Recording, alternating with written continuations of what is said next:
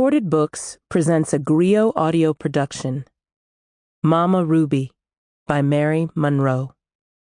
This unabridged recording is narrated by Kevin R. Free.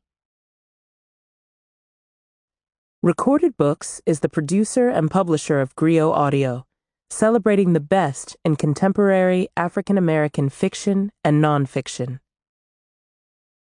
And now, Mama Ruby. Chapter 1. Shreveport, Louisiana, 1934. Nobody ever had to tell Ruby Jean Upshaw that she was special, but she heard it from every member of her family, her father's congregation, her classmates, and even the people in her neighborhood almost every day. She was the seventh daughter of a seventh daughter. To some black folks, that was a very high position on the food chain. It meant that she had mystical abilities usually associated with biblical icons. But as a child, Ruby didn't care one way or the other about being special like that. She balked when people insisted that she'd eventually have healing hands and the ability to predict the future, like other seventh daughters of seventh daughters. Ruby didn't care about healing anybody. That was God's job, and those snake oil salesmen who rolled through town from time to time.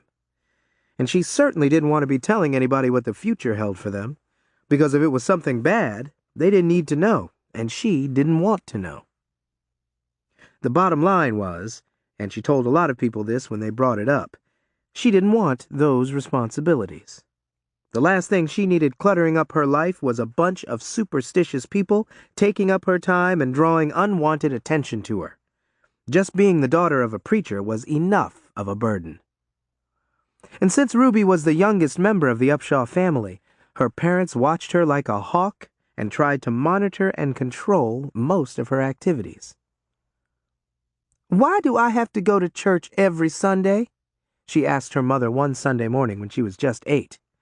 "I want to have some fun." "You go to church because you are supposed to, gal. How would it look to the rest of your papa's congregation if his own daughter don't come to church?" Ida Mae replied, giving Ruby a stern look. "Don't you want to be saved?"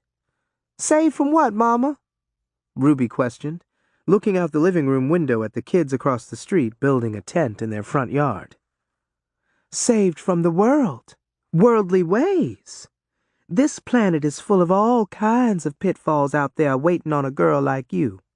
Drinking, men with more lust in their heads than brain matter, violence, loud music, and sleazy outfits that would shock a harlot," Ida Mae answered.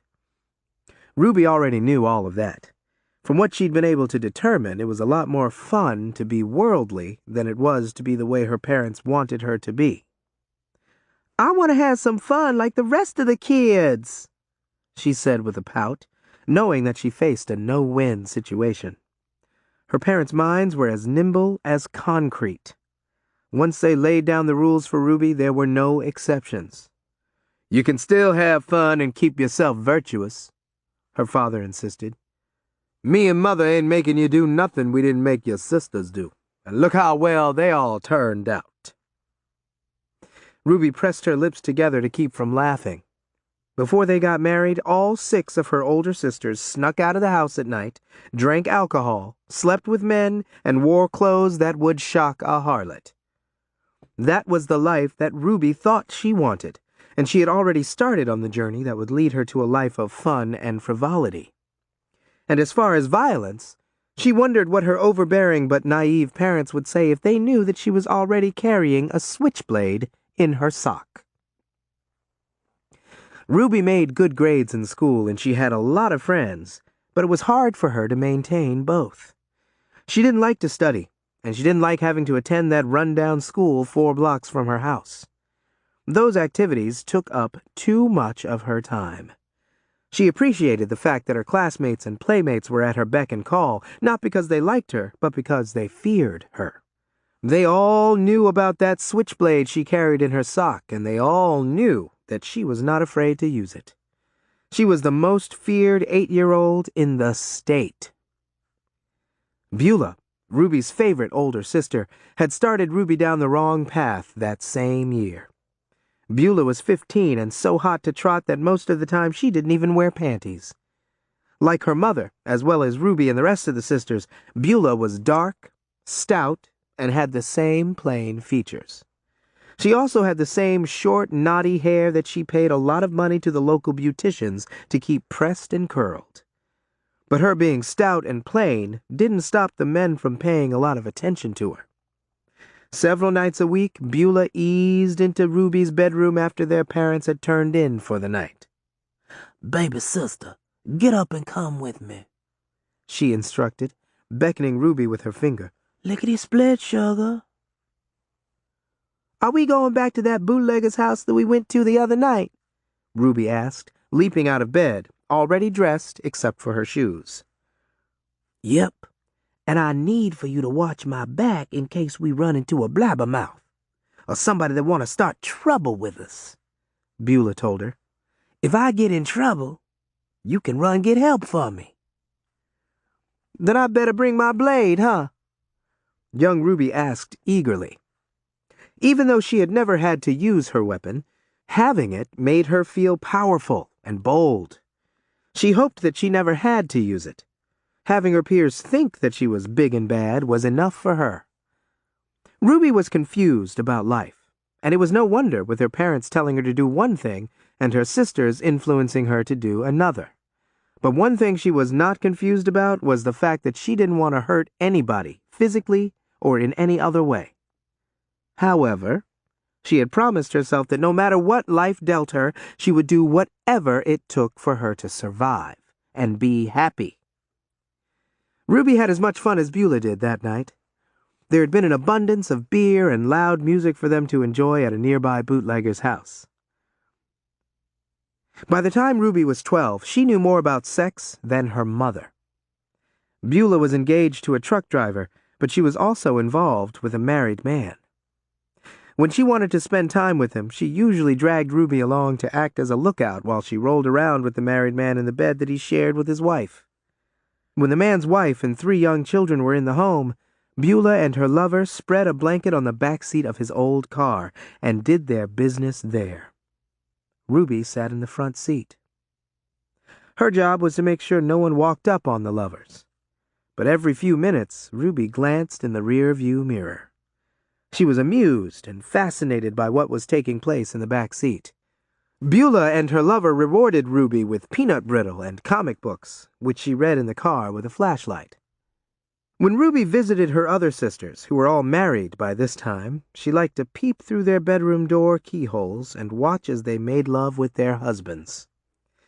What she couldn't figure out was what all of the hollering, screaming, and moaning and groaning was about. If she hadn't seen what was going on, she would have thought that somebody was stepping on somebody's toe for them to be making so much noise. That was what piqued her interest the most. Even before she had sex, she knew it had to be good. Married people risked losing everything because of sex. Girls risked getting pregnant, catching some nasty disease, and God knew what else. But that didn't stop them from having sex. Something that powerful had to feel damn good. Ruby couldn't wait to find out. Right after she had watched Bula and her married lover buck and rear like 2 horses at a rodeo 3 nights in a row, she decided that it was time for her to find out for herself what all the fuss was about. She knew enough about boys and men to know that none of them would say no to a piece of tail. Her tail, especially. Even though she was no raving beauty, she had the kind of body that black Southern men worshipped. She was thick from top to bottom, especially her top and her bottom. Her butt was so plump and high and tight that you could bounce a quarter off it. One of the Donaldson boys had proved that during a break from Sunday school studies one Easter morning. But the most impressive part of Ruby's body was her bosom.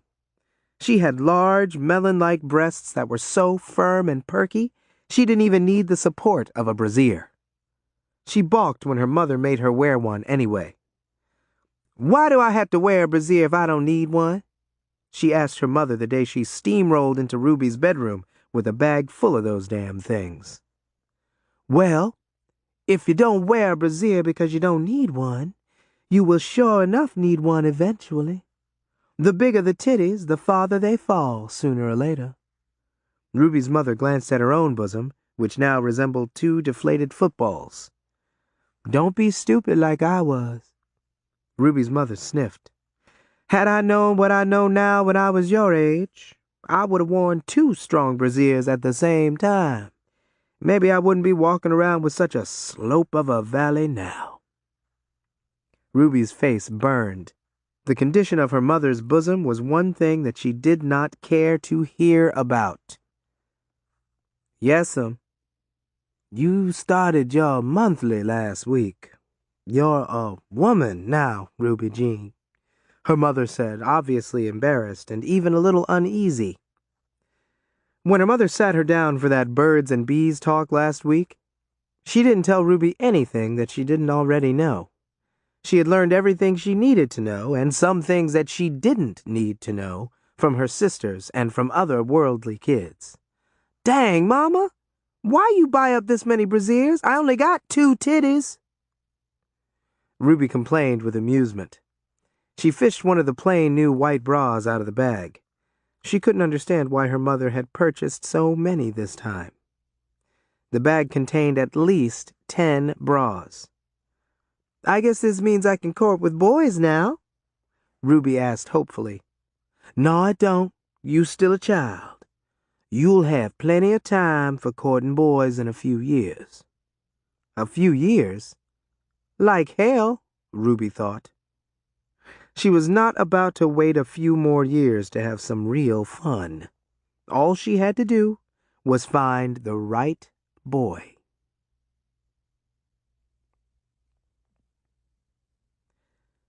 Chapter 2. Ruby had never been outside the state of Louisiana. Her 2 oldest sisters, Flodell and Bessie, who had married twin brothers, lived in Texas. The rest of her married sisters lived in various parts of Louisiana. Shreveport was a fairly large city, but segregation and racial violence were rampant. It seemed like every other week Ruby heard her parents whispering about somebody getting lynched. And it was usually for the stupidest reasons. One 17-year-old black boy had been beaten beyond recognition and then lynched for brushing up against a white woman's butt when he tried to pass her on the sidewalk. That had all happened right in his grandfather's front yard in front of 30 to 40 black people attending a block party. And none of those 30 to 40 people had been able to do a thing to help that boy. What the lynch mob didn't know was that the boy was severely retarded and cross-eyed. He was so clumsy and uncoordinated that he couldn't even ride a bicycle. He used to fall on his face just walking down the street. He brushed against people all the time, the same way he had brushed against that white woman. That happened a week after Ruby's mother had given her that bag of brassieres. I don't care what nobody say. I ain't going to put up with that mess from white folks or nobody else, Ruby said later that day during dinner. Hush up, her father snapped. You need to learn now that you can't beat them white folks. As long as you stay in your place, you'll be all right. Look what them white folks done to that retarded boy. And ain't nobody been arrested for it. White folks don't scare me, Ruby announced. Nothing scares me. That same night, Ruby snuck out of the house and went with Bula to visit another married man that she was involved with. He's right handsome, and he wants me because I'm a virgin, Bula bragged. Ruby gasped. She was dumbfounded, and she didn't hesitate to let her sister know. What? No, you ain't. I ain't trying to hurt your feelings, but you must be one of the biggest whores in town, girl. Ruby guffawed and gave her sister a hard look of disbelief. He don't know that, Bula shot back. And if you ever tell on me, I am going to whoop you. But you told me yourself that a girl bleeds only the first time she's with a man. A pensive look formed on Bula's face. A few seconds later, she gave Ruby a serious look. Listen, a girl can bleed as many times as she wants to if she knows her business. Them whore women I babysit for some time, they tell me stuff. They told you how to bleed even after you ain't a virgin no more? Men are so stupid. Like that nitwit I'm fixing to marry next month. He thinks I'm a virgin, and he told me that he wouldn't marry me if I wasn't. I bet there ain't a man alive over 12 that's still a virgin. Them dogs. They got some nerve expecting so much from us. But do you know what? If virgin pussy is what they want, that's what some of us will give them. What is this trick them whore ladies told you about? Ruby was curious, and she had every reason to be. She had already decided that when it involved sex, she wanted to know as many tricks in the book as possible. You know them big capsules that Mama gives us when we have cramps? Them red and green things that look like they could choke a mule? Ruby nodded. Yeah, I had to take one last month.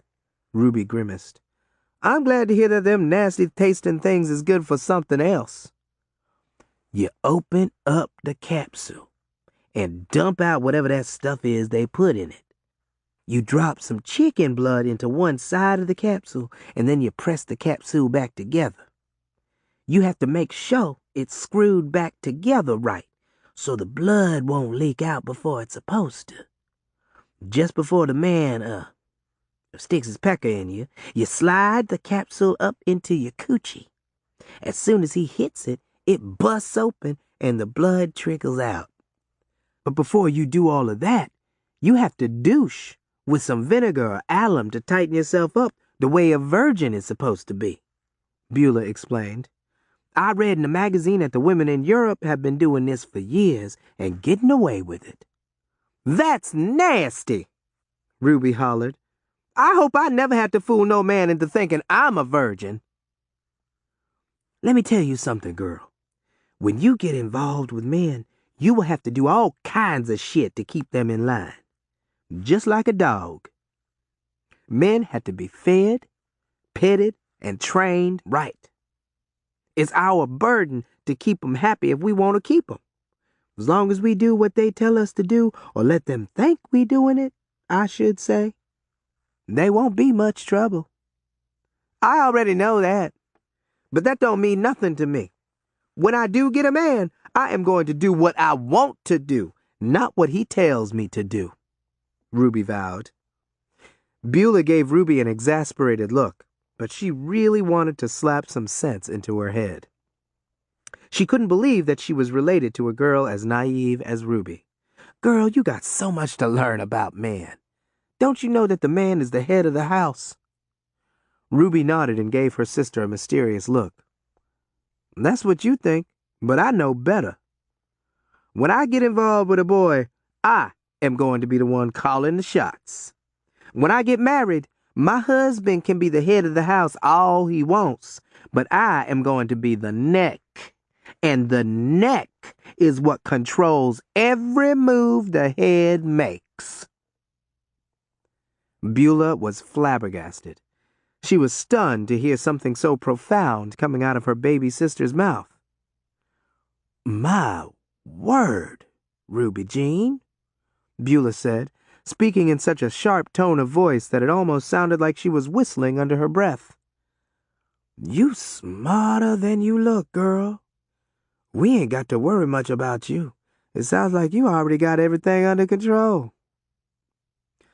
Ruby was enjoying Bula's reaction to her neck comment. That was why she didn't confess that she had overheard their mother saying almost the same thing to one of her female friends. True to her word, Ruby controlled every boy she got involved with. When she played stickball or any other yard game on her block, she and her male playmates played by rules that she made up as she went along. Ruby Jean, how come you don't play with girls that much? You're getting too old to be shooting marbles and running up and down the street like a savage with them boys, her mother mentioned one Saturday afternoon. Earlier that day, Ruby had shot marbles for several hours with a couple of boys from across the street. I don't like girls that much, Ruby admitted. They ain't no fun, and they way too much trouble. Bula had married and moved out, so Ruby had a lot of free time on her hands now. Well, you better rethink yourself, honey child. There is plenty of little girls around here for you to socialize with. It don't look good for my daughter to be spending so much time with boys. People will start talking," Reverend Upshaw told her. Girls bored and annoyed Ruby.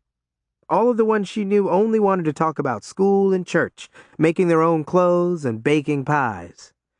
The only girl in the neighborhood who was even remotely interesting to Ruby was Othella May Cartier, but she was way off limits. Her mother, Simone, was a part-time prostitute with a 7th grade education. Other than fucking and sucking, she had very few skills. Everybody who knew her knew that she had sold her body to hundreds of men in several New Orleans brothels. In addition to prostitution, she supported herself and her children by doing a variety of dull jobs for wealthy white women: housekeeping, ironing, and anything else that the women she worked for didn't want to do. Ruby's parents repeatedly ordered her to stay away from all of the fast girls. She received a sound whooping one day for walking down the street in front of half a dozen witnesses with a pregnant 13-year-old. This girl drank alcohol in public and bragged about the dozen or more boys that she'd already slept with. Since Ruby was not allowed to associate with girls like Simone's daughter, Othella, who was just as fast as that pregnant 13-year-old, she eventually tried to form relationships with other girls. Unfortunately, none of those relationships panned out. Those girls were dull and stupid. They didn't even know half of what Ruby knew. So by the end of that year, behind her parents' backs, Ruby started paying more attention to Othella. "I ain't allowed to be seen with you in public, but if you want to, we can hang out together on the sly," Ruby told Othella on the day that Othella invited her to her 14th birthday party. It didn't seem fair to Ruby that Othella had more dolls and other toys than she had. And it didn't seem fair to Ruby that Othella was so pretty. She decided that she could overlook Othella's good looks, because she knew that it took more than good looks to get a boy's attention these days.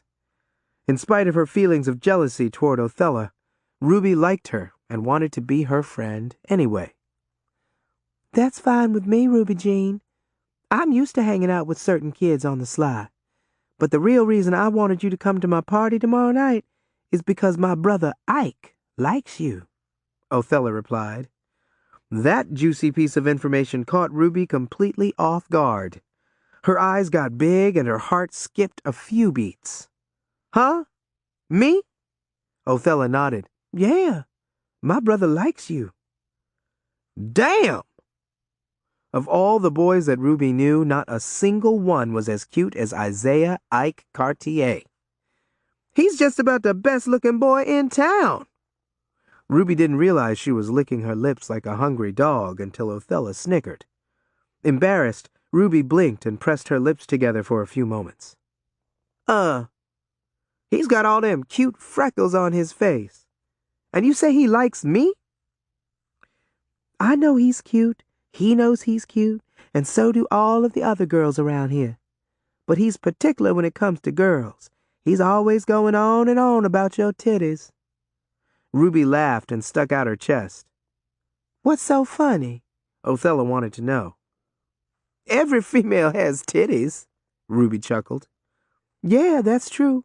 But unless she's a big cow, every female ain't got no big healthy rack like you got. One of these days, I am going to scrape up enough money and buy me a pair of them fake foam titties that I see all the time in them magazine ads." There was a smug look on Ruby's face, and that was why what she said next caught Othella by surprise. "Well, if I could give you half of mine, I would."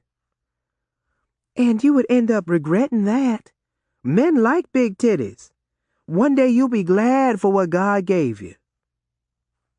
"I wish I looked more like you," Ruby admitted, gazing at Othella like she was looking at a fancy new bicycle. "You are the kind of girl that colored men really go for. Teeny-weeny body, light skin." Ruby paused and looked Othella up and down. "And all of that long, pretty black hair. You look just like one of them white film stars with a tan. And looking the way I do usually causes me a lot of problems. I swear to God, Boys and men sniff after me like dogs in heat," Othella complained, and then she gave Ruby a misty-eyed look and a tight smile. To Ruby, this was an indication that Othella enjoyed all of the male attention she attracted, but she kept that thought to herself. She knew how stuck on themselves pretty girls generally were. "Even my mama's men friends and all of my brother's friends try to mess with me. If that ain't bad enough, they try to pester all of my girlfriends, too. And a bunch of 'em been asking me about you, too." Othella could be as vain and as stuck on herself as she wanted to be as far as Ruby was concerned. It didn't matter. The fact that she was trying to help Ruby jumpstart her love life made a huge impression on Ruby. That made up for the few things about Othella that Ruby didn't like. "Oh, is that so?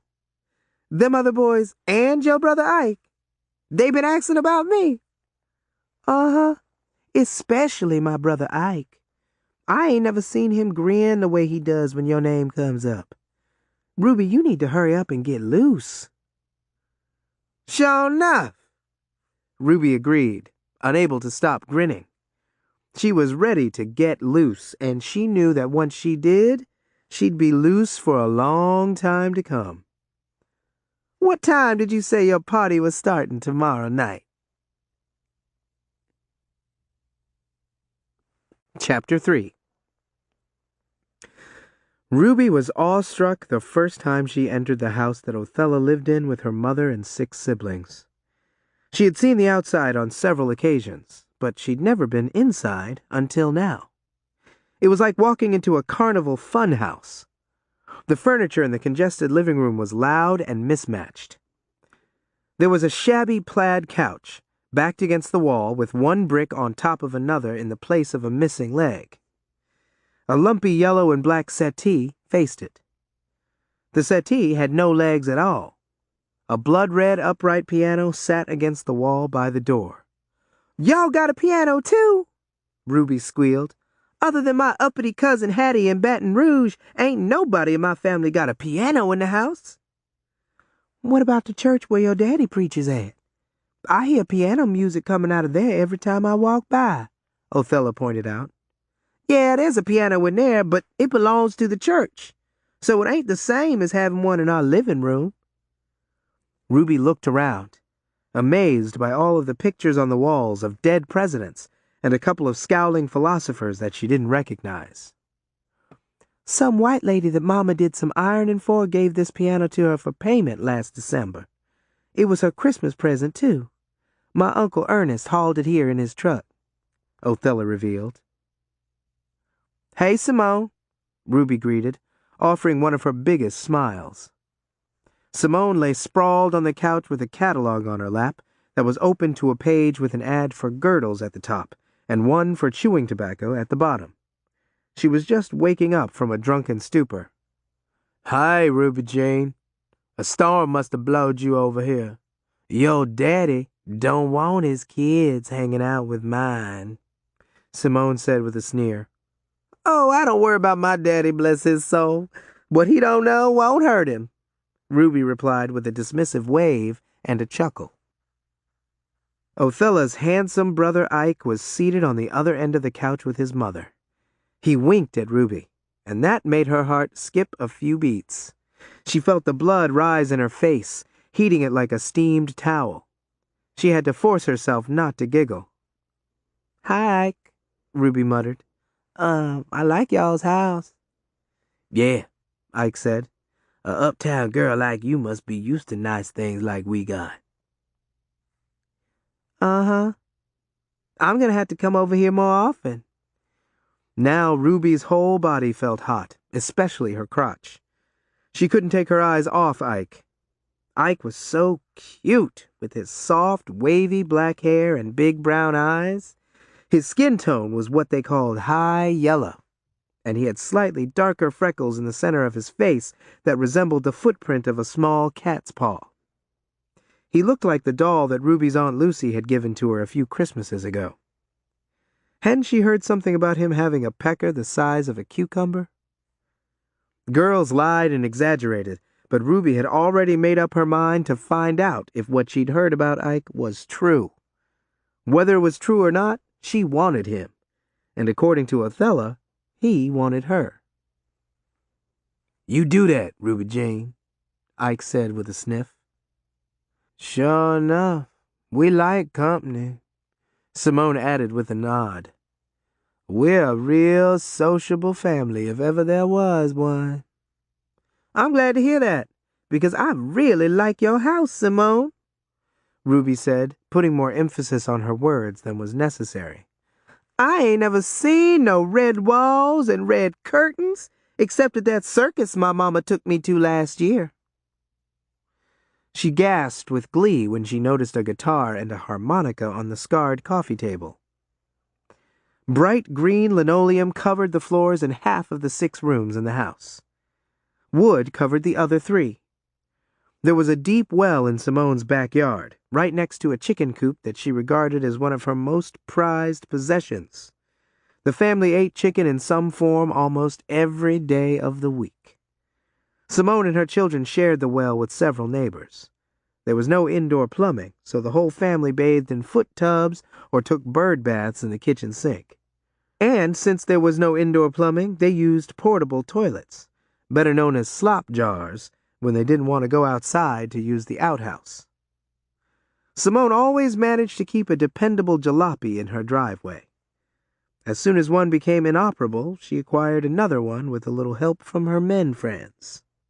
Almost every house in this section of Shreveport, which was an unincorporated district called Thelma City, had a backyard garden that contained everything from collard greens to tomatoes. As hard as it was to believe, Othella's shabby gray house was on the same street as Ruby's, just 3 blocks away. But compared to Othella's neck of the woods, Ruby's house and the other nice houses on her block looked like they were from another planet. Her family home was a large 1-story red-shingled house with a well-kept front lawn, indoor plumbing, 4 neatly appointed bedrooms, a large dining room, and a living room with impressive imitation leather couches. Ruby's father always drove a shiny Packard, or a car equally impressive. He bought a new used vehicle every 2 or 3 years, not because he was a show-off, but because he had an image to maintain. He was the pastor of the Church of God in Christ, where the members of his large congregation spoke in tongues when the Spirit moved them. And if the Spirit moved them hard enough, they also twisted, shouted, fainted, and rolled around on the floor. And when it came time to offer a donation, most gave more than they could afford. But they didn't mind. They wanted to make sure that they had a nice-looking church to worship in, and that they lined the preacher's pockets so he wouldn't be tempted to move on to another church like some preachers did. Reverend Upshaw was not hard up for financial aid, but he never refused any. He also worked for a cleanup crew at a turpentine mill on the outskirts of Shreveport. He was the only black employee at the factory. The foreman who had hired him had done so because he had heard that the preacher was an honest, hard-working man who knew his place and didn't give white folks any trouble. Reverend Upshaw was a big shot in the black community, but to his employer and co-workers, he was as meek and docile as a saint. He did everything he was told to do with no resistance whatsoever. One of his responsibilities included a task that no white man in his right mind wanted to do. He maintained the 4 putrid outhouses behind the mill. Ruby's mother baked pies for an upscale restaurant that catered to rich white folks. To enforce that, there was a huge sign in the front window that said, "Whites Only." Not that any black folks Ruby knew wanted to patronize a segregated establishment anyway. Ruby's parents provided as lavish a lifestyle as black parents could at the time, so she didn't want anything from white folks. Now that she had Othella as a friend, her life was almost complete. The only thing missing was a cute boyfriend with a nice big pecker between his legs. "You like ice cream, Ruby?" Ike asked, rising from the couch, hitching up his loose overalls with both hands. He was as glad as Ruby was that she had finally come to the house. "Uh-huh. You got some?" Ruby tried not to look too eager. but if Ike had placed a stick of butter in her mouth, it would have melted like ice on a bonfire. "I'll walk you over the spoons when you get ready to leave, and we'll share a scoop. Vanilla," Ike told her with a gleam in his eye. He was still fiddling with his pants, and Ruby couldn't decide if he patted his crotch for his benefit or hers. She pretended not to notice that bold gesture. She promptly returned her attention to Othella. After Othella showed Ruby her doll collection in the bedroom that she shared with her younger sisters, Ruby was ready to leave. One reason was because Othella was very touchy about her dolls, and she recalled how Ruby used to chase her with sticks, trying to take them from her before they became friends. Now, each time Ruby picked one up, Othella snatched it out of her hand and returned it to its place. There were at least 10 dolls, all with rosy cheeks, blue eyes, and blonde hair, in various sizes. They were all over the bed, on top of the oak dresser, and even in cardboard boxes on the floor. The 3 largest ones occupied the top of a chifforobe facing the bed. "How come you so particular about my dolls? Ain't you got none?" Othella asked. Ruby, with her eyes on the largest doll in the room, turned to Othella and gave her a pensive look. "My mama stopped buying me dolls when I turned 12. She said I was too old." "Well, don't you still have the one she did buy you when you was a kid?" "Huh? Oh, my sister's crazy kids done either took all the ones I had or broke off their arms and legs. I just love baby dolls, girl dolls especially. I'm gonna have all girl babies when I get married, 7, just like my mama and her mama." "Well, when you have you some girl babies, you can do whatever you want with them. But I don't like nobody messing with my dolls. You can come here all you want, but don't touch my dolls. I want them to all still be in good shape when I leave home to get married, so my little sisters can have them to play with." Ruby was surprised and disappointed to find out that Othella was so territorial about her things. Now she was having second thoughts about cultivating a relationship with her. But she canceled that thought as soon as Othella's cute brother Ike ducked into the room and offered Ruby some peanut brittle that he had just made. 20 minutes later, Ruby told Ike she was ready to leave and wanted to know if he was still going to treat her to some vanilla ice cream.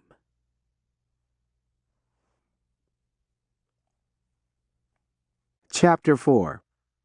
One of the many reasons that Ruby's parents didn't want her to socialize with Simone's kids was because Simone didn't properly supervise them. Ike was only 13, but he stayed out all night if he wanted to.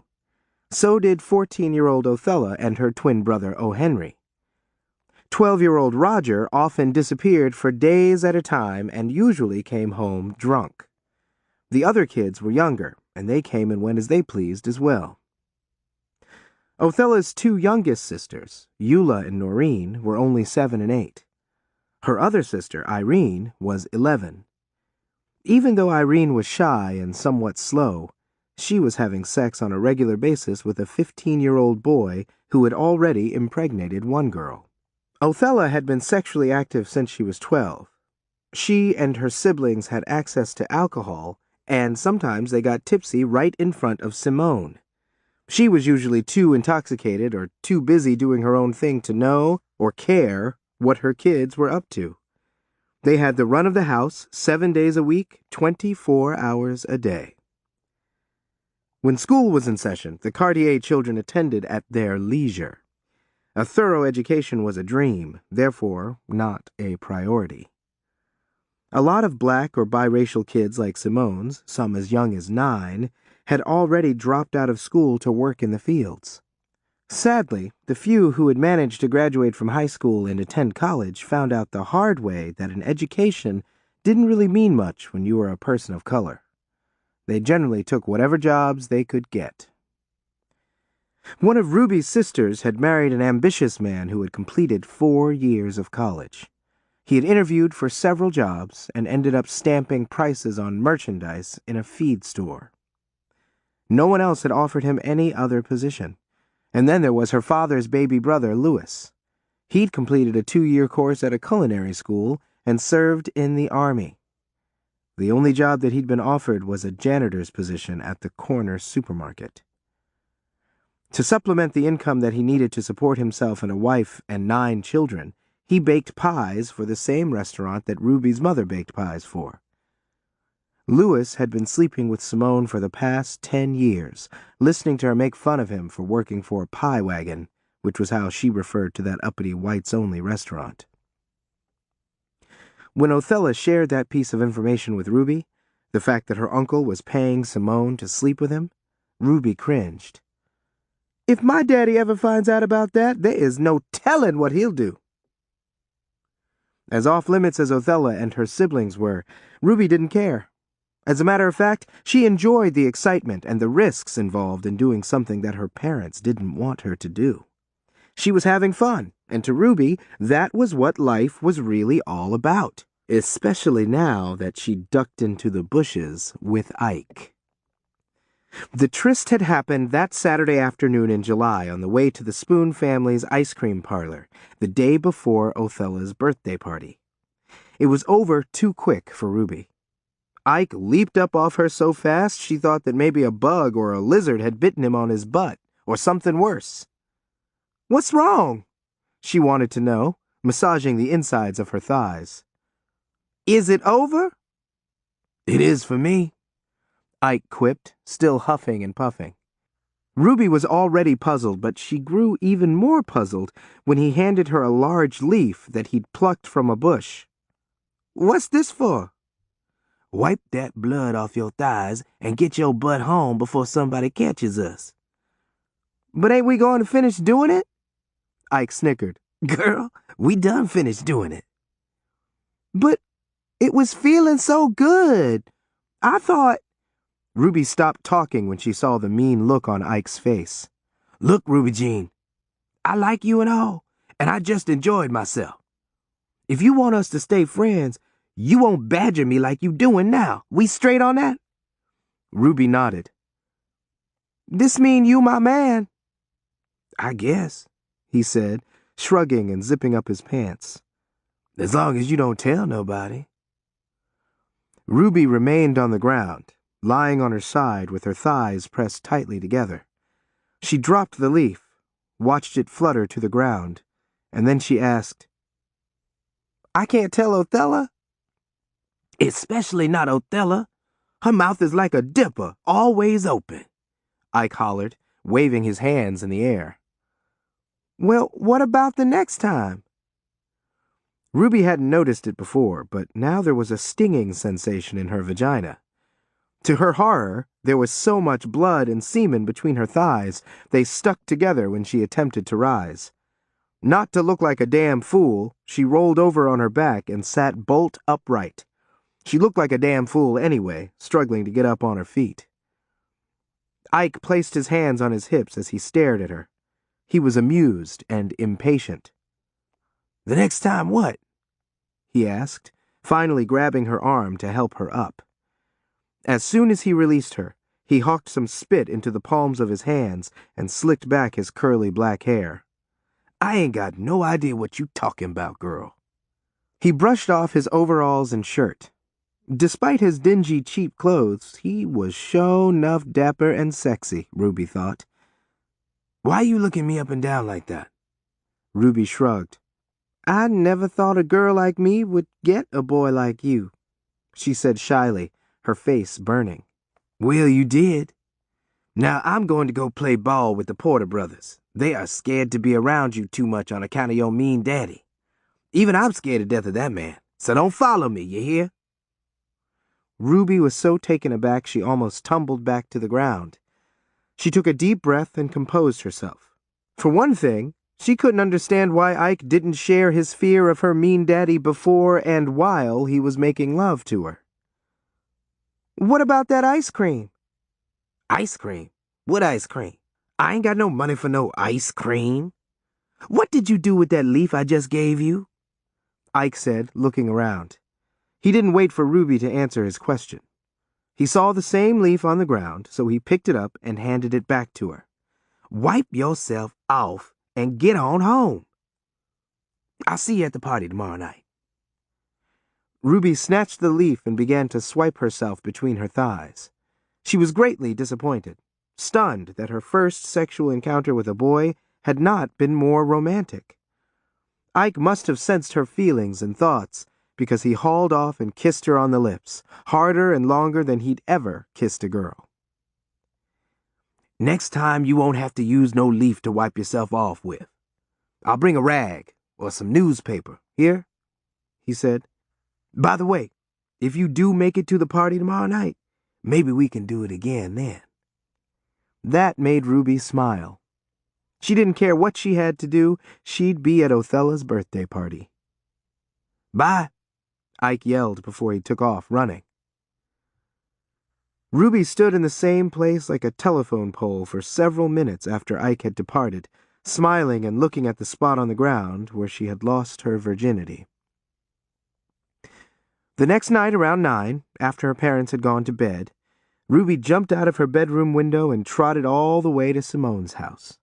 She wore her tightest, most revealing blouse and a pair of denim pants designed especially for big-boned girls, loose in the legs and elastic in the waist. She had applied some lipstick, rouge, and nut-brown face powder that she had secretly purchased the last time she went shopping. She kept her makeup and party clothes hidden in a box under her bed. She hadn't mentioned Othella's party to her parents because, as far as they knew, she had nothing to do with Othella. And Ruby wanted them to keep thinking that way, not just so she could maintain a relationship with Othella, but now because of Ike. As soon as she arrived at the party, which was already in full swing, she spotted at least 24 kids from the neighborhood. They all looked surprised to see her, because they knew how strict her parents were. But none of them had any plans to tattle on Ruby. They all knew about that switchblade she carried in her bobby sock. Even though she had never used it, nobody wanted to find out if she would. Every single one of Othella's guests greeted Ruby with a warm smile. 5 minutes after she had walked in the door, Ike pulled her into the room he shared with his 2 brothers so he could play with her titties. But after that, he practically ignored her. It was the first time that a lover disappointed her. But something told her to get used to it, because it would not be the last time.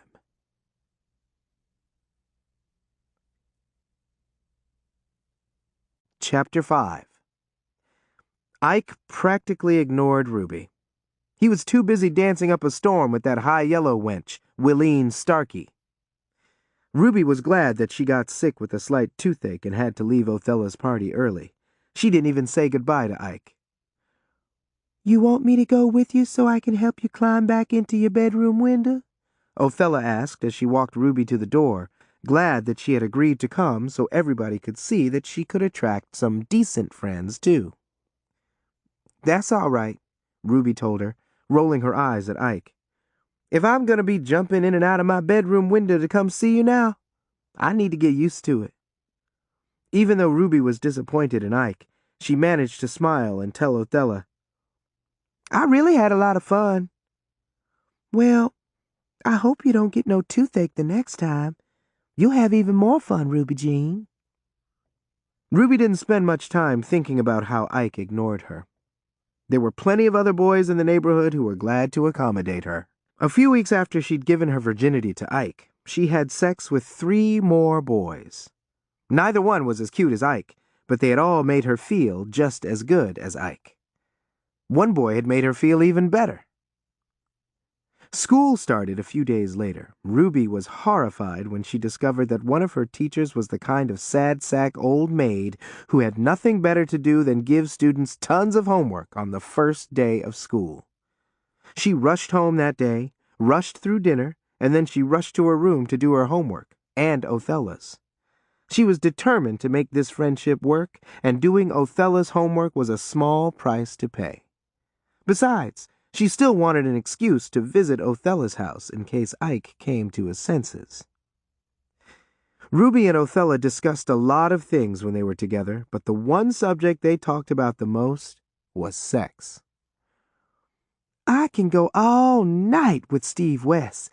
He's so cuddly and gentle, and he smells good all the time, like soap."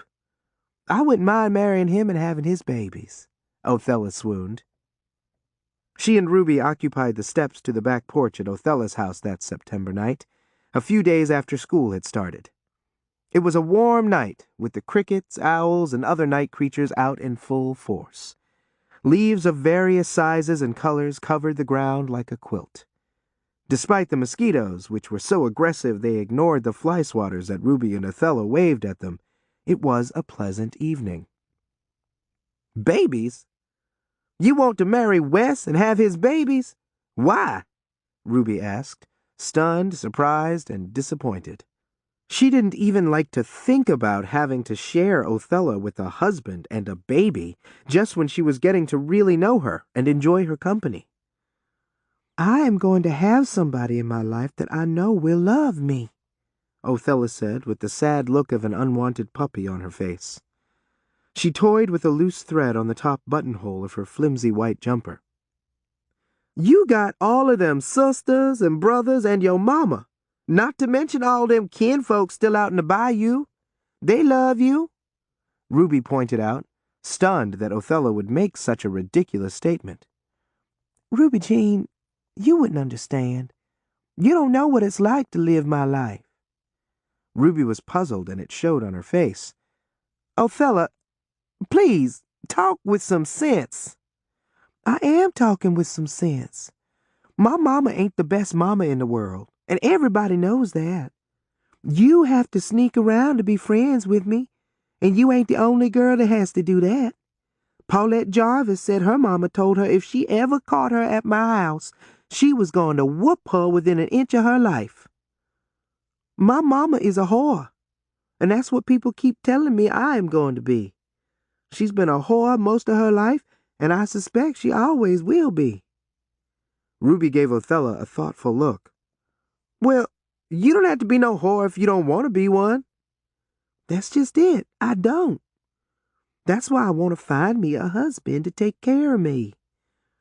My mama is a pretty woman, and men have always paid a lot of attention to her, but she ain't never been married.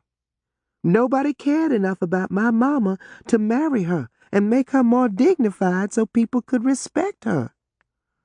Well, that ain't the worst thing in the world. Your mama still got a lot of men friends. Ain't she locked up in her bedroom with that man who shines shoes in front of the post office? Yeah, she's fucking him. She's fucking him like she does all the dozens of men that trample in and out of our house every week. She don't care who knows it. And the last thing we need in our house is another baby, because I'll be the one taking care of it most of the time, not my mama. I know I sure don't want no baby right now. I'm having too much fun, Ruby said with a sigh and a shudder. I wanted to talk to you about that, Othella said, giving Ruby a serious look. You getting pregnant? Huh? What do you mean by that? Ruby asked dumbly. I ain't pregnant that I know of. That's just it. If you ain't that you know of, you need to make sure you don't get pregnant. I hadn't said nothing before on account of I figured with all them big sisters you got, they done already told you what to do to not get pregnant. Othella didn't like the loud gasp Ruby let out. Oh, Lord, I guess they didn't. Well, if you know, you better tell me what I need to do to keep from getting pregnant, Ruby said gruffly. A coal oil lamp sat on the porch floor between them, and there were dozens of fireflies circling their heads. There was more than enough light for Othella to see the confused look on Ruby's face. Girl, before you leave this house, I'm going to give you a jug of bleach and a bottle of vinegar, and you better use it if you know what's good for you. Mix about half a cup of each together real good, and then you douche with it every time after you've been with a boy. Unless you want to be walking around here with a baby. How do you know to do stuff like that? Othella rolled her eyes and gave Ruby an exasperated look. I'm a whore's daughter, remember? Knowing some whore's secrets is one advantage I got over girls like you. Oh. Well, Did your whore mama tell you how to trick a man into thinking you're still a virgin?" Othella's jaw dropped. "No. Why would a whore want to do that? Men are stupid, but they are not that stupid. My sister Bula is the first one that told me all about it. She wanted that knucklehead that she married to think she was a virgin on their wedding night." Ruby laughed. "Well, even I know that's a damn lie." Othella clucked like a setting hen. "Bula was no virgin when she got married. I used to see her coming and going from the juke joints with that bug-eyed woman's husband that lives on Pike Street. And I know he's a cockhound because he was visiting my mama back then, and still is. And Beulah told me that some of my other sisters tricked their husbands into thinking they were virgins too," Ruby added with a smug look on her face. "They used the same trick she used." Othella gave Ruby an impatient look. "Well, are you going to tell me exactly what this virgin trick is, or do I have to sit here and try and guess it?" "Oh, it must not be that big of a secret if my sisters all know about it. Beulah said that the women in Europe have been pulling this trick for a long time.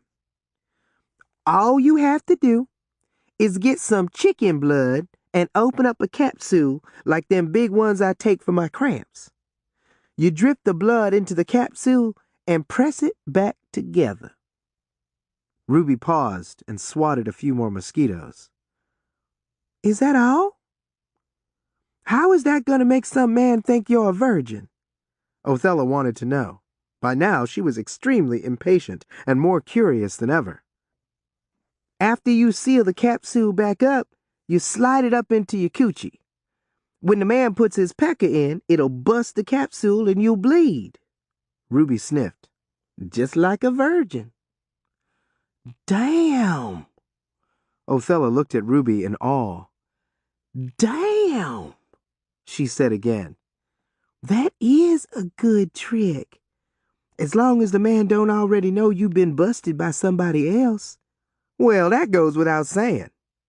You can't be fool enough to try and pull a trick like that on a man who already knows your business." "And you sure couldn't do it if you've had a baby, huh? Jesus' mother was the only woman who was able to pull off a virgin birth." Othella clucked again. "Well, that's for sure." Ruby sighed. "I love babies, and I will have me a houseful someday. Papa would beat me to death if I got pregnant before I got married, so I'll do that douche thing you told me about. I wouldn't want to end up like your mama. And anyway, how in the world does your mama keep going the way she is? 7 kids, and she's still kind of young. She can't get a husband. She's fucking every man that moves, and she ain't even trying to change her ways." Othella shrugged. "I guess that's her style. She likes to do it with a lot of men because she wants to, even with ones that don't pay her. And since she ain't got no pimp making her do it, she must like it. I ain't never heard her complain about being a whore. Besides, she's getting paid most of the time."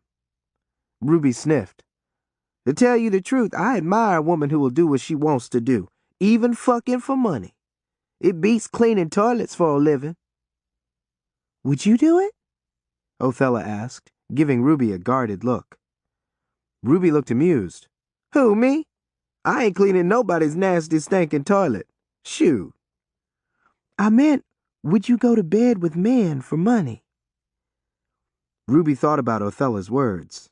That thought was taking so long because she really wasn't sure how she wanted to answer the question. "I hope I never have to stoop that low. But I have to say that it's better than screwing them for free like we do now." "But ain't you supposed to be saved? Sanctified?" "So? I'm still saved and sanctified. Me screwing around with all these boys ain't made me no less a Christian. I'm still the same person that I was before boys got a hold of me, and I still go to church every Sunday. I just have to pray a little harder to cover for all the extra backsliding I do now." "I guess that makes good sense," Othella replied with her head tilted to the side like she was trying to balance her thoughts. "Do you ever worry about getting hurt?" "Hurt? Hurt how? It only hurts that first time. We already talked about that. I mean hurt some other kind of way. Like a jealous boy might beat you up if he finds out you doing the big nasty with all of these other boys. Or some jealous girl might jump you for doing it with her boyfriend. At this point, Ruby reached inside her bra and removed a switchblade knife with a black and gold handle. It made a loud click when she flicked it open. The 4-inch blade was so sharp, it could slice a thick piece of sugar cane in two with just one swoop. I ain't worried about no jealous boyfriend beating me for being with another boy, or no jealous girl jumping on me for pleasuring her boyfriend. So it's true. You do carry a knife, just like my mama told me. Where did you get it? When I was 8, I spent part of my summer vacation with my Uncle Mervyn in Slidell. His wife is the one that wanted me there so he wouldn't beat her so much. He was a real mean old pit bull. He used to beat up folks left and right until his wife scalded him to death with a pan of hot grease. Anyway, his knife fell out of his pocket one day before he died, and he didn't know it. I snatched it off the floor, and it's been mine ever since. You ever had to use it? Othella couldn't take her eyes off the blade. Just the thought of Ruby using it to cut somebody made her flesh crawl. Not yet, Ruby answered. I hope you never do, Othella whispered, her voice cracking. I hope I never do neither, Ruby said, her voice hollow and detached. But if I ever have to chastise somebody, I wouldn't hesitate to use it. Othella was concerned and frightened by how casually Ruby talked about chastising people. The last thing she wanted was for her to get herself in trouble with that switchblade. That's what worries me, Ruby Jean. Honest to God. You might get mad at somebody and hurt them real bad. Well, as long as nobody messes with me, I ain't going to mess with nobody.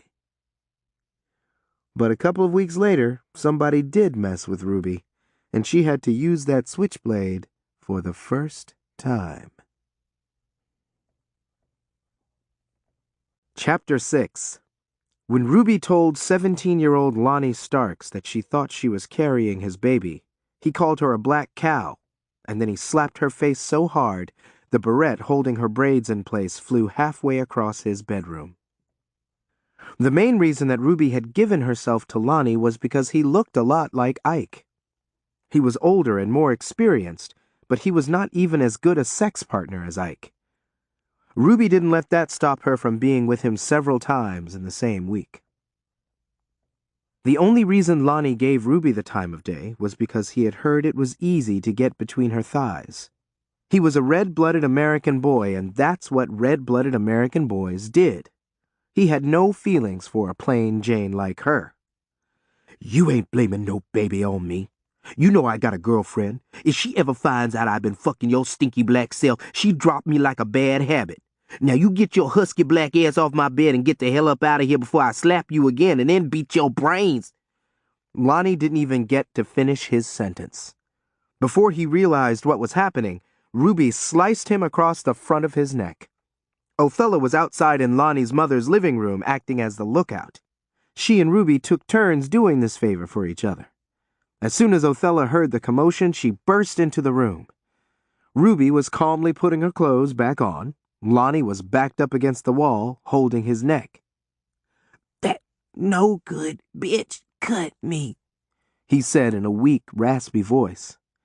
He lifted his hand off his neck to show Othella his wound. Her eyes got wide, her jaw dropped.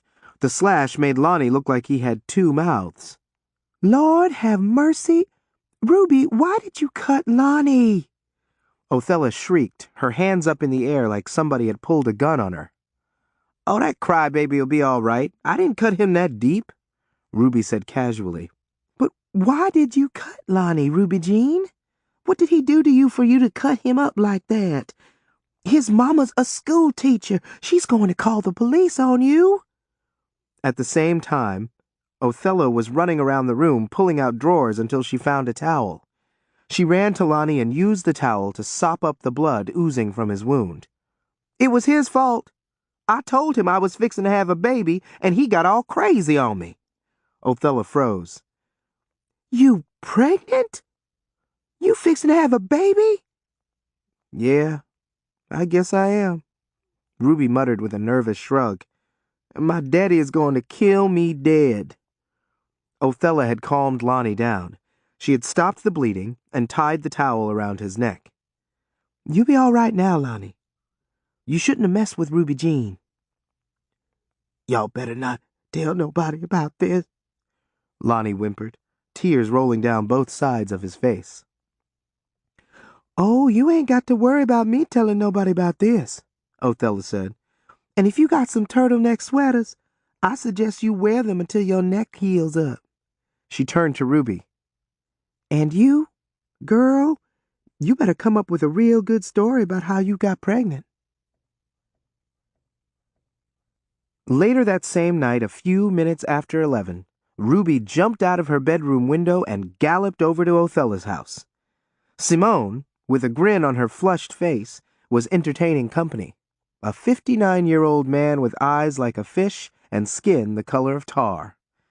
She had just moved the nervous-looking man who had her red lipstick all over his cheeks and forehead from her bedroom to the living room. As the man was buttoning his shirt, he froze when he saw Ruby. He had every reason to be nervous. He was the husband of one of Ruby's mother's close friends from church. "Ruby Jean, you ain't supposed to be here," the busted husband croaked. "You ain't neither," Ruby said with a smirk. Without saying anything else to one another, the married man and Ruby knew that they were on the same page. From what he'd just said, apparently he knew that Ruby's parents didn't allow her to be in Simone's house. And the fact that he was married and a deacon in her father's church, well, there was nothing else for them to say on the subject. He knew that she wouldn't tattle on him, and she knew that he wouldn't tattle on her. "What you doing out here this late, Ruby Jean? Ain't you got school tomorrow?" Simone snorted, handing her gentleman friend another jar of beer. She wore a short, thin nightgown, and it was already hanging off her shoulder like a too-big toga. Even though Simone crossed her legs, Ruby could see that she didn't have on any panties. Nothing Simone did surprised Ruby. But Ruby had done a lot of things herself lately that surprised Simone, like busting into her house in the middle of the night on a school night. "I need to talk to Othella," Ruby told her. She was almost out of breath because she had run all the way from her house. "She's in her room." Simone waved Ruby away and lifted a broom straw off the coffee table and started to pick her teeth. "Don't you go back there making a lot of racket and wake up all my youngins." Ruby pranced across the floor and down the narrow hallway to Othella's bedroom at the end of the hall. Othella occupied a metal folding chair in front of a mirror on her bureau, rolling her hair with pieces of a brown paper bag. The three younger sisters that she shared the room with were already in bed, snoozing like newborn puppies. "It was a false alarm," Ruby hollered. "Shh," Othella ordered with a finger pressed against her lips. She motioned toward the bed where her sisters lay. "You don't want to wake them little monkeys up so they can broadcast your business all over town." Ruby tiptoed over to Othella.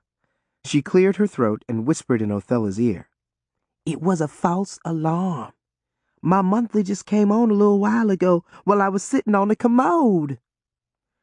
Othella rose from her seat, instructing Ruby to remain quiet as she led her out to the back porch. Othella closed the kitchen door and looked around the yard to make sure that she and Ruby were alone. When she spoke again, she used a voice that was just above a whisper. "You was lucky this time, but you might not be so lucky the next time. You use that bleach and vinegar and clean yourself out every time after you've been with a boy from now on. And to be on the safe side, use some vanilla extract too. Stir it up real good until it gets real soupy." All of that's supposed to keep me from getting pregnant. That's supposed to work. Well, it's been working for me all this time. My mama told me to do it. Ruby gave Othella a curious look. But it must not work every time if your mama got 7 kids. My mama got 7 kids because she wanted 7 kids. She likes putting her hands in Uncle Sam's deep pockets. When you get ready to have kids like she was, and you want to milk that welfare cow, you stop douching men's jism out of your pussy. Boom, them babies start popping out like popcorn. Oh, and I'm going to let you in on something else that you probably don't know. If you want to be with your man while you on your monthly, all you have to do is that same douche. It'll stop the blood until you finish your business. Is that right? Ruby said, giddy and impressed. Othella nodded. You got some bleach and vinegar and vanilla extract that I can use right now? Othella snickered and shook her head. Who is it this time, Ruby Jean? I sure hope it ain't that Lonnie again. Ruby shook her head. I seen your brother Ike peeping out his bedroom when I walked by just now. Ruby had come to the conclusion that sex was the greatest thing that she'd discovered since peanut brittle and beer. When Ike or any of her other boyfriends were not available to satisfy her, she spent time with whoever was. But even then, she was picky. She didn't believe in screwing ugly boys. She'd done it once on the ground in a cornfield with a long-headed boy who reminded her of an alligator. It had been an unpleasant experience for her. His looks had been too distracting for her to concentrate. The expression on his face had looked so comical when he climaxed, she giggled all the way home from the cornfield behind his daddy's house. She promised herself that she would never stoop that low again. She liked a certain type that was popular among black females in the region at the time. Men of color with exotic features. That included light skin and good hair, which meant it had to be wavy, straight, or curly. And with all of the Creoles in Shreveport, she didn't have to worry about running out of partners in that category. Now that she was sexually active, Ruby had mellowed out. This was a change that pleased her parents as well as the rest of her family. Ruby Jane, I guess you really are growing up, said Lola May, Ruby's third oldest sister. Lola, her thin, sad-faced husband Arlester, and their 3 owl-eyed sons had come to enjoy another Sunday dinner at the Upshaw home. They had all spent the better part of the day in church, listening to Reverend Upshaw deliver one of his fiery sermons. You actin' mighty mature these days, girl. You ain't bickered with my rowdy young'uns one bit today. She ought to be acting mature. She's 14, going on 15. Reverend Upshaw pointed out, giving a stern look to Ruby's 3 impish nieces and nephews for snickering and making faces at Ruby. Sure enough, the girl is just glowing like a coal oil lamp. Y'all better keep her on a short leash. All these frisky boys round here looking for some juicy butt girl like Ruby Jean to dip their tallywhacker in, Arlester said. Ruby decided that the look on his face and his demeanor was less than brotherly. He was more like a devil's advocate. Somebody pass the cornbread. This man had no shame or class. He was the only person Ruby knew who used a word like tallywhacker to refer to a dick. Ruby occupied a chair right next to her meddlesome brother-in-law. She was more than happy to pass him the platter that contained a mountain of steaming hot cornbread muffins. Anything to divert his attention. For the bag of bones he loved to eat. In addition to a gallon-sized bowl of collard greens with red peppers and smoked turkey neck parts swimming in the pot liquor, a bowl of black-eyed peas and a huge platter of golden fried chicken sat in the center of the table.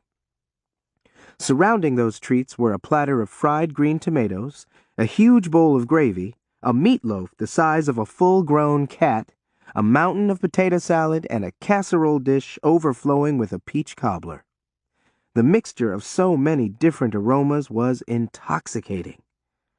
Except for Ruby, Everybody was smacking and chomping on something, looking too happy for words. "If I didn't know no better, I'd swear you was in love, Ruby Jean," Lola added, looking from the Reverend to her mother. "Mama, you sure enough better keep both eyes on this girl," she teased, grease and butter sliding down her chin.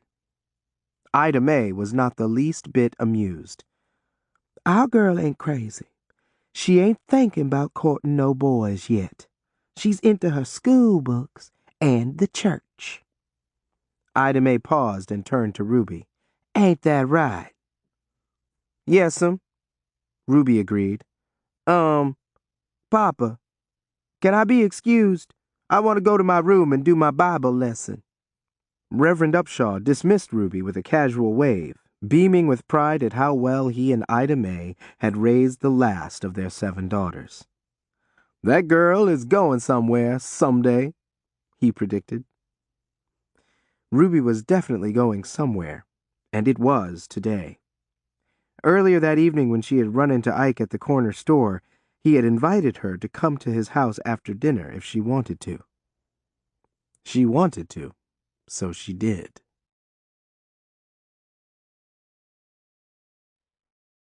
Chapter 7. As soon as Ruby entered her bedroom, she locked the door and wiggled out of the high-necked, mammy-made smock she'd worn to church. Within 10 minutes, she had on her jeans and a loose but low-cut blouse. These were items that she had purchased on the sly with her allowance, but most of her new wardrobe items had come from Othella. That Othella? She had so many talents. One, and it was an important talent, was that she was a cunning thief. That made her relationship with Ruby even more valuable. Once she'd realized what a gold mine Othella was, she wanted to kick her own ass for not becoming friends with her sooner. Every time Othella went downtown, she came home with all kinds of goodies for her family and for Ruby. And she was no ordinary thief. She didn't always just slide an item or two into the huge homemade cloth handbag she carried. Othella was ahead of her time. She would mosey into a high-end store, strutting like a white woman with money. She would focus on what she wanted or needed, and then she would snatch and run, sometimes 3 or 4 items at a time. Every black person who shopped in these particular establishments knew that the white clerks took their time helping them, if at all. The clerks would lollygag or chit-chat with the white patrons and practically ignore the black patrons, not waiting on them until they got good and ready. Othella visited these stores only when they were too busy to notice her. And by the time they did, she'd be on her way with hundreds of dollars worth of merchandise. Ruby stood in front of her dresser mirror admiring the cute 2-piece ensemble that Othella had given to her the day before. Just as she was about to adjust her blouse to make it look even more low-cut, somebody pounded on her bedroom door. It was that busybody brother-in-law of hers. "Ruby Jean, yo mama and papa and me and Lola was wondering if you'd keep an eye on the youngins while we go visit Sister May. She's on her deathbed, and if me and Lola don't see her before we go back to Bayonne this evening, we might not get a chance to say a final farewell to her." "Babysit? Now?" "No, not right this minute. In about an hour or so. We fixin' to go to Bible study right now, and you welcome to join us if you got a mind to."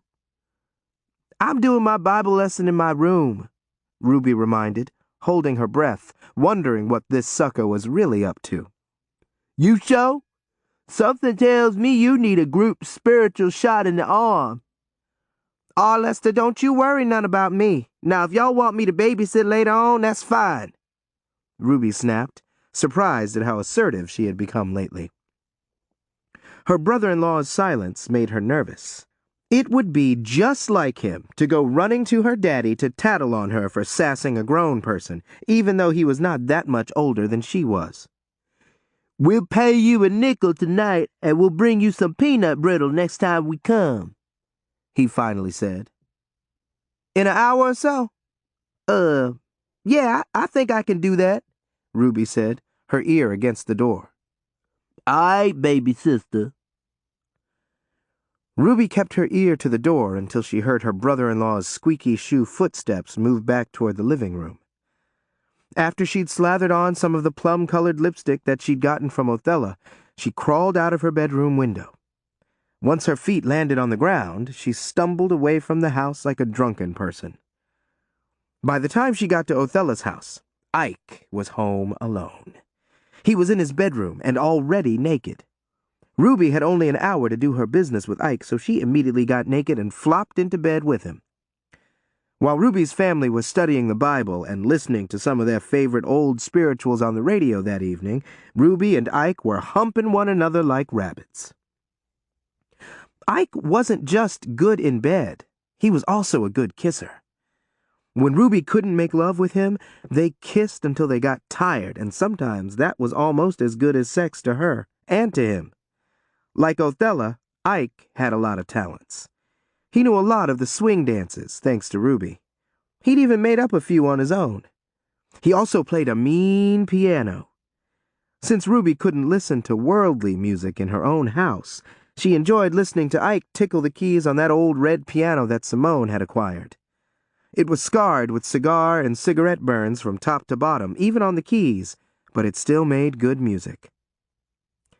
Ruby stood behind Ike now as he sat at the piano by the living room door. They had put their clothes back on and shared the last beer in the house. Ike had plopped down on top of an upturned empty 50-pound lard bucket, playing some tune by somebody named Cab Calloway that he had heard on the radio. "Ruby Jean, I heard something sure enough bad about you just before you got here," he said out of nowhere. "I heard you been fooling around with other boys, making me look like a fool." Ruby was curious as to why he had waited until after he'd made love to her to accuse her of cheating on him. "That's a lie," Ruby lied.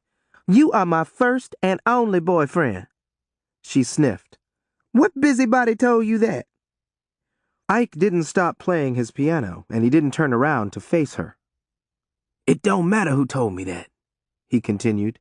"And just to let you know, more than one person told me."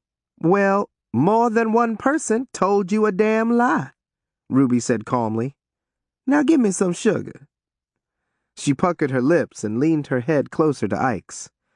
She was stunned and disappointed when he gave her an annoyed look and moved his head so she couldn't kiss him. It was such a brutal rejection she almost burst into tears. "What's the matter, baby?" "Nothing, I guess." Ruby dropped her head and remained silent for a few moments. She had already wasted a third of the hour that she had to spend with Ike before she returned home. "I got to go babysit my sister's kids, so I can't stay long this time," she informed him. Ike whirled around to look at her. "Oh?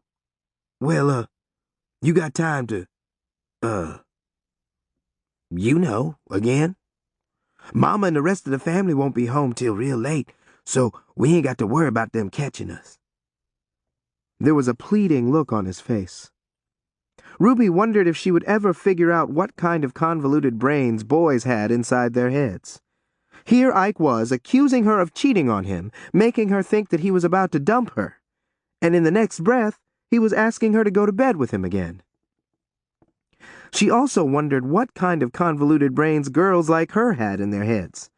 Without hesitation, she planted a long, sloppy kiss on Ike's puckered lips before they literally ran back to his bedroom. Ruby didn't see or hear from Ike the rest of that month, but she did spend time with a few other boys. When her period didn't start on time the following month, even though she had done all that douching with vinegar, bleach, and vanilla extract each time after intercourse, she wasn't that concerned.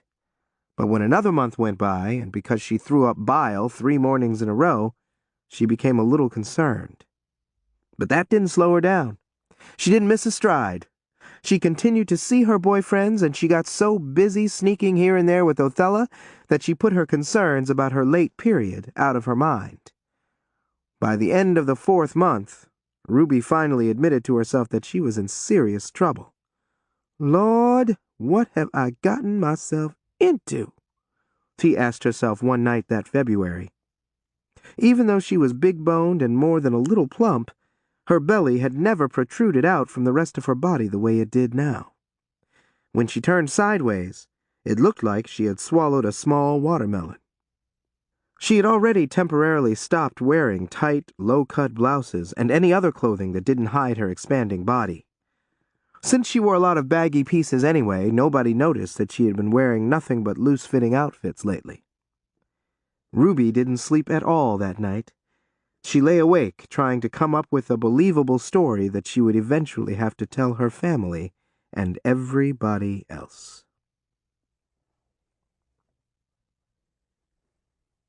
Chapter 8. Even though Ruby was convinced that she really was pregnant this time, she tried to ignore it as much as she could.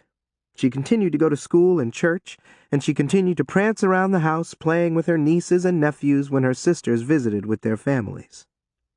Since she usually wore loose-fitting outfits most of the time now anyway, she convinced herself that she could conceal her pregnancy until the end.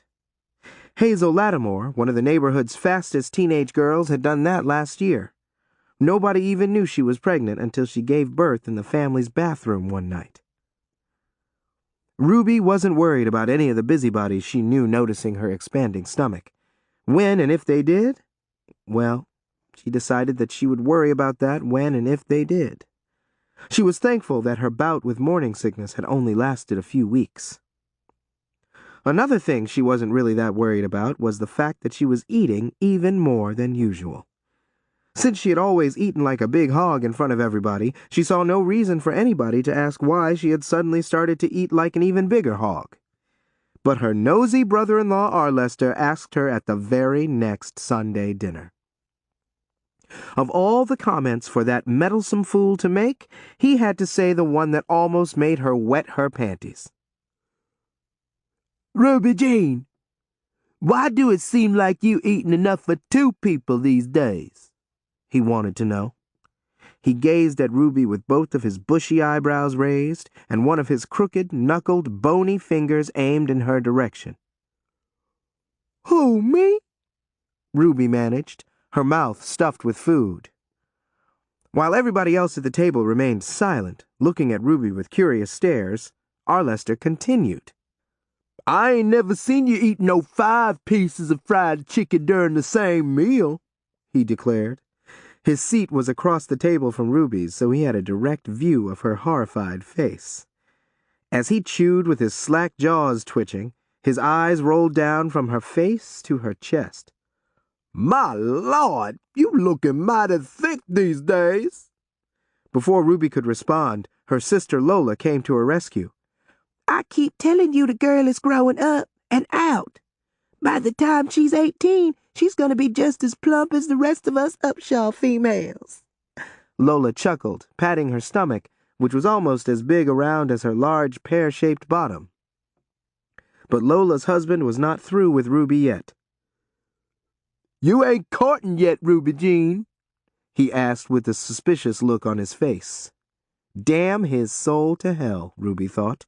She hadn't mentioned boys or anything that had to do with courting in months to her parents. She didn't want to do or say anything that might make them keep closer tabs on her activities. Ruby Jean ain't thinking about no boys yet, praise the Lord, Reverend Upshaw offered. If she is as smart as she looks, she'll finish school and go on to that colored college in Bayonne, be a school teacher or a nurse, before she ties herself down with a husband and babies. He tickled the side of Ruby's cheek. Ain't that right, baby girl? Mm-hmm. That sure enough is right, Ruby mumbled, nodding as she reached for another piece of chicken. According to Ruby's calculations, her baby was due to arrive sometime in early July, only a month away. She hoped that he or she waited until after the 4th of July holiday, which was also Othella's birthday.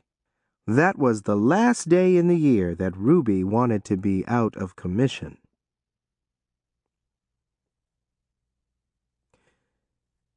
Chapter 9. Ruby wasn't about to let the threat of a tornado stop her from sneaking out of the house through her bedroom window tonight. She wanted to help Othella celebrate her birthday and the holiday. But that wasn't all. Ruby hadn't had any beer or sex in over 2 weeks, and it was beginning to get on her nerves. She knew that she could get both at Othella's party. "Ain't no tornado or nothing else in the world going to keep me from coming to your house tonight," she had assured Othella earlier in the day. "And I do mean nothing." "Oh, I ain't worried about you not coming to my party," Othella told Ruby. "You ain't never missed one of my parties. If your mama and daddy can't stop you from associating with me, I know no storm can't neither. Don't forget to wear something that'll keep the boys' attention on you. That low-cut dress I stole for you last week ought to do the trick. You ain't wore it yet, and I want to see how it looks on you. No matter what you wear, them boys will be all over us. I already told them how hot and horny we both been feeling lately." But a tornado was not the only thing that was threatening to interfere with Ruby's plans. She was also 9 months pregnant with a baby that nobody even knew she was carrying. Her labor had started at the dinner table this evening. The first contraction had shot through her belly like a red-hot bullet, while she sat eating some of the holiday barbecue and greens that her mother had prepared. The pain reminded her of the time that she'd stepped on a nail with her bare foot at a church event in Baton Rouge. She wanted to scream and roll around on the floor like she had done that time, but she managed not to. She did moan and grit her teeth, though. "Stop screwing up your face like that, Ruby Jean. Them greens ain't that bitter," her mother scolded before her teeth chewed a wad of turnip greens to pulp. Ruby's father stopped gnawing on a rib bone so he could add his 2 cents. "And she'd better hurry up and eat everything on her plate. If that storm hits, it might be a while before our next meal." "Can I finish my supper in my room?" Ruby asked, already rising. "I don't feel too good." "You don't look too good neither," her mother quickly pointed out. "You must have the cramps again," she added in a whisper, rolling her eyes at her husband, seated directly across the table from her. She could tell from the grimace on his face that this was not a conversation that he wanted to hear. "And I ain't never seen that many pimples on your face." "Yes'm, cramps again," Ruby responded with a cough and another moan. "And my acne is acting up." "It must be that homemade lye soap you've been scrubbing your face with. I'll get you some witch hazel this weekend. Finish your dinner in your room, but don't get too comfortable in case we have to haul ass to the root cellar to dodge that tornado," her mother told her. "And don't forget to say your prayers." "Yes'm, night, y'all," Ruby muttered as she wobbled across the floor, holding her plate with both hands. Her mother nodded. Her father grunted and kept his eyes on the huge plate of food in front of him. He didn't look up until Ruby had left the room. Then he stopped chewing and shot a hot look at his wife. "Hell's bells, Ida Mae. I wish you and Ruby Jean wouldn't discuss them female issues at the table while we eatin'. That subject is so gruesome," he complained. "Pass the biscuits, please." Ruby's mother practically threw the bowl with the biscuits at her husband. "Look, old man, you done spent a whole lot of years in this house with 8 women, me and them 7 daughters we got. What do you expect? You ought to be used to female issues by now." "Well, I ain't. Even though—" Reverend Upshaw paused and glanced over his shoulder toward the doorway. "Even though that's what's torturing poor Ruby Jean today. Her face ain't never been as bloated as it is now. But there might be something else going on with her that she don't want us to know about. After I finish my supper, I'm going to go get Dr. Hollis and have him come take a look-see at her." "That ain't such a bad idea. Maybe I can get him to check my blood pressure," Ruby's mother said as she speared a large chicken wing on her plate with a fork. "Don't forget to take your raincoat and cap with you in case the rain starts back up before you make it over there and back home." It was a good thing that Ruby had stopped in the hallway to eavesdrop on her parents' conversation. Had she not, she would have had a major mess on her hands. There was no way in the world that she would have been able to hide her pregnancy from Dr. Hollis, even though he was practically blind and hadn't practiced medicine in 20 years. She held her breath and strolled back into the dining room, still holding her plate with both hands. "I feel so much better," she announced. She returned to her seat and dropped down with a thud. Both of her parents were surprised to see her back at the table, and even more surprised to hear that she was feeling so much better. "You feeling better already? You just left here a minute ago," Ruby's father said, concerned but relieved. He didn't really want to go out again tonight to get the practically blind doctor anyway. "I was going to go fetch Dr. Hollis." Ruby laughed and waved her hand. "I don't need no doctor, and you don't need to bring that old man out in this weather, tornado brewing and all." "Well, you still look peaked to me," Ruby's mother insisted. "And bloated," her father added. "It's just my monthly, y'all. I can't help myself," Ruby pouted. "I'm bleeding a little heavier than usual this month, so I hope I don't get no blood on this chair," she muttered, rocking from side to side. She glanced at her spacious lap, thankful that her voluminous duster hid her condition so well. "That was why I asked if I could eat in my room. I know how much it costs to clean these quilted seat cushions." "You can take your plate back to your room and finish your supper there," her father said with a heavy sigh. "But don't you leak no pot liquor or no barbecue sauce on your new bedspread." "Or no blood," her mother said sharply. Ruby finished her meal in her room. Then she locked her door, not that it was necessary. Her parents rarely disturbed her when she was in her room. She locked up this time because she didn't want them to barge in on her while she was getting dressed and making up her face for the party.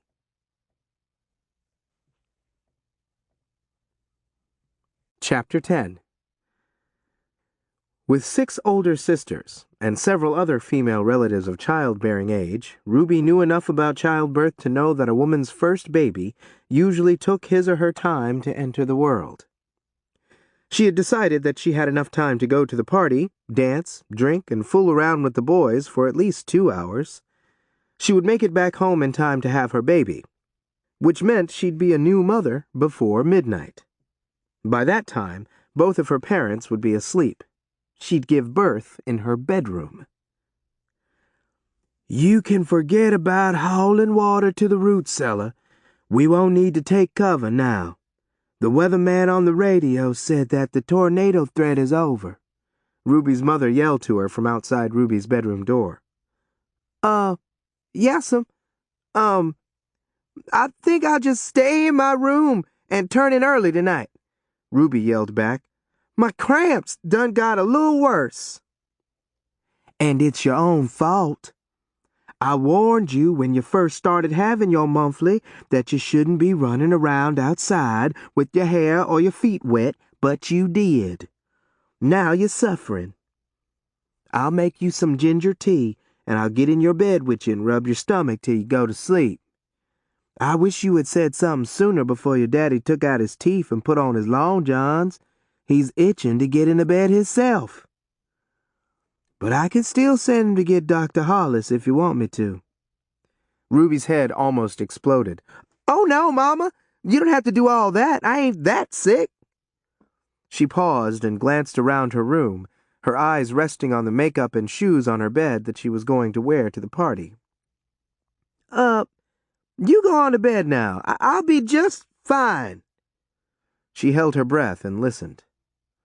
She had eaten in such a hurry, barbecue sauce was on her chin and lips.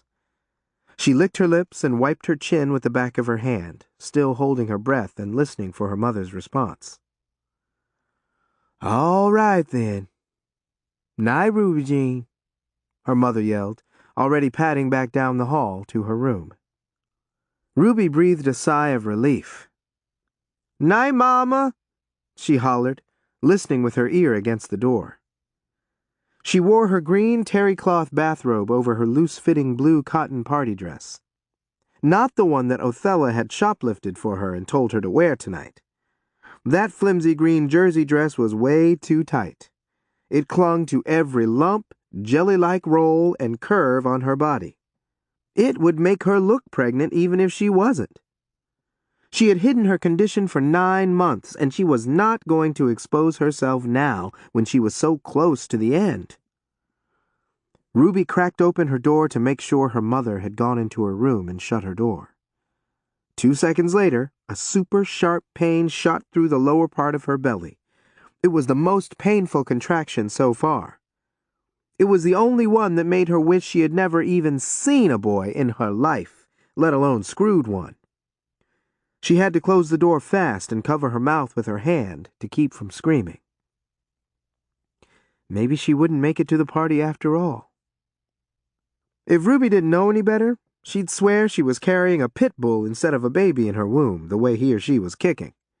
And to think that some of the women she knew went through this more than a dozen times. Her oldest sister, Flodell, had given birth to 10 children. 10! The thought of going through labor 10 times was enough to make Ruby's heart skip a beat and her chest tighten. More pain was the last thing she needed right now. She pushed the thought of multiple births out of her mind and decided to focus on the only one that mattered to her tonight. Despite the discomfort that she was experiencing, the fact that she was still a child herself and unmarried, and the fact that she'd gotten pregnant by mistake, Ruby still felt blessed. Like her mother, she believed that every child was a gift from God, even the mistakes, like the one she was carrying. Ruby waited another 10 minutes. Then she tiptoed down the hall to her parents' room. She immediately peeped through the keyhole. Damn that labor! Bending over to look through the keyhole had caused her another sharp pain, making her legs tremble. She held her breath until that pain had subsided. Then she placed her ear against the door and listened. Her parents had turned off their bedroom lamp, and her daddy was already snoring like a moose. She was sure that she was in the clear now, so she tiptoed back to her room. She locked her bedroom door again. Then she removed her bathrobe and placed it on the back of the chair in front of her dresser. After listening for a few more moments, she waddled up to the window, opened it, and slid out like a huge snake. She hit the ground running like a track star. Ruby was not a beautiful girl. Most people thought that she was just a little too stout and a little too dark. Her hair was too coarse and short for her to wear most of the latest styles. She usually wore it pressed, with a few finger waves on the side like now. Her inky black eyes were too small for her large round face. But those imperfections didn't stop any of the 15 boys at Othella's party from wanting to dance with her. For one thing, she was a good dancer for such a husky girl. Nobody could do those swing dances like Ruby. She'd just introduced the jitterbug, a dance that she had picked up in Baton Rouge last month while visiting one of her musician uncles. It wasn't a new dance, but it was to her friends, and they all wanted to learn it. Another reason why so many boys wanted to dance with Ruby was because other than herself and Othella, there were not that many girls at the party. Othella had invited only 3 others, and she had handpicked borderline plain Janes. There was a good reason for that. Othella was smart when it came to dealing with Ruby. She read that girl like a book. She knew how important it was for her to get a lot of attention. Since the two of them didn't go for the same type of boy, Ruby had very little competition tonight. She hadn't stopped dancing since she walked in the door an hour ago. And she'd already drunk so much beer that her contractions didn't seem to hurt nearly as much now. 6 of the boys at the party had had sex with Ruby, each one at least twice. And one was the father of the baby that she was going to give birth to in less than an hour. While Ruby was in the kitchen smacking on some barbecued ribs, her water broke. It saturated her panties and dripped a small puddle on the floor. Though she knew what was happening, it still startled her. She was glad that nobody else had come into the kitchen with her. She would have dropped dead on the spot if one of her friends had witnessed the gruesome mess she'd just made on the floor. And since nobody did, it was nothing for her to be concerned about. Clumsy partygoers had already spilled beer, soda pop, and other liquids in several other spots on the floor. Ruby didn't think anybody would notice the mess she'd just made. She wasn't going to let even this incident interfere with her fun. She ducked into the broom closet facing the stove and removed her wet panties. Then she snatched a dust cloth off the shelf and wiped herself off. She wrung out as much of the water as she could from her panties before she put them back on. Then she stuffed part of a wadded-up brown paper bag from the supermarket between her thighs, lining the crotch of her cotton panties from side to side. When she left the closet, she took a few vigorous steps around the kitchen table to make sure the makeshift diaper was secure. She didn't want it to slide out and end up on the floor, too. Once she was satisfied, she returned to the living room so she could dance some more. "You sure enough acting strange all of a sudden," Ike said. "Please, Lord, let Ike be the daddy of my baby," she thought to herself. She blinked at him as he stared at her out of the corner of his eye. "You acting real strange right now," Ike accused. "You was dancing all right a little while ago.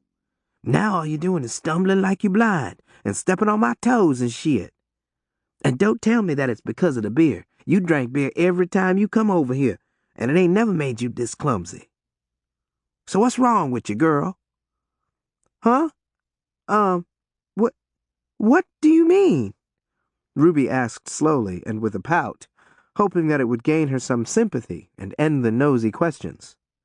"You all jumpy and stuff, too. You got gas or what?" Ike had his arms around Ruby's waist. Before she could stop him, he thumped her stomach with his fingers like he was inspecting a melon. "And another thing, your belly is as hard as a rock. What do—" He stopped talking and froze, shaking his hand like he'd just burned his fingers. "Girl, your stomach just moved." With a pinched look on his face, he put his arms back around Ruby's waist. Ruby let out a loud breath and removed Ike's arms from around her. "Oh, it's been doing that a lot today. Gas." She gave him a playful pat on his shoulder. "And stop talking so loud. I don't want everybody to know about that. A problem with gas at a party is so unsociable," she whispered, "especially when it's a girl with the gas problem." "You want to sit down before you cut loose and stink up the place?" Ike asked, rubbing his nose. "I ain't smelled nothing yet, but—" "Oh, I'm fine." Ruby dismissed that thought with a giggle and kept dancing. "Do you mean to tell me that gas is making your stomach move? You must have some bazooka farts trying to get out if gas can make your stomach move like that. It felt like something was kicking in there, girl," Ike said in a low, guarded tone of voice. He scratched his head and then he attempted to feel Ruby's stomach again. She moved away in time. He cocked his head to the side and gave her a suspicious look. "Gas, huh?" "Yep. My mama made baked beans to go with them ribs we barbecued, and I ate a mighty big plate," Ruby explained, nervous sweat forming on her face and under her arms. "Go get me another bottle of beer while I run to the toilet and do my business. I don't want to be dropping no farts in front of all these boys," she said with a laugh, rushing out of the living room before Ike could say another word. The toilet, which was a large metal bucket with a cover in a closet next to Ike's mother's bedroom, was occupied when Ruby got to it. She didn't want to go outside to use the smelly, spooky, rat-infested backyard outhouse in the dark, so she went back into the kitchen. Another super-sharp pain exploded in her stomach, making her dizzy. All of a sudden, everything went black. She fell sideways, her arm hitting the sharp corner of the stove with such force she bled. She came to a couple of minutes later with a small but nasty wound on the side of her arm. When she attempted to rise, she passed out again on the kitchen floor. That was where Othella and her mother found Ruby 5 minutes later, with blood oozing from the cut on her arm. Simone squatted down next to Ruby and quickly lifted the tail of her dress. "Oh, shit!" she shrieked, almost falling to the floor herself. "What's wrong with Ruby Jean, Mama?" Othella hollered, hopping from one foot to the other. She and Simone had come into the kitchen to check on the beer supply, but as soon as they saw Ruby on the floor, they forgot all about the beer. "Look at that blood on her arm. Othella paused and looked at the floor. And on the floor. You want me to run down the street and get Dr. Hollis? Simone didn't answer. She was temporarily speechless. All she could do was stare at Ruby's bloated belly and the way it was moving. She done drunk too much beer, I guess, Othella suggested. And look at her bloomers. She done peed on herself too, huh? This gal ain't drunk, and she ain't peed on herself. This gal is fixin' to have a baby, Simone reported, speaking in a low voice out of the side of her mouth. This sneaky-ass hussy. Nuh-uh. Othella jumped back and bumped into the front of the stove. Oh, no, she ain't. Ruby Jean can't be pregnant, Mama. I would know if she was. Look, girl, I done had enough babies myself to know all the signs. Grab a hold of her arms and help me haul her out of here. Simone lifted Ruby by her legs, and Othella lifted her by her arms. Ruby regained consciousness again about 10 minutes later. She was disoriented, but she was lucid enough to know that she was in Simone's bed, and that her baby was struggling to make it through her birth canal. Chapter 11. Simone's bedroom, with a window facing the outhouse in her backyard just a few yards away, was not the ideal place for a baby to be born. But Simone had given birth 7 times already in this same gloomy room. And she decided if it was good enough for her, it was good enough for Ruby. Even though it was the largest bedroom in her shabby house, it was a small room with cheap, mismatched furnishings. Simone was a hoarder, so there were at least a dozen medium-sized cardboard boxes stacked 5 high along the walls. Some contained items that should have been discarded years ago. Old clothes, old newspapers and magazines, broken toys, cracked plates, and even the steering wheel from a car that Simone had owned 10 years ago. There were large brown paper bags filled with more junk on both sides of Simone's lumpy bed. One contained a dried-out ham bone that she kept forgetting to feed to Harry James, her 9-year-old sheepdog. There was a long, deep indentation in the middle of the bed's mattress, evidence that Simone still had a vigorous sex life. There was a wobbly nightstand on the side of the bed by the window. On the stand was a kerosene lamp, an open pint bottle of whiskey, a dog-eared magazine with a lurid cover, an empty jar with plum-colored lipstick on its rim, and crumbs from the chocolate cake that Simone had baked for Othella's party. A large plaid chair, its seat stained with various liquids including menstrual blood and gravy, sat next to the footstool that Othella occupied at the foot of the bed. I knew something was fishy by the way this girl's been stumbling around ever since she got here. I seen her run into a wall a little while ago, but I just figured she was a little drunk, Simone told Othella in a nervous voice. What's wrong with you, Othella? Why is Ruby here in the shape she's in? What if that fowl in the kitchen had killed her? We don't need another peacemaker snooping around here asking a bunch of nosy questions, and I don't want another dead body in my house like that other time. Last December, one of Simone's elderly men friends had suffered a massive heart attack and died in the middle of making love to her. It had been an embarrassment and a major inconvenience for Simone. Dead bodies were too disruptive, especially in her bed. She didn't want to go through that again any time soon. She glared at Othella. I ought to whoop your behind for letting this gal come here tonight in her condition. Mama, I swear I didn't know till now that Ruby was pregnant, Othella defended. Honest to God, I... Shut up, Simone interrupted. Do you mean to tell me that you and Ruby Jean been running around together every day all this time and you didn't know she was pregnant? You blind, stupid, or both? Othella blinked and looked at Ruby sprawled on the bed. Then she looked back to her mother and shook her head. I didn't know. She was already big. I just thought she was a little bit bigger than she normally was, because she's been drinking so much more beer lately than she used to. Look at her, Mama. She don't really look like you did all them times you was pregnant now, does she? Her stomach ain't even poking out that far. Before Simone could respond, somebody pounded on the door.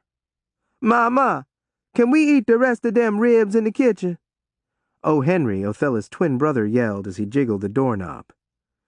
Get away from my door, boy! Simone screamed, covering Ruby's mouth with her hand to keep her from screaming. The door creaked open, but before the boy could enter, Othella sprang up off the footstool and ran to the door and slammed it shut. What y'all doing? Is Ruby Jean in there? O. Henry asked. Get back to that party, knucklehead, Othella shouted. Go change the record on the Victrola. There was a moment of silence before O. Henry spoke again. This time in a nervous voice. Mama, there's some nasty-looking bloody stuff on the floor, all the way from the kitchen to, right here, outside your door, he announced. Y'all know how blood makes my skin crawl. Blood? It's mine. My monthly snuck up on me, Othella offered. Again, already? Wasn't you all crampy and laid up last week? I thought y'all females only went through that nasty mess once a month. It did come last week, but these things don't always follow no timeline. Now, you get back to that party and change the record on the Victrola like I told you, boy. I'll be back out there directly. I'll mop up that blood before I go to bed, Othella told her brother. Instead of leaving, O. Henry remained at the door, shuffling his feet and wondering what his sister and their mother were up to. Is Ruby Jean in there? I want her to teach me that jitterbug dance. Yeah, she's in here. She's helping me pick out another frock. I got some blood on the breeches I had on when my monthly came, Othella said, becoming more agitated by the second. Ruby Jean is helping you pick out another frock in Mama's room? O. Henry asked with a snicker. Simone beckoned for Othella to move closer to her. As soon as Othella reached her mother's side, Simone grabbed her hand and used it to cover Ruby's mouth. Make sure she don't holler so somebody can hear her. I don't want nobody to think we beating on her or nothing like that up in here. We got enough mess on our hands already. Simone wrung her hands and sprinted across the floor. She cracked open the door. She glared at her son with so much hostility that he almost jumped out of his shoes. Boy, you get your nosy ass away from my door. Now! Yes'm, O. Henry muttered, trying to look over his mother's shoulder. I know what y'all doing in there, he sneered. You and Othella and Ruby Jean. What? Simone barked, closing her door a few inches more. Y'all in there drinking some of the good whiskey, O. Henry accused with a loud belch. That's right. If you want some, there's a fresh bottle in the kitchen cabinet over the stove, Simone told him. She quickly closed and locked the door. He's gone, Simone said in a low voice, returning to the bed. We need to hurry this thing up. We got to get Ruby Jean out of here before him and the rest of them kids get too nosy. For the next 5 minutes, Ruby writhed in agonizing pain as the baby took its time making a complete entrance into the world. Hold your breath and push real hard, Ruby Jean. Push like you're sitting on the commode doing your business, Simone ordered, hovering over the bed. Ruby still wore the same dress that she had worn to the party. Simone and Othella had pushed it up around her waist and elevated her pelvis with 2 pillows and a folded-up quilt. That's it. That's it. Now give me one more real hard push. The head's out. The shoulders is coming. It's almost here.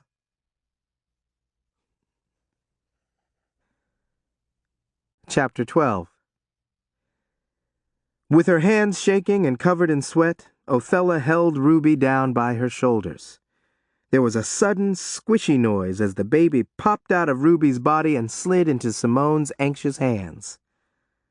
A few seconds after Simone had slapped the newborn baby's behind and gently forced open its mouth with her fingers, the baby wailed like a banshee. Othella covered the baby's mouth with her hand to keep the other kids in the living room from hearing. She kept it there until the baby stopped crying. As soon as Ruby realized she had finally given birth, she sat bolt upright, reaching for her baby. But before she could snatch the baby out of Simone's arms, she passed out again. Ruby came to less than 5 minutes later. Simone was standing over her with the baby wrapped up to its neck in a pink towel, all cleaned up and gazing around the room, reaching with one hand. A tiny finger grabbed one of Simone's fingers and held onto it as if it were a lifeline. It was almost as if the baby knew and realized the grim circumstances of its birth. And it was a beautiful child, the most beautiful, most healthy-looking baby that Simone had ever seen before in her life. It had golden brown skin and large brown eyes. A lock of silky black hair spiraled down the baby's forehead, looking like a fishhook. "This is the most beautiful baby I ever seen in my life," Simone said softly, tears in her eyes. "She looks like a little angel. If God created a prettier baby, he kept it for himself." "Sure enough," Ruby agreed, gazing lovingly at the child as Simone held it close to Ruby's face. Looking at her baby, she had to blink her eyes several times to hold back her tears of joy. She was so pleased she was beaming with pride, just the way a new mother was supposed to. "This baby is so precious and perfect," she managed. Ruby's voice was so hoarse it sounded like she had a frog in her throat. At that moment, she was convinced that there was nothing on the planet more important to her than this baby. Her baby. "Hand me my baby," she ordered, grinning so hard her bloated cheeks ached. "I don't care what happens to me now. I am going to be proud to show off my baby." "Oh, no, you ain't," Simone snapped. She moved a few steps away, making sure that the baby was out of Ruby's reach. Ruby looked at Othella. She was stunned and puzzled by the peculiar look on her face.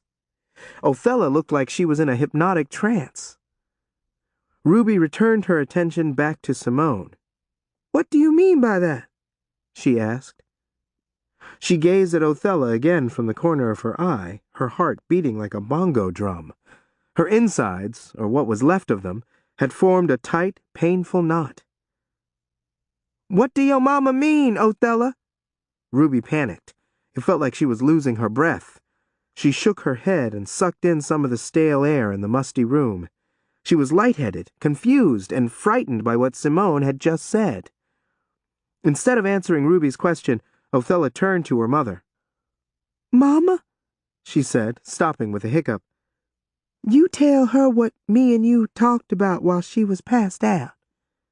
I will in a minute. In the meantime, Ruby, you get a hold of yourself," Simone advised, moving even farther away from the bed. When she bumped into the wall, she stopped and moved a few feet forward, back closer to the bed. But this time she stood at the foot where it would be harder for Ruby to reach her. "Now, Ruby Jean, don't you go getting attached to this baby. The sooner you forget about this baby, the better." Ruby's mouth dropped open, and she stared at Simone like she had suddenly got naked in front of her. "Woman, what's wrong with you?" she asked. "Forget about my baby? What? Why, I can't believe my ears. What makes you think I'm going to forget about my own baby?" A strange, eerie laugh shot out of Ruby's mouth, a laugh that she couldn't control. She laughed for several moments before a serious look appeared on her face. For a split second, she looked and felt like a very old, very tired woman. She didn't know what to think. She even thought that maybe she was dreaming because everything seemed so unreal. Look here," she continued, glancing from Othella to Simone. "I don't know what y'all are cooking up in this room, but I ain't swallowing none of it." Be sensible, Ruby Jean. This baby was a mistake, and you know it. You, of all girls, know your folks ain't about to accept you getting yourself into a mess like this. But don't worry. I'm going to handle everything." Simone insisted with a vigorous nod. The baby began to squirm and whimper and was about to cry some more.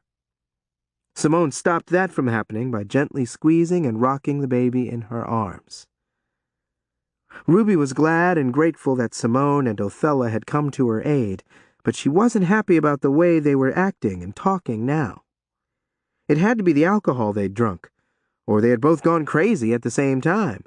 There was no other acceptable reason for them to think that she was going to let them tell her what to do with her baby, Ruby told herself.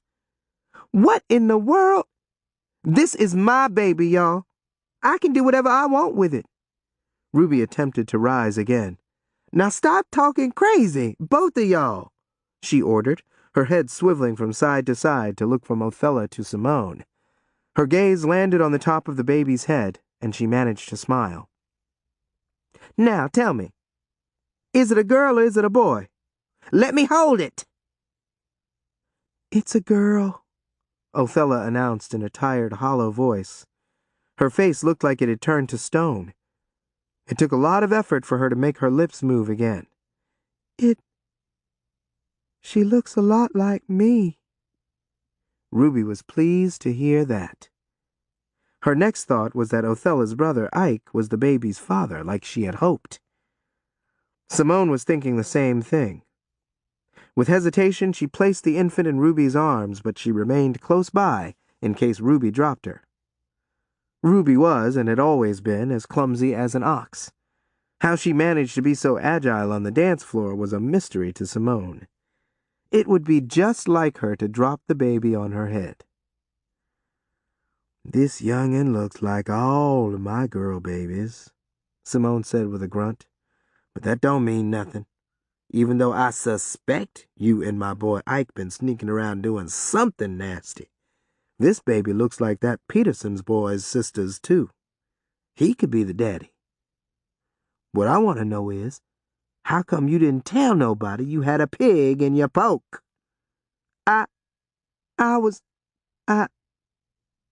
"See," Ruby stuttered. "I was going to," she said in a very small, very nervous voice. She was unable to take her eyes off the baby's face. "When? You been walking around with this bun in your oven for 9 months. Exactly when was you going to tell somebody?" Simone demanded, tugging the baby girl out of Ruby's arms so hard and fast she almost dropped her. Ruby stared at Simone with her mouth hanging open again. She wanted to punch this bitch in the nose, but she knew that that was the last thing she needed to do. She still needed Simone's help. "I just found out for sure myself tonight," Ruby boomed. Her voice suddenly got low and shaky. "I didn't even know I was pregnant till tonight," she lied, her eyes looking at the top of the baby's head again. She was too weak to fight with Simone, and too concerned about her child to risk her being injured in a tussle. For now, she had to remain as calm as she possibly could. For the first time tonight, she wished that she had not come to the party. If she had given birth in her own bedroom like she had thought she would, with her bedroom window facing her mother's impressive flower garden, she wouldn't be in the mess she was in now. However, she realized that if she had given birth at home, she might have been in an even bigger mess.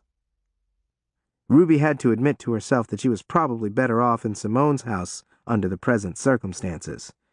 At least Simone and Othella weren't calling her names and threatening to beat her the way she thought her parents would probably be doing by now. She bowed her head submissively and spoke without looking up. "Let me hold and hug my baby again. I should probably be giving her some of this milk in my titties anyway. I love her already." "Gal, Didn't I just tell you to forget about this baby? Simone snarled, slapping Ruby's hand. Shame! Shame! Shame! You know your daddy would give birth to a baby hisself if he knowed you just had one. And your poor mama. Oh, my Lord in heaven.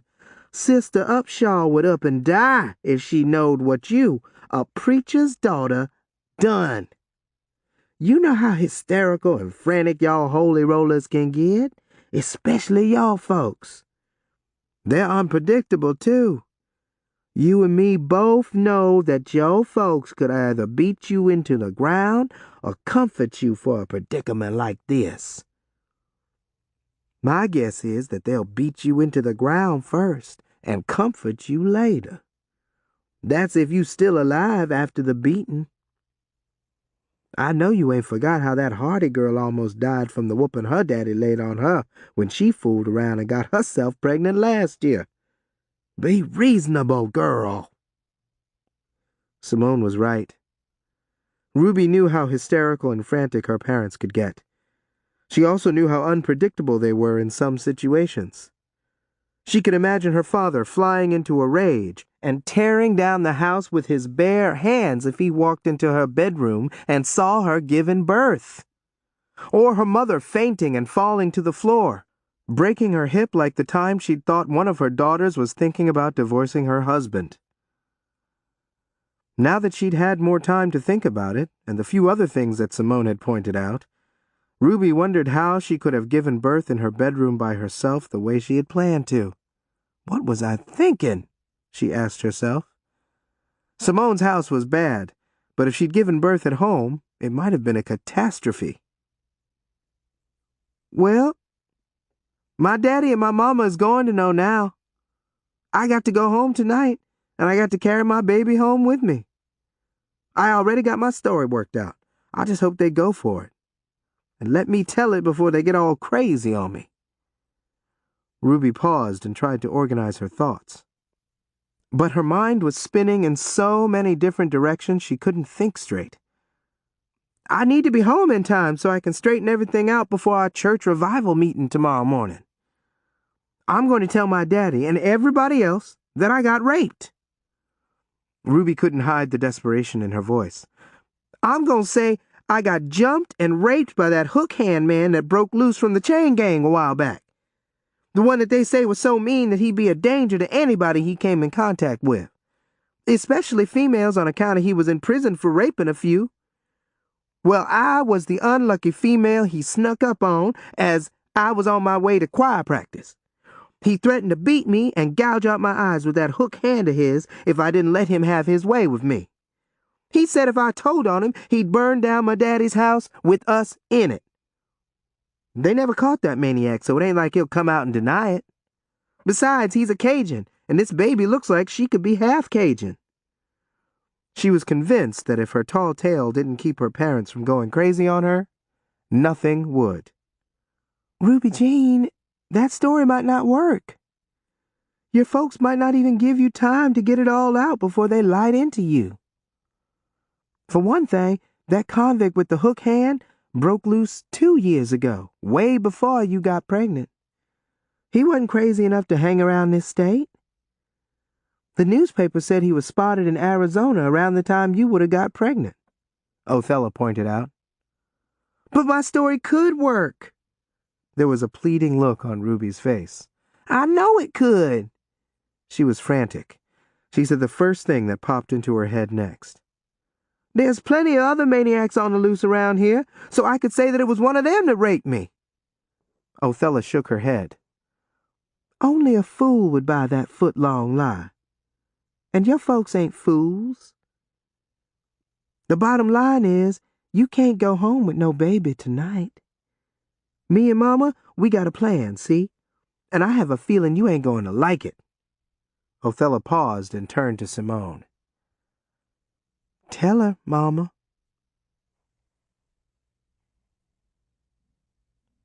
Chapter 13. Simone sniffed and held the baby tighter, still gently rocking her.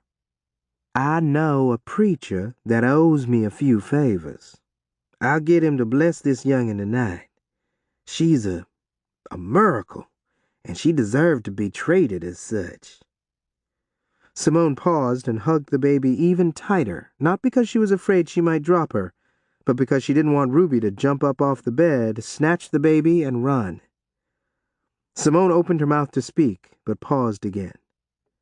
This time it was to tickle the baby's chin.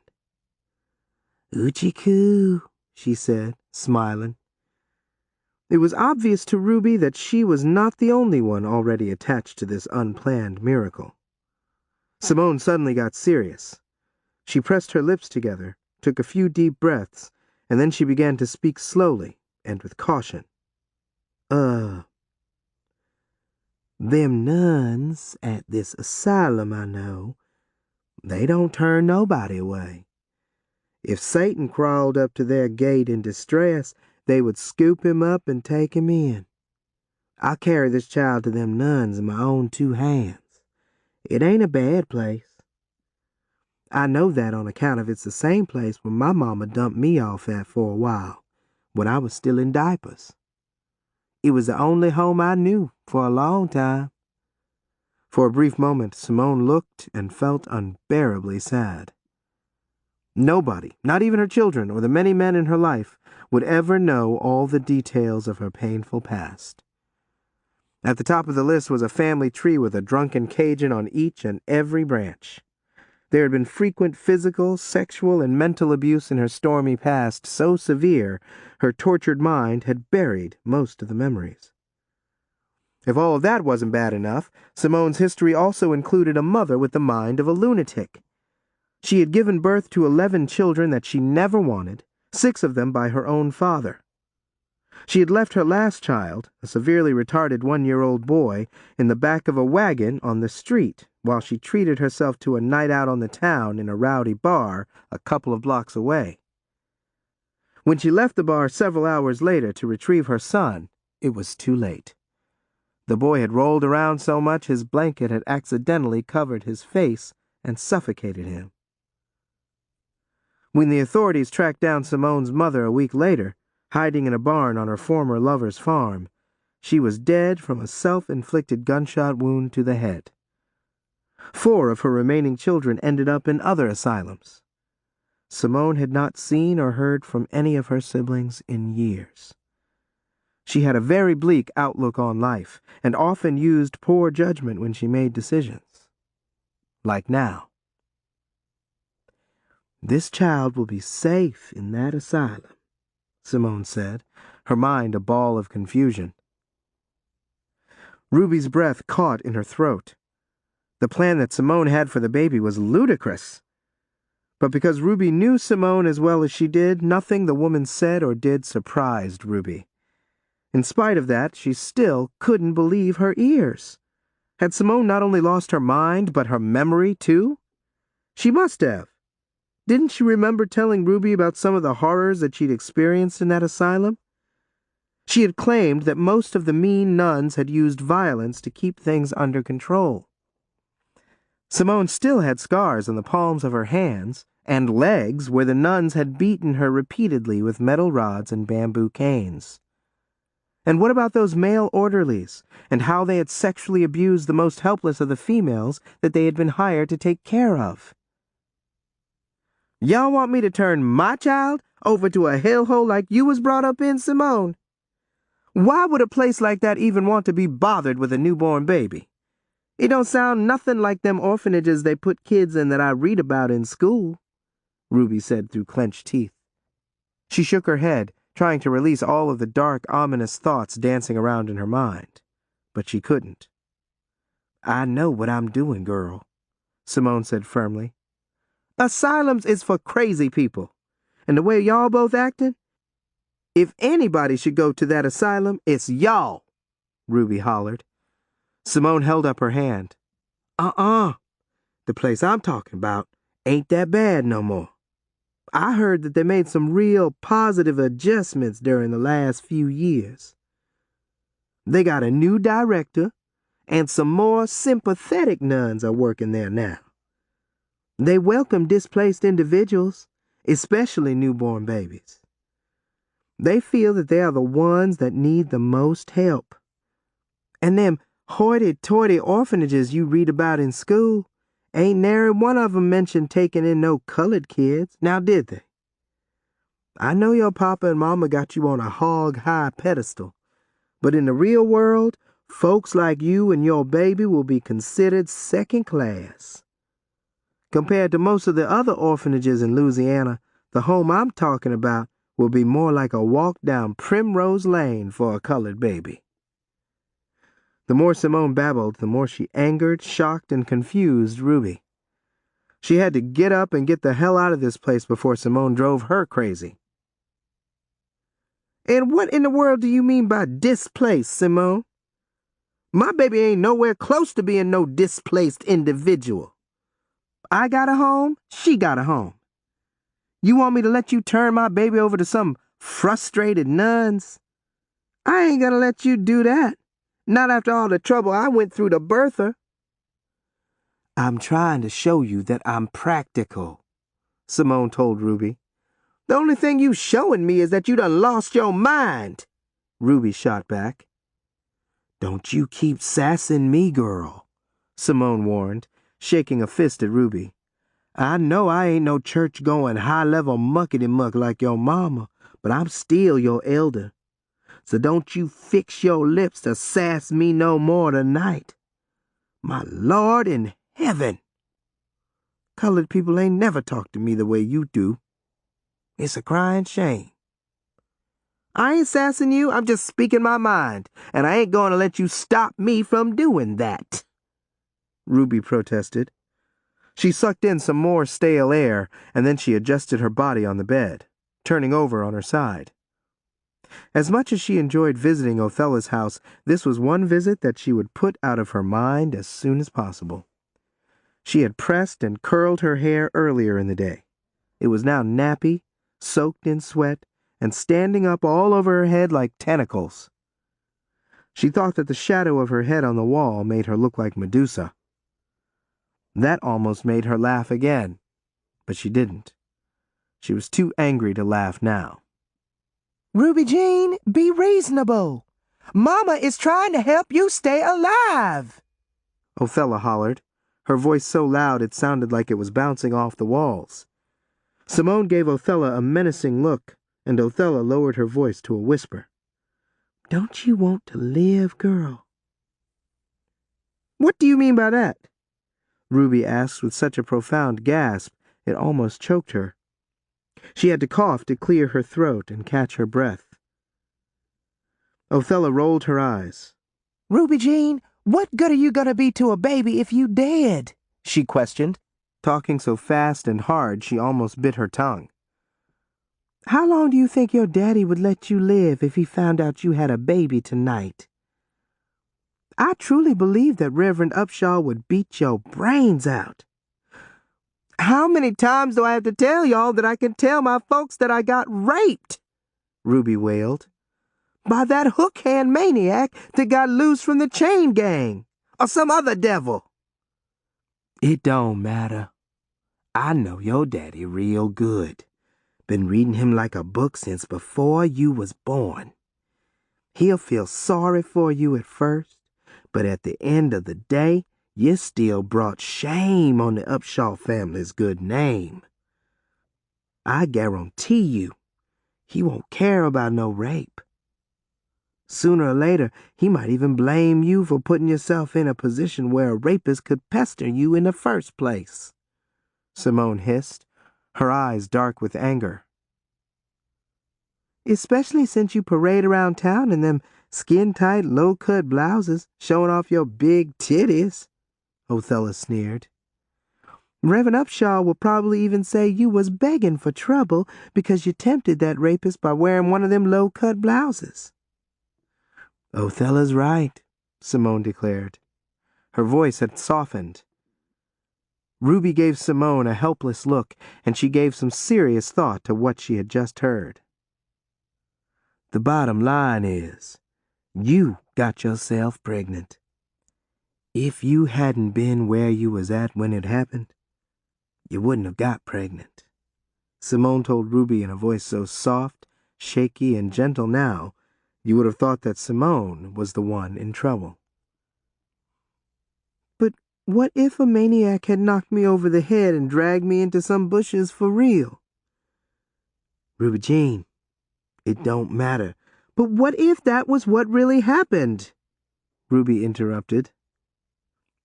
Othella shook her head and sucked on her teeth.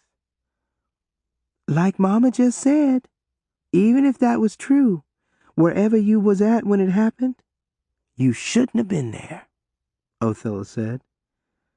That's what your daddy will eventually say. Your daddy is a man, and believe you me, most men think we females are responsible when one of them pesters us against our will. And some women feel the same way. Chapter 14. My girl's right again. Most men, and a lot of women, believe that if a female didn't put herself in the wrong place at the wrong time, she wouldn't get raped, Simone declared. Men are naturally lusty and can't control themselves. That's a well-known scientific fact. So it's our burden to stay out of their way when they need some affection bad enough to take it by force. Ruby wondered if that was what Simone believed about her own grandfather when he had repeatedly raped her mother and her sisters for so many years. Now, you listen to me, girl. Let's lay this rapist bullshit to rest. If you smart and do the smart thing, there won't be no need for you to tell that ridiculous story. Enough on that subject. Simone paused to clear her throat. I know this baby would be better off in that asylum, and you'd be better off if your folks never find out you had a baby. I've been around the block a few thousand times, so I know what I'm talking about. You let me take care of everything. You are still a young girl. In time, you can forget about this baby, find yourself a sport, marry him, and let him pester you in the bedroom as often as he wants to. Sooner or later, you'll have more babies than you'll know what to do with. But I want this one, Ruby wailed. This is my firstborn. That's something special to a woman. And this ain't your baby, so you ain't got no say-so in the matter, Simone. Ruby leaned toward the side of the bed, looking around the floor. Othella, where my shoes at? Simone hoisted the baby up on her shoulder and leaned forward. Mumbling profanities under her breath, she slapped Ruby's face so hard Ruby saw stars. Hush up! I done already decided what's best for this baby. From what Othella done told me, and from the way I seen you and my boy Ike looking at one another, this could be my grandbaby. And if that's the case, I gotta say so in this matter. You can't, Ruby bleated, rubbing the spot on her face where she'd been slapped. I said hush up, girl. Simone stomped her foot so hard the whiskey bottle on the nightstand shook and rattled. Now, I'm going to go get a tub of hot water. We'll clean you up and send you home. Ain't nobody got to know nothing about this baby. I'm going to get Reverend Meacham to bless this baby before I take it to that asylum, Simone announced. Reverend Meacham? Didn't you just say that nobody else was going to know about this baby? What do you plan on telling Reverend Meacham? Ruby asked with her eyes stretched open wide. You let me worry about that. I'll come up with a real good story, Simone said as she reached for the whiskey bottle on the nightstand. She took a long drink and let out a mighty belch. Wiping her mouth with the back of her hand, she continued, Then I'm going to drive this child to that asylum myself tonight, in that old jalopy of mine. She paused and turned to Othella, giving her a sharp look. Go make sure none of my tires is flat. Then go make sure them kids in the living room is behaving like they got some sense. After you do that, trot down to Reverend Meacham's house and bring him here to me. He owes me a few favors, so I know he won't turn me down. I might even get him to drive me to that asylum so I can save my gas. Simone shifted the baby's position in her arms, and then she turned back to Ruby. And that's where this baby will be brought up. Case closed. Don't you worry none, Ruby Jean. Your baby will be took care of real good by them nuns, Othella added. Ruby felt so defeated she didn't even know what else to say next. All she wanted now was for Othella and Simone to stop ganging up on her, trying to convince her that their decision was the only one to consider. Ruby, I know what's best for you. I'm your best friend. And I am here to tell you, you ain't got no business trying to raise no baby. What can you give a baby? Othella asked with a weary voice. There was almost as much sweat on her face as there was on Ruby's, and she looked just as tired. Just when Ruby didn't think she had any more fight left in her, she realized she did. In a strong voice, one that seemed to begin in her toes and work its way up to her lips, she said, "I can give my child my love." The words spilled out of her mouth like lava. "I love kids," she whimpered. She was immediately sorry that she had opened her mouth again to say anything. At the rate things were going, Simone and Othella were going to badger her into the ground with their "we know what's best for you" talk. That don't mean nothing. The witch that tried to eat up Hansel and Gretel loved kids too. You ain't in no shape to be trying to raise no baby, and you know it. Now you look, girl. I am your best friend. I'm way smarter than you when it comes to things like this here, so I know what I'm talking about. You ain't got what it takes to raise no baby yet. Your daddy, with all of his preaching and Bible thumping, he'll ride your back like he's riding a mule and preach your funeral every time he even thinks you tempted and provoked another man. That's the way men's minds work. They can't help it. I'm way more worldly than you, so I know what I'm talking about. Now you got that? I got that, Ruby stuttered with a heavy nod. Othella was worldly. She knew things a lot of girls her age didn't know yet. But that didn't bother Ruby much. As far as she was concerned, she was a few steps above Othella. She lived in a nice house with an indoor toilet and 2 loving and stable parents. She was one of the few black youngsters in the community in such an enviable position. Unfortunately, Ruby's enviable position meant very little to Othella. The only thing Ruby had that Othella envied was an ample bosom. Othella had promised Ruby that one day she'd have enough money to buy herself a pair of those fake foam titties that they advertised in the back of the sleazy magazines that Simone purchased every week. Ruby didn't know why she was wasting time and energy thinking about Othella's flat chest when she had a baby to be thinking about. A beautiful baby girl. Ruby nodded again. She couldn't take her eyes off the bundle in Simone's arms. Her first baby. Maybe even her only baby. However, she had to remind herself that if Simone was right, she'd eventually have a house full of children. That was the only thing she had said all night that kept Ruby from losing her mind. "All right, y'all. I'll forget about this one baby somehow," she rasped, her voice cracking. But she wouldn't. Ruby Jean Upshaw would think about her first baby every day for the rest of her life. And she knew that somehow, someday, somewhere, she would make Othella pay for what she was helping her mother make her do tonight. Ruby was so distracted by the thoughts swimming around in her mind, she didn't hear Simone's voice again until Simone slapped the side of her head. "You done gone deaf, or what? I've asked you 3 times in the last few seconds who the daddy of this baby is, or who you think it is. Who you been courting the most? Was it really my boy Ike? Was he your boyfriend?" "I ain't got no boyfriend," Ruby sniffed. "Yes, you do," Othella hollered. "You got all kinds of boyfriends, girl. Almost as many as me."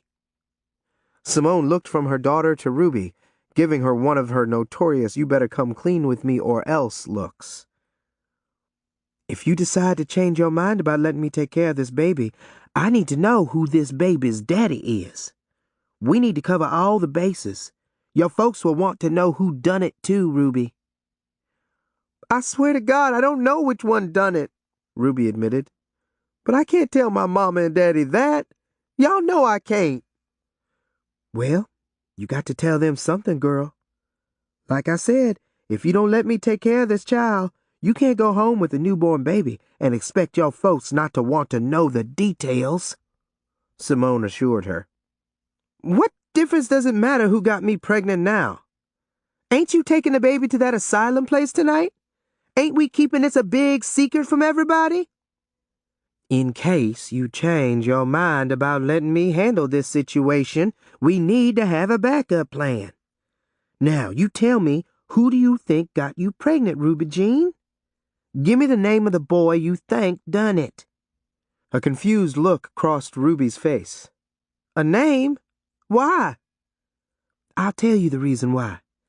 If you keep this baby, the daddy should know about it so he can do his part to help raise it.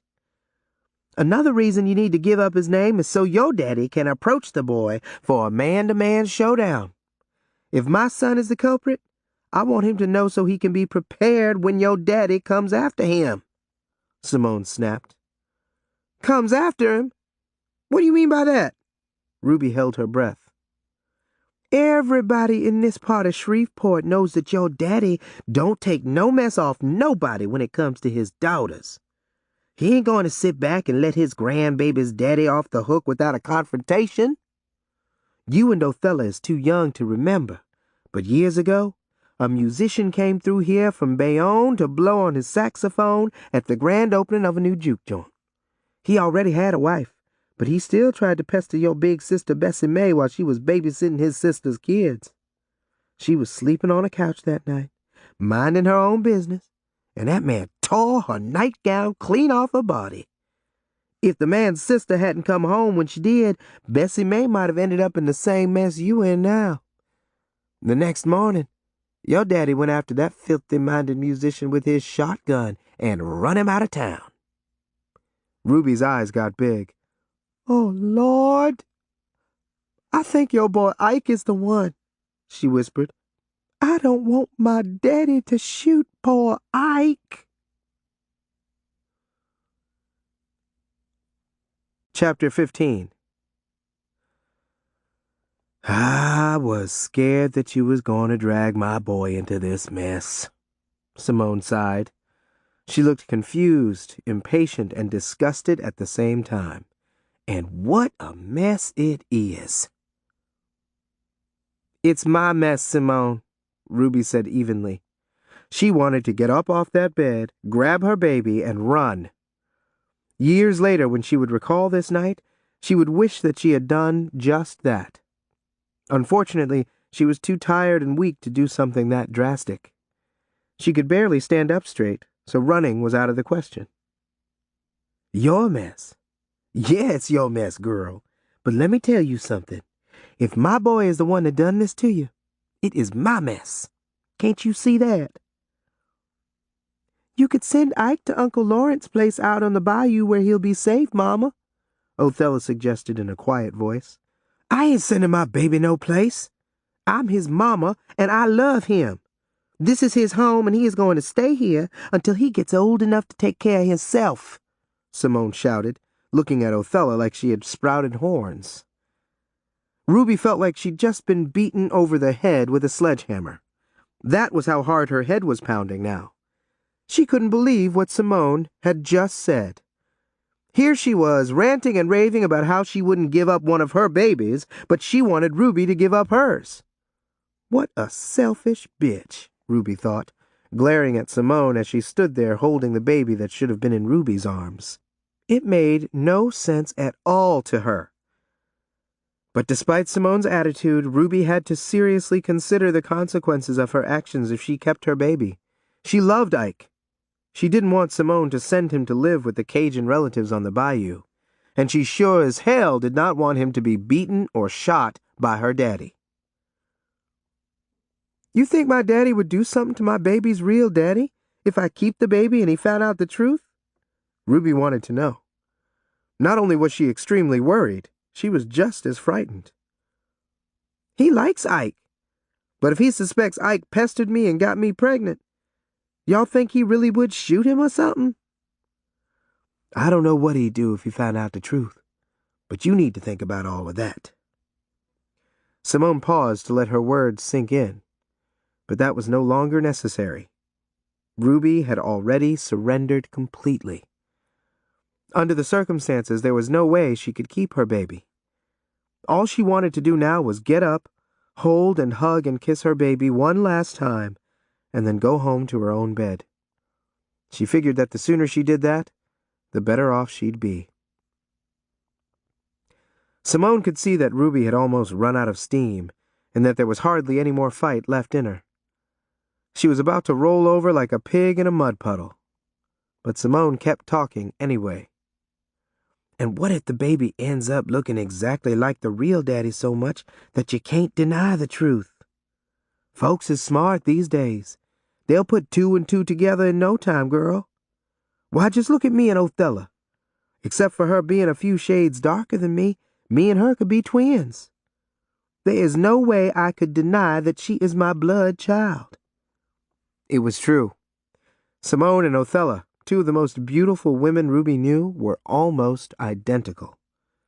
They had the same large brown eyes, high cheekbones, full lips, and long, straight black hair. And when they spoke, their lips curled up at each corner. Even though Simone was in her mid-30s and had lived a rough life, and was still living a rough life, she had to practically beat the men off with a stick. Simone sat down on the bed, at the foot so she wouldn't be close enough for Ruby to snatch the baby away from her. Listen here, Ruby. By now, me, you, and Othella, we are all in agreement.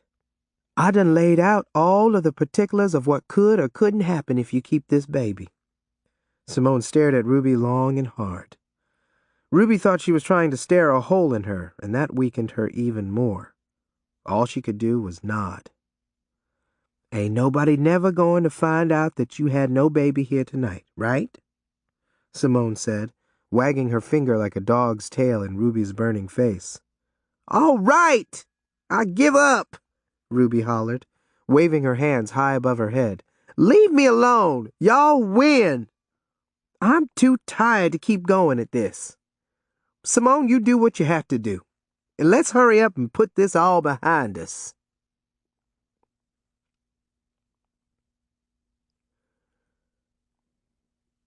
Chapter 16.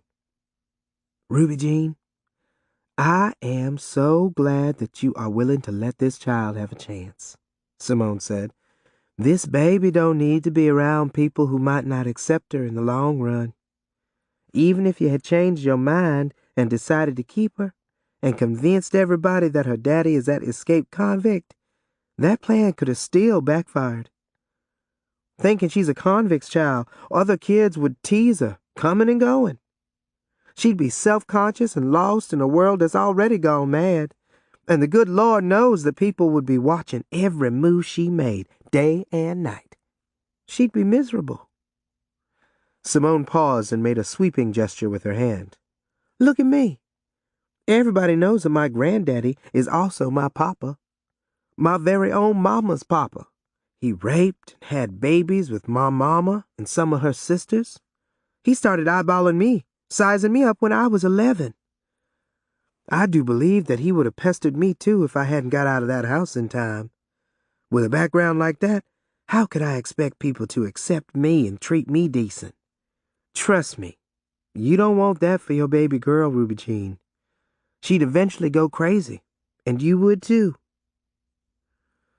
Ruby couldn't help but feel sorry for Simone. Under different circumstances, she would have offered her a big hug. Simone knew from the frozen look on Ruby's face that she had made her point. But she kept talking anyway. I know I'm white Cajun trash, and that's why I do what I do. It's my nature. I'm a bad seed, and so is the child you just had here tonight. If this is my grandchild, well, bad seeds can't produce nothing good. After Simone had haphazardly wiped Ruby off, Ruby put her dress back on and sat down on the side of the bed, her eyes on the baby's face as she lay on the bed looking more like a store-bought doll than a real child. I hadn't thought about all that, Ruby admitted. I wouldn't want my baby to feel that she wasn't as good as everybody else. Well, I'm telling you, if you tell people she's the child of a fugitive rapist, they won't treat her as good as they treat everybody else. Now, Hannah here so I can check her out some more. I need to make sure she's breathing all right and that she ain't got no other complications that I might have to deal with before I carry her off. Ruby kissed her daughter on the forehead for the 10th time in the last 5 minutes. Since I won't never see my baby again after tonight, can I at least name her? It don't matter to me if you do or not. But you shouldn't waste up a good name on a baby you ain't never going to see again, Simone pointed out. Wait until you get grown and get married and have another daughter. Whatever name you wanted to give this one, save it for the one you will have without shame. Do you hear me? Yes'm, Ruby muttered. Simone, is Othella's party over with? No, I doubt it. Even though I told them young'uns of mine to send their friends home, I got a feeling there's a few still in the living room, dancing, eating, and listening to that Davis boy play his guitar. Why? Because I don't want nobody else to get suspicious like O. Henry and Ike done. I need to get back out there and dance some more, and drink a few more beers before I go home. Ruby handed the baby to Simone, but not before kissing her again, this time on her cheek. One more thing. When you take my baby to that asylum, can I go with you? I'd at least like to know where I'm sending my child to. Impossible. That's impossible. That would be too hard on you and on me. I ain't gonna watch you boo-hoo up a storm in front of them nuns. How would I explain you to them? I done already decided that I'm going to say that this baby's mama died giving birth to her. No, you can't go with me. I feel bad enough already. Simone stopped talking when she felt the baby wiggle. Let's keep our voices down so we don't wake up this child. You go on back out yonder to the living room and dance some more if that's what you feel like doing. That'll help the rest of that birthing fluid drain out of you. I plugged you up real good, so you don't have to worry about dripping nothing else on my clean floors. I told Othella to bring Reverend Meacham in through the kitchen door. He'll be in and out, and none of them kids will even know he's been here. The next time I see you, you'll be your old self again, right? Ruby nodded so hard her neck hurt. She reached back to massage the back of her neck, eyeing Simone with mild contempt. Simone was a complicated, pitiful woman and her best friend's mother. All right, Simone. But I need to ask you one more thing. Do you think I will ever have another child that will be as sweet and beautiful as this one? Please say yes, because I think that's the only way I'm going to be able to get through this. Giving up my child and acting like she was never born is the hardest thing I ever did. I hope that I never have to go through anything half as hard as this again. Ruby Jean, one day you will have a beautiful daughter that you can show the world. Simone chirped with a level of confidence that she didn't know she had. And because of this experience, that child will mean the world to you. She'll be so special, your life will be almost sacred. Now get on back out there for 1 or 2 more dances before I send you home.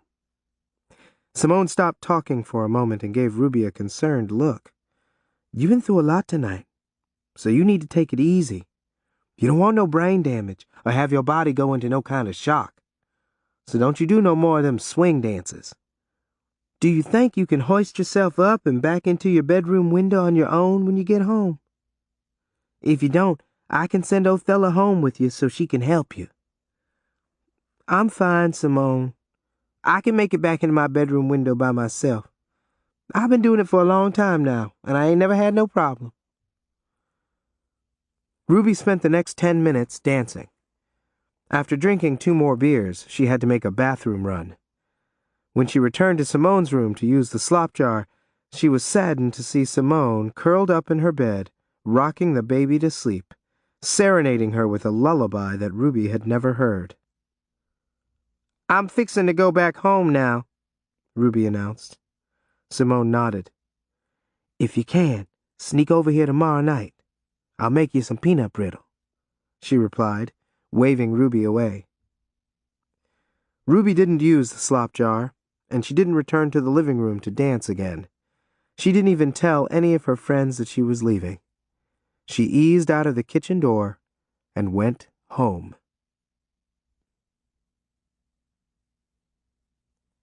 Chapter 17. When Ruby arrived home, she was too weak and disoriented to climb back into the house through her bedroom window. She stumbled to the backyard. Near the trash cans was a wooden crate that she thought she could use for a stepladder. That didn't work because the crate was too flimsy to support Ruby's 170-pound frame. Before tonight, climbing through the window had been no trouble. It was a large window and very low to the ground. All she had to do was stand on her toes, grab the windowsill with both hands, hoist herself up, and crawl in like a burglar. "I wish I'd let Simone send somebody with me to help me get back in this damn window," Ruby whispered to herself as she looked around the area. There wasn't much light from the moon or the one streetlight on the block for her to see much. Not that there was much of anything she wanted to see. There were a lot of trees behind the houses on the block, and in almost every backyard there was some type of vehicle. Most of the folks owned various models of old trucks and ugly cars. One man even had a wagon and a couple of mules in the garage that he had turned into a glorified barn. Ruby stood under the moonlight for a few moments, breathing through her mouth. Even though she was in the yard on the side of her family's home, she had never felt this lost before in her life. Lost wasn't the only way she was feeling. She felt profoundly sad. But she had experienced sadness before in her life, like the afternoon that she had watched in horror as a runaway train hit and killed her Aunt Della as she was crossing the railroad tracks out by Miller's Park. Aunt Della had taken Ruby there on a picnic. Had Ruby not skipped and trotted several yards ahead of her aunt, the train would have hit her too. That tragic event had happened when Ruby was 6, but it had been so traumatic her mind had pushed it so far back into her consciousness that she had only thought about it a few other times before tonight. And it triggered another grim memory of an incident that had occurred 4 years ago while she was visiting some of her father's relatives in Baton Rouge. In broad daylight, she watched an angry white mob burn down the house of a blind black man who was also confined to a wheelchair.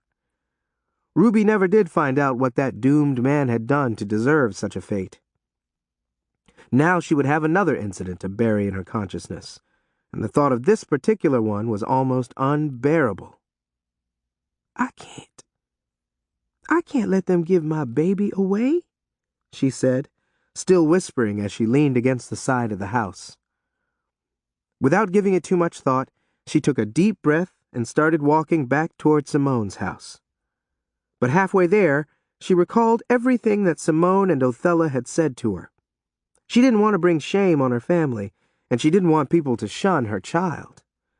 And now she wasn't even sure that her father or anybody else would buy her far-fetched story about a rapist. It was still warm, which Ruby was thankful for. The sleeves on her thin dress were short. She had left her panties back at Simone's house, bloodied and ripped down the side where Simone had snatched them off when Ruby was thrashing around on the bed during the final moments of her labor. Since Simone and Othella were petite, neither one of them had any panties large enough to accommodate Ruby's hefty bottom. She was glad of that now, because when a sudden wind blew up the tail of her dress, she enjoyed the warm breeze on her naked crotch. It helped to ease the soreness in her vagina. Just before she had left Simone's house, she had plugged up herself with a fresh wad of toilet paper, shoving it up into her vagina as far as it would go so that it wouldn't slide out. But that had been quite a while ago. She knew that if she didn't change again soon, she'd drip like a leaky faucet. Ruby had left her watch at home on her nightstand next to her bed before she went to the party, so she had no idea what time it was. She was even more disoriented now, so she didn't know how much time had passed since she had started for home.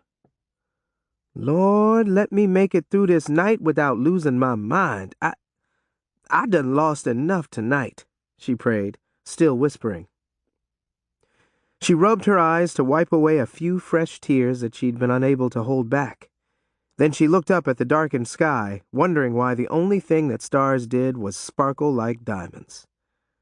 She forced her mind to dwell on other subjects that were of little or no importance to her other than the fact that they were distracting. Like, what purpose did the moon serve? And exactly what was God doing these days while she and almost everybody else in the world were behaving so badly? Did he think that by not preventing the mess that she was in, she'd benefit from it? The only benefit that she could determine so far was that the consequences for her behavior had made her realize what a stupid fool she'd been. She was sorry that she had screwed around with boys who cared more about their fishing poles and hunting dogs than they cared about her. She had had fun getting fucked inside out, but she had paid a high price for that fun, a price that had no ending. As far as she was concerned, having a beautiful, healthy baby and losing it the same night was the ultimate price to pay for her being such a fool. Ruby spent more than an hour meandering throughout the backyard vegetable garden that her mother kept such good care of every year. One minute she was feeling sorry for herself. The next minute she was feeling so much anger that she wanted to go back and beat up Othella and Simone. She got tired and sleepy, not to mention the fact that her entire body was still in shock from giving birth. She thought about going back to Othella's house again, not to claim her baby, but to spend the night. Which was what she should have done in the first place, she thought. She was disappointed that Othella and Simone had not insisted that she do so. The longer she remained outside, the more she regretted not letting Simone have Othella escort her home to help her climb back in her bedroom window. She made a few more attempts to get herself in, but each time she got so dizzy and weak she almost fainted. On her last attempt, she almost made it. But when she tried to lift her heavy leg up to the windowsill, she fell and landed on her back like a turtle. By now, Ruby realized she had to enter the house through a door. She didn't have her key, so she had no choice but to knock. But before she could do that, her father, fully dressed and with his best hat on his head, snatched open the front door and clicked on the living room light at the same time. Anybody who challenged Ruby's father, Reverend Roebuck Upshaw, was a fool. He was the most respected and feared preacher in the community, and for a variety of reasons. For one thing, he was a large man with a hard, scowling face that rarely displayed a smile. He had a double-barrel shotgun, and he was not afraid to use it. Another reason that he intimidated so many of his peers was because he was very intelligent, especially for a man with just a 9th-grade education. Unfortunately, intelligence generally worked against a person of color in the South at the time. However, the Reverend was smart enough to know when and to whom to show his intelligence. To a lot of white folks, he was just another nigger. But to other white folks, and almost every black person he knew, he was a very important man. Some of his admirers even thought of him as a visionary. He helped people do their taxes, he doled out financial assistance to those in need, and he had some mysterious but strong relationships with some of the most powerful white folks in town.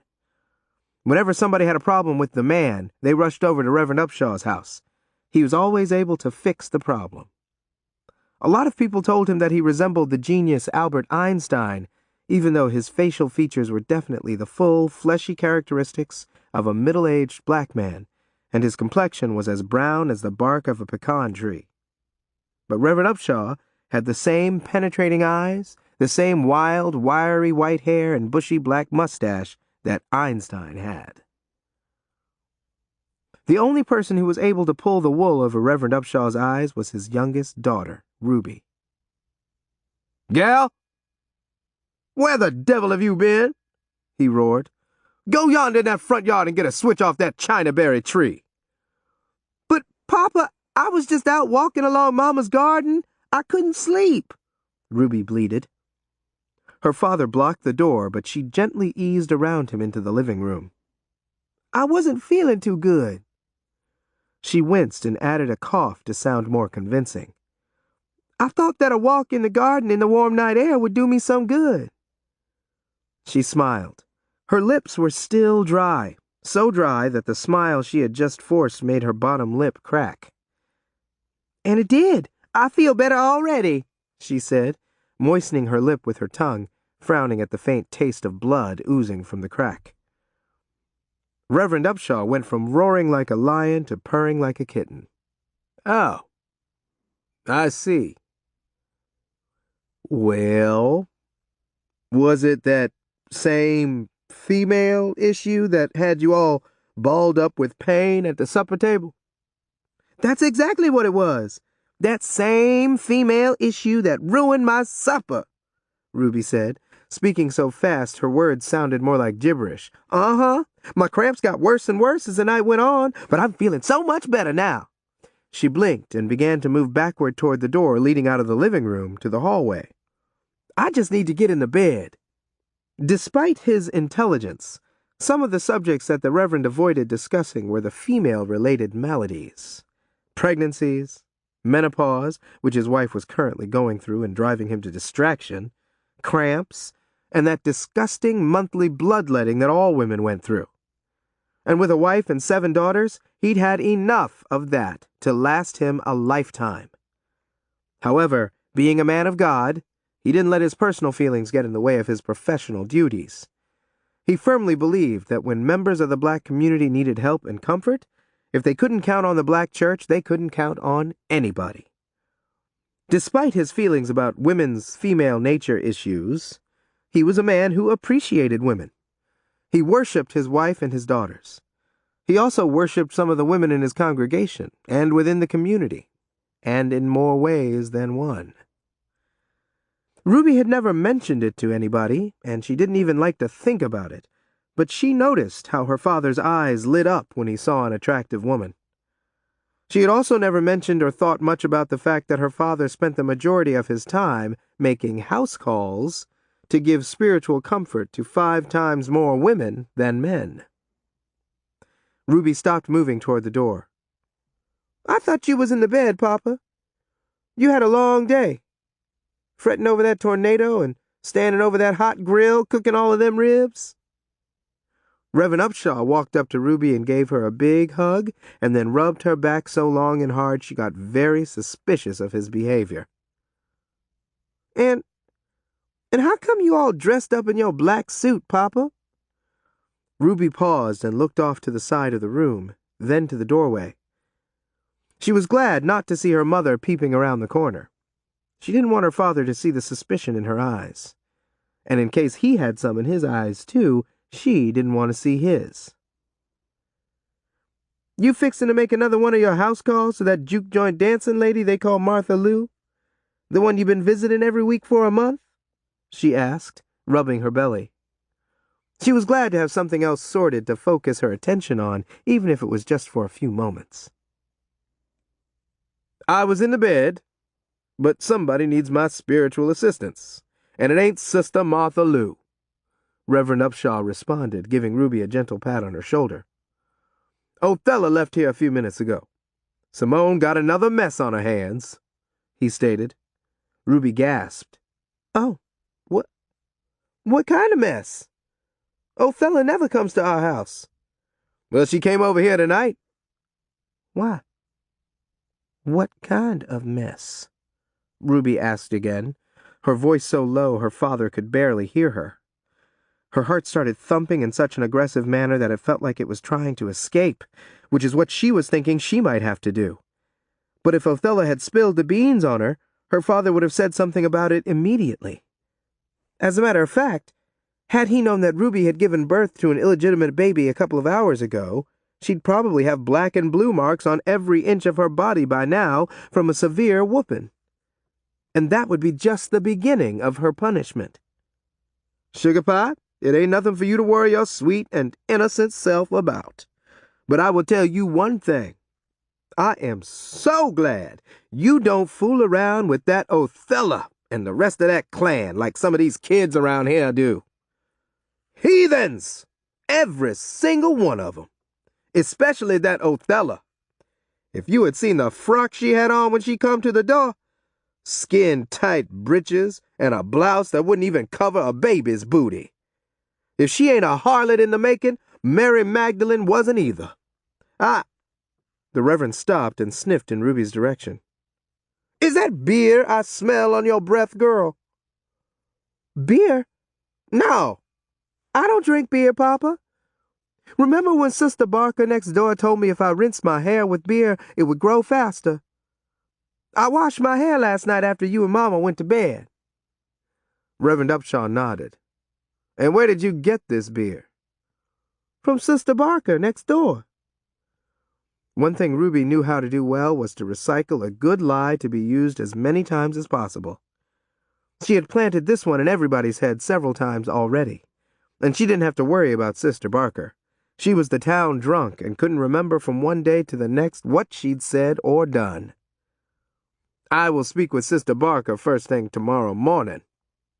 But from tonight on, you don't visit that woman's house unless you with me or your mama. Now get to bed. Ruby's father gave her a dismissive wave. And if I find out from Sister Barker that you drunk some of that beer, you will be sorry. Okay, Papa. Ruby was reluctant to leave the room. She had to find out why Othella had come to the house to get some kind of assistance from her father, tonight of all nights. She was quite sure that Simone had not sent Othella to get her father so that he could come administer her some of his spiritual comfort tonight. Papa, are you going to tell me why Simone sent Othella to get you? Reverend Upshaw shook his head and gave Ruby a tortured look. You ain't going to believe what went on in that woman's house tonight, he said stiffly, the caterpillar-like brow above his right eye twitching. What went on in that woman's house tonight? She was so frightened and nervous she had a hard time controlling her bladder. Not only had she left her panties behind at Simone's house, but the balled-up toilet paper that had been used to plug up her vagina had slid out during her walk from the garden to the front door. She could feel the fluid sliding slowly down her thighs. All she could hope for was that if her daddy saw blood or urine or whatever else was dripping from underneath her dress, he'd be too squeamish and too embarrassed to mention it. Reverend Upshaw did notice streams of bloody urine slowly rolling down his daughter's naked legs, and he was too squeamish to mention it. At least not directly. What were those damn things females used as a sop during their bloody days each month? He couldn't remember, and it was just as well because he was not about to bring up that subject. You really need to go back yonder and take care of yourself before your condition gets worse. Daddy, I'm fine now, Ruby protested, shifting her weight from one foot to the other. I'll feel even better once you tell me what's wrong at Simone's house for Othella to come get you out of bed this time of night. Reverend Upshaw cleared his throat and looked around the room, and behind him toward the door leading down the hall before he spoke again. There's a baby involved, and it's one ugly mess, he stated, glancing toward the hall again. Temporarily speechless and so terrified that she could barely remain conscious, Ruby staggered back a few steps. She was still wondering, if Othella had spilled the beans, why her father hadn't slapped her through the wall by now. Now don't you be getting all upset, Reverend Upshaw said, his hand on Ruby's shoulder, holding her in place. What he said next confused and relieved her. This ain't got nothing to do with you.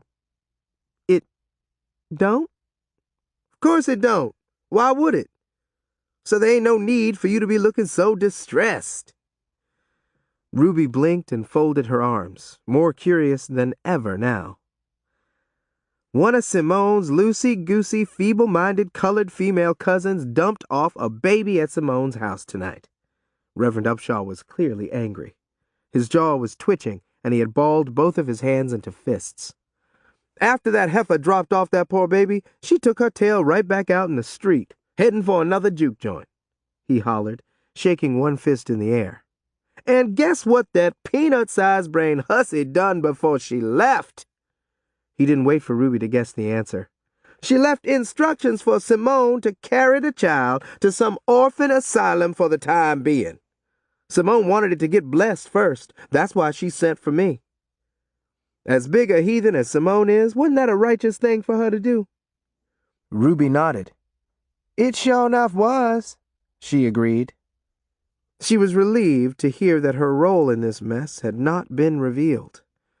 But she was still nervous, frightened, and paranoid.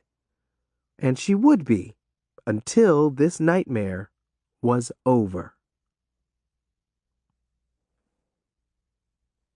Chapter 18. As if Ruby was not already in enough pain, physically, emotionally, and spiritually, her head felt like it was going to explode like a hand grenade. Her eyes felt like they were sizzling each time she blinked. It was a struggle, but somehow she managed to get the words out of her mouth. I can't believe Simone's cousin is turning her baby over to a asylum." Reverend Upshaw nodded. "I can't believe it neither. Or I should say that I don't want to believe it. That poor little baby might never know her real kinfolks. I swear to God, Negroes are going to hell in a handbasket. Having babies and dumping them off on some stranger is usually a white woman's folly.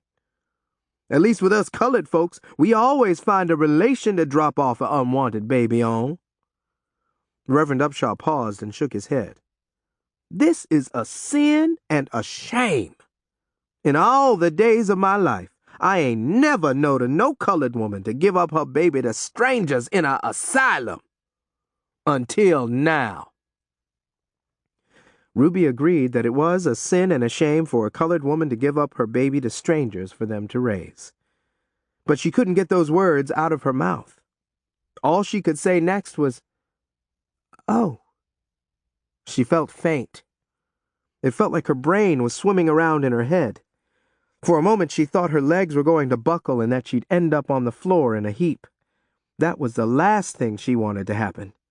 Dr. Hollis would be summoned and she'd be exposed for sure. She felt woozy, but she didn't know if it was from the beer she'd consumed at Othella's party or because she'd given birth, or both. And it didn't matter. The only thing that did matter was that she couldn't let her father know the truth about what she'd done tonight. Like a chair with weak legs, Ruby backed up until she touched the wall, and that was the only thing that kept her from falling to the floor. She stood against the wall, wanting to disappear into it. But she needed to know more about why Simone had sent for her father instead of Reverend Meacham.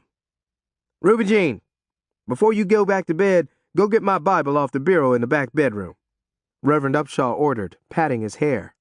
"And you might as well bring me one of my hymn books, too. And for God's sake, don't wake your mama up. This mess would upset her. You know how she loves babies," he added. "She'll be wanting to keep it." Ruby also needed to know exactly what Othella and Simone had told her daddy about this mysterious colored cousin of Simone's. What else did they say about this colored cousin? Which one was it?" "What difference do it make? You don't know them folks. All you need to know is that the whole clan is bad news, and that's why me and Mother don't want you hanging around with Othella." Reverend Upshaw plucked a large white handkerchief from the breast pocket of his jacket and mopped sweat off his face. "I'm surprised that Othella ain't got herself in the family way yet. But it's just a matter of time before she do. Maybe if I did let you hang out with her, you'd be a good influence on her, huh?" He smiled approvingly at his daughter. "Maybe so, Papa," Ruby agreed.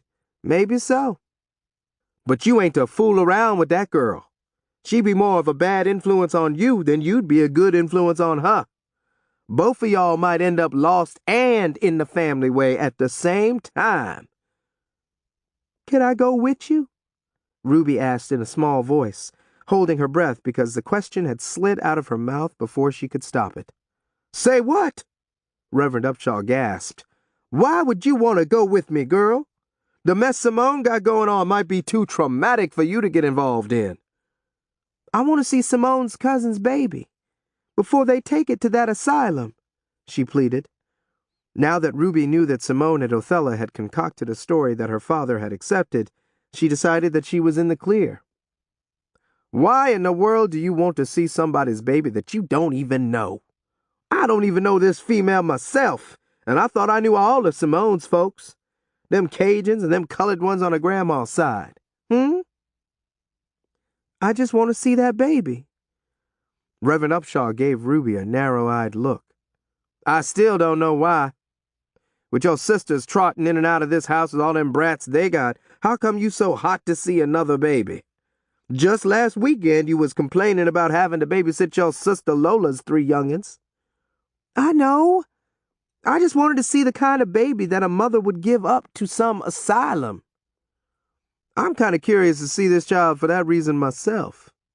Othella didn't say, but it must be deformed or unspeakably homely. Maybe there's a chance that I can talk Simone into keeping it and raising it as her own. She got so many already, one more won't make a difference. Ruby's head felt like it was going to roll right off her shoulders. She knew that Simone was a strong-willed woman, but Reverend Upshaw could talk people into doing just about anything. Simone had made it clear that she didn't want to take a chance on having people find out that one of her sons had taken advantage of Ruby and gotten her pregnant. In spite of that, it was not that much of a stretch for Reverend Upshaw to talk Simone into keeping the baby anyway, especially once he got in her face with his Bible, beat her down with quotes from his scripture and that psalm, and then crooned a spiritual or two from his hymn book. If that happened, Ruby was as good as dead. "Oh, no, Daddy, don't do that," she hollered, almost jumping out of her shoes. Reverend Upshaw's jaw dropped, so she immediately toned down her rant, using a much softer voice as she continued. "I hear all the neighbors talking about how she complains about having so many kids now. Why would you want to talk her into raising another baby?"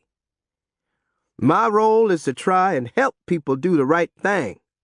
I don't like the fact that there's a single colored child in somebody's asylum being treated like God knows what. If you ask me, I'd say that the child would be better off with Simone. She's a Cajun to the bone, but she done fooled around with colored folks so much, and all of her kids is half-colored. She's more like one of us in spirit. Me and the other church elders will do our part on her behalf. Despite her lowly status in the community, Simone knows that she can always get help from the church and all of the spiritual comfort that she needs from me. Ruby panicked even more. If her father did convince Simone to keep the baby, Ruby was certain that she couldn't go on. The way that Simone and Othella broadcasted their business when they drank, it wouldn't be long before the whole real story came out.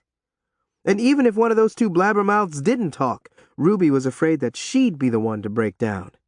"Oh, Lord," Ruby moaned. Look, you begin to look right sickly again, almost as bad as you did during supper. Ain't there something in the cabinet in the bathroom that you can take for this thing that's ailing you? I ain't never seen you look so peaked and lacking in color. Reverend Upshaw felt Ruby's forehead. You want me to go wake up Mother so she can tend to you? "Papa, I keep on telling you I'm all right." Ruby stood back on her legs. "Maybe some more of that night air might do me some good. That's another reason why I want to go to Simone's house with you." She gave her father a desperate look. "And I'd like to see them red tapestry drapes at her front windows that I heard so much about, too." Well, I guess one visit to that hellhole won't corrupt you, but just this one time. Shaking a thick finger in Ruby's face, the Reverend added, Don't you ever tell Mother or anybody else in this family that I let you accompany me to Simone's house. But it might do you some good to feel some of that negative energy that woman and her youngins generate. And to see the kind of baby that a mother could give up, Ruby added, following her father out the front door. Chapter 19. Ruby, what in the world are you doing here? Othella, fully dressed in a fresh pair of jeans and one of her twin brother's shirts, yelled as soon as she spotted Ruby standing on the front porch. It had been 2 hours since Ruby had left Othella's house. When Othella saw that Reverend Upshaw was standing off to the side out of her immediate view, she covered her mouth. What I mean is, You ain't never been to this house before. Simone ran into the living room. She had also changed into another outfit, a pair of brown corduroy pants and a loose-fitting, freshly ironed plaid blouse. She had put on fresh makeup and pinned her hair up into a bun on her head. She stopped right next to the lumpy couch. On the couch was a large cardboard box that contained Ruby's baby, wrapped in the same pink towel as before. Reverend Upshaw, I didn't want to bother you, Simone apologized, waving him and Ruby into the house. But Othella tried to get Reverend Meacham to come over here and bless my crazy cousin's baby. But as he was getting dressed, his lumbago started acting up and then his back went out on him again. Otherwise, I wouldn't have disturbed you. Simone gave Ruby a curious look. Ruby Jean is your name, right? Yes'm, Ruby muttered, nodding. She was glad that Simone was cool enough to act like she didn't know her that well in front of the Reverend. You and my girl Othella was in some of the same classes last year, huh? Yes'm, Ruby muttered again, her eyes on the box on the couch. Only the baby's face was partially visible. She was sleeping, sucking on her knuckles like she had not eaten a thing since her birth, and she hadn't. Ruby, her breasts swollen with milk, wanted to run to her baby and stick one of her nipples in her mouth. I begged my papa to let me come see your cousin's baby. I wanted to see the kind of baby that a colored woman would give up to strangers. What's wrong with it? Othella and Simone looked at Ruby at the same time, and then they looked at one another and shrugged. Ain't nothing wrong with my cousin's baby, Simone answered, a touch of contempt in her voice. Oh, I'm glad you ain't going to keep that baby, Ruby said, putting a lot of emphasis on the word keep. Keep it? Oh, no, honey child. I'll tell anybody. It took a whole lot of steam out of me to keep the ones that I gave birth to. I'm going to tell you the same thing that I told that cousin of mine. 7 kids is more than enough for me to raise without a husband, Simone said firmly, giving Ruby a conspiratorial glance and a wink. I can guarantee you, I ain't going to keep this baby and raise it. I'm glad to hear you say that, Simone, Ruby said with a sniff. She was relieved, but she didn't want to get too comfortable yet. Simone and her father were both so unpredictable that there was no telling how this situation was going to end. Raising kids must be real hard to do, and like you said, 7 is enough for you to be raising without a husband. Ruby swallowed hard. She was a little more relieved to know that Simone's mind was made up. She had no intention or desire to keep this baby, but that still didn't mean that the Reverend wouldn't try and get her to change her mind. If it wasn't a shame, and me and Mother wasn't so old and wore out, I might consider taking in this unwanted child myself, Reverend Upshaw said, shaking his head. I love kids, and I wish me and Mother had been blessed with a few more. He bit his bottom lip and looked at Ruby. She froze and held her breath. What he had just said was the last thing that she wanted to hear. The only thing worse than Simone raising the baby girl was Ruby's parents raising her.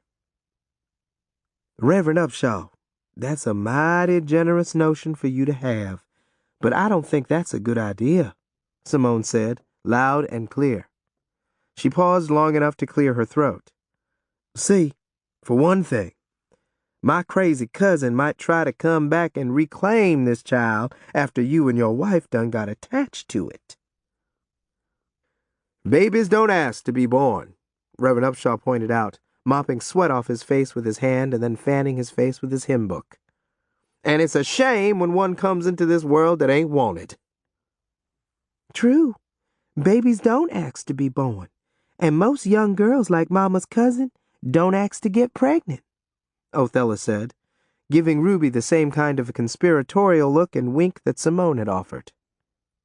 Young girl? Reverend Upshaw asked, looking from Othella to Simone. There was a harsh tone in his voice now. Exactly where is this young cousin? I'd like to meet her, he added, one hand on his hip. "She sure sounds like she could use some spiritual comfort." That heifer, right after she dumped off her baby, she left this house running like a dog was chasing her. She's back roaming around them juke joints," Simone said quickly. "We tried to get her to stay here long enough to meet you and to give this child a proper send-off, and she said she would. But as soon as she heard about another shindig going on in one of them juke joints she can't seem to stay out of, she took off." "I see. Well, it sure enough sounds like this sister is about as lost as she can be. You said she's a young girl. Just how old is this cousin? She can't be no young girl if she already got 10 youngins like Othella told me when she came to my house tonight," Reverend Upshaw said, scratching the side of his neck. Simone wasted no time responding to Reverend Upshaw's comments. "She's around my age, crazy as a Bessie bug." "A sin and a shame. And exactly which one of your cousins is this baby's mama?" Reverend Upshaw asked, shuffling over to the box on the couch. He leaned over and lifted the stiff towel so he could get a better look at the unfortunate baby. "If you want me to try and talk some sense into this child's mama's confused head—" He stopped talking as soon as he saw the baby's whole face and the rest of her tiny body. Simone had wrapped a small pink towel around the baby like a t-shirt. Sadly and ironically, it looked more like a straitjacket, the same kind Simone had once been wrapped in during her residence at the asylum. A face cloth, also pink, had been pinned to the baby like a diaper. Reverend Upshaw stood up straight so fast he almost fell backward. From the frightened look on his face, anybody who didn't know any better would have sworn that he'd just met Satan in person. "Oh, goodness gracious alive! This baby can't be more than a few hours old."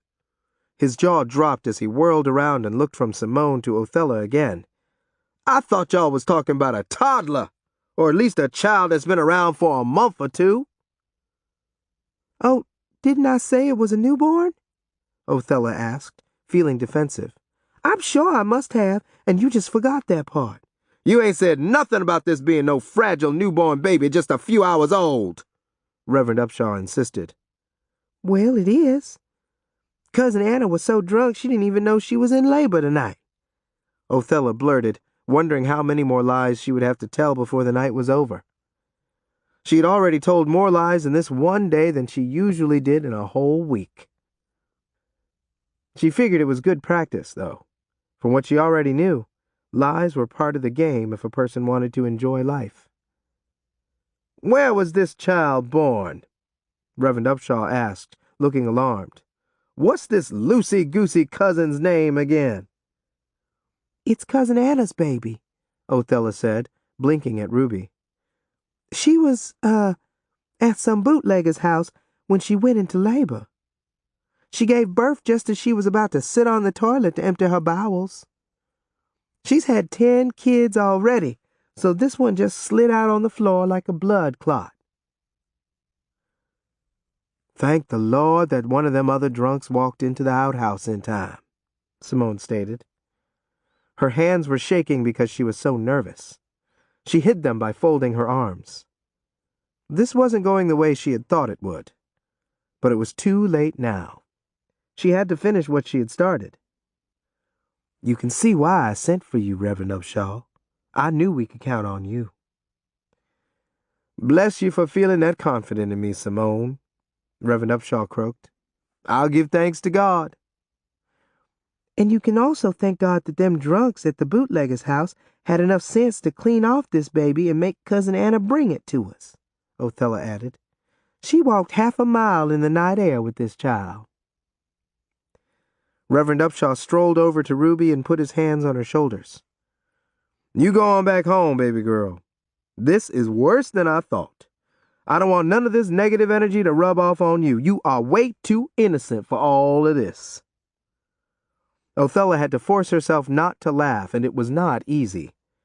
But the stern look that she got from Simone was a potent enough warning for her not to laugh at how naive Reverend Upshaw was when it came to his precious Ruby Jean.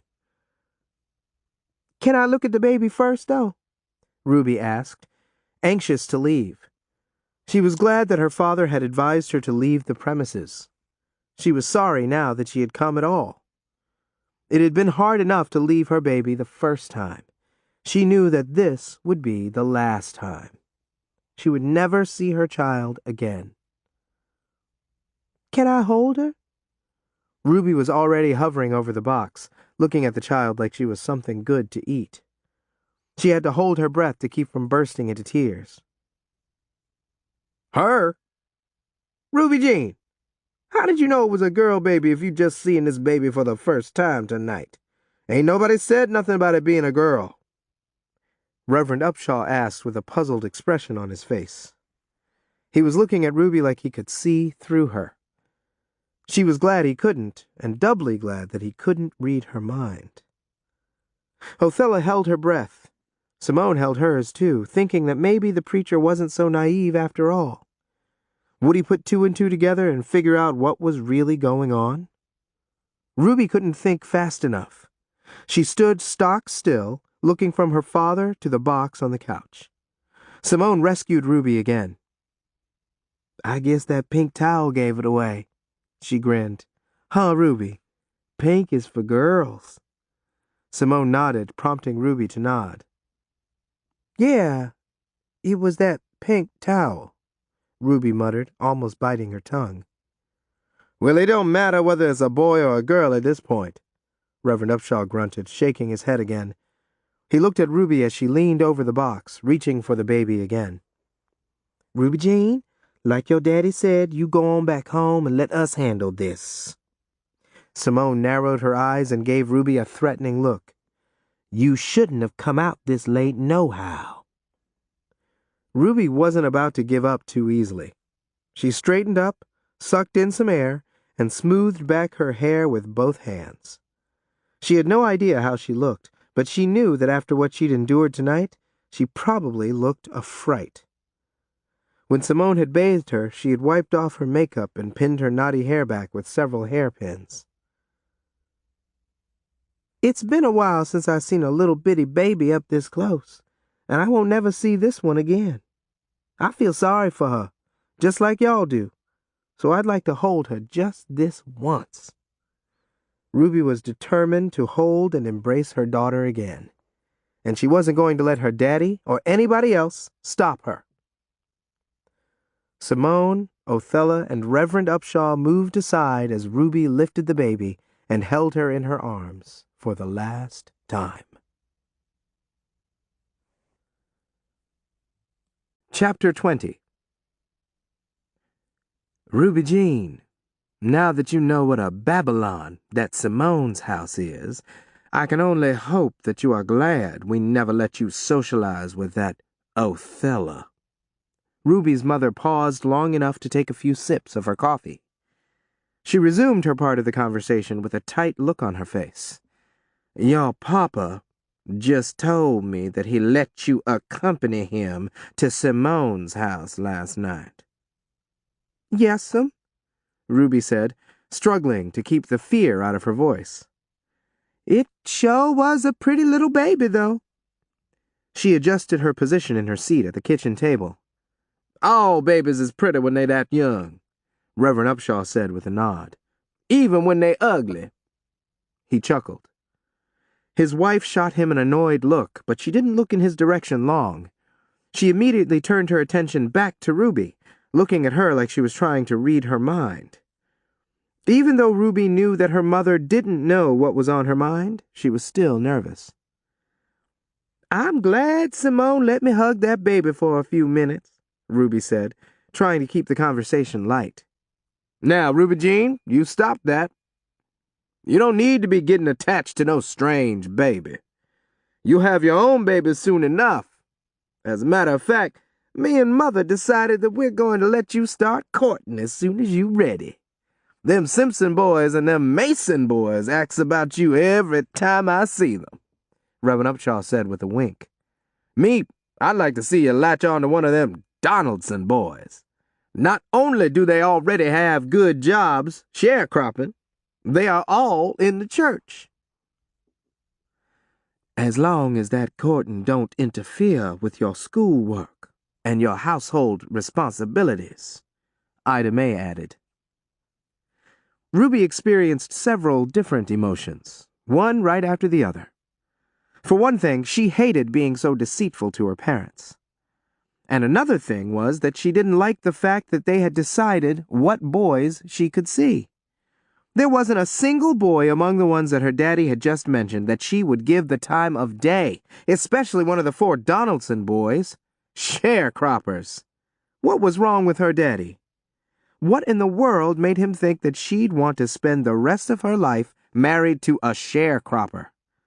Ugly sharecroppers at that. They all had big moon-shaped heads, beady eyes, and lips that looked like raw liver. And those were their most attractive features. All of those Donaldson gnomes had buck teeth.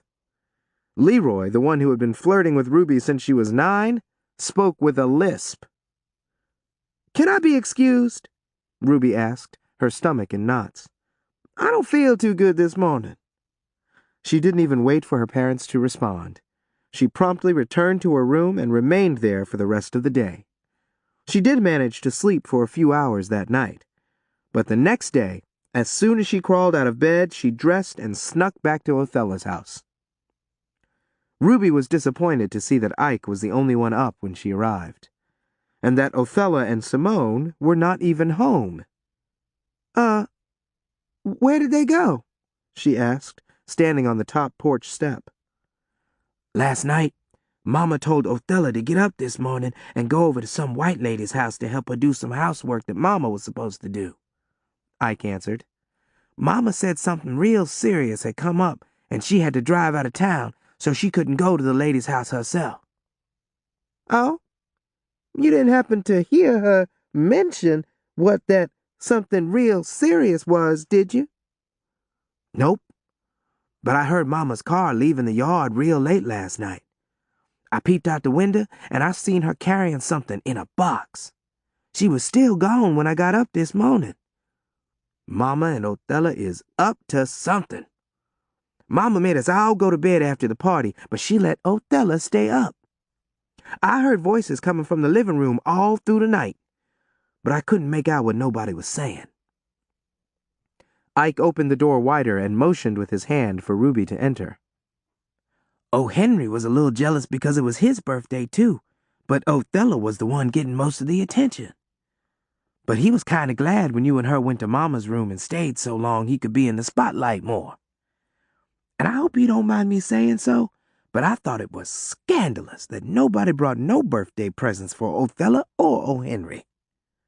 Well, I didn't have no money to buy no presents, but I'll get 'em both something when I do get some money.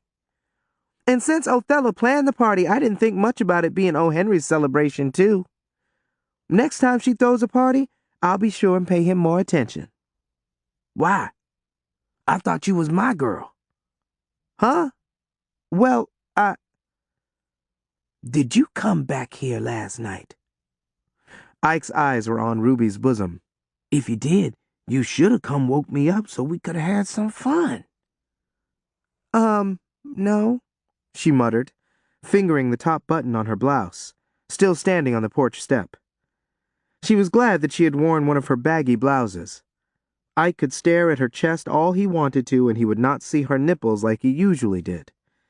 But the real reason Ruby had on such a large blouse was because she had on 2 bras, one stuffed with toilet paper to prevent the milk from her breasts from leaking through. Ike glanced around before he spoke again. About the party last night." "What about it?" "Me and you didn't get to do nothing nasty last night, so we got to make up for it." He grinned. "I felt so sorry for them other 3 girls 'cause nobody was paying them much attention. I tried to make 'em feel welcome." "I noticed," Ruby hissed. Her contempt was wasted on Ike because it didn't even faze him. That stupid grin was still on his face. "Come on in and stay a while," he insisted, waving her in. As she moved forward, he slapped her so hard on her butt it felt like a bee sting to Ruby. She was disappointed that she hadn't been able to satisfy the urge to have sex that she had experienced before her labor started. That was one of the main reasons she had come to the party. She didn't know how long it would be before she felt like having sex again. When she emptied her bladder this morning, it felt like somebody had stuck a metal rod with spikes on it up into her vagina. But Ike would be the first boy she made herself available to when she felt healed enough and horny enough to resume her sexual activities. "Maybe next week," she told him with a tight little smile. "I'm on my monthly." She looked around the living room. It was such a mess of beer bottles, paper plates with leftover barbecue and cake, and broken glass on the floor. It looked like the tornado had struck after all. Ike rolled his eyes and gave Ruby a dismissive wave. Shit. Well, you can still visit for a spell if you want to. The least you can do is help me clean up some of this mess. I think I'll just come back later when Othella gets home," Ruby told Ike, her hand already on the doorknob. Ike leaned closer to her. His morning breath was so foul and hot on her face, it made her frown. She promptly leaned away from him. Ain't nobody up yet, so we got the house to ourselves for a little while. We can, you know. He licked his bottom lip. I could use a quick piece of ass. Despite the fact that Ike was so cute and the fact that Ruby loved looking at that cat's paw footprint of freckles on his face, he didn't appeal to her right now. She had more urgent matters to deal with. She gave him an apologetic look and shook her head. Her response to his suggestion annoyed him to the point of anger.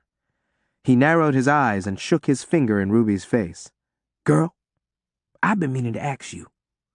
How come you been turning me down these last few times I tried to be nice to you and pay you some attention? Who you been fooling around with? And don't stand here and tell me you ain't been fooling around with somebody else. I ain't stupid. "I ain't been fooling around with no other boys, Ike. How many times do I have to tell you that?" Well, you must be. I know how frisky you can get, and I know how much you like the way I lay pipe between your legs. And there's been plenty of times that you didn't let your monthly stop you from being good to me. Why you doing it now? You just want to be stingy with your stuff, or what? Now, if you got another boyfriend, I want you to tell me so I can go on about my business. I'm a one-woman man, and I want a one-man woman. It was hard to believe that this boy was just 1 year younger than Ruby. He sounded like a dirty old man. "Ike, you can go on and be with any other girl you want. Me, I just want to be by myself for a while. I got some thinking to do." If that's the way you want it, that's fine with me. You want to sit down and spell or what? Or do you want to help me clean up like I said? Ruby immediately shook her head. Next to having sex with Ike, cleaning up a party mess was the last thing on her mind at the moment. "When Othella gets home, tell her to send for me. I just want to talk to her about last night." Ike gave Ruby a suspicious look, his eyes trying to see what she had lurking inside her head. Unlike his other girls, she was a real challenge. Unfortunately for her, a challenge was not what he was looking for in a girl. All he wanted at the moment was just a quick piece of ass. And that was exactly all she was to him. What about last night? Did something happen that I need to know about? Did one of my mama's men friends stop by after I went to bed and y'all robbed him? Ruby shook her head again, and then she went home.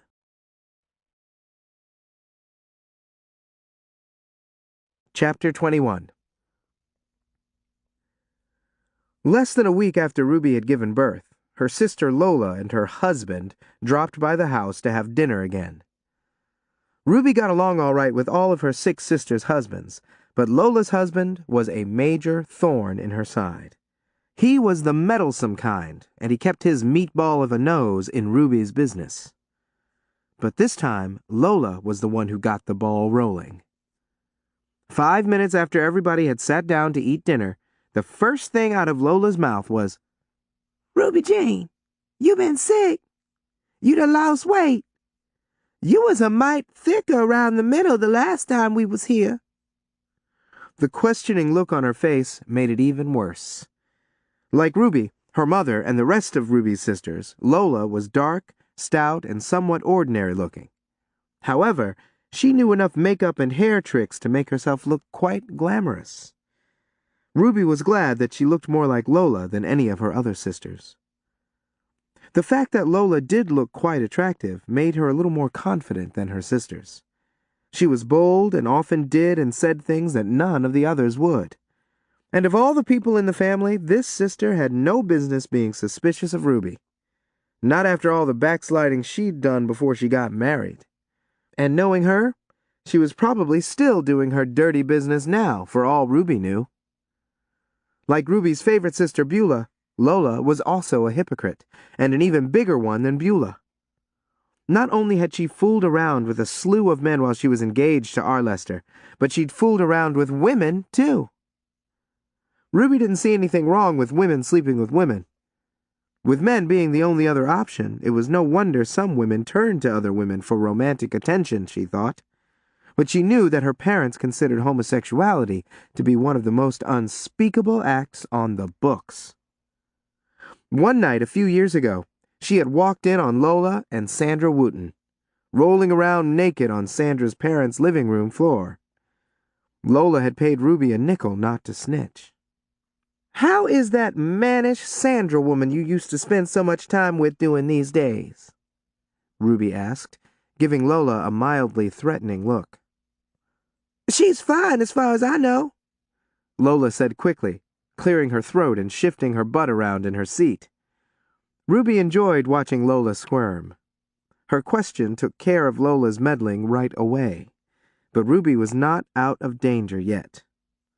"I'd rather focus on you." That's when the husband jumped on the bandwagon, and from the anxious look on his hound dog face, he was itching to stir up some mess that would bring more unwanted attention to Ruby. He took the subject and ran with it. "I ain't trying to stir up nothing, but I'm real worried about Ruby Jean," Arlester started, licking his lips and then pressing them together a few times, like he was tuning up his mouth. He wore the same dingy beige suit that he always wore to funerals, weddings, and dinners. Not only was it so thin you could see through it in some places, but it looked so stiff Ruby was convinced that it could stand up and walk around on its own. Arlester coughed to clear his throat, and when he spoke again, it was in a much louder voice. "I sure hope this child ain't expecting a itty bit of newcomer," he said with a grunt, his eyes sparkling with mischief. It was obvious to Ruby that this was his way of making sure everybody at the table heard what he had to say about her. "What do you mean by that?" Ruby asked, offering a silent prayer to God that she wouldn't lose her temper and hurt Arlester's feelings if he didn't back off.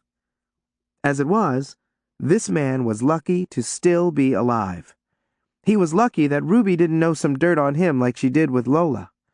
The way he meddled, not just in Ruby's business, but in everybody else's business too, somebody was eventually going to hurt him real bad if they didn't kill him first. She didn't know what to say in time to shut him up. It wouldn't have made any difference anyway because he got on a roll that almost derailed Ruby. "What do I mean? Well, since you asked, I tell you what I mean, Ruby Jean. I know it ain't my business, but you looking and acting the same way my little cousin Oella. Y'all remember that cross-eyed girl that came to the family reunion last year? Anyway, that young sister fooled around and got herself ruined. And I wasn't the least bit surprised the way she dressed and sashayed around the neighborhood." Arlester paused and sucked in some air, looking around at every face in the room. "She was so loosey-goosey she didn't even know who got her pregnant." Ruby's parents and her sister looked like they had turned to stone. There was no movement whatsoever on their faces. Not even an eye was blinking. Ruby, horrified beyond belief, stared from the frozen faces to the ugly mug of her brother-in-law, glaring at him like she wanted to bite his head off. And if he didn't straighten up soon, she just might do that. I ain't nothing like that, Ruby insisted, trying to sound as casual as possible. Y'all know me better than that, she added, looking from her mother to her father. She was glad to see that their faces had softened and come back to life. Her mother smiled. Baby girl, we know you would never shame this family by getting yourself into a pickle like that, her father said, smiling. He blinked at his son-in-law. We trust Ruby Jean as much as we trust all the rest of our girls. Ruby's mother, her mouth full of cornbread, nodded. We sure enough do. I just hope whatever ailment you got, it ain't nothing serious, Lola added, giving Ruby a guarded look. It would break my heart and disappoint me if you brought shame on this family. Ruby had to grit her teeth to keep her jaw from dropping. She couldn't believe the words that had just rolled out of Lola's mouth.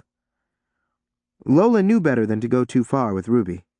But I'm sure that ain't the case. Ruby Jean ain't that crazy, she added, all in one breath, talking so fast her last sentence sounded like it was one long word. I won't bring no shame on this family, Ruby mumbled, wishing she could melt into the wall behind her. These family meals had become so uncomfortable that Ruby dreaded them now, and this one was especially painful. I know you won't, baby sister, Lola said, winking at Ruby. I want you to follow in my footsteps. Ruby gave her sister a mild warning look. She knew that Lola was probably thinking that Ruby was thinking about all of the unchristian-like things she had done before she got married. And she was right. Bula had told Ruby that Lola had used that chicken blood in a capsule trick on her fool husband. He thought she was a virgin on their wedding night. I will follow in your footsteps, big sister, Ruby said with a smirk. I hope so, sugar. But what I meant was, I hope you find yourself a man like our Lester to marry, and live out your life with him the way the Bible tells you to. That's what I meant. I know what you meant, Ruby said, the same smirk still on her face. Ruby loved Lola as much as she loved the rest of her sisters, but there was a special bond between her and Bula. She had shared things with Ruby that none of the other sisters would even admit that they knew, like that fake virginity thing. Ruby had never bothered to ask Bula, but she wondered how she had been able to get blood from a chicken to put in those capsules. She made a mental note to herself to eventually ask Bula, or maybe even one of her other sisters. She thought it would be a good idea to know all of the details in case she and Othella ever needed to fool some man into thinking they were virgins. I've been having a few female issues, that's all. That's how come I lost a few pounds. Ruby volunteered, knowing that this subject would not be explored too much longer with her parents and Lola's goofy husband. But I'm fine now. And it didn't hurt for this girl to lose a few pounds, Ida Mae said. Ruby Jean, go in the backyard with Lola and y'all bring the clothes off the line. It's getting mighty cloudy again, and I don't want my laundry to get wet. As soon as Ruby and Lola were out of earshot, Ruby asked her, How do you get blood from a chicken to use in them capsules? Lola gasped and gave Ruby an amused look. Why are you asking me something like that? Don't mess with me, Lola Mae, Ruby warned. Don't you play dumb with me. Bula told me about that trick that a woman can use when she wants a man to think she's still a virgin. Lola gave Ruby a dumb look anyway and shrugged her shoulders. All I want to know is, how do you get the chicken blood from the chicken to put in that capsule? Ruby asked again. Lola let out a loud, exasperated sigh and looked around the yard and toward the back door before speaking again. If you ain't started courting yet, that ain't nothing you need to be worried about. Or is it? The amused look was still on Lola's face. I don't see you or Bula that often. I just want to know now in case I don't see y'all for a while, Ruby replied. I'm going to start courting soon. Well, it ain't no secret. Flodell, Bessie, and almost every other gal I know knows about it. Even Carrie and Vera. Carrie and Vera were Ruby's two middle sisters, born 8 months apart. I don't, Ruby chortled. So you need to tell me.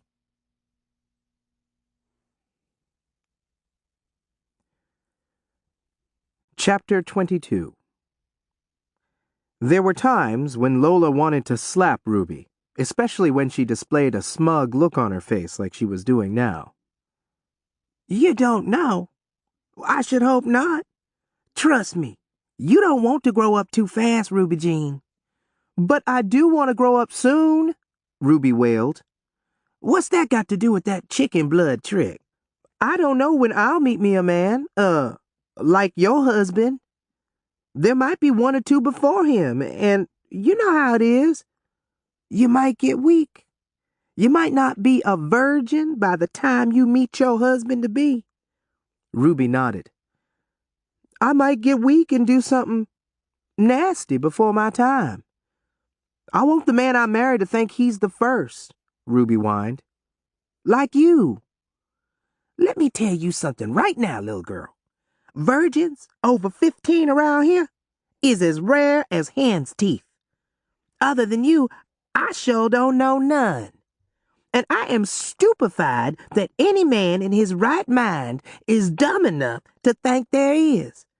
I mean, there is some somewhere, but virgins is real rare.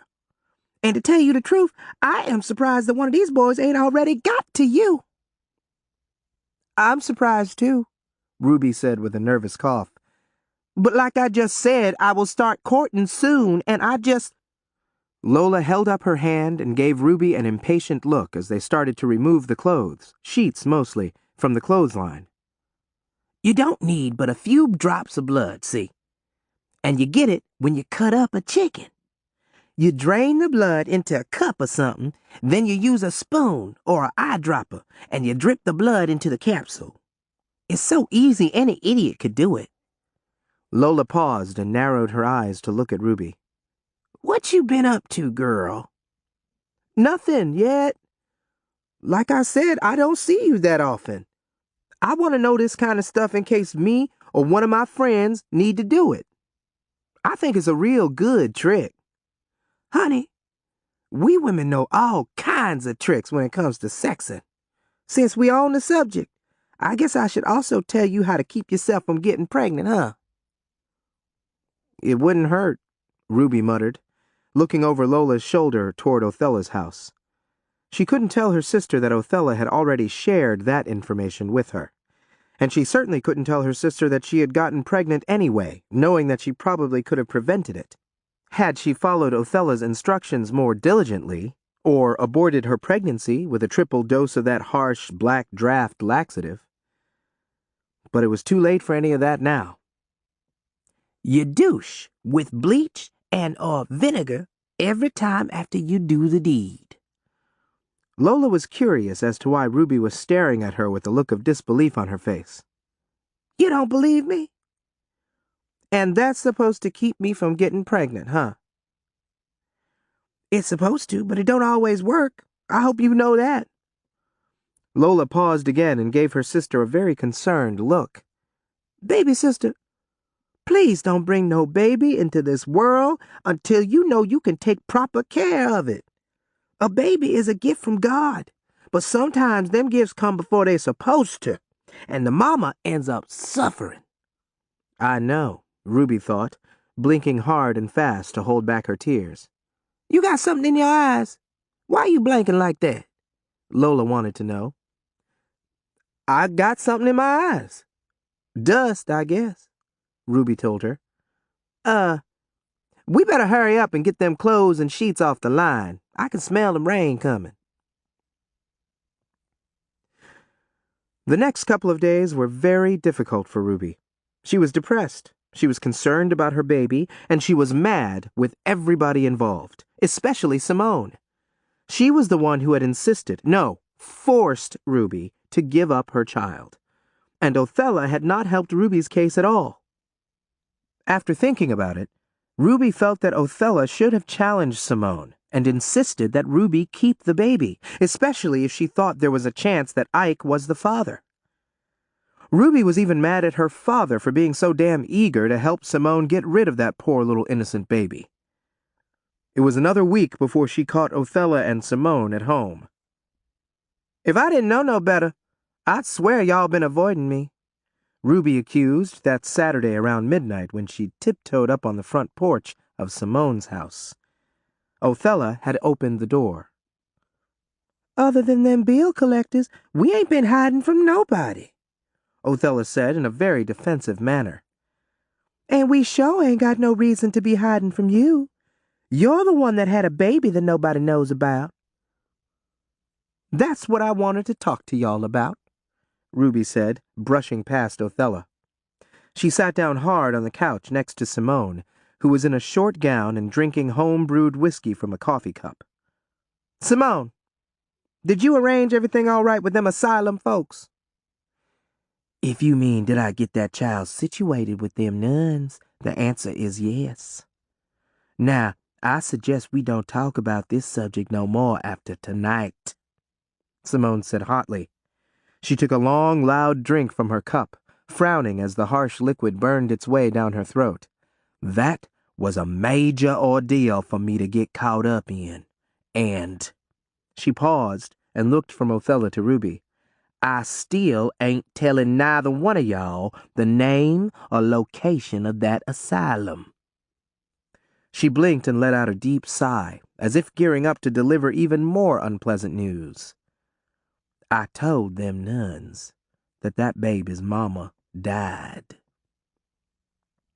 Ruby's breath caught in her throat, along with a huge lump. She held her breath because it was the only way she could keep herself from crying some more. "You'd have to tell them folks that," she whimpered. "What if—" "What if what?" Simone snapped. "What if I marry me a real nice, understanding man, and he wants to adopt my child? We might have to deal with all kinds of red tape with them nuns," Ruby said firmly, and she meant every word. In her mind, her fantasy was that she would marry a decent, compassionate man soon, she hoped, and she would tell him about her baby. He would insist on retrieving the baby girl and helping Ruby raise her. "Girl, have you lost your mind? If and when you ever find a husband, you are going to have a hard enough time keeping him happy and under control with the normal, everyday problems we all have. And say you did do something that crazy, like telling your husband you had a baby. What about your mama and daddy? Do you want them to ever find out about this?" "Well, honey, I am telling you right now, if you do, you better not tell them I was involved in this mess." "I wouldn't tell them nothing," Ruby said, her lips trembling. "I don't want to get you in no trouble, Simone.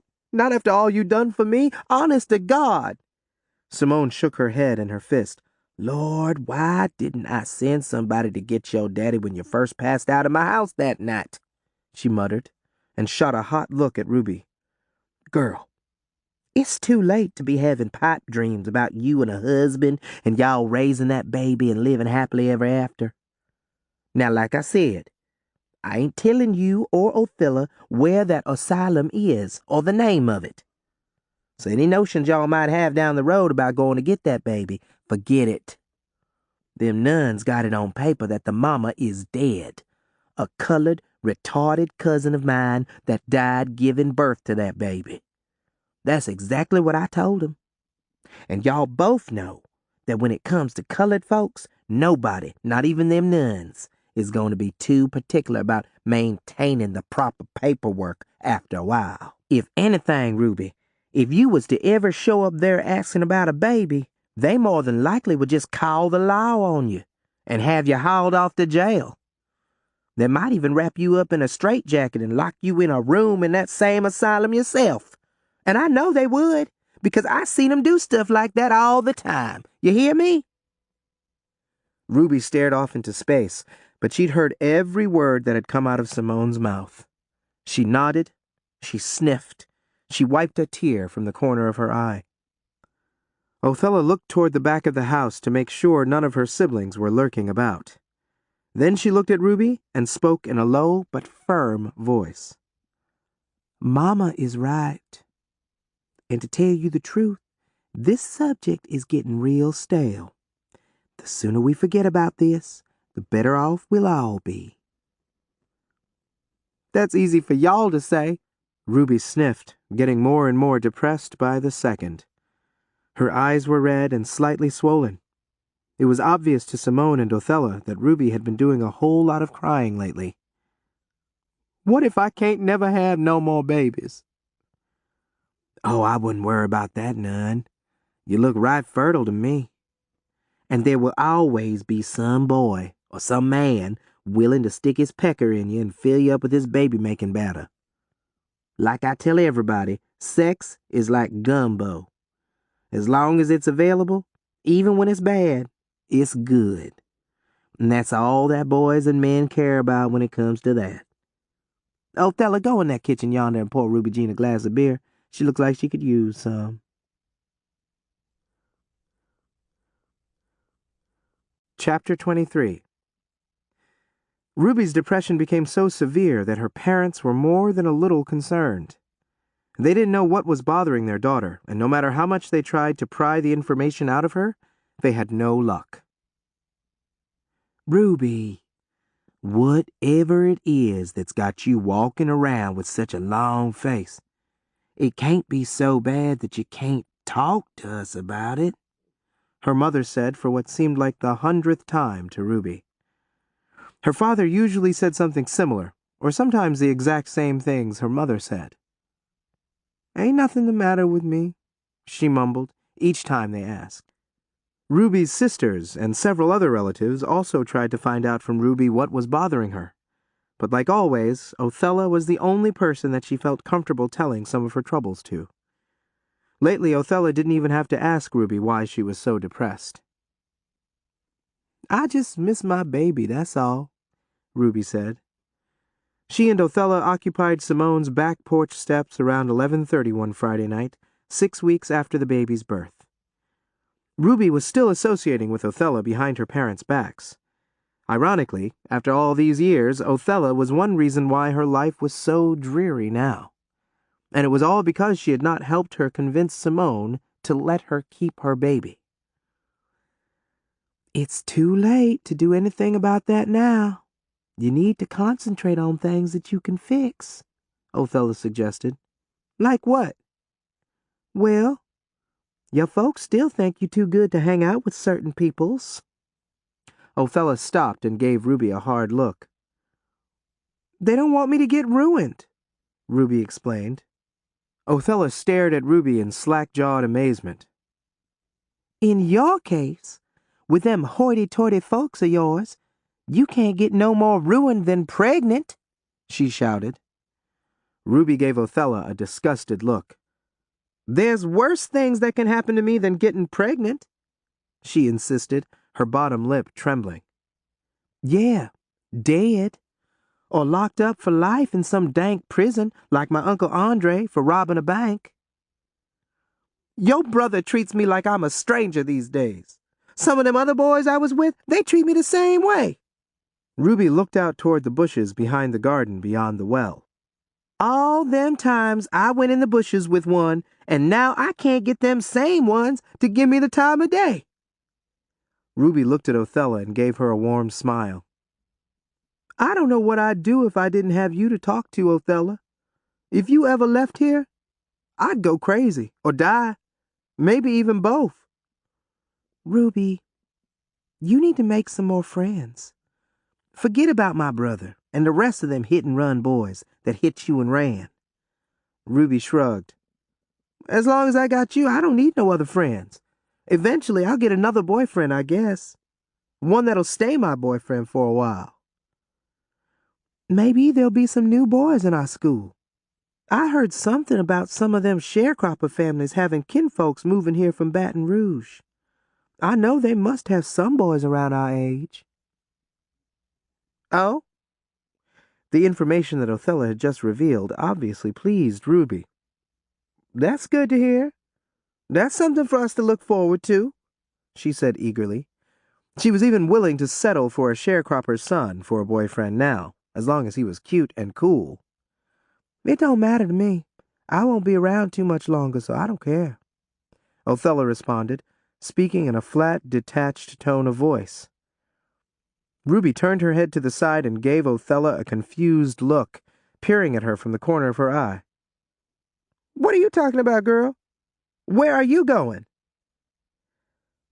I ain't going back to school when it starts back up. Othella sniffed and sucked in some of the night air. I'm going to go to New Orleans and find myself a husband. Last year when I was there visiting one of Mama's friends, I seen servicemen all over the place. I wanted to marry me one then. A couple of years ago, Uncle Laurent came back from the army with a bullet in his head, so he gets some kind of army money every month now. Even though he dropped his rifle and it went off accidentally and shot himself, it don't matter. The government got money, and they give it to men who serve. With his check from the government and the money that Uncle Laurent makes driving trucks cross country, he treats his wife real good. That's what I want, a man that can offer me some real security and attention. You leaving? Why? I can't believe what I'm hearing, Ruby hollered. Her eyes opened so wide it looked like they were going to roll out of their sockets. She stood up and faced Othella with her hands on her hips. You can't do that. You can't just run off like that looking for a husband. You just watch me, Othella retorted, rising. She placed her hands on her hips and got so close to Ruby's face, Ruby could smell the homemade wine on her breath. I'm sick of living the way I've been living with my mama. She ain't never going to change for the better. I'm just 15, but I feel like I'm 50, cooking, cleaning, and taking care of all them brothers and sisters of mine while Mama's having a good time with her men friends. Ruby's lips moved, but no words came out. Suddenly she started gasping for breath so hard that Othella clapped her on her back. Ruby, you ain't all the way healed from having that baby. You don't need to be making yourself upset. Othella wrapped her arm around Ruby's shoulder and guided her back down on the steps. Othella eased onto the steps, patting Ruby's knee. What about me? Ruby rasped, blinking to hold back her tears. What about you? Ruby gave Othella a desperate look. What will I do with myself when you leave here? Ruby, me and you are real good friends. You're the best girlfriend I ever had in my life. But we ain't joined at the hip. We had to part company sooner or later. I love you to death, but it's time for me to move on. Now, if you want to come with me, that's fine with me. But I am leaving this place. I can come with you? It's all right with me. But you and me both know Reverend Upshaw and your mama ain't gonna let you run off with me. They don't even allow you to walk the street here with me. And don't even think about running away without telling them. The last thing I want to have to deal with is the law. Knowing your papa, he'll send the man after us so fast it'll make your head spin clean off your neck. But if he say I can go with you, I will. Othella gave Ruby a pitiful look, and then she shook her head. What did I just say? Your daddy would never in a million years let you leave town with me. When are you leaving? Ruby asked in a meek voice. She was so terrified of losing her friend that she didn't know what she was going to do, if and when that happened. I don't know yet. I got a few dollars saved up, but I need a few more. I figured if I could boost a few more frocks out of that boutique on St. James Boulevard, I can sell them to get the rest of the money. If so, I think I'll be leaving right after Thanksgiving. You ain't going to stay around to celebrate Christmas with your family? I don't think I can wait that long. Mama is getting lazier and crazier by the day. And I'm sick of tending to my baby sisters and cleaning and cooking and dodging Mama's men friends. I need a break from this life. I see, Ruby muttered. She rose without another word and headed home. She crawled back through her bedroom window, crying so hard she could barely see her bed through her tears. Othella's news had upset her so profoundly, she forgot to say her prayers. She climbed into bed fully clothed and cried herself to sleep. Now she had something else to be depressed about. When Ruby's mother got up to fix breakfast the next morning, Ruby was already in the living room, staring at the wall. "What you doing up so early, Ruby Jean?" Ida May asked. "I'm about to fix breakfast. You want grits, rice, or oatmeal? Ham, sausages, or bacon? White bread, rolls, or biscuits?" "That's all right, Mama. I'll eat something later," Ruby said with a weak smile, shaking her head. "I got a lot of things on my mind, so I ain't got no appetite right now." Reverend Upshaw sauntered into the room. He was still in his bathrobe, his face was unshaven, and his hair resembled a burning bush. "What things you got on your mind, girl?" he asked, a grim look on his face. "You ready to talk about why you been crying so much your eyes is red and swollen, and why you been so down in the dumps lately?" Ruby remained silent for at least a whole minute, with her eyes looking down at the floor. Her parents stood side by side, a few feet in front of her. When Reverend Upshaw cleared his throat, Ruby looked up and began to talk in a slow, mechanical manner. "Most of my good friends done moved away, so I ain't hardly got nobody to hang out with." "What about us? What about your family? And Lola and Arlester offered to let you come stay with them at their house for a couple of weeks, if you think that would cheer you up," Reverend Upshaw said, trying to sound cheerful. "You can spend your whole Christmas vacation from school with them." He added a smile. The thought of living in the same house with Lola and Arlester for 2 weeks made Ruby cringe. She'd rather spend her vacation in a doghouse, and she didn't care who knew it.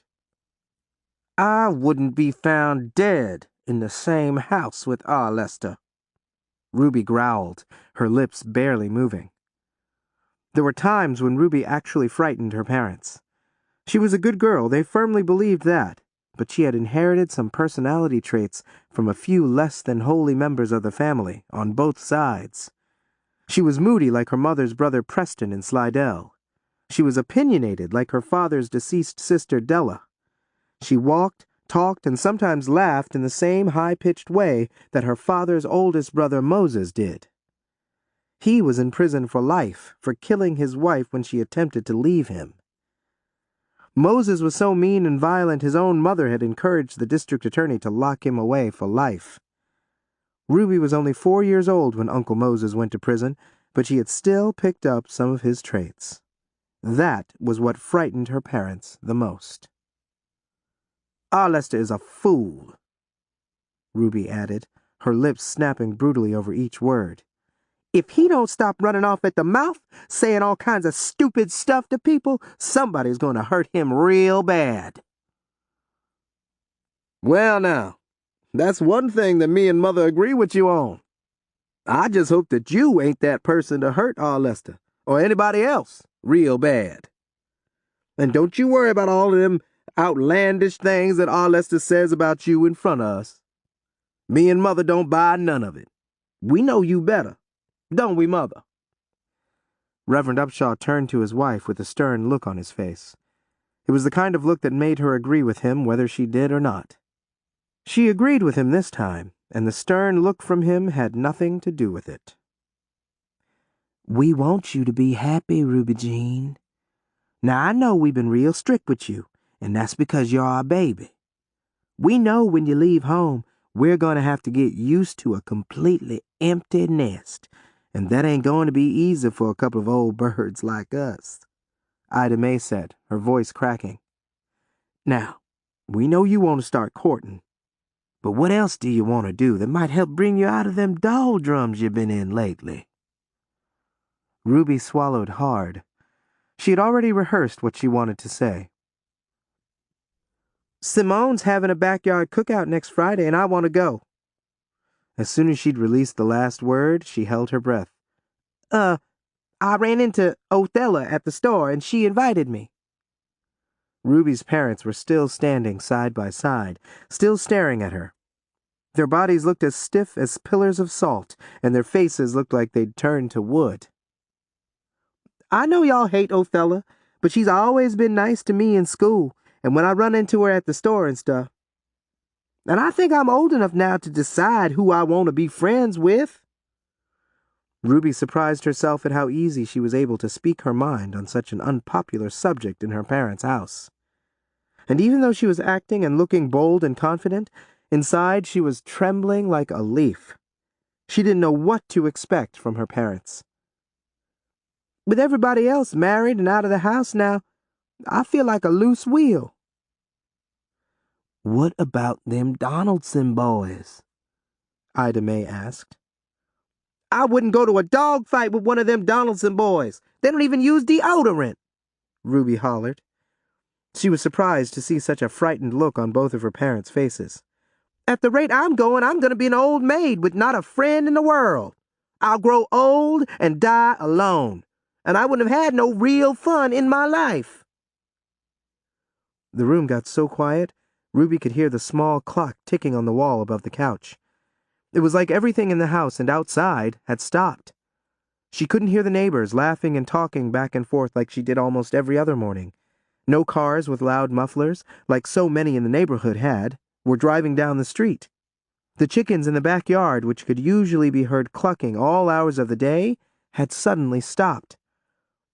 Reverend Upshaw's lazy old nameless coon dog was usually barking at something or somebody from the back porch, all hours of the day and night. Well, Ruby couldn't hear a peep out of that mangy creature now. It was like the whole world had come to a complete standstill, and everybody and everything in it had become mute. But that was not the case. Ruby's mind had tuned everything out, and it remained that way for at least a full minute. As soon as her mother spoke again, all of the sounds inside and outside the house resumed. Will Simone stick around to supervise things at this cookout? Ida May asked, talking loud enough to be heard over the coon dog barking at the chickens clucking. It pleased Ruby to see her mother's hard face soften by degrees right before her eyes. Simone can't supervise herself, Ruby said quickly. Ida May and the Reverend both laughed and nodded in agreement. The cookout'll be in the daytime, and I won't stay more than an hour or two, Ruby added. Her parents looked from her to one another and shrugged. This was usually a sign of surrender on their part. There ain't gonna be no alcohol served at this shindig, is there? The Reverend asked, his face softening too. If there is, I ain't gonna drink none. Honest to God, Ruby said. I swear I won't. I'll think on it, Reverend Upshaw told her, turning to leave the room. With a great sigh, his wife followed behind him. Before Ruby could make it back to her bedroom, Reverend Upshaw yelled from the kitchen, "You can go to that cookout, but you better behave yourself or you will suffer." Ruby covered her mouth to keep from giggling, and it was a good thing she did. Reverend Upshaw appeared in her bedroom doorway within a matter of seconds. "One more thing," he said, waving a finger in the air. Ruby gasped and stood trembling by the side of her bed. What's that, Papa? This ain't no license for you to start running the streets all hours of the day and night with Othella. Me and Mother still don't approve of the way that girl dresses or behaves. If you ain't careful, she could lead you down a real dark path like a Judas goat.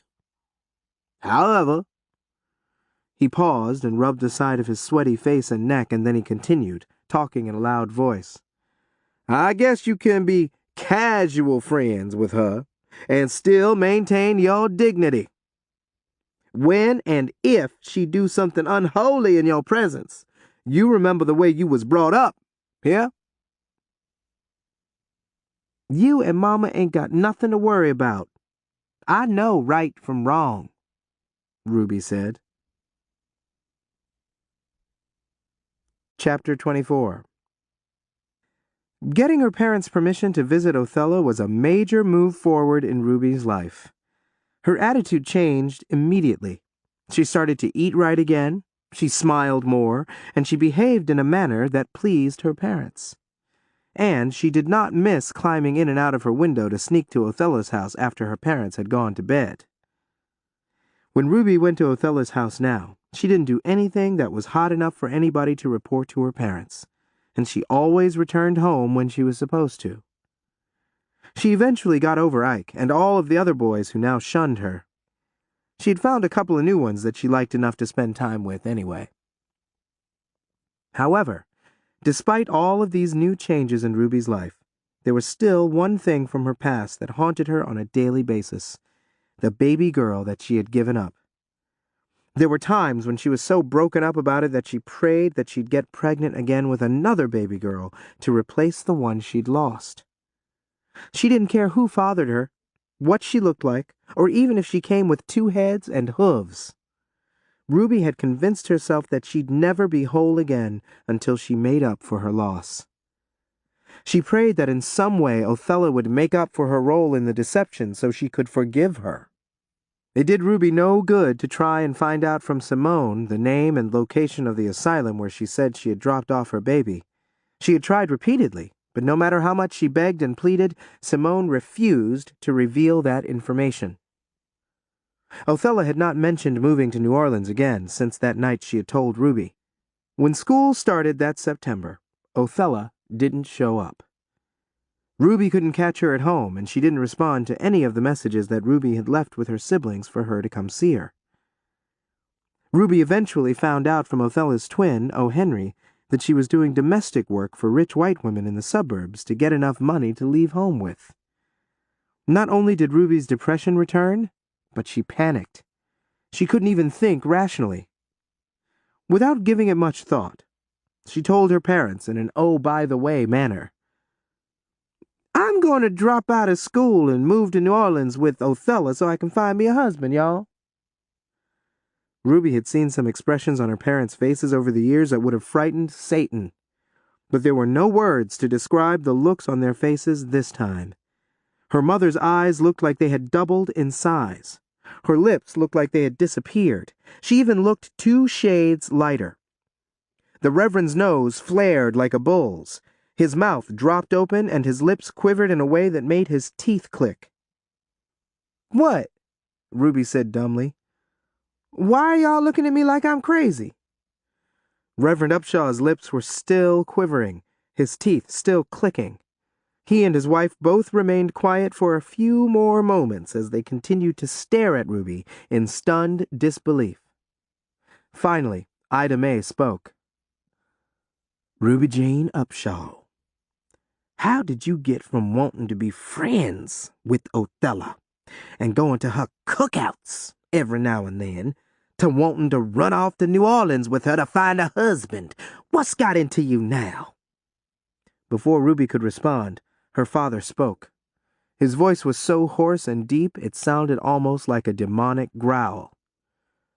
"Have you lost your mind, girl? You ain't going no place." "No, I ain't lost my mind. Ruby began, but she was abruptly cut off by her mother. "You must have. In the first place, you ain't going to quit school.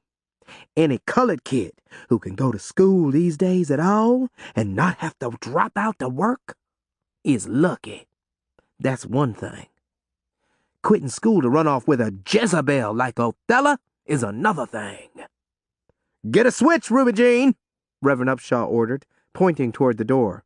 "Get your tail out yonder to that chinaberry tree and break off a switch, because I'm fixing to whoop you like you stole something."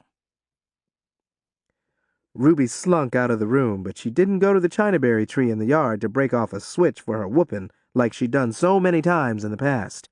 Instead, she galloped over to Othella's house to tell her about her parents' reaction to her desire to quit school and leave home.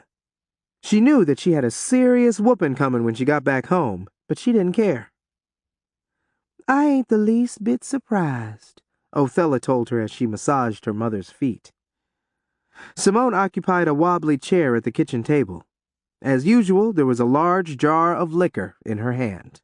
She grunted. "Ruby Jean, if I was you, I'd do what I wanted to do. It's time for you to stand up to your mama and papa. They can't run your life forever. They keep going on and on about how they want me to make something out of myself, Ruby said. Be a school teacher or a nurse or something, even though that ain't what I want to do with my life. The bottom line is, they got to turn you loose, sooner or later. Most of the girls around this place leave home around 15 or 16 anyway. Ask your mama how old she was when she left home, Othella said with a smug look. You ain't no better than the rest of us. School teacher, nurse, my ass. You wouldn't like doing nothing that dull, Ruby.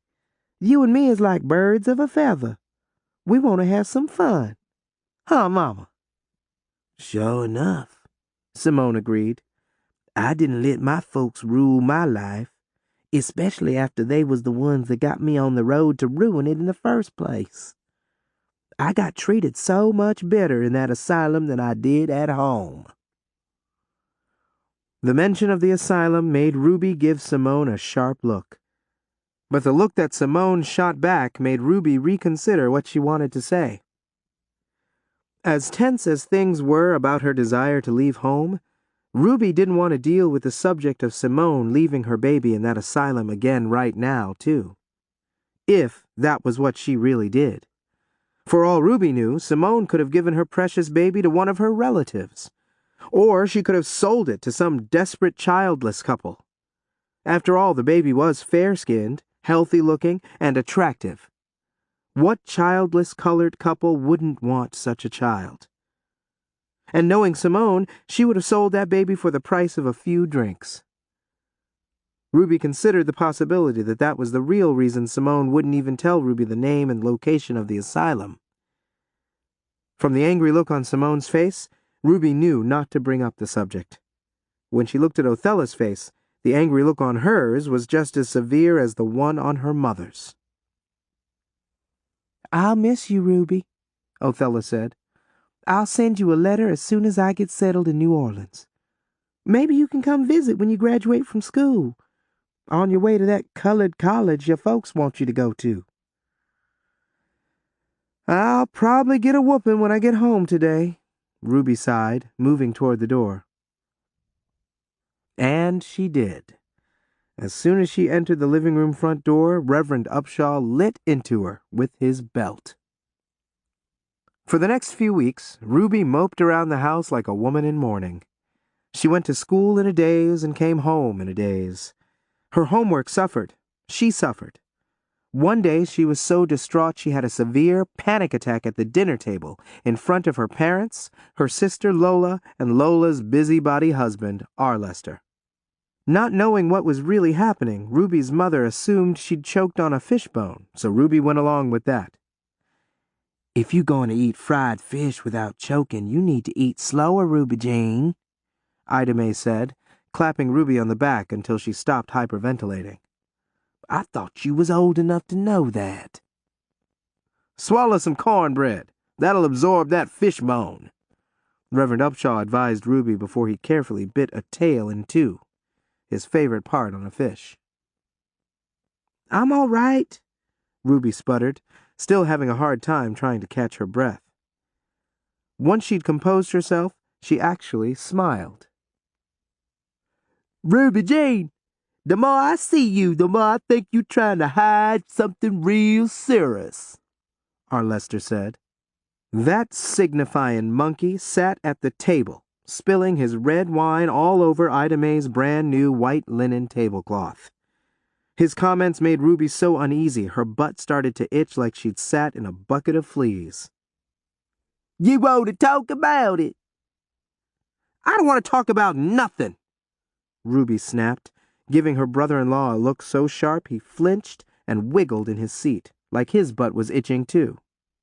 And if you don't mind, please stop telling me how bad I look or how you think I'm trying to hide something, 'cause I ain't.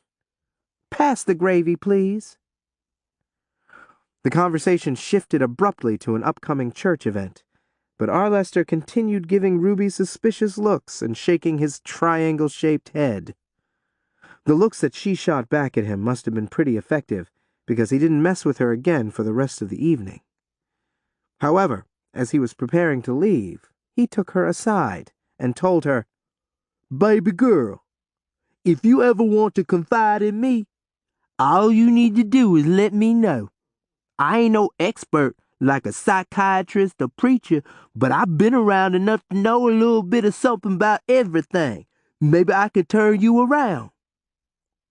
Oh, Lester, I don't need to be turned around or nothing else. Now you have a blessed evening, Ruby told him, closing the front door so fast behind him and Lola that she caught the tail of his jacket in it.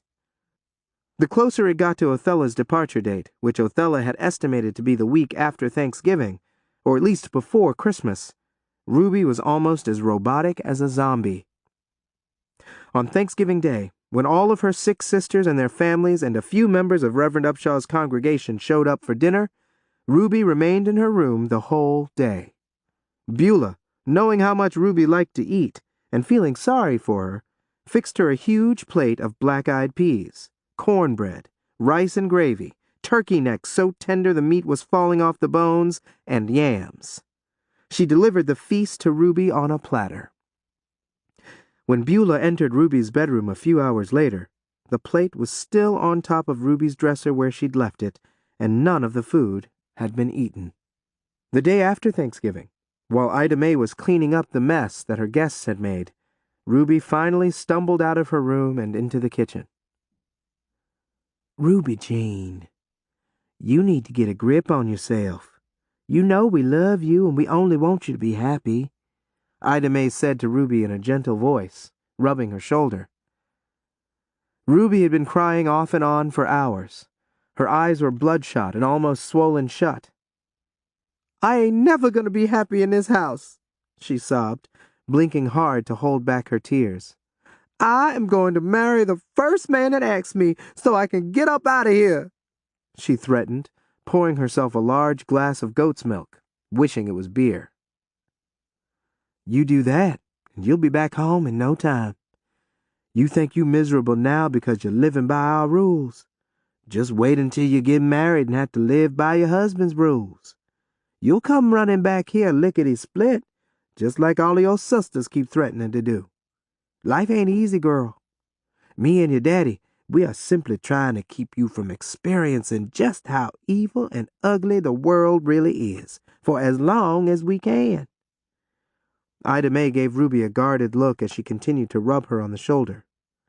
You need to think about somebody other than yourself for a change, like your daddy, and how hard he works to keep folks around here on the straight and narrow.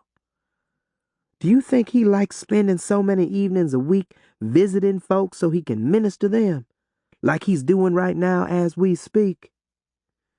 And the poor soul is another one of them wretched, worldly women that done lost her way. Do you think your daddy likes that? Ida May didn't give Ruby time to answer her question. No, he don't like roaming from the house of one wench to another like he's been doing so much of lately. Don't make his burden no harder than it already is. This was not the first time that Ida May had complained about Reverend Upshaw making house calls, and Ruby knew it wouldn't be the last. For one thing, according to Bula and a couple of her other sisters, Ida May was uncomfortable with her husband spending so much of his time administering spiritual comfort to single women, especially the ones with bad reputations. It seemed like the younger and prettier those women were, the more spiritual comfort they required. Ida May was in bed by the time her husband returned home. He was surprised to see Ruby still up, sitting in the living room enjoying some of what was left of the huge Thanksgiving feast that Ida May had prepared. Ruby Jean, what? Ain't you supposed to be in the bed by now? Reverend Upshaw exclaimed as he stumbled in the front door. He looked flushed and tired. Are you all right, sugar? Ruby nodded. Daddy, I told Mama that I can't wait to get married so I can get up out of this house, she muttered. To be honest with you, I can't wait for you to get married too. The sooner you learn about life, the better off we'll all be, Reverend Upshaw said as he stood in the middle of the floor mopping sweat off his face with the back of his hand. Ruby noticed that his shirt was buttoned wrong, and the fly on his pants was open. With a stony expression on her face, she looked her father up and down. She wrestled with her thoughts because she didn't want to believe the obvious. Either her daddy was fooling around with other women, or he was one hell of a clumsy ox who had bumped against a woman so hard she left lipstick on his collar. "You been sipping on elderberry wine again, Papa," Ruby accused. It was hard for her to believe that the average man still hadn't figured out how easy it was for lipstick to get on his clothes or face if he got close enough to a woman. "You got some red stains on your shirt collar. Again." It was a tone of voice that she rarely used with her father, and she only used it when she knew he would not retaliate. "Oh?" He rubbed both sides of the collar on his shirt, but all that did was spread the lipstick even more. "I had me a few sips with Sister Blake. Medicinal purposes, as always," he eagerly offered. He was sweating profusely as he continued to rub the side of his collar, trying with no success to rub off the red stain. "It's stained on both sides this time," Ruby pointed out. "It is red wine, ain't it?" "It sure enough is. What else could it be?" Reverend Upshaw folded his arms and gave Ruby a narrow-eyed look, like he was trying to read her mind. "Now, you quit being so nosy. Get yourself to bed. You got Bible study tomorrow." Chapter 25. The Saturday after Thanksgiving, Ruby paid Othella another visit around midnight. She had accepted the fact that she was losing the most important friend she'd ever had in her life. She didn't know when or if she'd ever see her again after Othella moved to New Orleans. That was why it was so important to Ruby to see Othella as much as she could now. One thing that Ruby liked about seeing Othella in the middle of the night was that she didn't have to face Ike. He only spoke to Ruby now when he couldn't avoid her, like on the street or at the corner store. He hadn't returned to school either, so she didn't have to worry about running into him there. The other boys who had used her had also moved on to other girls, and when she ran into them, they didn't even acknowledge her. "I got to find me somebody to marry, Othella, and I got to find him real quick before I go stone crazy," Ruby told her friend as they sat on footstools in Simone's living room, drinking beer and nibbling on cold fried chicken wings. "You ain't gonna have much luck finding one around here. All the good ones have already been snatched up. That's why I'm going to New Orleans for a fresh start." "What if you meet somebody to marry here before you leave? Would you stay then?" Ruby asked with a hopeful look on her tortured face. A sad look crossed Othella's face and she rubbed Ruby's shoulder. "Ruby, ain't no man in his right mind gonna marry me, knowing who my mama is. I need to go someplace where nobody knows me." Ruby had almost given up all hope of changing her life when she found a way out that she never would have expected. That Sunday, after her last visit with Othella, Othella came to her bedroom window around 2 in the morning. She got Ruby's attention by throwing pebbles at her window. Ruby stumbled out of bed, lit the kerosene lamp on her dresser, and ran to the window. She lifted it with one hand and leaned out. "What's wrong with you, girl?" she hissed, propping open the window with one hand, holding the coal oil lamp in the other. "What you doing out here this time of night? I just left your house a couple of hours ago.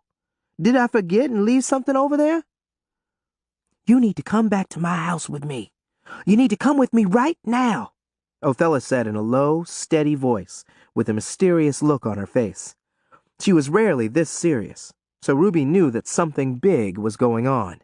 And whatever it was, it involved Ruby. Ruby almost peed on herself because she could only think of one thing important enough for Othella to order her out of bed in the middle of the night. Somebody had found out about the baby. "Oh, God! Somebody done told on me!" Ruby hollered, almost in tears. "They know I had a baby." "This ain't got nothing to do with your baby." Did another man die in the bed on top of your mama?" "I ain't got time to explain nothing, and we need to hurry up before it's too late. And bring that lamp with you."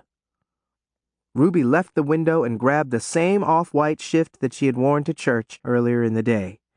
It took her less than 2 minutes to get dressed. She slid out of the window, hitting the ground so hard she fell, dropping the coal oil lamp at Othella's feet. Othella helped Ruby up with one hand and picked up the lamp with the other. "What's going on?" Ruby asked, brushing off her dress. "Just follow me," Othella ordered. Ruby had a hard time keeping up with Othella as she followed her back to the house. "I want you to know right now that I'm only just finding this out myself, but I got a feeling it's been going on for a while," Othella said, sounding even more serious. "What?" "Hush up. Come on with me." They tiptoed up the steps to the back porch. As soon as they got inside the kitchen, Othella blew out the lamp. There was enough light coming from another lamp filled to the brim with kerosene on the counter in the kitchen for them to see their way down the hall. Once they reached Simone's room, Othella stopped and gave Ruby a pitiful look. Then she held her breath and reached for the doorknob. Simone and her lover were so involved in what they were doing, they didn't even hear the loud, squeaky door open. Ruby almost fainted when she saw the bare back of a large, dark-skinned man on top of Simone. He was humping her so hard, the legs on the cheap bed were rising off the hardwood floor, making a click-clacking noise. Ruby turned to Othella with a puzzled look on her face and shrugged. "You dragged me out of bed to come look at your mama fucking one of her customers?" Ruby whispered. "Why?" Instead of answering, Othella cleared her throat as loud as she could. But that still didn't get any attention from the couple in the bed. So Othella stomped her foot so hard and loud, the Bible on the nightstand fell to the floor. This was the same room where Ruby had given birth a few months ago. This was the last place that she expected to see her daddy. Simone, looking over his shoulder, gave Othella and Ruby one of the dirtiest looks she could manage. If looks could kill, Othella and Ruby would have immediately dropped dead on the spot.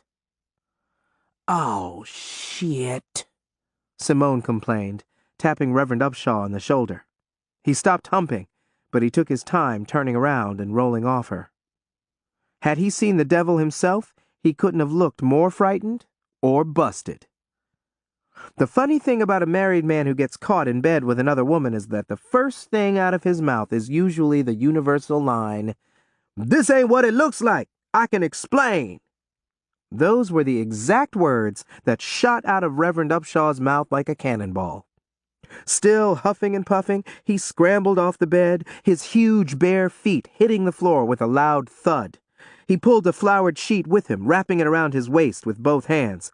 "I declare," he began, with his eyes as wide open as they could get.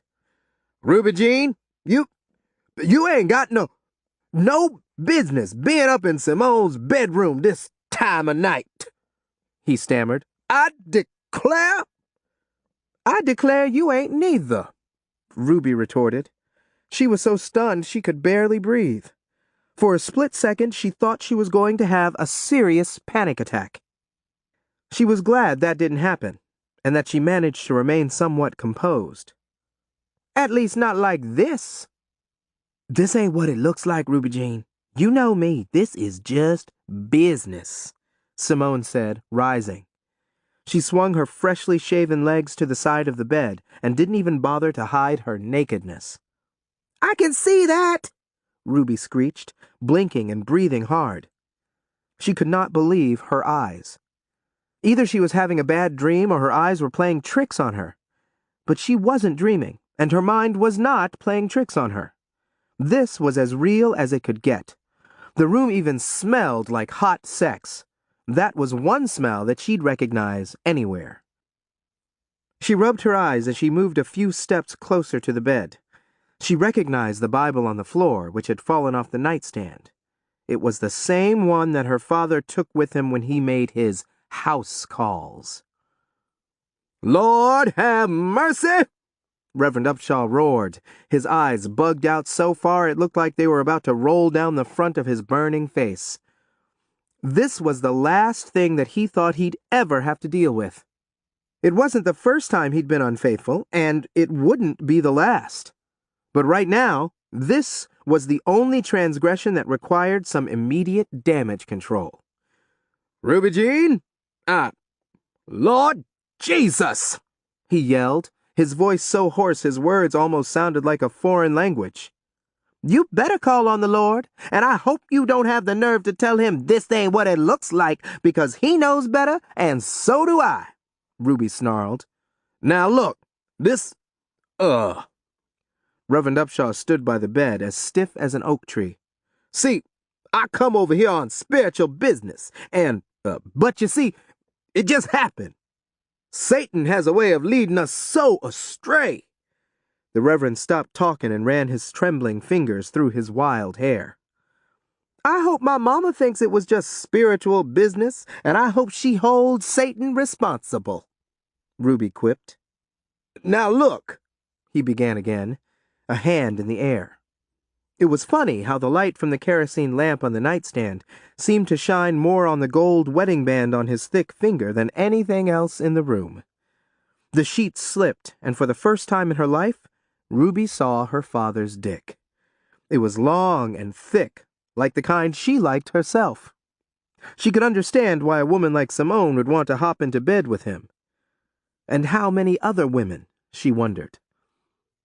"Your mama ain't got to know nothing about this. She got a weak heart and high blood pressure. This could kill her."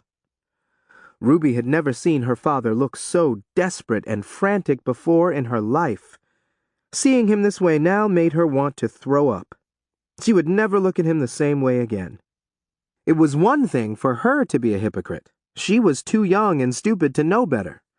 But he was a man of God, and he was supposed to be setting an example for her and everybody else. If preachers were this trifling, what did she have to expect from regular men? Those thoughts made her shudder. Mumbling under his breath, Reverend Upshaw leaned down and picked up the sheet and wrapped it back around his trembling body. "If you so concerned about Mama's weak heart and high blood pressure, how come you're over here like this?" Ruby asked, making a sweeping gesture with her hand. "If this is the kind of stuff you've been trying to keep me from doing, why are you here doing it?" Reverend Upshaw blinked, and then he snatched a damp napkin off the nightstand and honked into it. "I'll say this much," he continued. "Don't you raise your voice to me, girl. I'm still your daddy, and as long as I'm alive and kicking, I'm the one in charge. How many times I got to remind you to do as I say, not as I do?" His last sentence made Othella and Simone snicker. "You won't have to worry about me for long, Papa. I am going to see to it," Ruby taunted, clearing her throat. Amazingly, she grinned and batted her eyelashes. What she'd just said almost made her father, the strongest man she knew, piss his pants. "What do you mean by that, Ruby Jean?" he asked, pressing his legs together to keep his bladder under control. "You'll find out soon enough, Daddy. Othella, can I get a little bit of beer before I leave? If I ever needed a drink, it's now." Ruby looked at her daddy, expecting him to comment on her request for beer. But the disgraced preacher just dropped his head and remained silent. He knew that he had lost the battle with his youngest daughter, and that it was time for him to give in to her demands. Chapter 26. "What's that supposed to mean?" Reverend Upshaw asked Ruby, his teeth clattering and his voice trembling like he'd just waded through an ice-cold puddle of water with his bare feet. Even though Ruby was angry and upset, she had to hold her breath to keep from snickering. She loved her father and didn't like to see him in such a state of panic.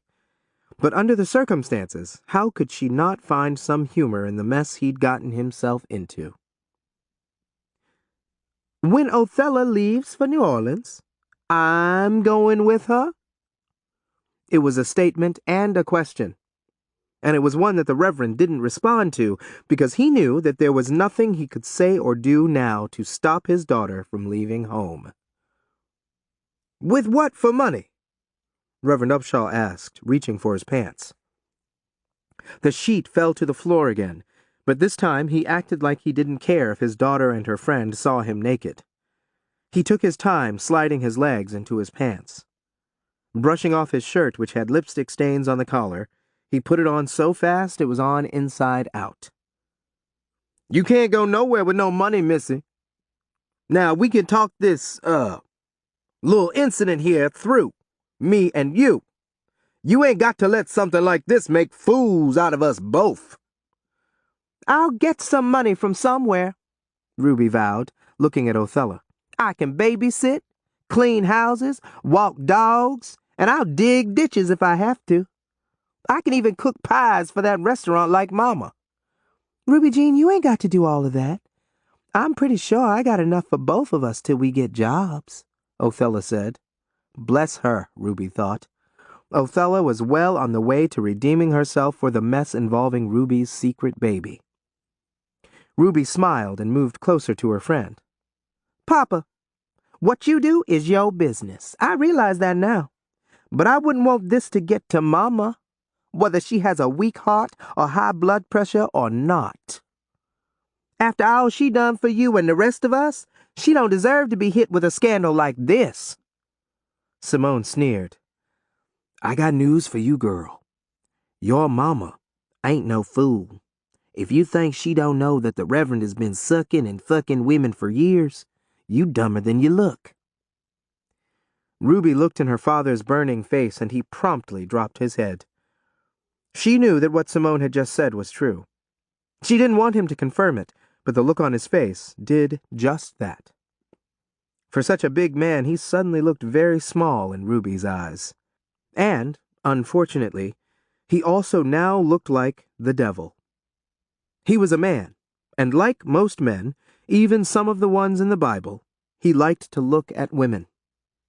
She could live with that, but he was the last man on the planet that she expected to cheat on his wife. And Othella's mother was the last woman on the planet that Ruby expected her father to cheat with. If he was low down and funky enough to fuck a prostitute, what else would he do? She wondered. She refused to allow herself to think about that for too long, because there were so many other things worse than adultery that her father could have been involved in. It broke her heart. The man she thought she knew better than she knew herself was actually a stranger to her. As far as she was concerned, she didn't know him after all. To say that Simone had let the cat out of the bag was an understatement. She'd let a lion out of the bag, but she didn't stop there. You should have seen him last week. He licked my muff so much his face looked like a glazed donut by the time he got off me. It got worse. Ruby saw her father do something else for the first time in her life. He slapped Simone's face so hard, snot squirted out of her nose. This was the same man who preached on a regular basis that it was a sin and a shame for a man to strike a woman. Here he was doing just that. "Shut up, woman!" Reverend Upshaw hollered at Simone, raising his hand to slap her again. "Ain't you done enough damage already?" Ruby and Othella yelped at the same time. Simone had to shake her head to regain her composure before she could speak again. "Preacher man, if you touch me again, I will bite your balls clean off and hand them to you on a fork," Simone threatened, glaring at Reverend Upshaw. She massaged her cheek where he had hit her. With a mighty grunt, she spat out some blood. It landed on the floor, missing his foot by a couple of inches. "Ruby, you ready to leave?" Othella asked, her voice shaking. Ruby was too horrified and stunned to speak or move. She couldn't believe what she had just witnessed. Her father stood stock still, literally trembling. There was so much sweat on his body it looked like he had just stepped out of the baptismal pool in his church. Simone rubbed her face some more and gave Reverend Upshaw another dirty look. "Ruby Jean," she said, "I'll tell you like I've been telling my girl all her life. Do whatever you have to do to get what you want. You ain't no Queen of Sheba, but you got the same thing between your legs that me and Othella got," Simone said. "Simone, That's my daughter you feeding all of that worldly slop to. I don't want her to end up like you and Othella, Reverend Upshaw yelled, stumbling around on the floor looking for his shoes. He wanted to slap Simone again, but he knew better. He didn't want to call her bluff and have her bite off his balls. He knew that she was the kind of she-devil who would actually attempt to commit such a vile act of violence. That's your problem, Reverend Hot Stuff, Othella said. You didn't want Ruby to be like me? You didn't want her to get the devil in her? Well, I got news for you. Satan done paid Ruby a visit and gone. What would you say if you knew? Othella caught herself. The room was so quiet they could hear the crickets and the other night creatures serenading one another outside Simone's open window. Hush up, Othella, you done said enough, Simone warned, giving her daughter a murderous look. No, I ain't going to hush up. It's high time this man knows, Othella yelled. He knows all he needs to know, Ruby said quickly, cutting Othella off. Despite the developments that had just unfolded in the last few minutes, she still didn't want her father to know that for years she'd been one of the biggest whores in the neighborhood. Reverend Upshaw plopped down onto the side of the bed, struggling to put his shoes back on. The whole time that he was doing that, he was shaking his head and mumbling under his breath. When he stood up, he removed his shirt. He put it on right side out, then he raked his fingers through his hair for the 5th or 6th time. He didn't like the fact that the 3 females remained silent, watching him as if they were waiting to see if he had any more stupid comments to offer. He didn't make them wait long. Y'all women don't understand these things, Reverend Upshaw said, almost losing his breath. He had to pause and cough a few times. Y'all don't see things the way we men do, he admitted. I do. And I know my girl do too, Simone assured him. I ain't worried about her making her way when she gets to New Orleans. Well, I'm worried about my daughter making her way in a Babylon like New Orleans, Reverend Upshaw yelled. Keep your voice down. You want to wake up the rest of them kids of mine so they can know your monkey business too, Simone said sharply, rising off the bed. She moved to the window with her long, deflated breasts flapping against the map of stretch marks on her belly. After she'd closed the window, she grabbed a thin gown hanging from a wire hanger on the wall. Turning to Reverend Upshaw, she said, I know you didn't finish, but I still expect to get paid. And let me remind you, you ain't paid your bill all month.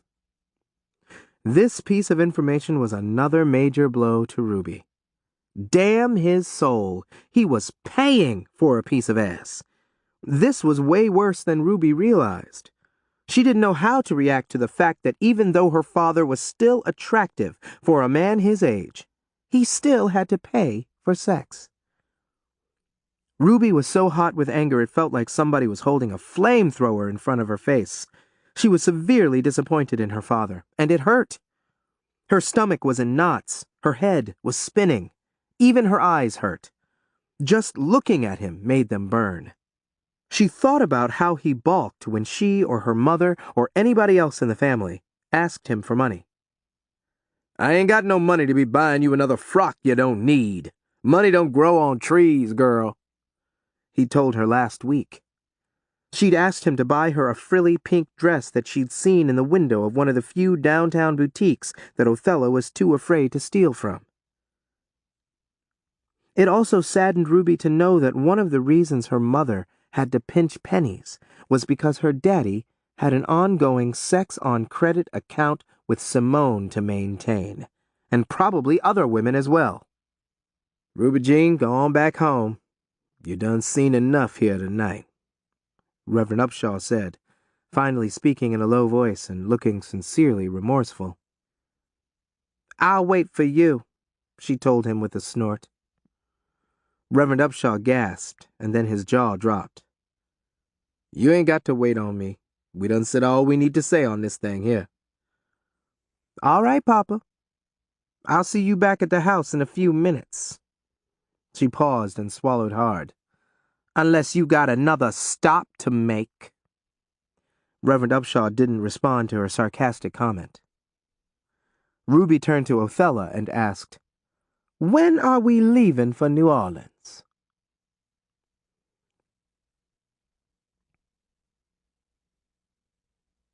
Chapter 27. Old man. If I didn't know no better, I'd swear somebody done worked some world-beating voodoo on you. How did we get from Ruby Jean barely being allowed to even visit Othella's house to Ruby fixing to drop out of school and run off to New Orleans with her? Of all of the outrageous things that Ida May had heard in her lifetime, what Reverend Upshaw had just told her was the most outrageous. It made no sense at all. If voodoo wasn't responsible, had the man lost his mind? He must have. He was the one who had held on to Ruby Jean with such a short leash. He was the one who had decided that she was too good and virtuous to associate with worldly people like Othella. And he was the one who wanted her to remain a virgin until he found her a suitable husband like he had done for his other 6 daughters. No, Mother, I ain't lost my mind. It's just that, well, see, I've been thinking, Reverend Upshaw replied, scratching the side of his thick, mole-covered neck like he usually did when he was nervous or trying to hide something. Maybe we being too hard on Ruby Jean. She's going to find out just how wicked life is anyway, sooner or later. We can't protect her forever. We need to let her live her life the way she wants to now. Ida May stared in slack-jawed amazement at her husband like he'd just sprouted a second nose. She'd known this man for over 50 years, and she thought she knew him as well as she knew her Bible, which she knew from Genesis to Revelations. Apparently, she was wrong. She knew her Bible, but she didn't know her husband. How come you singing this tune tonight? Just last night, you was going on and on about how proud you was to be the daddy of a girl as chaste as our Ruby Jean. I know. He forced a laugh that sounded downright sinister. He stopped laughing when he saw the exasperated look on his wife's face. But you know me. Do I? Huh? Go on, I'm listening. Anyway, you know I'm the kind of man who will admit when I'm wrong. After giving it a lot of thought, I realized we've been wrong to be so strict with Ruby Jean. Roebuck Upshaw, have you been drinking more of that elderberry wine than is acceptable? You drunk? No, I ain't drunk. You must be. I want to know what done got into you all of a sudden. When you left this house a few hours ago, after you got back out of bed, to go minister what you told me was a member of the community in desperate need of spiritual assistance, you seemed like a sane man. Now you seem stone crazy. It had only been 10 minutes since Reverend Upshaw had returned home from his latest spiritual visit to someone in need. He had sent Ruby home a few minutes ahead of him, too stunned and embarrassed to walk the short distance with her. He had ordered Ruby to go to her room and go directly to bed as soon as she got home. That was what she had done, part of it, at least. She'd gone to her room, but she hadn't turned in for the night. Instead, she'd stood by her bedroom door with her ear against it until she heard her father come in. As soon as she heard him enter the master bedroom, she crept down the hall to her parents' room and put her ear against the door. I've been thinking on it a lot lately. I think Ruby Jean is grown, smart enough to take care of herself, he stated, his voice cracking over each word. Ruby Jean is still a child. She need to finish school so she can get a good job. You done forgot that. By the way, you'll be sleeping on the couch tonight, Ida May said. Reverend Upshaw ignored the comment about the couch. Ruby Jean can go to Harvard and get the best education in the world, but it still might not do her nary bit of good, he pointed out, his voice now loud and somewhat angry. She is still just a colored gal. The white folks is going to control almost everything she do once she leaves home and gets out in the real world. You done forgot that? She needs to experience real life.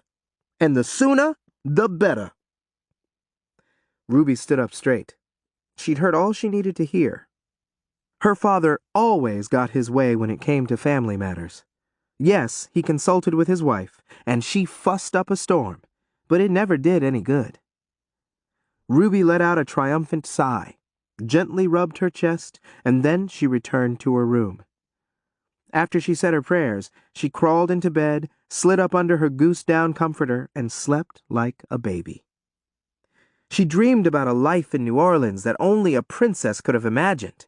She envisioned herself marrying a handsome, well-to-do, faithful man, landing a glamorous job, owning a lavish home, and the most important thing of all, giving birth to a beautiful daughter, and eventually several more, to replace the one she'd lost. She dreamed throughout the night and almost every other night after that, until she and Othella boarded that segregated train to New Orleans the first week in December. It didn't take long for Ruby's dreams to become nightmares. They had only been in New Orleans for one day before Ruby regretted her decision to accompany Othella. It was raining and cold the day of their arrival. They were not dressed for rain, and they didn't even have umbrellas. They didn't want to spend money on anything they didn't need, but when Ruby suggested they find a department store within walking distance of the train station where they could at least buy rain scarves or a cheap umbrella, Othella protested. We don't need none of that. It ain't raining that hard. You ain't got to worry about your hair napping up from the rain the way I do, Ruby remarked, looking at Othella's naturally straight hair. But if a drop of water gets on mine, I got to use the hot comb again. And I just did that before I left the house. They stood near the train station ticket counter, receiving cold stares from a few white patrons who were not used to seeing black people up close. Didn't you bring your hot comb with you? Othella asked, forcing herself to smile, hoping it would diffuse the situation. I got plenty of paper bags in my suitcase that we can cover our hair with. Ruby rolled her eyes and set the large brown suitcase that her father had purchased for her on the ground. Now what would we look like roaming around this city with brown paper bags on our heads? These white folks are already looking at us like we crazy. Ruby immediately said that after a white man running through the station bumped against her, almost knocking her down. He didn't excuse himself or even bother to look back. And with all of these uncouth peckerwoods we done run into so far, it would be just like one of them to make a fuss about two colored girls walking around with paper bags on their heads. Before Othella could respond, a grim-faced security guard approached them. He got so close to their faces they could smell his foul, tobacco chewer's breath. You gals got a problem? He asked, folding his arms. No, we ain't got no problem, Ruby responded. Why, you got one? Y'all can't loiter around here, that's my problem, the guard informed them. We just piled off the train, sir, Othella said quickly, moving between the guard and Ruby. She didn't like the angry look on Ruby's face, or the guard's. The last thing that they needed on their first day in town was a hostile situation with white folks, Othella told herself. She knew from experience that even the toughest, biggest white man thought that all black people were threatening on some level. We ain't loitering, Ruby said through clenched teeth, intensifying the angry look on her face. They were near the doorway, and Ruby could see that the rain was really coming down hard, like God had turned on a faucet, full force. People with raincoats and umbrellas were running down the street, wading through puddles that looked like small ponds. We was just waiting for it to stop raining. We ain't got no umbrellas or nothing, Othella said, hoping her smile would make the man feel less threatened. Look here. This ain't no way station. Y'all can't stand around here annoying people, the guard snapped, making a sweeping gesture with a bony hand. Ruby and Othella looked around the station at the same time. There were at least 12 other people standing around, and half of them had been in the station much longer than Ruby and Othella. The security guard had walked right by all of them and had not told them to move on. Despite the fact that she had lived in the South all of her life and she knew the rules and regulations when it came to race relations, Ruby didn't fear white people, or the consequences that she might have to face if she got out of line. Look, you can stand your white ass here and talk as much shit as you want to, but we ain't going out in that rain until we get ready. Now, if you know what's good for you, you'll get the hell away from us, Ruby growled. It was hard to tell which one gasped louder, Othella or the guard. Othella grabbed Ruby by the hand and attempted to pull her away, but Ruby wouldn't budge. She slapped Othella's hand and assured her, I ain't going out in that rain, Othella. That's it. That's it, the guard hollered, backing away. You people don't have a clue about the proper decorum around here, but I am going to make sure you do. The guard trotted toward a door near the counter, opened it, and rushed in. We got to get out of here before he comes back, Othella said, trembling. Ruby's suitcase was still on the ground, and from the way she was looking, with her arms folded and a scowl on her face, she wasn't about to go anywhere anytime soon. Or at least not until it stopped raining. Ruby, I ain't going to jail where them white cops might beat us down, or worse. You can wait around here if you want to, but I am out of here. Othella didn't wait for Ruby to reply. She tightened her grip on the handle of her shabby suitcase and headed toward the exit. She was pleased to see that Ruby was not far behind. It had suddenly stopped raining, and that was the only reason that Ruby had decided to leave. They walked briskly down the sidewalk, which was cracked in so many places it looked like somebody had done it on purpose. As soon as they were 2 blocks from the train station, Othella set her suitcase on the ground and turned to Ruby. You almost got us killed back there. You can't be talking to white folks the way you done that guard, girl. Pfft. White folks don't scare me one bit. They bleed, they hurt, and they die just like us colored folks do. That ain't what I'm talking about. I'm talking about the rules. We have to follow them if we don't want no trouble. You know how happy these crackers get when they lynch somebody or burn down some colored person's house. And you and me both know that there is 2 laws, one for the white folks and one for us. The difference is the white folks' law is there to take care of the white folks. Them laws is to make sure we don't cause no trouble for the white folks. Law schmaw. To hell with it. I don't care who it is, white or colored, ain't nobody going to make a fool out of me and get away with it. That's my rule, and I will die making sure it don't get broke.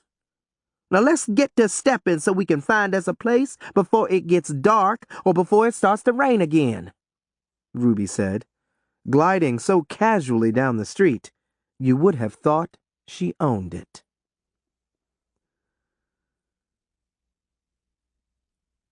Chapter 28. Ruby and Othella were unable to find a white-owned motel that was willing to rent them a room. One annoyed manager actually chased them out of his motel lobby waving a broom. They hadn't come across a single motel run by blacks. They couldn't even find a restaurant that would allow them to use their bathroom facilities. At one point, when Ruby had to empty her bladder, she squatted down between 2 parked cars. Then Othella did the same thing herself several times. When Ruby had to relieve herself again, she did it behind a tree with a stray dog sniffing her behind. Just before midnight, they ended up in a small, open-all-night colored restaurant where they ate their first meal since their arrival. 4 slices of buttered toast and some hot tea. The tacky box-shaped establishment boats fine Southern food, a place that Ruby wouldn't have entered under normal circumstances, even if she had been dying of starvation, had no waitresses or waiters. On one of the 4 tables sat a pile of old newspapers and some empty lard buckets. Thick grease dotted the gummy floor. The stench of burnt grease, and only God knew what else, permeated the entire restaurant dining area. The place was owned and run by the same man, a long-faced individual in his late 50s who lived in a one-bedroom apartment above the restaurant. He took each order with a tight smile and prepared the fine Southern food that was advertised on the sign outside above the door and on the smudged, dog-eared menus. After eating her toast, and anxious to drink the complimentary tea that the man had served in 2 different-sized glasses, Ruby gave Othella a curious look and shook her head. "What was that look for?" Othella asked, finishing her toast. She lifted her glass to drink, but when she saw a gnat floating on top, she set it back down and grabbed Ruby's. When she didn't see any creatures in it, she drank. "Why are you looking at me like that?" "I ain't never been in a place like this before in my life," Ruby hooted, looking around with her nose up in the air. "Nobody in my family would be found dead in a dump like this." "Well, excuse me, but all of us ain't as lucky as the Royal Upshaw family. Some of us ain't got no choice," Othella reminded. "I don't like places like this no more than you do." Ruby took a sip of her tea, and then she let out a mild burp. "At least the man who runs it is real nice," she said, smiling at the owner as he wiped the counter. He smiled back and nodded. "Listen, when I went in the bathroom a few minutes ago, I noticed it looked right safe," Othella told Ruby. "Safe? And it's clean, I hope. Maybe I should use it before we leave," Ruby grunted. "Which way do you want to go from here?" Othella paused and looked at the man behind the counter as she leaned across the table, talking in a low voice. "I don't think nobody else is coming up in here tonight." "That's a good guess. We've been here for over an hour, and ain't nobody else been in here yet. What's your point?" "We done tried to get a room and ain't had no luck. We ain't seen not nary a place with rooms run by colored folks." Ruby's face remained blank as she shrugged her shoulders. Othella lowered her voice to a whisper. "I don't see why we can't spend tonight in the ladies' room here. Like I said, it looks safe enough. And as slow as business is around here, we don't have to worry about nobody walking up in there while we sleeping. Finish your tea, and let's haul our asses out of here. I'm tired." They paid their check, slapped a nickel tip on the counter, and left. The ladies' room had to be entered from outside, through a door on the side of the building. Ruby was horrified as soon as she stepped inside. "Othella, we got to do better than this. I wouldn't let a hog I didn't like sleep in here. This place smells like a cow's carcass that's been laying out in the sun rotting for a month," Ruby complained, wiping her face with a damp wad of rough toilet paper. She coughed and rubbed her nose as she stood in front of a cracked mirror above the only sink. Dim yellow light glowed from a naked 40-watt bulb connected to a cord hanging from the ceiling. Othella had rushed to sit on the commode in one of the 3 stalls. It was the first time in her life that she'd done her business on anything but an outhouse, a hole in the ground in the woods, or in one of those gruesome metal buckets that her mother kept in the house. She took her time relieving herself. Her failure to respond right away annoyed Ruby. "You still in there?" Ruby yelled, pounding on the stall door with her fist. "I heard what you just said. I don't like this no more than you. But I advise you to hush up and find a clean spot on that nasty floor for us to sleep on," Othella snapped. "A clean spot? You seen this damn floor? It looks like somebody spreaded some cow manure on it, and it smells like it too," Ruby yelled, coughing some more. "Well, it's either this or we sleep outside on the ground.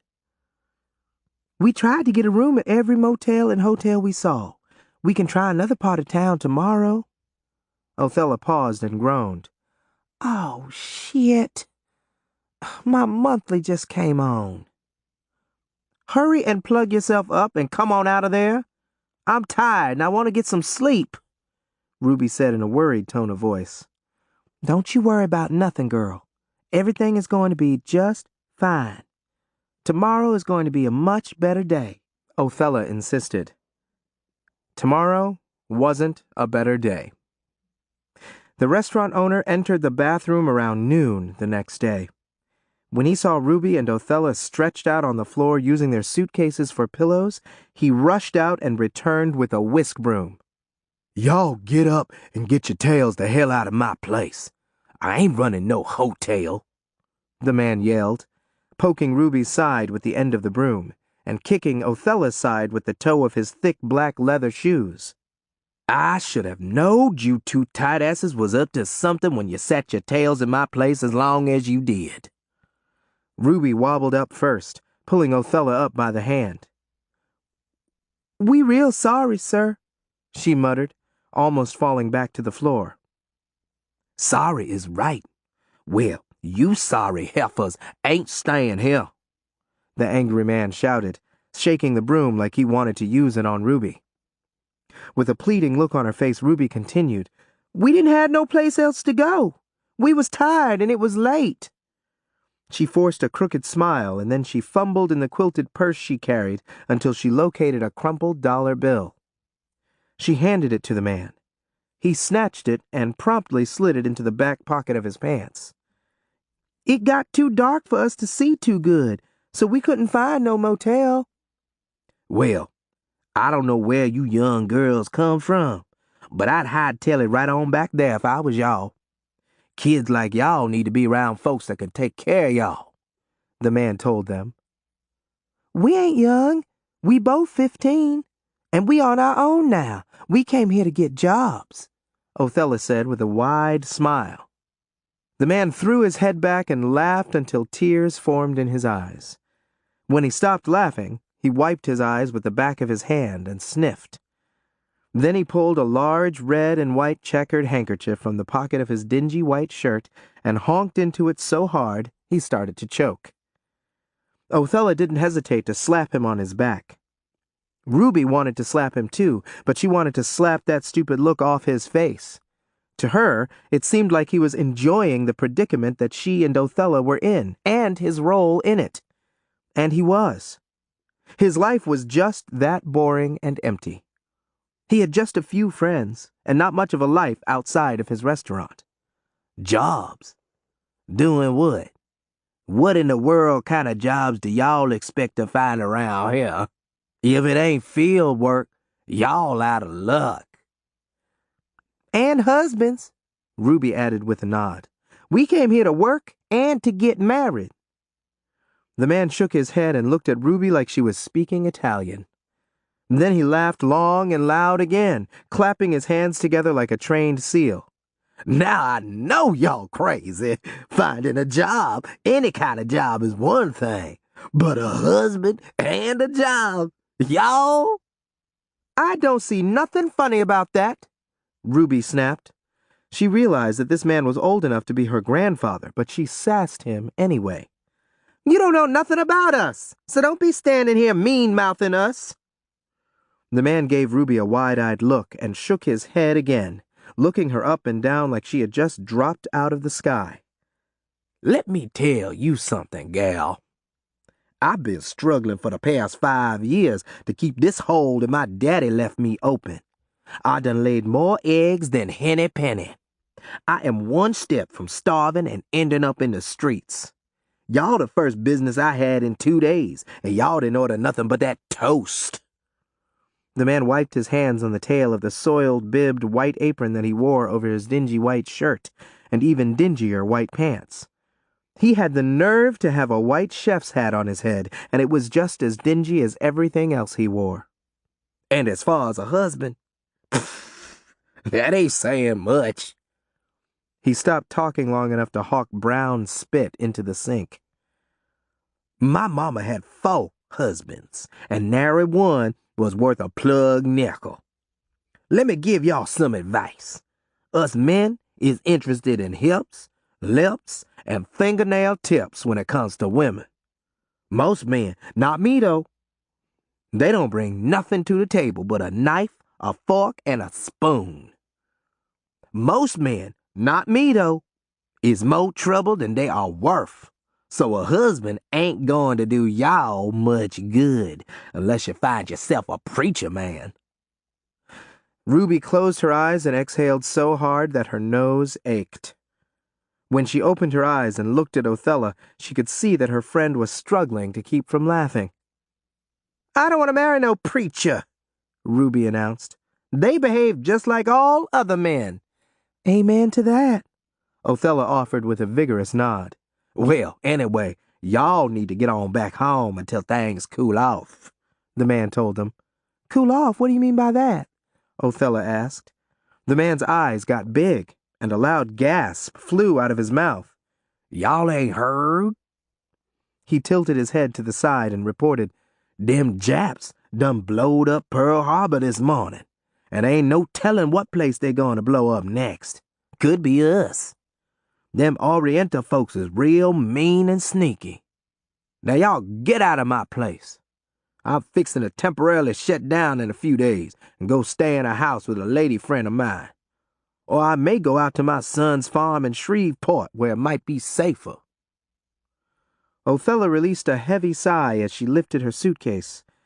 Ruby looked the man in the eye and told him, We'll leave, but we ain't going no place until you give me back that $1 I just gave you. Pfft. The man grunted and gave Ruby a dismissive wave. I ain't giving you back nothing, girl.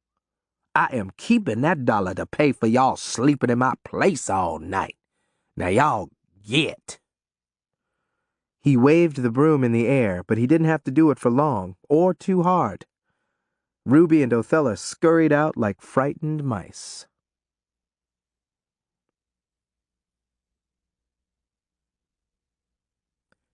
Chapter 29. Where exactly is Pearl Harbor at, anyway? Othella asked Ruby as they meandered down one street after another. Othella was smart in many ways as far as the street life and high living were concerned, but when it came to the basics of education, there was a lot that she didn't know. It's in Hawaii, Ruby told her, wondering why Othella was looking at her with such a blank expression on her face. That's that place way overseas in them islands where pineapples and hula dances come from? Oh, yeah, that's right, Othella nodded. I have forgot. They roamed the streets for 4 more hours looking for another place to sleep. Almost every place they came upon was either already temporarily closed or about to close because of the attack on Pearl Harbor. And that included the black and the white-owned establishments. The few white-owned places that were still open told them that they had no vacancies, even though the signs out front indicated that they did. Finally, when they encountered a black maid coming off duty at the rundown Red Moon Motel, she told them that their best bet was to find a black church. Ruby, from her background, knew that the church was usually a dependable refuge for anybody in need of help. She couldn't count the number of times that people had come to her daddy's church for help, and none of them had ever been turned away, especially if that person happened to be an attractive woman. With all of the things that she had on her mind now, the last thing Ruby wanted to spend time thinking about was her father's unchristian-like behavior and the fact that he had been leading a double life. Despite all of the sex and alcohol that she had enjoyed, she was profoundly disappointed to know that her own father had indulged in his own worldly pleasures. She didn't feel too bad about her behavior, though. She had a legitimate excuse. She was young and wanted to be like other kids. Besides, it wasn't her fault that she had been born a preacher's daughter. She wondered what other sins her father had committed, but she didn't really want to know, especially not while she and Othella were currently in such a deep black hole. Out of exhaustion and desperation, they attempted to get some assistance at a small Baptist church at the end of one of the many streets that they had randomly wandered down. But the preacher's wife had run them off, suggesting that they go home to their families and get in a cellar in case the Japanese had more bombs up their sleeves. "I'm tired, cold, and hungry," Ruby complained. and I'm so dizzy I can barely see straight. Look, I'm just as tired, cold, hungry, and dizzy as you, Othella snapped. They set their suitcases on the damp ground on a dead-end street, a few yards from the church that had just turned them away. I don't know about you, but I can't take too much more of this. I don't care how boring my life was at home. It wasn't as bad as this, Ruby croaked, as they plopped down on top of their suitcases. Othella gave Ruby such a disgusted look it appeared she'd been sucking on lemons. See, that's because you ain't had it near as hard as me growing up. Ruby gasped. Do you mean to tell me that us roaming around here with no place to sleep don't bother you? We got money for a room, but don't nobody want to rent to us. Ruby, there's a war going on right now. As soon as things settle, people will open up their places. Eventually one of them will rent us a room, trust me. Well, it better be soon, because I can't take too much more of this, Ruby snarled. I knew I should have listened to my folks and kept my butt home. For what? All you did was complain about your home and the way you had to behave. You got away from all of that, and now you thinking about going back to it? Well, be my guest. You go on back to Shreveport and sit on the porch. I'm staying in New Orleans, and I'm going to make something of myself, even if it kills me. Othella and Ruby continued roaming around, mostly in silence. Evening had come, and it would be dark soon. Their suitcases seemed to be getting heavier by the minute. Now they weren't just tired, but they were also extremely hungry and lightheaded. And because Othella was on her period, she was experiencing cramps too. Ruby Jean, we got to do something, and we got to do it real fast. These cramps is killing me. And I can feel blood oozing out of me so heavy and thick, I'm going to need to change my plug soon, Othella said, almost in tears. I got plenty of them capsules that I take for my cramps. I can give you some as soon as we stop again, and I can root through my purse to find them, Ruby said. And if you got any ideas about what we should do next, I'd sure enough like to hear 'em. Can't believe you came all this way and didn't have no plan. Othella stopped walking and set her suitcase down on the ground again. She punched the side of Ruby's arm, forcing her to stop too. I did have a plan, and you knew what it was. If you didn't like it, you should have come up with one yourself, and you didn't have to come with me. Othella didn't even try to hide her anger. Give me one of them cramp capsules.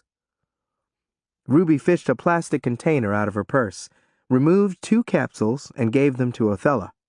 She snatched them and swallowed them immediately. I hope you got a big supply in case I need some next month. I got 3 whole bottles, but I can get more over the counter at any drugstore. Othella looked relieved. Now let's keep walking until we do find a place to stay.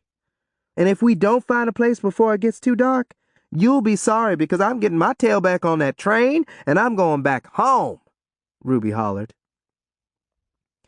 Othella didn't like to be threatened, and she didn't want Ruby to know that she was scaring her. Ruby Jean, I know I got us in this mess, and it's up to me to straighten it out. I promise you I will. Please don't go back home and leave me here by myself. You can go back home too, Ruby reminded. To what? Ruby dipped her head and gave Othella a dry look. You can go back to your mama's house. Othella groaned. Ruby, you ain't got no idea what it was like living with a woman like my mama. And I hope you never have to find out. She wasn't fit to raise a cat, let alone 7 kids. No matter what I run into out here, in the long run, I'll be better off than I was at my mama's house. Ruby stared at Othella, searching her eyes like she was looking for a deep, dark secret that Othella was keeping from her. Did she beat you? Is that why you don't want to go back there?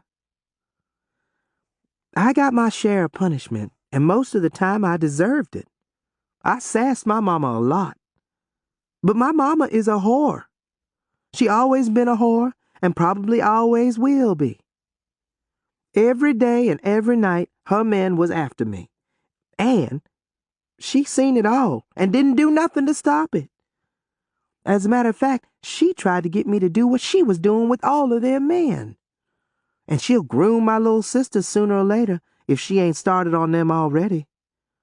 Her motto was more pussy, more money, and that's all she cares about. Now, if your mama was that kind of mama, would you want to go back to live with her? I guess not, Ruby responded, giving Othella a sympathetic look.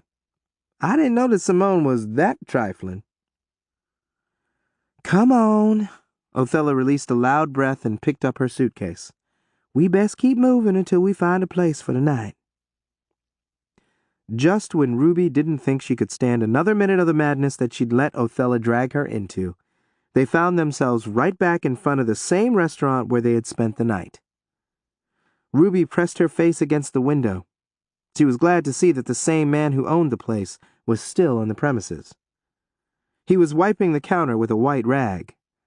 They wasted no time going back in. An elderly couple occupied one of the tables.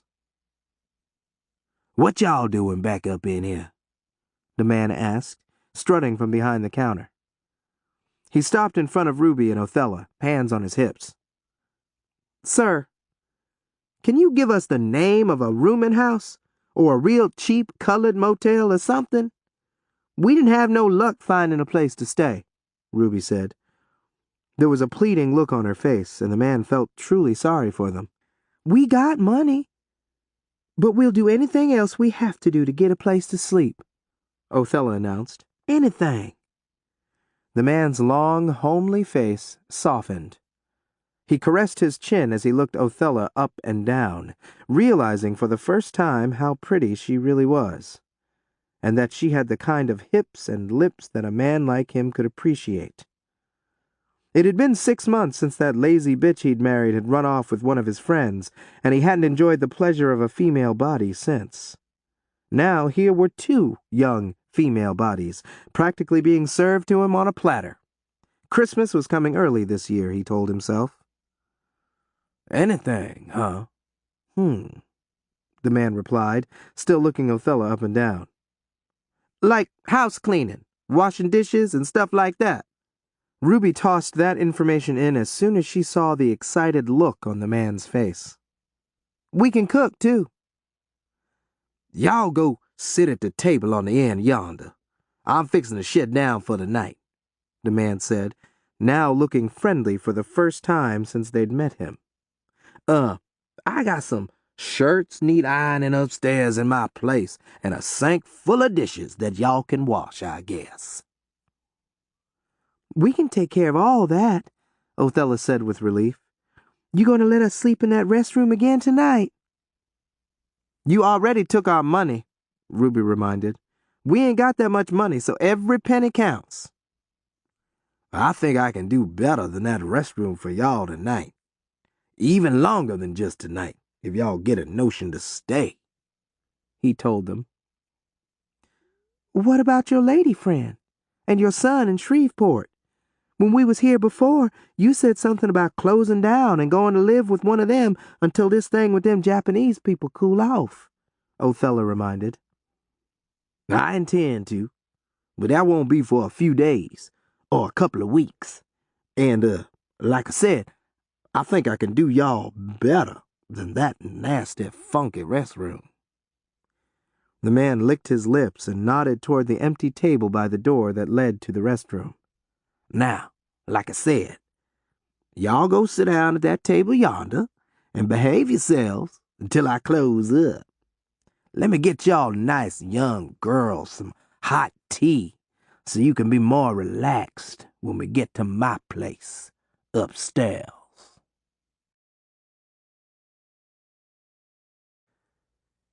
Chapter 30. The first few minutes in the restaurant owner's cramped one-bedroom apartment upstairs wasn't bad. As a matter of fact, it was almost pleasant. The man wasn't as crude and rude as he had acted in the restroom. It seemed like he was trying hard to be hospitable. "Y'all young ladies sit down and make yourselves comfortable," he said, waving them to a gray couch with lumpy pillows. The couch was backed up against the wall in front of a window. Ruby sat down immediately. Sir, can I use your bathroom? Othella asked shyly. She had changed her pad in the restroom downstairs half an hour ago, but she had done it in such a hurry it didn't feel so secure now. Even though she felt dry down below at the moment, she didn't want to take a chance on her menstrual blood leaking through her clothes and soiling this nice man's furniture. "Just go in that door by the stove yonder," the man pointed. As soon as Othella was out of the room, he turned to Ruby and smiled. She smiled back and looked toward a sink next to the stove. The kitchen was just a small area facing the living room. It contained a stove with just 2 burners, an icebox that was about half the size of the one Ruby's parents owned, and a table with 4 mismatched chairs. The living room had even less. Other than the couch that Ruby occupied, the only other pieces in the living room were a scarred coffee table with a jar lid on it that was overflowing with cigarette butts, and a large easy chair facing the couch. You got a nice place, Ruby commented. Thank you. I just can't seem to keep it clean, though. The man chuckled. It had started to rain again. It was beating down on the roof and against the window behind the couch. It sounded like a drum to Ruby. She looked out the window, asking herself for the 10th time, what have I gotten myself into? The sight of an abandoned feed store with every window boarded up and a skinny hound dog chewing on a shabby old shoe made her feel sad for the people who lived in this dreary neighborhood. Old cars rattled down the street. A large puddle had formed on the sidewalk in front of the restaurant. It was a brownish color and looked solid, as if it had turned to ice. Ruby let out her breath and turned back around to face the man. "New Orleans sure ain't as glamorous as I thought it would be," she remarked, displaying a wide, fake smile. The man stood at the stove with his back to her. He grunted in response to her comment. Ruby noticed water stains and mold on the bottom half of the wall facing her. The dull brown shag carpet on the living room area of the floor was so thin she could see the wooden floor beneath it. And the smell in the apartment was an unholy stench of stale cigarettes, cabbage greens, and grease. What kind of person could live in a snake pit like this and not go crazy, she wondered. She felt so sorry for her host, she wanted to ease up behind him and give him a hug. But she didn't. A female had to be careful with men. She reminded herself that an innocent gesture like a hug could easily give this old man the wrong idea, and that was one thing that Ruby didn't want to deal with. Othella returned and dropped down on the couch at the other end where they had placed their suitcases on the floor. "Y'all hungry?" the man asked, turning around just enough to see their faces. "Oh, yes," Ruby said, almost leaping off the couch. Her stomach had been growling for hours. "I figured so," the man said with a chuckle. Ruby used the bathroom and returned to the kitchen area, smiling from ear to ear. She was so happy to be off the street. The man heated some leftover collard greens with neck bones, while Ruby and Othella made hot water cornbread and a pitcher of iced tea. "Sir, how come a nice man like you ain't got no wife?" Othella asked, speaking over her shoulder from where she stood in front of the sink, washing dishes for them to eat from. "I had a wife, but she was trifling, that heifer. She didn't want to do nothing that a woman is supposed to do. She didn't know her place. God made woman to take care of man, and I hope y'all already know that," the man barked. "By the way, I'm Glenn Boats. What I call y'all? I don't even know who's who."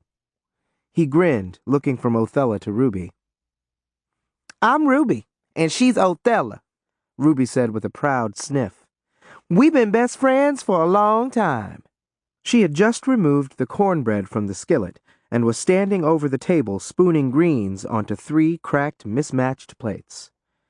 She blinked at a plump roach crawling across the top of the table like the dinner had been prepared for him. She hit at it, knocking it to the floor. The pest scurried off so fast Ruby didn't have time to squash it. She couldn't remember the last time she'd seen a roach in somebody's house, other than Othella's mama's. Where's your wife at now? Othella asked. She wasn't prepared for Glenn's hostile response. That bitch is long gone. But when she left here, I made sure she had a well-whooped ass. I beat her down before she took off with my so-called friend. If she ever comes back this way, I'm gonna beat her some more. Glenn bellowed, practically spitting out the words. I'll beat her and that black-ass spook she left me for. If I wasn't a church-going man, I'd pay a conjure woman to put a serious hex on 'em both. Glenn snorted. That bitch. Ruby rolled her eyes and eased down in a seat at the table, hoping she wouldn't see another roach or something worse. When I get married, the first time my husband beats me, he'd better make sure I'm dead, or that he can get far away before I can get my hands on him, because any man that hits me, I will seriously hurt, real bad, she said. Othella and Glenn laughed. Ruby didn't. The dinner conversation was boring because Glenn Boats was a bitter, boring man. He seemed to be mad at the world because he had nothing good to say about anybody or anything. Just when this damn country was beginning to do right by us colored folks, them damn rice-eating Japs had to go and upset things. They got this whole world in an uproar. I hope that four-eyed punk-ass President Roosevelt sends some troops over there to Japan and blows them all to kingdom come, he snarled. Glenn didn't let the fact that his mouth was full of food stop him from speaking. Y'all got boyfriends back home? Pot liquor from the greens trickled down his chin. Cornbread crumbs dotted his lips. Othella nodded. Ruby shook her head. I had a few, but they turned out to be trifling too. That's why I left, Ruby said. Well, it's a good thing y'all didn't have no babies to worry about. Or did y'all? Glenn asked, looking from Othella to Ruby. I didn't, Othella said without hesitation. I didn't either. Ruby mumbled, rising. We can sleep on a pallet on the living room floor. She placed her empty plate in the sink. It's getting late and we both real tired. Go yonder to the bathroom. There's some kiver in there on a shelf, some handmade quilts, and some blankets. It's gonna get mighty cold during the night, so y'all take all of the kiver you want. Them handmade quilts, the only decent thing that wench I married done right, is real thick, so that might be enough for young girls like y'all. I know how hot-natured some of y'all can be. Ruby gave Othella a puzzled look. It was a quiet, peaceful night. Ruby and Othella slept side by side on the pallet on Glenn's living room floor that night. Even though he had a bed in his bedroom, he slept on the couch, facing the girls. When Othella and Ruby rose the next morning, Glenn was not in the apartment. Ruby was glad to see that their host had already cooked breakfast for them. Bacon, grits, and fried eggs. He had run out of sliced white bread, but he had made some biscuits. Everything was on the table, paper napkins included. Mr. Glenn sure is a nice man, Ruby commented as she and Othella sat at the table enjoying the breakfast like it was their last meal. Letting us stay here for $1, feeding us and all. Yeah, but that don't mean nothing. I know for a fact that even the worst men can be nice when they want something from you, Othella insisted. Ruby didn't ask Othella what she meant, but it didn't take long for her to find out. About an hour later, Glenn pushed open his front door and rushed inside with a mysterious grin on his face. It's real slow downstairs, so I decided to lock up for a few hours and come chit-chat with y'all for a spell, he said, plopping down on the couch next to Ruby. He removed his run-over shoes and fraying socks, exposing his sour-smelling, lizard-like feet. Ruby wanted to move closer to the window or anywhere else in the room to get away from the odor of Glenn's feet, but she didn't want to be rude. She decided that it would be better to grin and bear it, which is what she did. Othella was at the sink, washing the breakfast dishes, but she could smell Glen's feet too. She had smelled worse, so she wasn't as offended as Ruby. But, like Ruby, she didn't want to be rude, so she pretended not to notice the unholy stench in the room. You got somebody to help you run this place, Mr. Glenn? Maybe you can give us a job for a while until we get ourselves situated, Othella said eagerly, rubbing her nose to keep from sneezing. She perched herself on the couch arm on Ruby's side with the dish rag still in her hand. Doing what? Glen chuckled. Y'all ain't blind. There ain't nothing around here for me to do. What I need somebody on the payroll for? There's a war going on. And didn't I tell y'all that I was going to go to either my lady friend's house or to my son's place to hole up for a spell? I just meant that we could help you out until you leave, Othella said with a heavy sigh. She rose from the couch arm and returned to the sink, dropping the dish rag onto the counter. Ruby didn't like the look that was on Glen's face, but he was looking at Othella, not her. Othella didn't see the disgusted look on Ruby's face. Can you give us the address or the names of a few colored churches that we can go to and try to get some help? We went to one a few blocks from here, but there was a real mean lady there. She didn't help us none, Ruby told Glen as she crossed her legs and folded her arms. She didn't like the way his eyes roamed up and down her legs, and then her bosom. Y'all ain't got to rush off, Glen replied with a series of rapid blinks. I'm enjoying y'all's company, and it's nice to have a couple of sweet, juicy young girls in my place to gaze at, instead of them old crones I usually get stuck with, them menopausal bitches. We don't want to put you out too much longer. We'll be out of your hair real soon, Othella said, holding up a hand. The truth of the matter was, she wanted to hang around as long as possible. She'd only mentioned leaving because she thought it was the polite thing to do.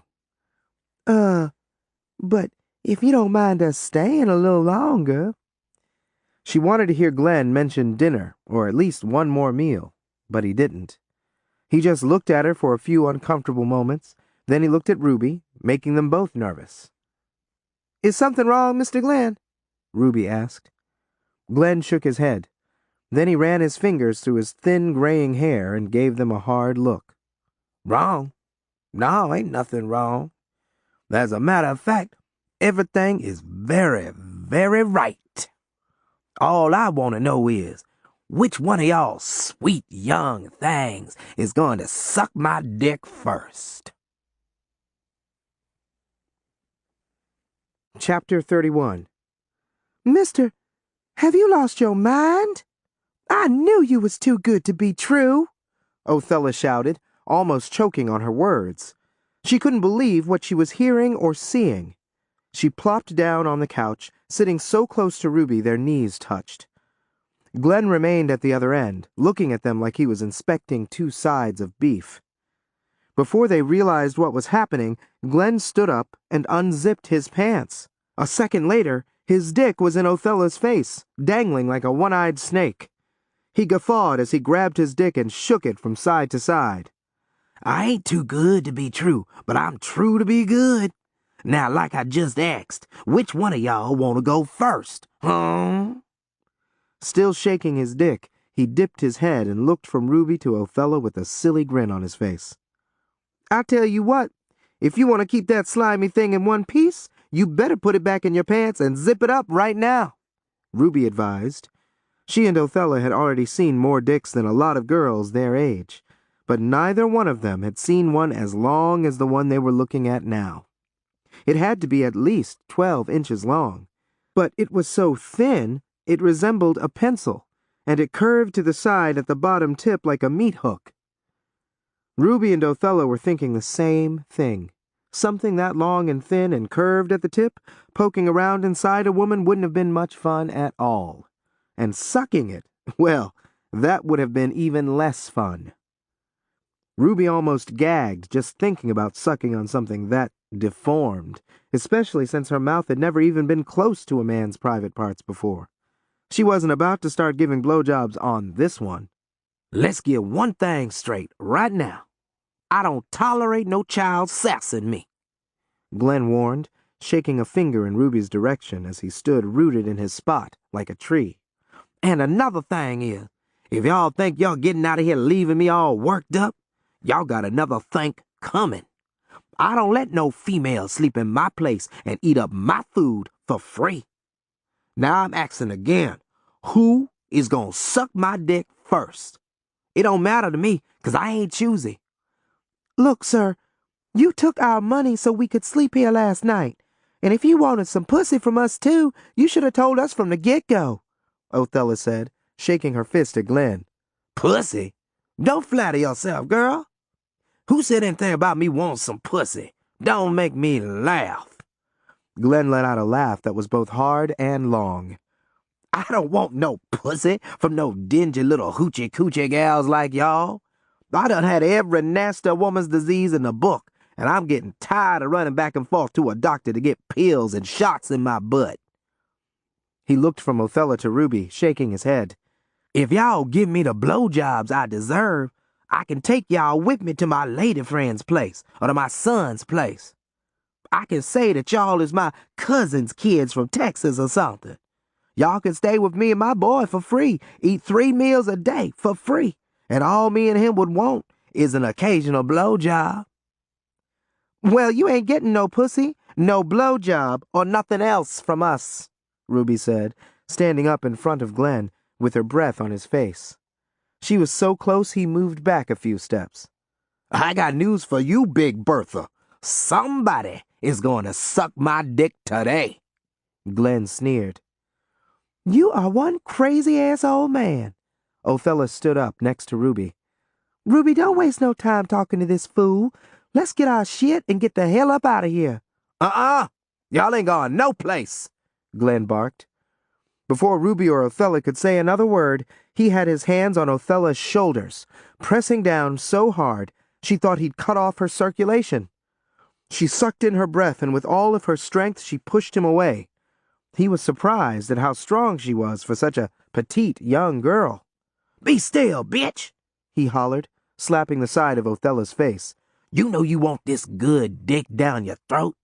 I seen the way you was looking at me when I was walking around in my long johns last night. You been begging for it ever since you set foot into my place. I ain't blind."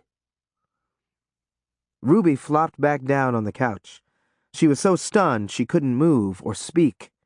All she could do was watch in horror at what was taking place in front of her.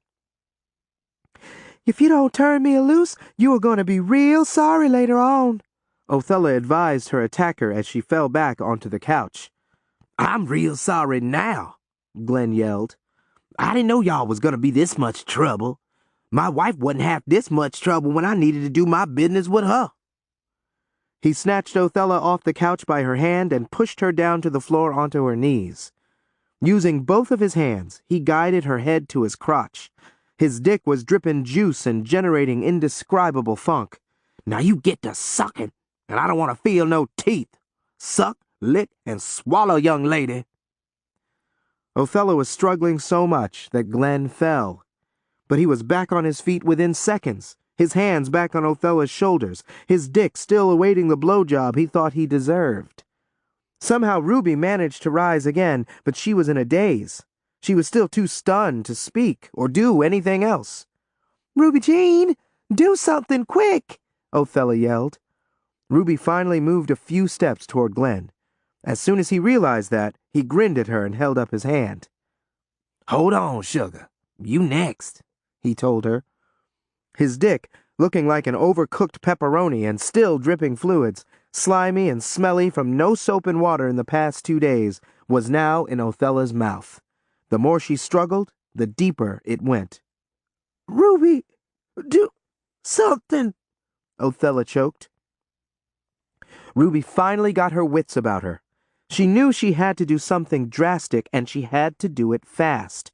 She moved closer to Glenn and slapped his hand so hard he stumbled, but he didn't fall, and he didn't pull out of Othella's mouth. You stop that!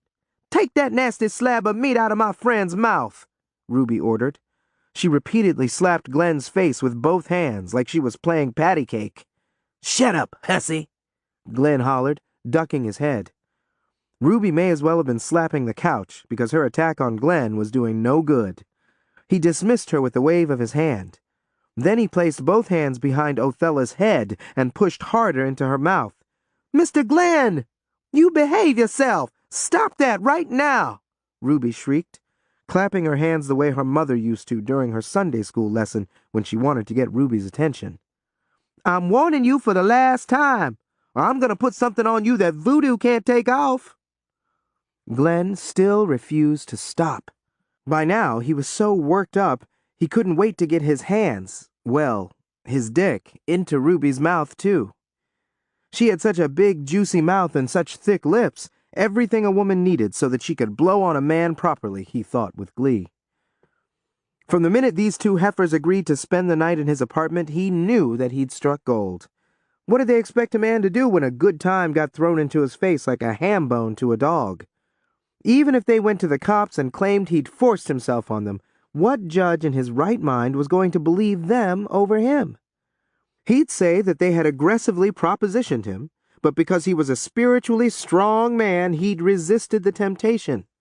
Being a deacon in his church, he would swear that he'd never get fresh with two young girls.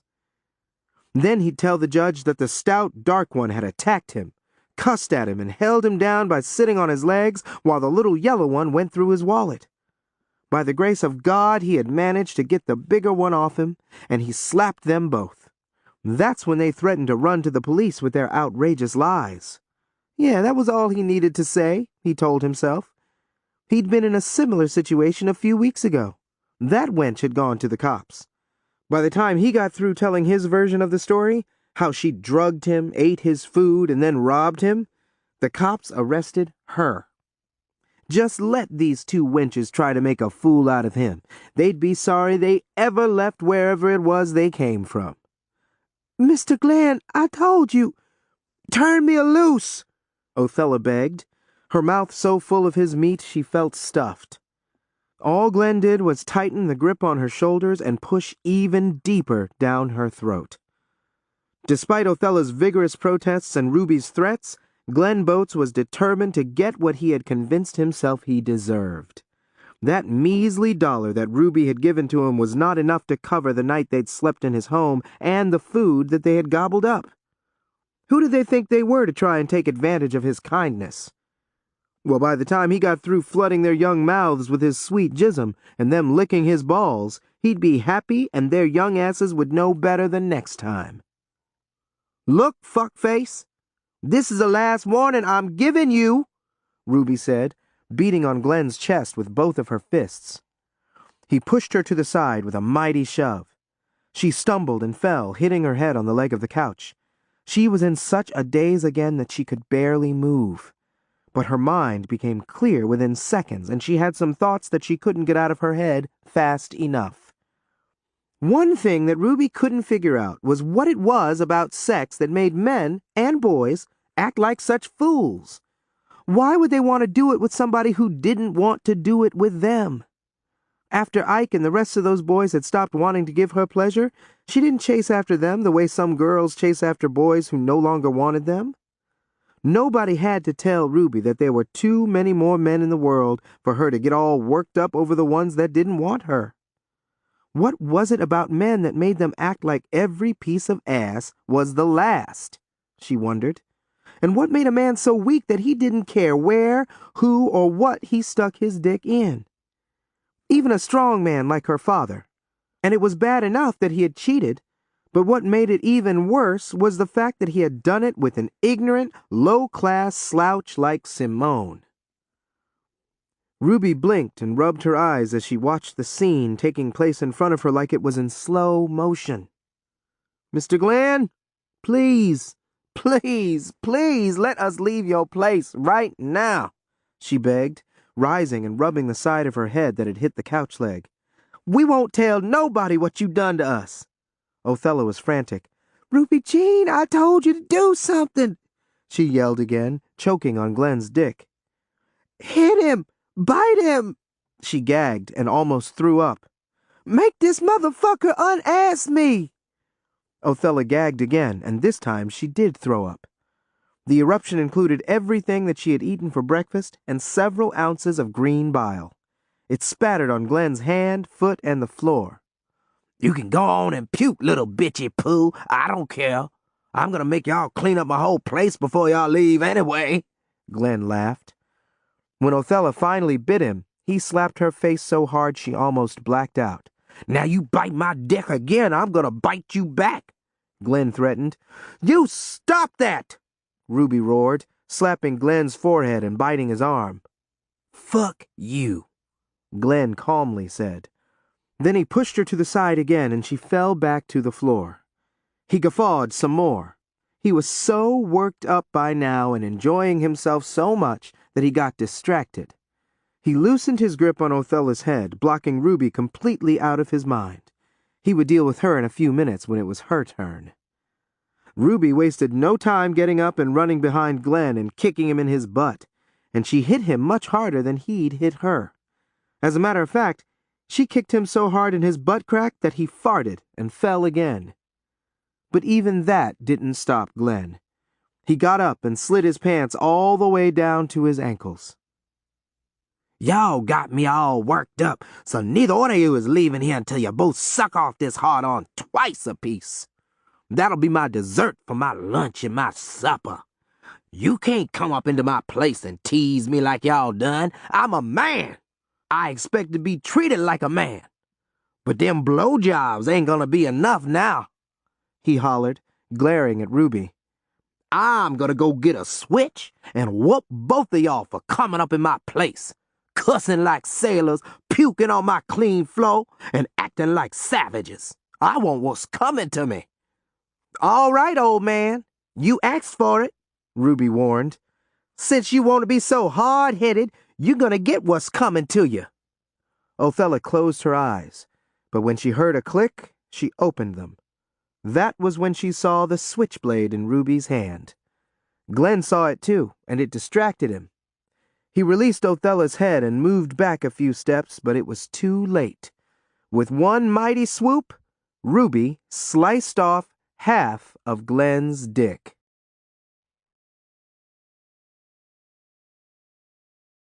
Chapter 32. It was a good thing that Glenn had closed up the restaurant below, because the screams coming from his apartment were blood-curdling. Othella's screams were as loud as Glenn's. She was screaming so loud and hard she thought her tongue was going to pop out of her mouth. Ruby dashed across the floor and covered Othella's mouth with her hand. Glenn's screams were suddenly reduced to a whimper as he passed out and fell backward onto the floor with his hands cupping his bloody crotch. His severed penis lay on the floor next to his leg, like a discarded bone. Othella removed Ruby's hand from her mouth and asked, "Ruby Jean, what have you got yourself into?" She coughed, wiped her lips with her sleeve, and spat Glenn's juices onto his dingy carpet. She had performed a few blowjobs on some of her former boyfriends. Technically speaking, it wasn't such a bad procedure.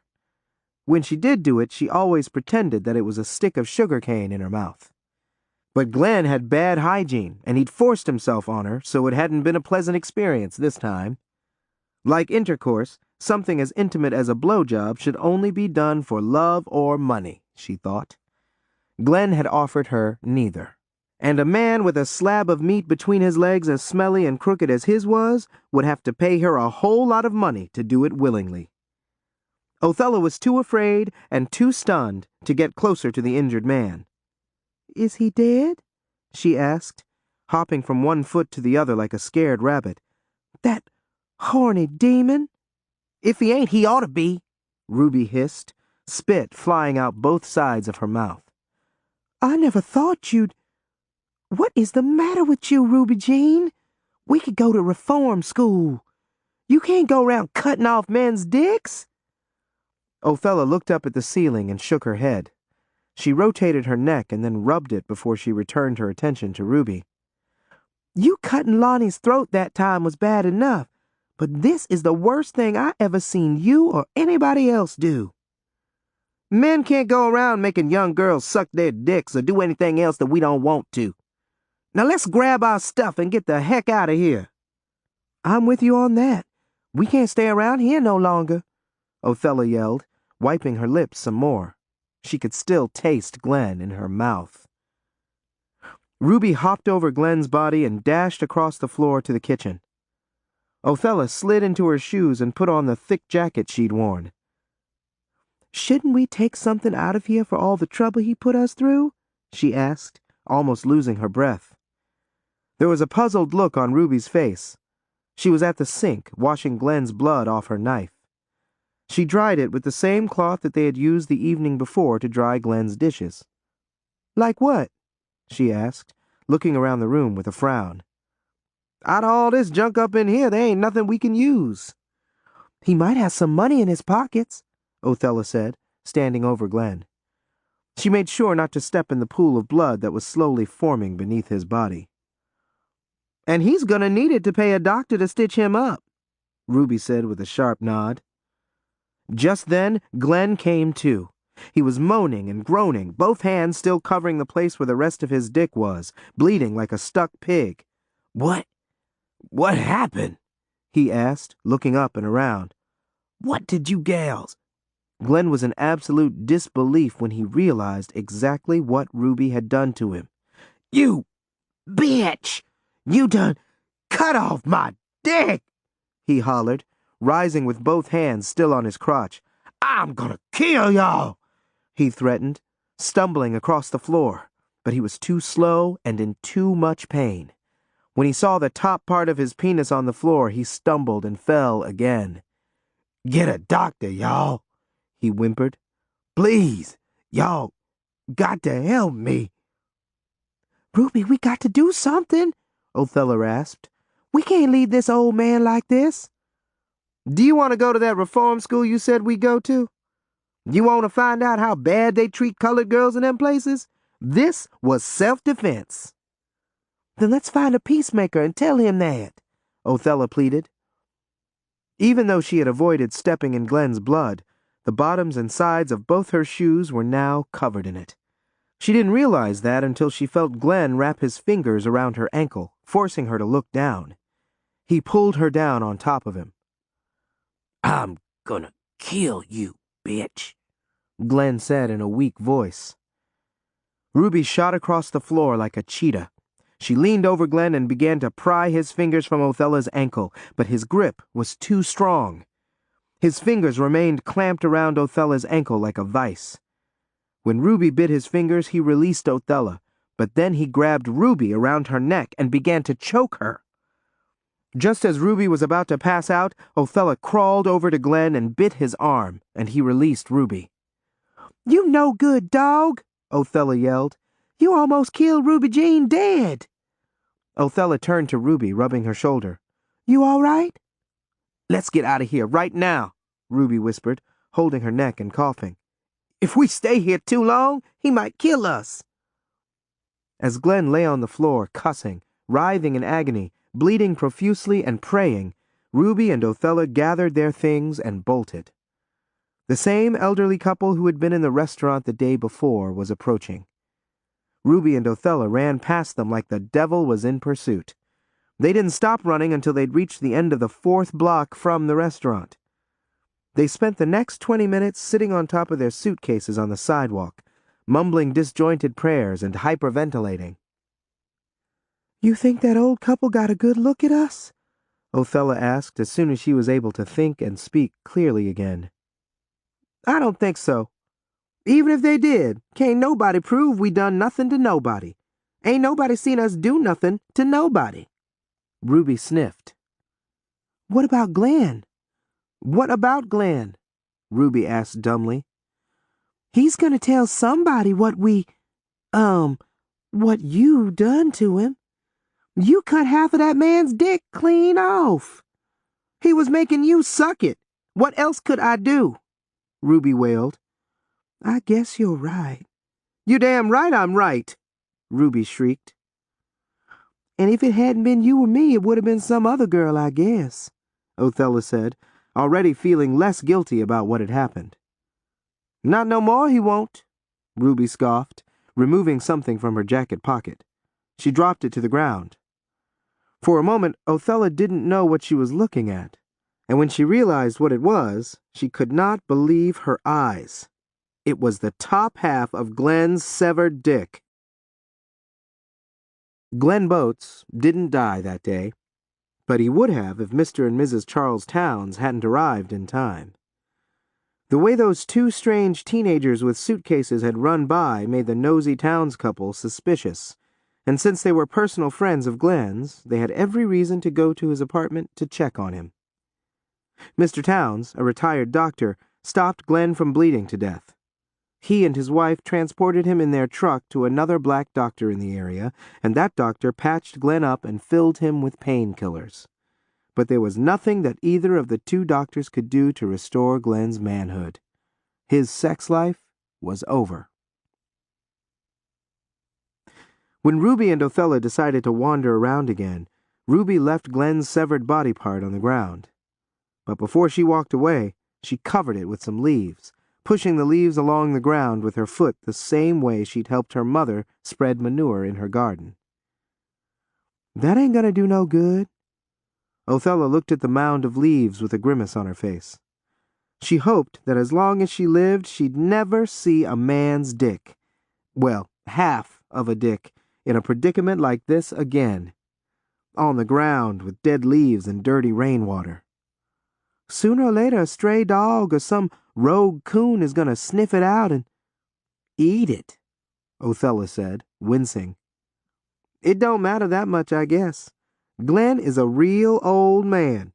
He don't have too many years left to use his pecker anyway," Ruby offered, trying to justify her actions. "And he ain't got no wife that he needs to pester in the bedroom no more. He said so hisself." "That's all true, but that was a real bad thing that you done to that man, Ruby." Othella noticed that Ruby's hands were shaking. She didn't know if it was because she was nervous, scared, or what. And she didn't want to know. Just knowing that Ruby was capable of such an extreme level of violence was enough at the moment. Ruby gasped. "Let me remind you, girl, that was a real bad thing that he was doing to you, too, and was going to do to me." I know, but, well, it was still a real bad thing for him the most. I could have got over what he done to me sooner or later. I've been forced to do even worse things by some of Mama's friends, and I got over that. But what you done to Glenn, he won't never get over. Dicks ain't like hair. They don't grow back. He won't be able to have no more kids. I wish he hadn't provoked me. I didn't really want to cut his dick off. I was aiming for his hand, but he moved it at the wrong time. It don't matter what you was aiming at, Othella mouthed. She couldn't imagine the pain that Glenn had experienced, and would probably experience for a while to come, if he was still alive. "Can a man die from getting his dick cut off?" "Them dudes in Italy don't die," Ruby pointed out. "What dudes in Italy?" "Them dickless dudes that they train to sing like girls, sopranos," Ruby explained. "Remember we read about 'em in Miss Sparks' class?" "Oh, yeah, them eunuchs. But they don't go through what Glenn went through." Othella sniffed. "I wonder how he's going to pee now." "What if it had been a little 4-year-old girl he tried to mess with?" Ruby asked, getting angry all over again by just thinking about Glenn attacking a little girl. "Men like him, they don't care where or what they put their peckers in. Before my Aunt Della died, she caught one of her field hands screwing one of her sheep." "A sheep?" That piece of information disgusted Othella. She shook her head and cringed. "Men are so unnatural," she mouthed. "I wonder what all Glenn would have done if you hadn't cut him." "After he got his blowjobs, he probably would have killed us. You keep that in mind when you think about what I done to him," Ruby suggested. "I will," Othella replied with a shudder. "Let's get out of here. This place gives me the heebie-jeebies." They walked for another hour. Then they stopped in front of a large gray house with a sign tacked to the front wall of the wraparound porch that read, "Rooms to Let." An old wooden icebox with the door slightly ajar lay on its side on the porch.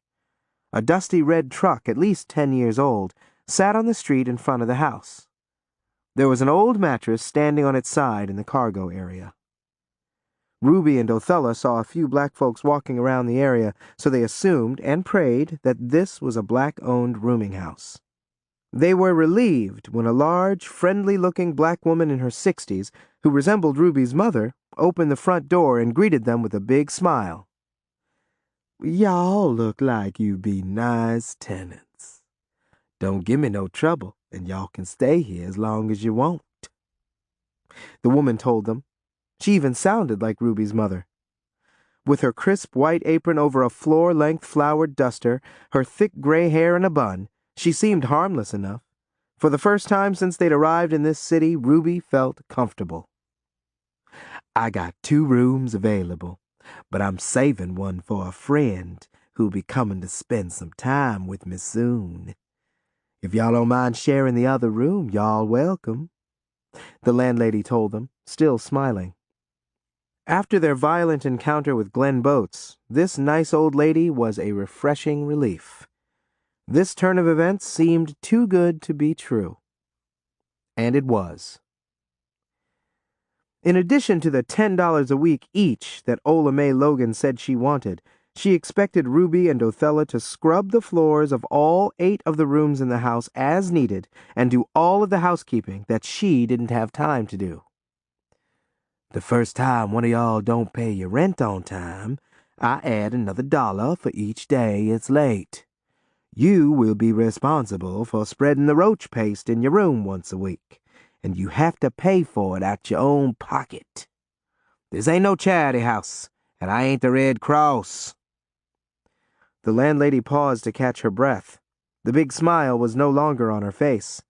She continued with her arms folded, looking and acting more like a prison warden now. No visitors without my approval. No electric hot plates in the room.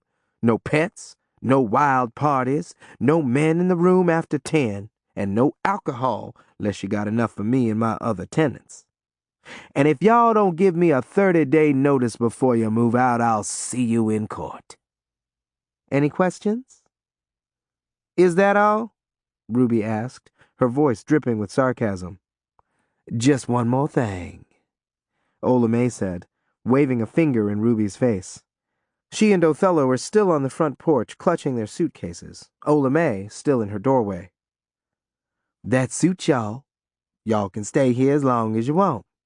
That don't suit y'all, I want you out of my house by the end of the week, she told them. But if we're paying you for our room, why do we have to do all of that other stuff too, Oella May? We need time to go out and look for real jobs. That ain't fair, and you know it ain't, Othella protested. She was so tired and frightened she was ready to agree to just about anything, in spite of what she'd just said. Like I said, if this don't suit y'all, I want both of y'all out of my house by the end of the week. As a matter of fact, y'all ain't even got to agree to move in. Go on back out yonder and see if you can find a better offer than mine. With this raging war and half of America gone crazy, y'all gonna need a heap of luck. We know that, Othella said with her head hanging so low, her chin was almost on her chest. All right, Miss Oella May, we'll take that room, Ruby sighed. She knew when to quit, and she was glad that Othella did too. Oella May nodded and resumed her smile, but that smile was just as empty and false as the rest of her was. All right then, come on in and let's get y'all settled. There's 3 10-pound buckets of chitlins in the sink that need to be cleaned for tonight's dinner. Y'all need to clean them real soon. Chapter 33. Within minutes after entering Oella May's gloomy rooming house, Ruby decided that she didn't like this new arrangement at all. They hadn't even seen the chitlins in the kitchen that Oella May said she wanted them to clean, but Ruby could smell them. As soon as they stepped into the hallway, the stink hit her in the face like a fly swatter. It was a big house, so cleaning it was not going to be an easy chore. But Ruby didn't want to start complaining too soon. She hoped that things would get easier as they went along. After all they'd been through already, she'd bend over backward to make sure they did. Under the circumstances, Ruby would have been willing to move into a broom closet, and that was almost what they got. Oella had assigned them to share a roll-away bed in an elevator-sized room at the top of the stairs next to the bathroom that everybody used. A roll-away bed! The very thought disgusted Ruby to the bone. The only other time in her life that she'd been reduced to a roll-away bed was during a Memorial Day weekend 2 years ago when she and her parents had visited her sister Bula and her husband. She asked herself again, what kind of mess had she gotten herself into? And how long was she going to live like a stowaway? Not long, she told herself. The incident with the horny restaurant owner was reason enough for her to decide that New Orleans was not the place for her after all. An hour after they'd checked in, Ruby realized that it was going to take a whole lot of effort on her part for her to tolerate living in this place. Before she and Othella could even unpack, Oella had them on their knees, scrubbing her kitchen floor. "Don't y'all forget I need for y'all to clean them chitlins, too," Oella said. She stood stock still, fanning her face with a magazine as she inspected the mottled black and white rug on the kitchen floor that Ruby and Othella had just mopped and waxed. They cleaned the chitlins, but they skipped the chitlin dinner. Instead, they stumbled out to the front porch to get some fresh air, and so they could converse in private. The porch steps were falling apart, so they had to be careful where they sat to keep from getting splinters in their butts. "I didn't come to New Orleans to be no slave," Ruby complained, covering a spot with some old newspaper and then sitting down with a thud. Othella had already done the same thing. "I'd rather work in the cane fields than be crawling around scrubbing floors and cleaning chitlins. This woman is crazy.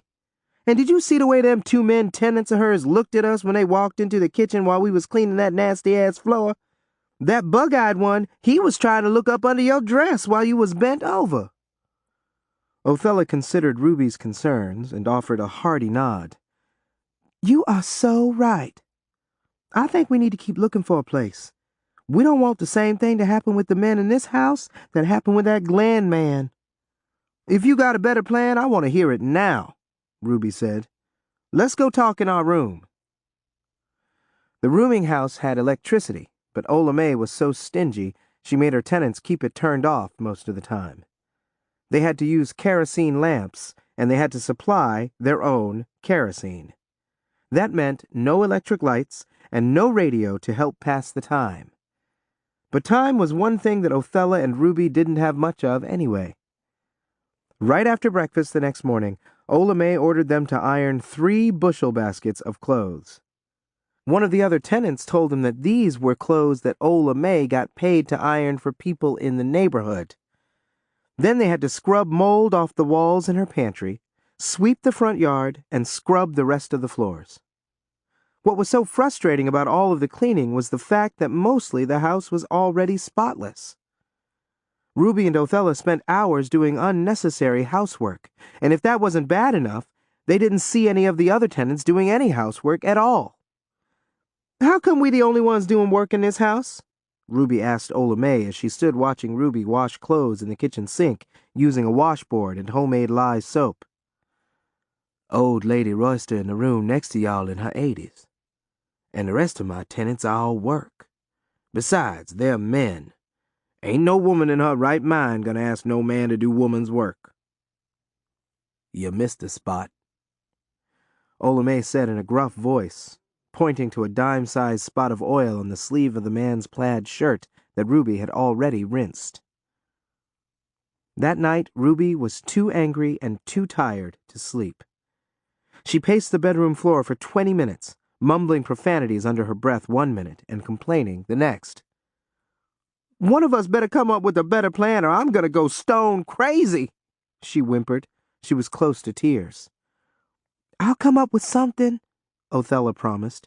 "Now get in your gown and get to bed." The next couple of days, Othella disappeared from the house for a few hours before Ruby got out of bed. Each time when she returned, she told Ruby that she'd just been out walking, but she never said where she'd been out walking too. She didn't see any reason to tell Ruby that she had been visiting some of the brothels that she knew about from her mother. Her mother had been a very active prostitute in her heyday. When Othella approached some of the same madams who had pimped her mother and told them who her mother was, they wanted her on a limited basis. Not much work for colored gals, but you might do all right on account of your young age, she'd been told repeatedly. But when Othella told them that she would only work for them if they hired Ruby, they lost some of their interest. And when Othella described Ruby to them, every single madam lost all interest, even in Othella. "Where you been all this time?" Ruby asked Othella as soon as she returned from one of her mysterious walks. They'd been in town for 4 days now, and things were still as bleak as the first day. "Don't worry about it. I'm working on a plan," Othella told her. The next morning when Ruby opened her eyes, Othella was gone again. "Where's that high yellow gal?" Ola May asked Ruby, barging into the bedroom without knocking. She's out walking," Ruby replied, buttoning her blouse. "That good friend I told y'all about is moving in this evening, and I want this house spotless. When Othella brings her tail back here, you tell her I want her to scrub that commode and spread the roach paste around in every room downstairs. Is that clear?" "Yes'm," Ruby muttered. When Othella returned around noon, she ducked and dodged her way through the house. She hid behind doors and peeped around corners, hoping not to bump into Ola May. She found Ruby in the kitchen, on her knees, scrubbing spots off the floor with a toothbrush. "Come on with me upstairs," Othella whispered to Ruby. "Girl, you got to spread the roach paste around in every single room downstairs. And Ola May said you have to scrub that nasty commode, too," Ruby said, speaking low. She looked toward the door to make sure Ola May was not eavesdropping. "I am so damn tired."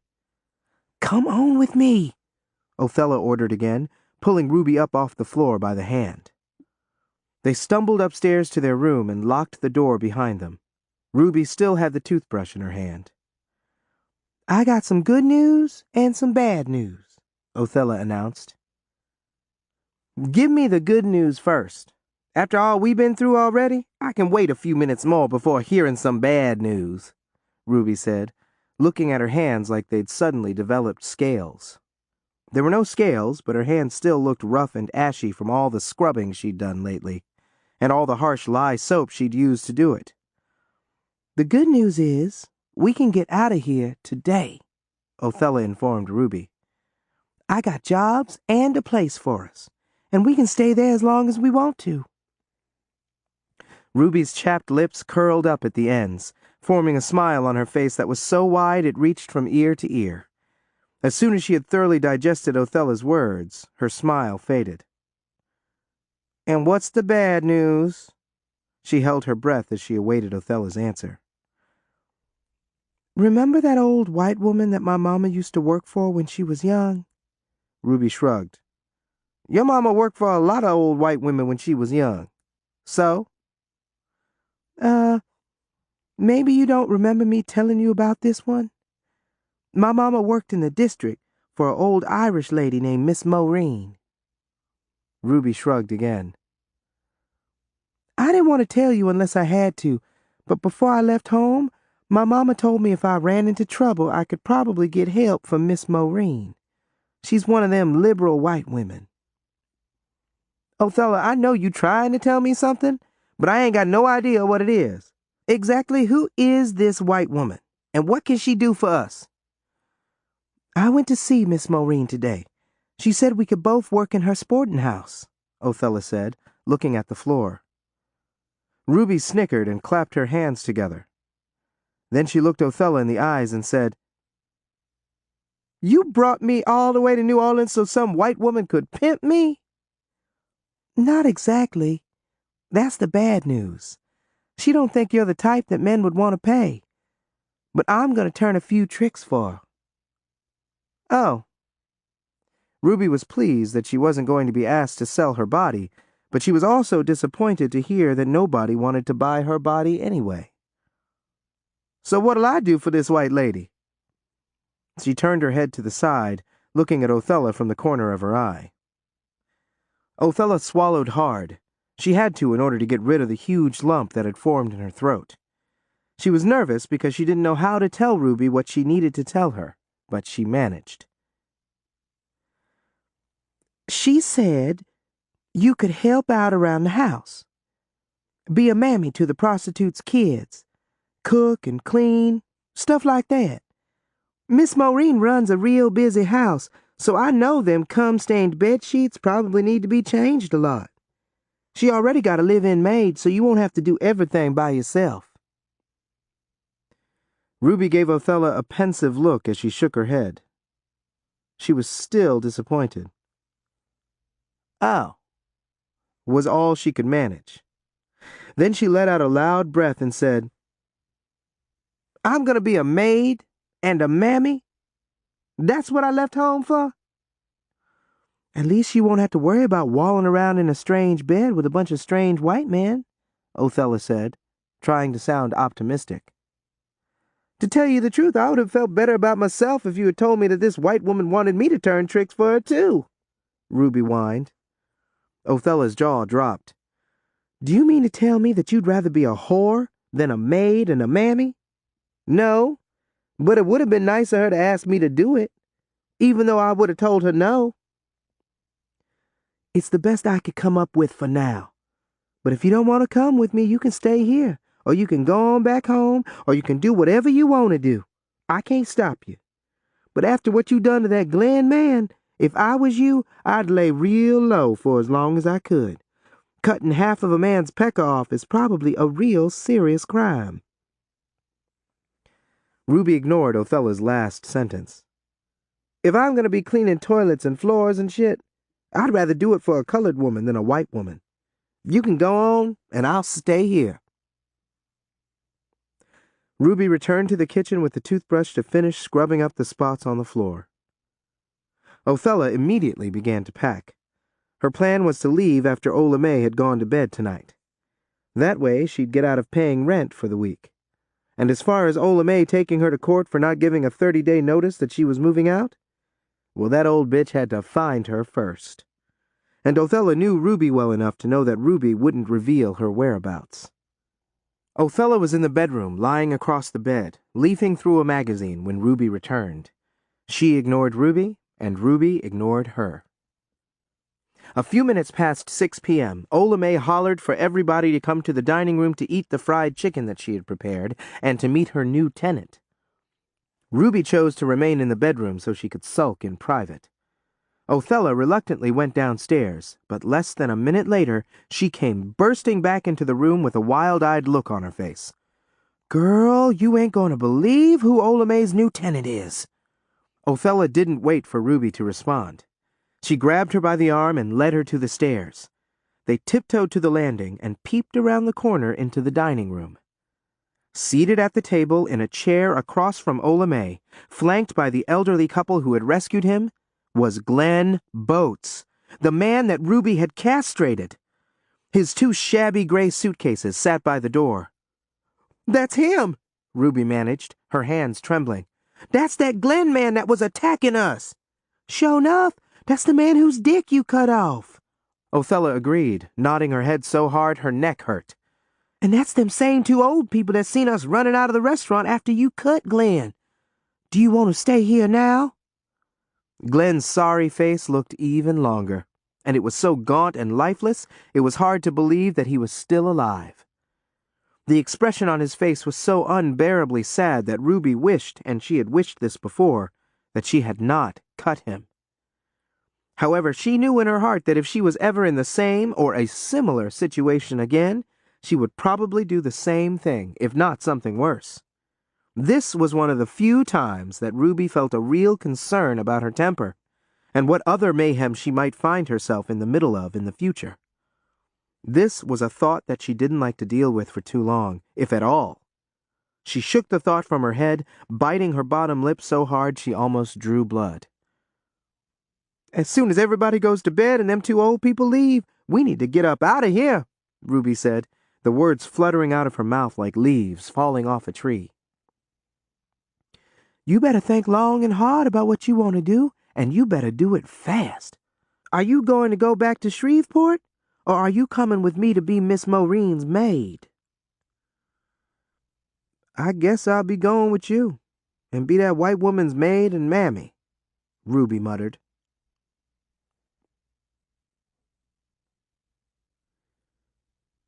Chapter 34.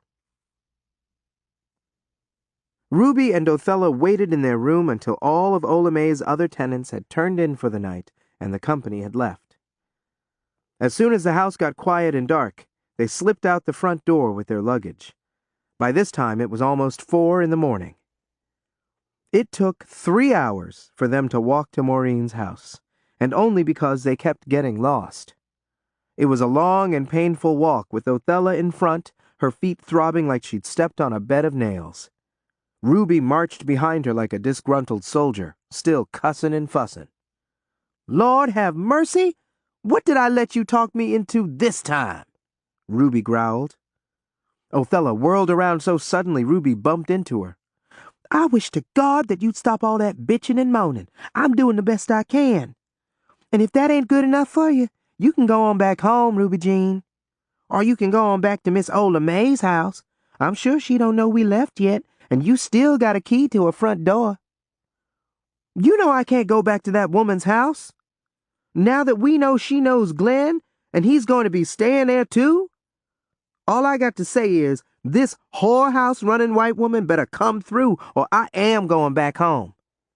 You can stay here and hunt for a job and a husband till the rapture for all I care. I just hope that the next time a man tries to make you suck his dick, you can get out of doing it on your own." Othella gave Ruby a contrite look. "Ruby Jean, we're going to be all right. I know Miss Maureen is going to take real good care of us. We'll be happy. Living in a whorehouse? It's better than living on the street. It's better than living with people like that Ola May woman. And besides, we won't stay at Miss Maureen's that long. Every chance I get, I am going to go out looking for a better job and a nicer place for us to live."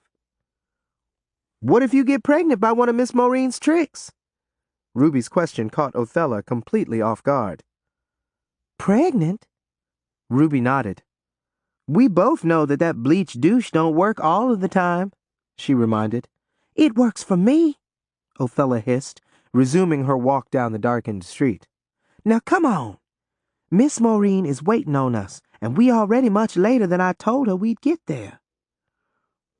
As soon as Ruby and Othella entered the notorious red light district, they received a lot of stares. Nobody bothered them, though, because it was assumed that they were maids on their way to work.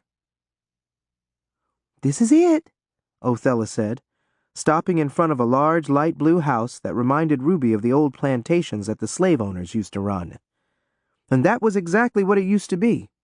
However, it had been renovated, repainted a few times, and brought up to speed as far as the modern world was concerned. 2 white gliders sat on either side of the large wraparound front porch. Red and gold brocade curtains covered every window that Othella and Ruby could see. A neat row of fake red roses had been planted in the front yard and on the sides of the house, resembling a necklace. "This looks like a palace," Ruby said with a loud sigh, gazing around in awe. "Well, it looks like a palace, but don't expect to get what Cinderella or Sleeping Beauty got," Othella advised. "Ain't no charming prince going to come here to rescue us." A sad look crossed her face, one she didn't want Ruby to see, but she turned her head too late. Ruby saw it, and it made her sad too. "You don't think we'll be happy in this place?" Ruby asked, shifting her suitcase from one hand to the other.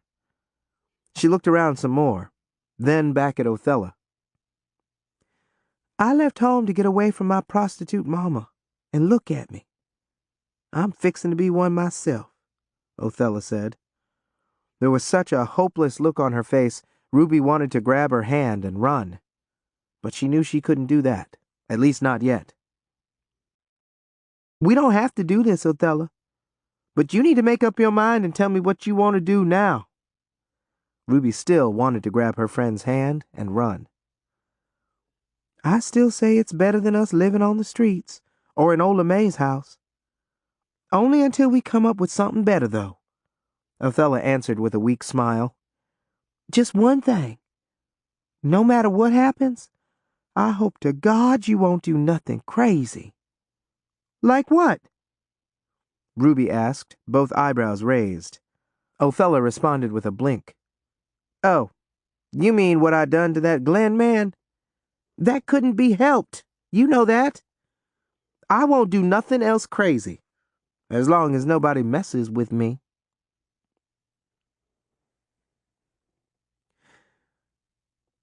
"54-year-old Maureen O'Leary was the third of 3 daughters in a family of Irish-American dirt farmers.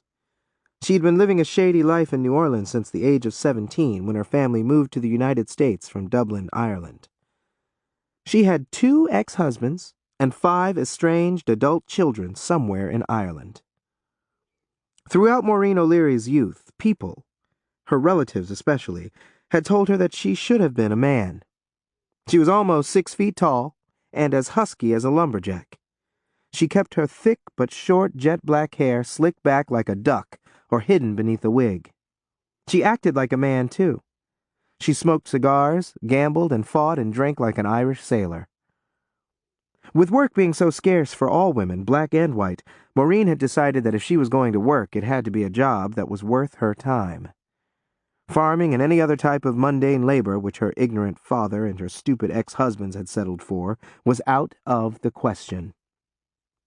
She was too ambitious to even consider such low-life endeavors. She wanted to live the good life and wear fancy frocks, drink good whiskey, eat lavish meals, and live in a beautiful, opulent house. That meant she either had to marry a wealthy man or make her own money by doing something on the shady side. She didn't have the education or desire to do anything practical, such as nursing or teaching, like her sisters. Not only were those jobs dull, but they didn't pay enough money to suit her. The only women Maureen knew of who were making good money were the prostitutes, the madams, and women involved in other criminal activity. She had a female friend who smuggled drugs throughout the country for her gangster husband. When things got too slow in that business for the friend, she turned a few tricks on the side. Unfortunately, Maureen had never enjoyed sex enough to make it her vocation, but she knew that a lot of other women did, and if they had enough alcohol or drugs in them, a good advisor could convince them to perform more tricks than a trained monkey. Maureen knew that she had what it took to be a good madam. She had convinced herself that this line of work was her calling, after several of her lovers had put the idea in her head. That, and the fact that she had skills as good as any man's when it came to manipulating women. One of Maureen's lovers, after her second divorce, was a man who frequently visited the brothels in New Orleans' notorious red light district. He helped her find the house that she purchased for her new business venture.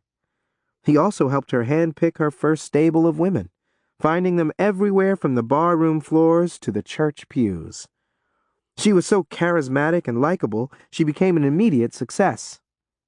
She was now the most beloved, most successful madam in the district.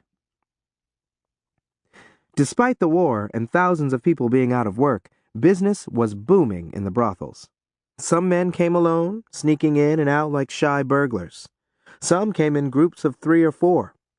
One evening, a busload of rowdy sailors showed up, so horny they were willing to fuck each other if they couldn't get to the women in time. The men didn't all come to have sex. Some came out of boredom, curiosity, and loneliness. The party atmosphere, the alcohol, and the scantily clad women were potent inducements. An attractive but obese, blue-eyed blonde woman in her late 20s greeted Ruby and Othella when they knocked on Maureen's front door. Like everybody else who had noticed them, she assumed they were maids. She shook her finger in their faces and scolded them for knocking on the front door when they knew that they needed to use the back door. She was stunned when Othella told her the reason they had come. But when Othella got to the part about Ruby's role, the blonde still made Ruby go around the house and enter through the back door. To show her loyalty, Othella accompanied Ruby and entered through the back door, too. Maisel Hawthorne was Maureen's longtime cook and maid. She was a bitter, middle-aged black woman with ordinary features on a face that almost always displayed a menacing scowl. There was a freshly starched red and white checked bandana tied around her head at all times, except when she went to bed or church. She let Ruby and Othella in, looking at them and their suitcases with contempt. She brusquely ordered them to wipe their feet on the doormat before entering. Maisel was just as fat as the white woman who had refused to let Ruby and Othella enter through the front door. She wore face powder and some rouge, but it did her no good. She was still plain. Ruby was impressed to see that the white uniform that the Maisel woman wore looked expensive and new. When Othella told Maisel that Maureen was expecting them, she glared at them, wondering what these two black crows were up to. She directed them to Maureen's room by pointing the way with her finger, shaking her head as they marched across the floor like sneaky soldiers. Maisel Hawthorne was an astute woman, especially when it involved other black folks. She had a keen sense of smell, and she had already sniffed big trouble brewing with these two newcomers.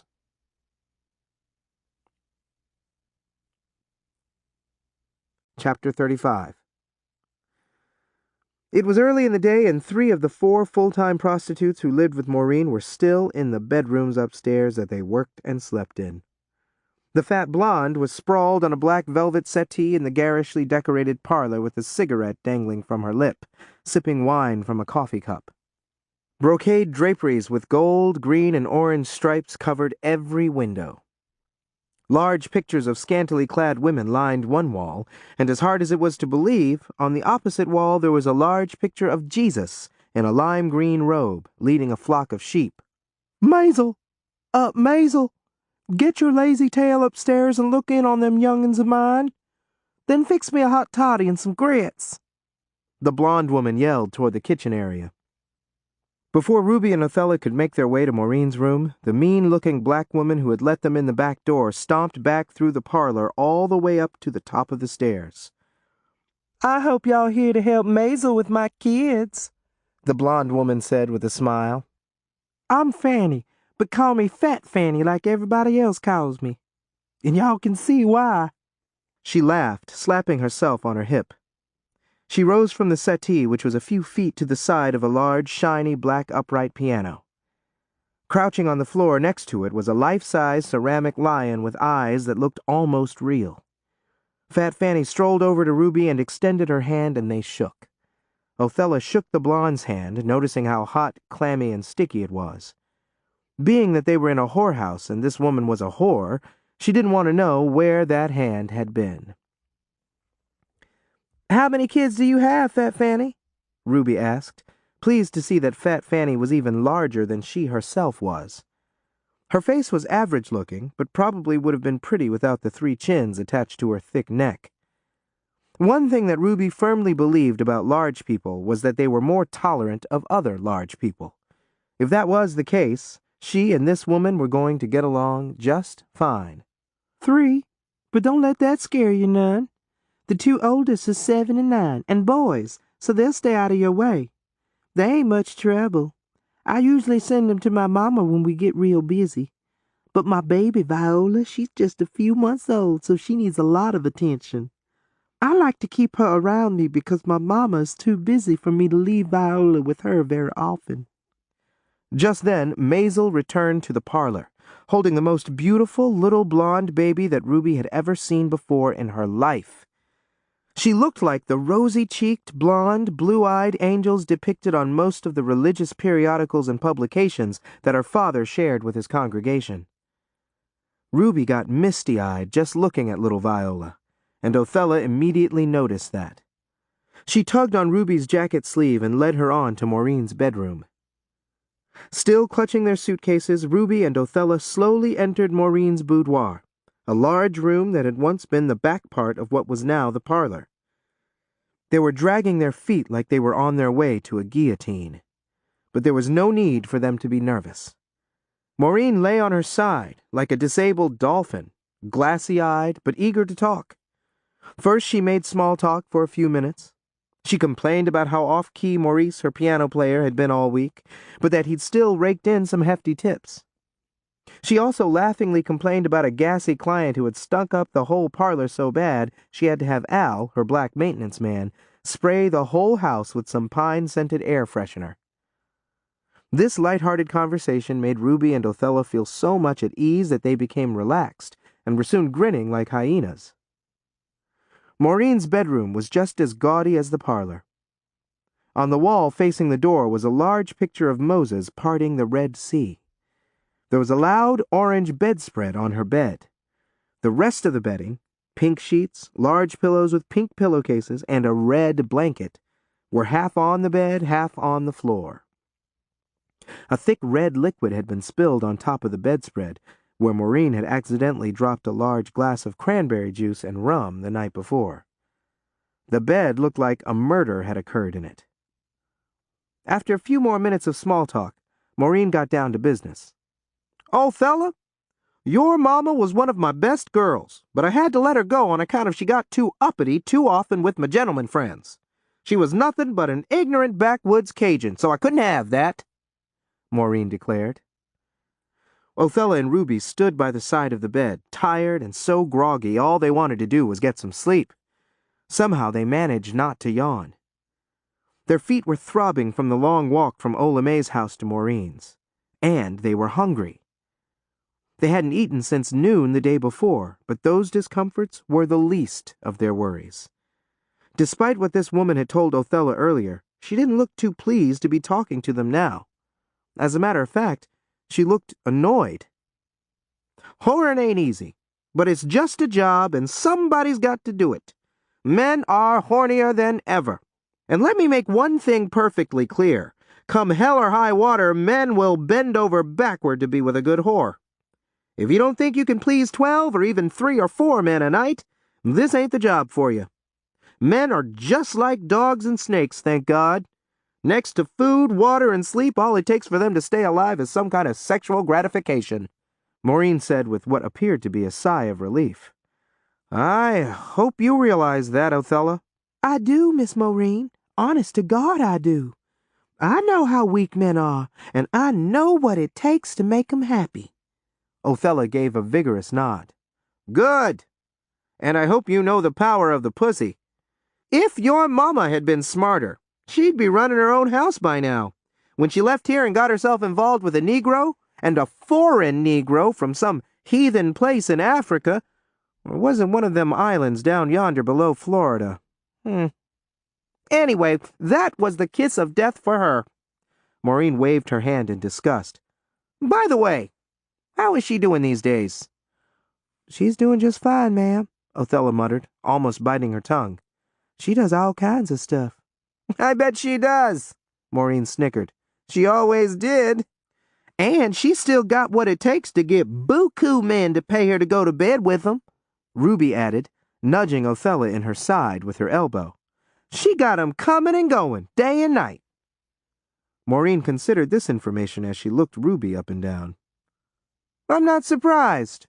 She was the only one in the house who could swallow." Up to this point, Maureen had ignored Ruby, but when she finally turned to her, she gave her a warm smile and a nod. "And what was your name again, girl?" she asked Ruby. "Ruby, ain't it?" "Yes'm. Othella told me that you told her that I could stay here too, but that I don't have to turn no tricks," Ruby said with relief. "Girl, you ain't got nothing to worry about as far as getting pestered. My clients can be real persnickety when it comes to poontang and other female pleasures." Maureen slowly looked Ruby up and down, her gaze landing on her face. "But you are still good for something around here." Maureen scratched her chin and gave Ruby a thoughtful look. "I can see that you like to eat. You can help Maisel in the kitchen with all of the meals, and I expect you to keep my chicken coops in the backyard clean as a whistle." Maureen paused and sat up in her bed. She removed a thimble from a jewelry box on her nightstand and dipped out a thumbnail of cocaine. She sniffed it and swooned like a woman in ecstasy, and she was. Other than money, there was nothing on earth that Maureen loved more than cocaine. For the next 2 minutes, she ignored her visitors. When she returned her attention to them, she seemed surprised that they were still in her room. What y'all standing here waiting on? Maureen asked, rubbing her nose and sniffing so hard her eyes watered. Is there anything else you want to talk about? Othella asked in a nervous voice. Like what? Y'all here, ain't you? I told you can both stay a spell, Maureen snapped, looking even more annoyed. What else is there for us to talk about? Like money. Like how much you can pay us, Othella continued. From the sour, impatient look on Maureen's face, it was obvious that she didn't like to discuss money, at least not with these two. It all depends on what you do and who you do it to. Now, you colored gals generally don't bring in much money most of the time, Maureen said. That's why we colored gals are generally poor most of the time, Ruby said quickly. Maureen's jaw dropped. She looked at Ruby like she was looking at a creature from another planet. She didn't like her looks, but she did like her spunk. Most of these suckers are really easy to please, Othella. Once you learn the ropes, you can get 'em off with a thorough blowjob, a hand job, or even less. And if you get 'em drunk enough, you might not even have to go that far. Any questions? Maureen was still talking to Othella, but looking at Ruby. Either one of y'all? Ruby nodded. Yes'm. Where do we sleep? She asked, looking around the room. Once y'all leave this room, Othella, you go up to Fat Fanny. She'll fix you up. You can share that room at the end of the hall with her. I was going to put you in with Catfish, but she got a problem with Negroes. Maureen paused and gave Othella an apologetic look.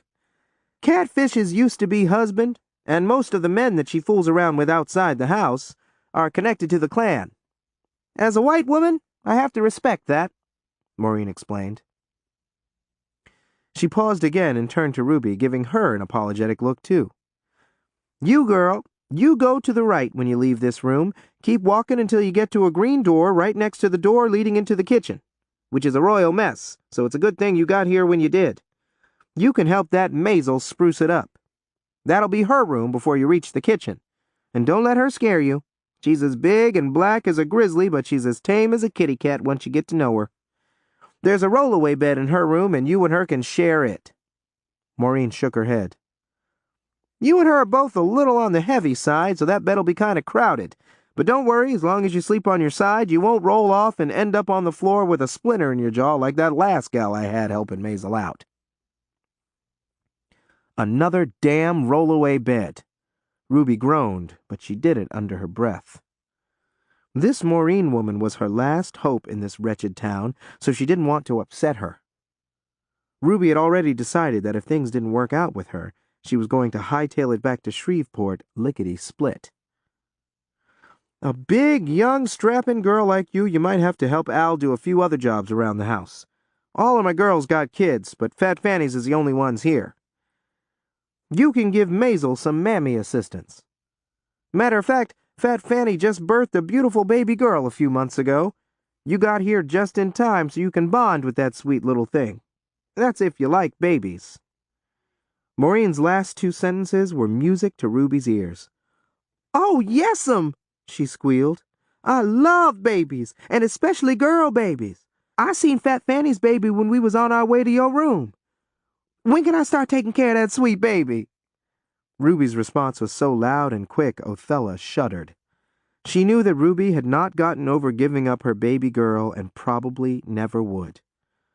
At least she would have a substitute for as long as they remained in Maureen's house. Othella did not like the idea of Ruby nursing and fussing over that woman's baby. However, from the look on Ruby's face, Othella knew that as long as she could do that, she'd be happy. And part of the plan was to keep Ruby happy, Othella reminded herself. Chapter 36. It didn't take long for Ruby and Othella to get very comfortable in Maureen's house, but there were a few things that bothered them both. They didn't like the fact that they couldn't sleep in the same bedroom, and that somebody was always reminding them that they were not white. But the biggest thorn in Ruby's side was Maisel. Working with her in the kitchen was bad enough, but sharing a room with her was torture. That woman complained about everybody and everything. Ruby didn't waste any time letting Maisel know that she was no pushover. Even though Maisel was 3 times her age and about 50 pounds heavier, Ruby sassed her. She stood up for herself every time Maisel tried to boss her around or scold her. Look, Ruby Jean, you can't be walking around this house grinning all the time. These white folks already think we ain't got but half a brain. Make 'em think you sorry you was born, and that working for them is the best thing that ever happened to you. That'll make 'em feel sorry for you, and even feel less threatened. And believe me, you won't be smiling when you start emptying them slop jars full of piss and shit and sopping up puke off the floor like I do. If anything, you'll be rubbing vinegar under your nose to lighten up the stank. Maisel barked at Ruby a few days after they had begun to work together. Look, lady, I work for Miss Maureen. She tells me what to do and how to do it, not you. There was a sinister expression on Ruby's face, complete with narrowed eyes, twitching brows, and flaring nostrils. If you don't mess with me, I won't mess with you. Now, if you get out of my way, I got some slop jars to empty. Ruby continued to do all of her chores with a smile, even emptying the slop jars and spittoons and cleaning up puke. She knew that at the end of the day, and usually throughout the day, she could fiddle around with Fat Fanny's beautiful blonde baby girl. Othella didn't do as much smiling as Ruby. For one thing, she didn't get to share that nice room upstairs with Fat Fanny after all. Catfish and at least one of the other women had complained to Maureen about a black woman sleeping in the same room with a white woman. Maureen decided that it would make more sense for Othella to sleep in the room across the hall from Fat Fanny's. It was primarily used for Fat Fanny's 3 children. There were 4 rollaway beds in the room, a large chifforobe, and a few chairs. It was the only bedroom in the house that was not used for entertaining clients. But when a part-time roving prostitute dropped by and wanted to spend the night, Maureen let her sleep in this room in the 4th bed. Now that same overused bed belonged to Othella. Al Holly was a large, plain-looking black man in his 40s. He spoke only when he was spoken to, or when he had to. His position was vague, but from what Ruby and Othella could determine, he was a handyman who did a variety of odd jobs around the house. He was also the mechanic who serviced Maureen's Packard and Fat Fanny's LaSalle. He played the piano when the regular piano player, a hatchet-faced Creole man named Maurice Dozier, didn't show up. Buster Campbell was another large man in his 40s, except he was white and just as plain as Al. He didn't talk much either, and his position was also vague. He was the bouncer who ejected unruly clients and dumped them on the front porch of one of the other houses on the block, after Maureen had instructed him to take all of their valuables. He also did some maintenance work around the house, as well as other odd jobs. None of the male help resided in the house. Al showed up each day before the sun, every day except Sunday. He stayed until the last client left, no matter how late that was.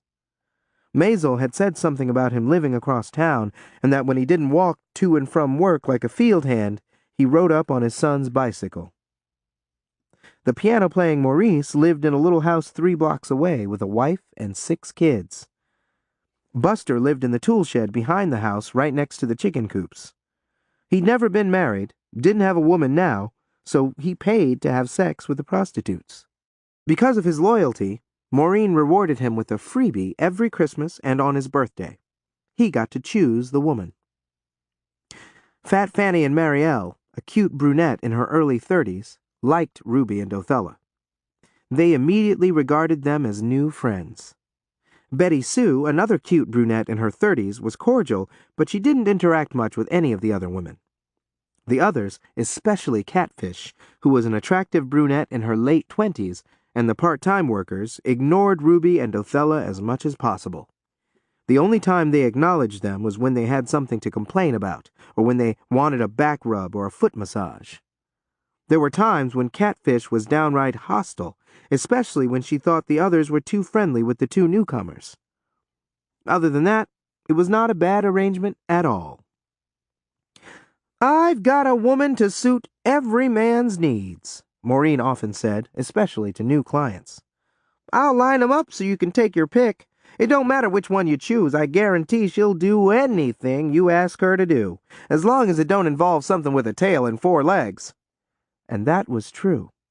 There was nothing of a sexual nature that the women who worked for Maureen O'Leary wouldn't do, as long as it didn't involve something with a tail and 4 legs. Most of the men who patronized the brothels in the district were professional white men, doctors, lawyers, politicians, and a few military personnel. And the majority of them were married to women who were either too cold, too dainty, too worn out, too disinterested, too squeamish, or too clumsy when it came to bedroom activities. It didn't matter who or what the men were to Maureen. Even though she considered herself to be a true patriot of her adoptive country, she would accommodate Adolf Hitler as long as he had money and was willing to spend it. To her, a horny man was a horny man. His politics were his business, as long as it didn't interfere with her business. Maureen played hostess to a lot of men with wives who had retired completely from the physical side of their relationship. These men, some of them still young, felt that they had no choice but to visit the brothels, if they still wanted to feel good. And they were willing to pay for the privilege of spending time with women whose business was to make them feel like men and give them some physical pleasure. However, the majority of the same men typically ignored women of color who expected to be paid for their services. Maureen didn't have one single client who had not slept with a black woman, even the ones who claimed to be avowed racists. Several of them had fathered children with black women. Some slept with black women on a regular basis, but always in some back room in a shack in a shanty town. Not only did Maureen and her girls glean this type of information from loose-lipped clients, but Al and Maisel, her only other black employees, shared information on a regular basis with her that they picked up from the black blabbermouths that they associated with. Maureen rewarded her sources to deliver information that could be useful to her in some blackmail-related manner if that client got out of line. That reward was usually an extra $1, a glass of whiskey, or a few hours off. Maureen was pleased that there were enough white men willing to pay to sleep with a black woman in her house when they got drunk or curious enough. That justified her decision to hire Othella. For one thing, Othella was not that black. Her features were neutral enough that in the dark, a nearsighted man might even mistake her for an Italian or Spanish woman. Ruby didn't fit that mold by a long shot, and that was the reason Maureen couldn't hire her for her body. But things would take a dramatic turn a few weeks later. In the meantime, Othella made considerably more money than Ruby. Last week, Othella made several $100s. Ruby made 20. But that was only because Ruby had received some generous tips from clients who'd requested foot massages. Maureen fed and provided uniforms for Ruby, but she only paid her $10 a week. So that Ruby wouldn't feel bad, Othella assured her that the money she made was their money, not just hers. Unfortunately, she didn't make nearly as much as the white women for providing the same services to Maureen's clients. But whether she made $50 in one night or $100, it was more than the $0 that she had received doing all that housework for Oella May in the tacky house they'd snuck out of. As soon as I sock away enough for us to live on for at least 2 months, we getting up out of here, Othella told Ruby in a low, nervous voice in the kitchen one morning, just before noon, 3 weeks later. She stood by the stove as she watched Ruby drag a broom across the floor. "That's nice," Ruby mumbled with a shrug. The night before had been long and busy. Buster had to eject 2 unruly clients.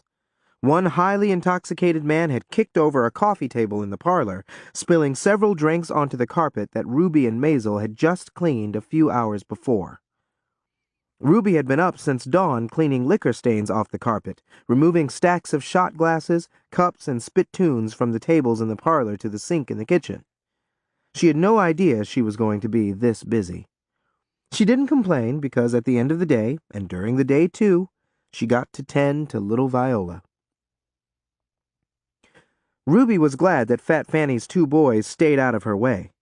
When they weren't in school or with Fat Fanny's mother, they were usually in the backyard harassing Miss Maureen's chickens or throwing rocks at the shed where Buster lived. Other than that, They usually stayed in the room that they shared with Othella, doing puzzles and whatever else it was that young boys did in a brothel.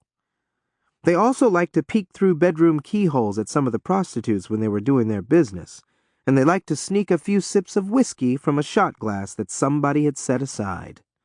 If anybody other than Ruby noticed what Fat Fanny's boys were up to, they didn't mention it. But the boys' behavior bothered Ruby. "How are you getting along with them boys of Fat Fanny's?" Othella asked. "If them was my boys, I'd whoop their behinds left and right," Ruby complained to Othella. They didn't get to spend much time with each other, so whenever they did, they had some interesting discussions.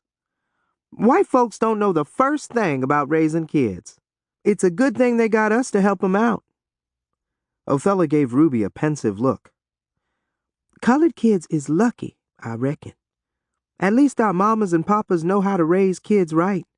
Look how me and you turned out." They both laughed. Othella had already acquired a regular weekly morning trick, a moon-faced lawyer with an ass so flat it looked like an extension of his back. She had just spent time with him, paddling his flat ass raw for being a bad boy and letting him lick whipped cream off her titties. "Lord knows why this buttless fool comes to this house every Wednesday just to get a whooping and to lick my titties," Othella complained with a dry laugh as she returned a tall can of whipped cream to the icebox. "Him being a lawyer, I'm sure he deserves a weekly whooping, but this whipped cream licking hobby is ridiculous. Now, I could see if I had a rack like you, Ruby." Othella chuckled some more. "And if you did have a pile of meat on your bosom like I got, your trick would just have to lick a little longer," Ruby teased, still sweeping the floor. "I wouldn't have no problem with that. I swear to God, I am going to buy me a pair of them fake foam titties if it's the last thing I do. It'll be real soon, I think. I'm making more money in this whorehouse than I ever thought I would make in my life. But I got to work hard because we won't stay in this house long. Here?" Before responding, Ruby looked around to make sure nobody was listening or watching. Maureen had made it clear that she didn't tolerate her employees discussing anything that was related to their earnings. There was a lot of competition in her house, so naturally some of the girls made more than others.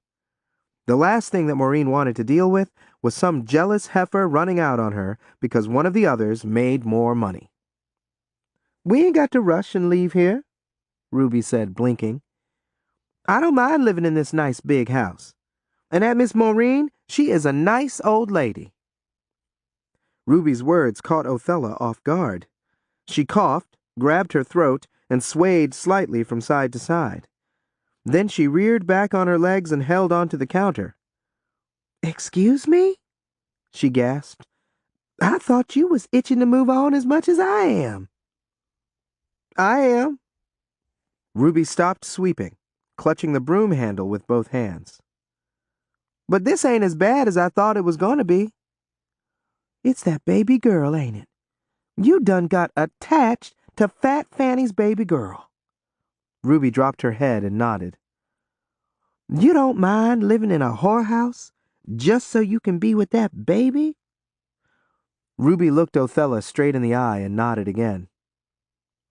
"And you know exactly why I am so attached to that little baby."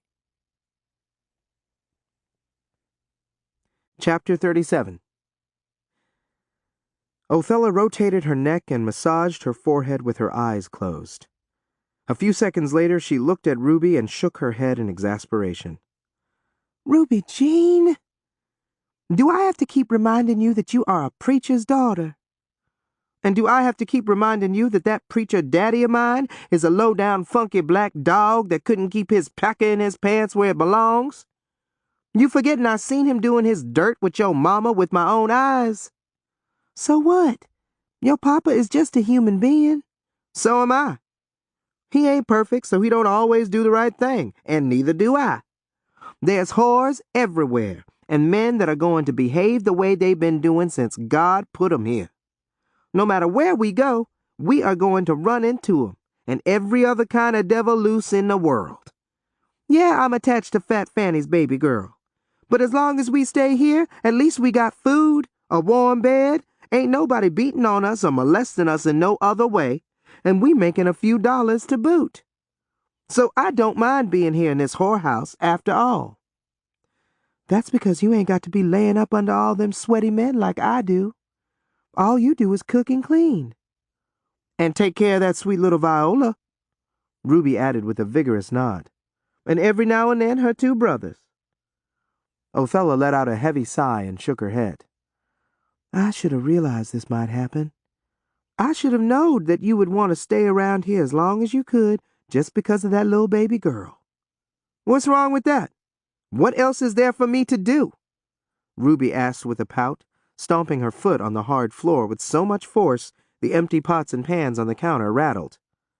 "Look, girl, you need to get over losing your baby. You can't let that situation rule your life." "It's a little too late for you to be telling me that. That's the one situation I can't get off my mind," Ruby shouted. "Well, sooner or later you have to. You can't let this one thing keep eating at you. You might as well be attached to a ghost, girl." A hopeless look crossed Ruby's face, and she practically whispered, "My baby didn't die. She ain't no ghost." She sucked in her breath and held it. She looked like she was going to cry, but she didn't want to. She knew that once the tears started, she would have a hard time stopping them. "Sometimes I wish she had died. We could have buried her somewhere. That way I could have had a grave to visit and put flowers on from time to time. At least that way I would have been able to move on, not be left hanging like I'm hanging now. That would have been better than me never knowing how she doing, how she being treated." "Ruby, you don't want to spend too much time working in a whorehouse just so you can be close to a young baby. That ain't normal." "But I'll pray for you, and I won't stop bugging God until he do something for you that'll make you feel better." Ruby was glad that Othella had finally said something that indicated she had more sympathy for her, but she didn't appreciate what Othella said next. "I know how you must be feeling." Ruby was so taken aback by Othella's words she thought she was going to jump out of her freshly starched white maid's uniform. A headache had formed, one so painful it moved from the back of her head to the front within seconds. It almost brought her to her knees. She moaned under her breath and massaged her forehead. "You didn't have no baby and have to give her up, Othella. How in the world can you fix your lips to say you know how I'm feeling?" Othella immediately regretted what she'd just said. "I'm sorry. What I meant was, I hope I never know what it is you feeling. And I hope you don't neither, especially since you and your mama is the reason I lost my child." "How many more times are you going to ride me about that? How many more times do I have to tell you that if you had really wanted to keep that baby, you coulda? Me and Mama didn't hold no gun on you. We didn't twist your arm that night. We didn't beat you to make you do nothing, so stop putting all of the blame on me and my mama." The more Othella talked, the more she stunned and angered Ruby. "Y'all talked me down to a frazzle that night. I didn't know which way to turn. Y'all rode me down until I couldn't do nothing but what you and your mama told me to do. And another thing, your mama made it clear that she wasn't about to take a chance on my daddy jumping to the conclusion that Ike was my baby's daddy." Ruby didn't care if somebody entered the kitchen and heard her rant. "You owe me, Othella. You are going to owe me till death do us part." "Owe you? Owe you what?" Othella cackled like a hen, long and loud. This didn't even faze Ruby because she had already reached her limit of tolerance. Ruby's lips moved, but nothing came out for a few seconds. She didn't know how to answer Othella's question. "I don't know what you owe me, but you ought to care more about what I feel over losing my child than you've been showing so far." I do. I do care, Ruby. I swear to God that if I got pregnant today and gave birth to a baby girl in 9 months, I'd give that child to you," Othella yelled. She stopped talking long enough to catch her breath. "If I thought it would make you happy. If I thought it would make you stop moaning and groaning about that other baby." If a house had fallen out of the sky and landed on Ruby, She couldn't have been more stunned by what Othella had just told her. This news made Ruby's whole body tremble. You would do that for me? You would be that good to me? Ruby asked, her voice low and weak. Othella was glad to see that a smile had replaced the hostile expression on Ruby's face. I could have one of your baby girls. Yeah, if it would make you happy, Othella barked. She was getting tired of this clumsy conversation and was willing to say whatever it took to appease Ruby, even if it meant telling Ruby that she could have one of her children if she had some. Othella wouldn't think about what she'd just said again until many years later, when Ruby did take one of her children, a baby girl, and not because Othella gave the child to her. You been a real good friend to me, Othella. Ain't a woman nowhere, not even in the Bible, that would offer to do for me what you just did, Ruby said, now beaming. I'm glad you realize that. Now let's do our business here for Miss Maureen and move on. Once we do, we'll find husbands. And with that big, juicy body you got, you'll probably have a house full of kids before you reach 21. When this war mess is over, I know a lot of prisoners of war will be coming home from them foreign countries so desperate and horny that they'll marry the first woman they see. And that could be you and me. Othella gave Ruby a harsh look and shook her finger in her face. In the meantime, you concentrate on something other than babies. The smile disappeared from Ruby's face. She gave Othella a look that Othella couldn't interpret. She couldn't decide if Ruby was angry, happy, confused, or what. I got to wash these dishes next so I can go upstairs and tend to that sweet little baby Viola, Ruby said in a calm voice. Othella returned to the parlor where there was a modest crowd of men waiting to trot upstairs and do their business with the women of their choice. She noticed right away that none of the other prostitutes, including the 4 rovers who had checked in that morning to work for just a few hours, were present. And there were twice as many men present than there had been when she left the parlor less than 15 minutes ago. Maureen occupied the middle spot of the settee, flanked by the Harrison brothers on either side. 4 other men stood off to the side of Maureen. She stared at Othella, giving her one of her where-the-hell-have-you-been looks. Othella stopped and stood next to Maurice, who had just made it to the house to play his piano. He was playing a lively tune, the kind of swing number that Othella's brother Ike used to play when she threw her wild parties. She wanted to ignore Maureen, but she knew not to. Maureen was still looking at her and her mouth was moving. Othella couldn't imagine what Maureen was saying to the men surrounding her. "That colored gal there, that's Othella. She swallows," Maureen said proudly. The men all started talking at once. "Hold on, gentlemen. She's young and eager, and the day is early. Y'all can all spend time with her before you leave." Maureen rose, pulling one of the Harrison brothers up by the hand.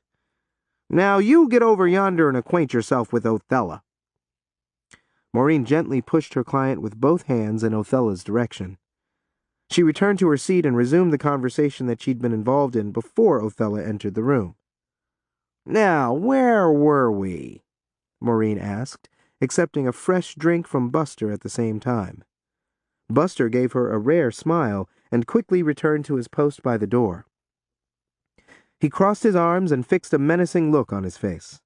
When he was on bouncer duty, he spent most of his time serving drinks, which he preferred to hauling drunks out on their ears and looting their pockets. "It was that goddamn war," one of the men drawled. "They say that damn fool Hitler ain't about to stop until he's ruined all of Europe," somebody else said, his drunken voice full of contempt. "Who would have thought that we Americans would be fighting Japs and Krauts at the same time?" another man asked. After a few minutes of the men's war chatter, Maureen spoke in a voice with extreme exasperation. "Now y'all look! Y'all came here to forget about that damn war. There are much more pleasant things for us to be discussing," she scolded. "You're right, darling," said a grinning Father Dyer, a priest from a nearby parish. "And I'm looking at something right now that's much more interesting than Adolf Hitler." Maureen followed the priest's gaze and smiled. Marielle had just returned to the parlor and was moving toward Maureen and her audience. Walking behind her like he had a stick up his behind was Patrick Cohn, one of Marielle's regular clients. He tipped his hat and rushed toward the exit. Maureen lifted her chin to address Marielle. "Sugar, as soon as you slow down, you need to pay a little attention to Father Dyer." Marielle gasped and tilted her head to the side. Speaking as she raked her fingers through her hair, she said with a snicker, "Slow down. This is the first time I've been able to leave my room since I got up this morning. I don't remember the last time I got pestered back to back for several hours straight. By the end of the day, my hole will be so dilated a train could pass through it." Maureen and most of the guests within hearing range guffawed. Business sure is booming these days. The other Harrison brother agreed, fishing a watch out of his pocket, frowning at the time. My time is money, and I'm about to run short of it if I don't get some female attention soon. "Well, be a little more patient," Maureen said quickly, rising again. She looked toward the staircase and was glad to see that Othella was already on her way back to the parlor. The other Harrison man who had left the room with Othella was a minute man, literally. That was how much time it took to satisfy him. He appeared a few moments after Othella. There was a huge smile on his flushed face as he smoothed back his thick gray hair with one hand and adjusted his suspenders with the other. He returned to the settee and lit up a thick Cuban cigar.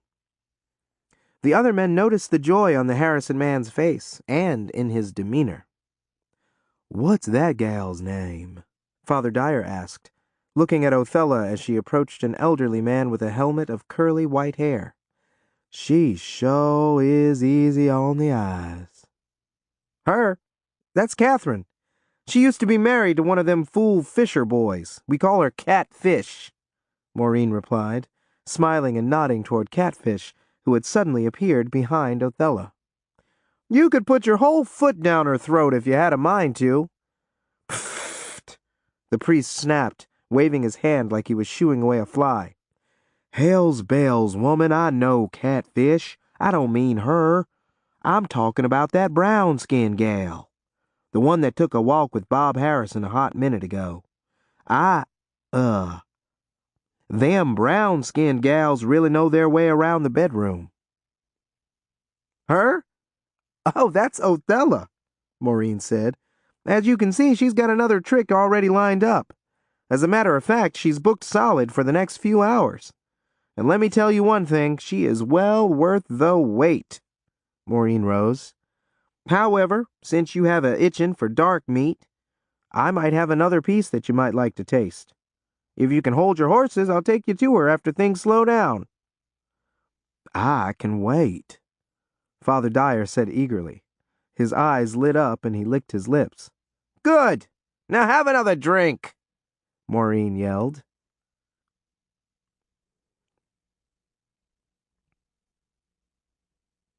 Chapter 38. It was almost 10 p.m., and business hadn't slowed down. It had gotten even busier. Not wanting to lose any money, Maureen turned to Father Dyer, who had been sitting patiently on the settee all this time with a major heart-on. "I don't want to hold you up any longer. I can tell from that look on your face and that bulge in your lap that you are about to bust out of your pants. Come with me, sugar pie," she told the priest, pulling him up from his seat by the hand. Father Dyer followed Maureen to the kitchen where Ruby sat at the table, rocking little Viola to sleep. Ruby wore the blue and white plaid bathrobe that she'd brought with her from home. She was barefoot, and she had just marcelled her hair, something she liked to do even though nobody except her seemed to appreciate it. Ruby was surprised to see Maureen in the doorway. From her glassy, bloodshot eyes, it was obvious that the madam was highly intoxicated. She was dressed to the nines in a black and gold floor-length dress with a collar that looked like a cabbage leaf. A tapered red wig hugged her head like a skullcap. Her face was more heavily made up than usual. Heavy lines of black eyebrow pencil outlined her eyes, like oil along the edges of a well-paved road. Rouge covered not only her cheekbones, it had been applied all the way down to the bottom of each jaw. Several coats of blood-red lipstick claimed her lips, as well as the top half of her front teeth and part of her chin. She looked more like a piñata tonight than the femme fatale she thought she was. It was rare for Maureen to be in the kitchen at all during the day, let alone on a busy night like tonight. Ruby was even more surprised to see the tall white man with her, wearing a cleric's collar at that. The first thing she thought was that one of the whores was on her deathbed and required last rites. "Ruby, this here is Father Dyer," Maureen introduced. Ruby looked at the priest. She wondered why he was looking like he was so uncomfortable. He kept blinking his eyes and shifting his weight from one foot to the other like somebody with a bladder issue. "Ma'am," Ruby said, clutching the baby closer to her bosom, "is something the matter? I know this ain't part of your job, and you can say no if you want to. But do you think you can help us out tonight? We are busier than ever before," Maureen said, glancing at the priest. "Wait a minute now," Father Dyer began, a hand in the air. "I know you don't think—" "Will she do?" Maureen asked, nodding in Ruby's direction. Instead of answering, Father Dyer gave Maureen a horrified look, and then he bolted. "What was that all about, Miss Maureen?" Ruby asked, puzzled. Nothing, Ruby. You continue with whatever you were doing," Maureen muttered, giving Ruby a pitiful look. "I thought maybe... never mind." Ruby didn't want to admit to herself, and certainly not to Othella, but the truth of the matter was she missed sex. Being in a house that was nothing but sex, how could she not? It had been so long since she'd enjoyed the pleasure of a man. She was at a point now where she would have jumped into bed with just about anybody, even a white priest. But to get paid for it, too? That would be icing on the cake. "Miss Maureen, I know you didn't hire me to, with the men. But I'll do it if one of your men friends want me," Ruby said, speaking in a voice that was just above a whisper. She held the baby closer. Maureen gave Ruby a dismissive wave, and then she shook her head so hard her wig shifted. "Ruby, I appreciate your willingness, but that probably ain't never going to happen. My clients are way particular as it is, and even more particular when it comes to colored women. The truth is, you remind these men too much of the mammies that raised 'em. But if there was something special about you, it'd be a different story. Until that happens, you ain't got nothing that none of my clients would want, I guess." Except for the heavy rain, one that flooded some streets and forced several businesses to close for a few days, things went on as usual for the next couple of days. At least they did for Ruby. But Othella was having more racially motivated problems with catfish than usual. That Friday night, Othella threatened to slap Catfish for calling her a coon under her breath as she walked by on her way to a room upstairs with Father Dyer. He had come back and waited 3 hours for his turn with Othella. But the priest had prevented Othella from getting violent. "Honey child, I advise you to pray for Catfish and to be a little more tolerant. Because of the way she was raised, she can't help herself. She's from a very conservative family. It's her nature to be a bigot," Father Dyer said gently, his arm around Othella's shoulder as they entered the room that Marielle and another client had just left. As the priest began to undress, removing his cleric's collar first, kissing it, and then carefully placing it on the nightstand next to the bed, Othella padded across the floor and opened a window. Despite the fresh air, Othella knew that no matter what she did, every business room she entered upstairs would always smell like sex. It was a very distinctive odor, like a combination of sweat, unwashed feet, and raw fish. Spraying the room with air freshener and frequently changing the sheets on the bed didn't eliminate the problem. She could still smell sex no matter what they did. It was like putting perfume on a pig. Othella promised herself that once she got away from the business of prostitution, she would never slide into such a deep, dark hole again. Growing up with it had been rough. She wasn't going to grow old with it, too. She didn't want to be like her mother. It's gonna take more than praying for me to put up with that catfish wench. She ain't gonna quit agitating me until I slap her silly," Othella hollered. "That heifer is just itching for me to kick her ass, that's all." Othella slowly removed her light blue negligee and eased down on the bed. By this time, Father Dyer was completely naked and in bed with the sheets covering everything but his head. He had even concealed his hands. "What do you need tonight, honey?" Othella purred. Whatever you got a good mind to do, Father Dyer said with a grin. He knew what he wanted, but he was too shy to tell Othella. Maureen tells me that you have a special talent," he added, hoping that she would know what he was talking about. As a priest who had just recently lost his way, he didn't know how to tell a woman what he wanted the way most men did. In some ways, he was like a young boy, just getting acquainted with the female body. Othella giggled and rolled her eyes. "You must be talking about something in the oral category," she guessed. And from the way the priest's face lit up, she knew that she'd guessed correctly. She immediately snatched the covers off Father Dyer's body and lowered her head into his lap. She was surprised and disappointed to see that the piece of meat between his thighs was about the size of her thumb. She hesitated and then blinked. Then she stared at the man's nub in disbelief. She felt sorry for this nice man and wondered how a man with so little to offer a woman got by in life, especially with prostitutes. Then she thought about Glenn Boats. Even after Ruby had cut off half of his dick, he still had more than Father Dyer. That made her feel even sorrier for this nice man. It was bad enough that he had backslid from the church to the brothels, but to do so with such a tiny dick seemed pointless. "What's wrong, sugar? Why are you taking so long to, you know?" Father Dyer asked with a worried look on his face. "Would you rather we do something else first?" "I can do whatever you want me to do," she said, forcing a smile. He smiled back and gently pushed her head back toward his lap. Othella was glad that he'd taken the time to bathe. He had a nice, clean smell. Some of the men who showed up in expensive suits smelled like they hadn't bathed in a week. She was trying to act like she was having a good time. She wanted the priest to request her again, maybe on a regular basis.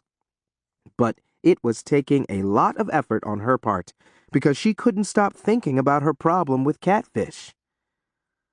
It was a good thing that Maureen had not witnessed the altercation between Othella and Catfish that had taken place earlier. She had warned them that if they didn't get along better, they'd both be working in another house or on the streets.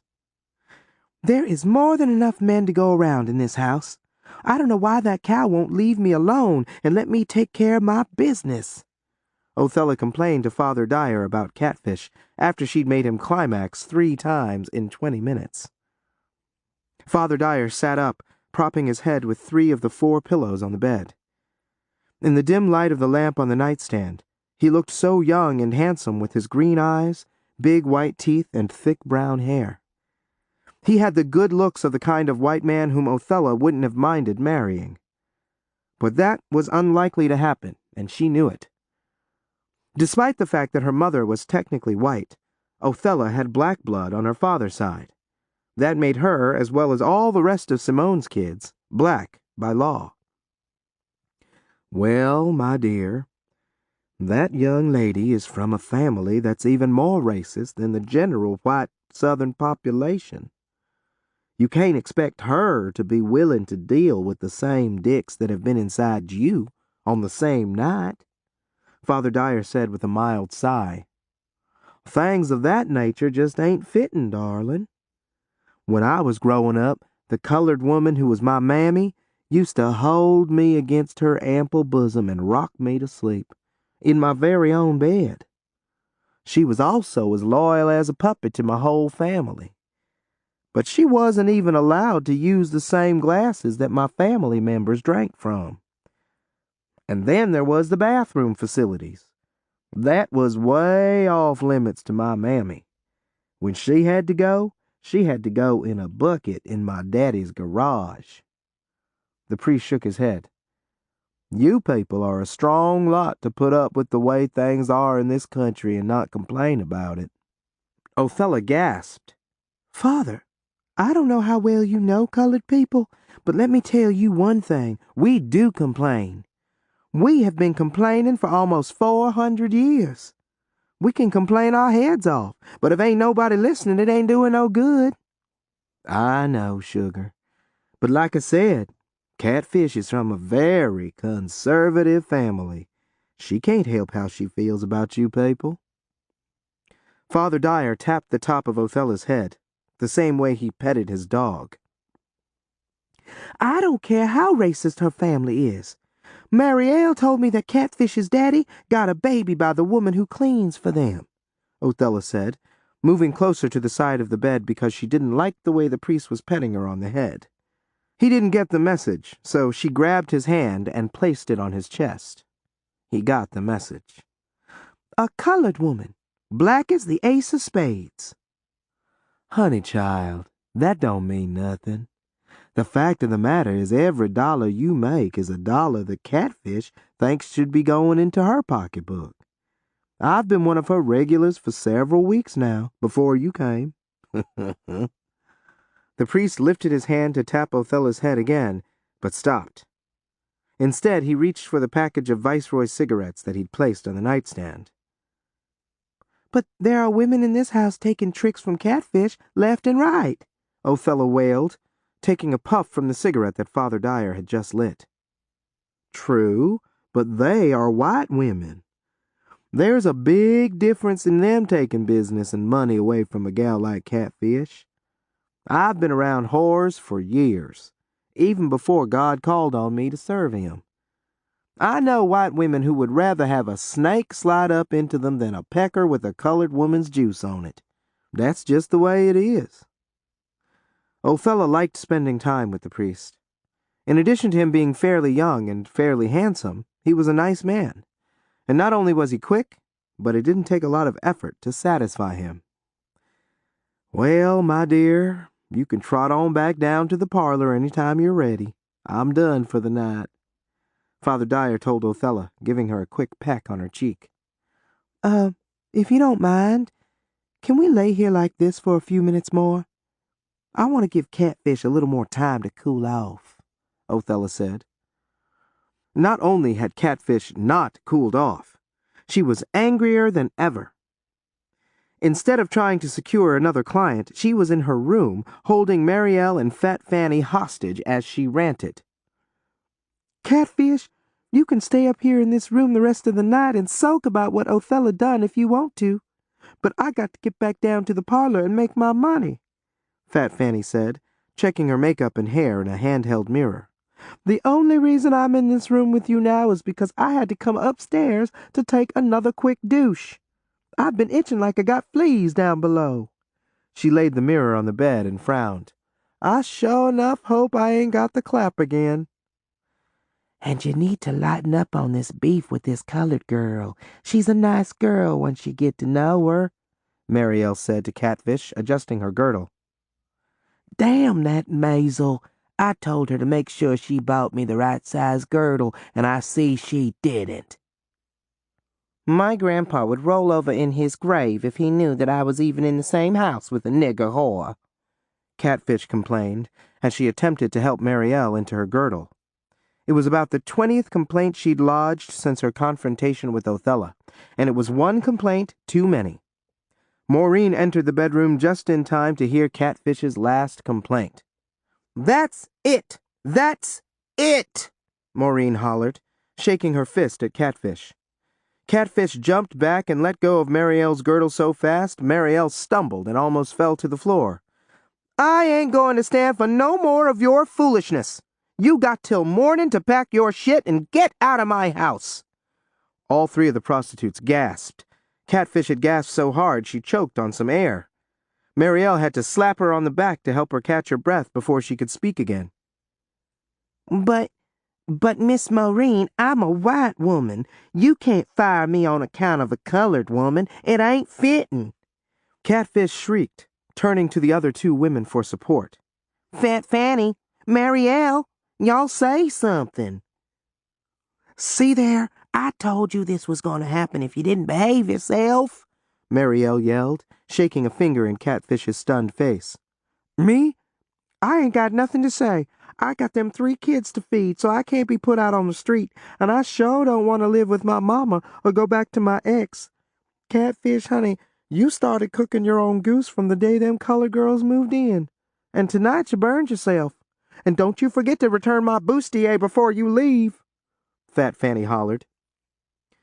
Just then, Ruby entered the room. There was a huge smile on her face. Viola was in her arms with a smile on her little face that was almost as big as Ruby's. Fat Fanny, Ruby began, looking around the room, wondering why everybody was so quiet. I just wanted to bring the baby in so you can give her some sugar before I put her to bed. She felt the chill in the room, but knew it had nothing to do with her. She held her breath and didn't acknowledge the chill, and she kept her smile in place. Miss Maureen, there's a man in a white suit at the bottom of the stairs waiting to speak to you, Ruby continued. He's right horny and cute, and itching for some female attention. He even pinched my butt when I walked by just now. Ruby tried to look serious, but it was hard for her not to keep smiling, especially after that cute man had pinched her butt. Catfish's jaw dropped open so wide you could see the back of her long tongue. Miss Maureen, I will sure enough get up out of your place. Now that I know you got white men coming here that's got so little shame, they'd tetch a booger bear like Ruby on her butt. I wouldn't stay here if you paid me in gold.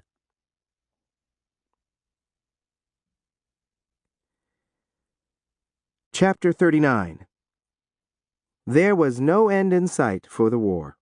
Thousands of young and not so young men from various parts of the country were dying thousands of miles away from their homes and their loved ones. Some had come home missing a limb or two, but as long as that missing limb wasn't the one between their legs, they made their way to the brothels.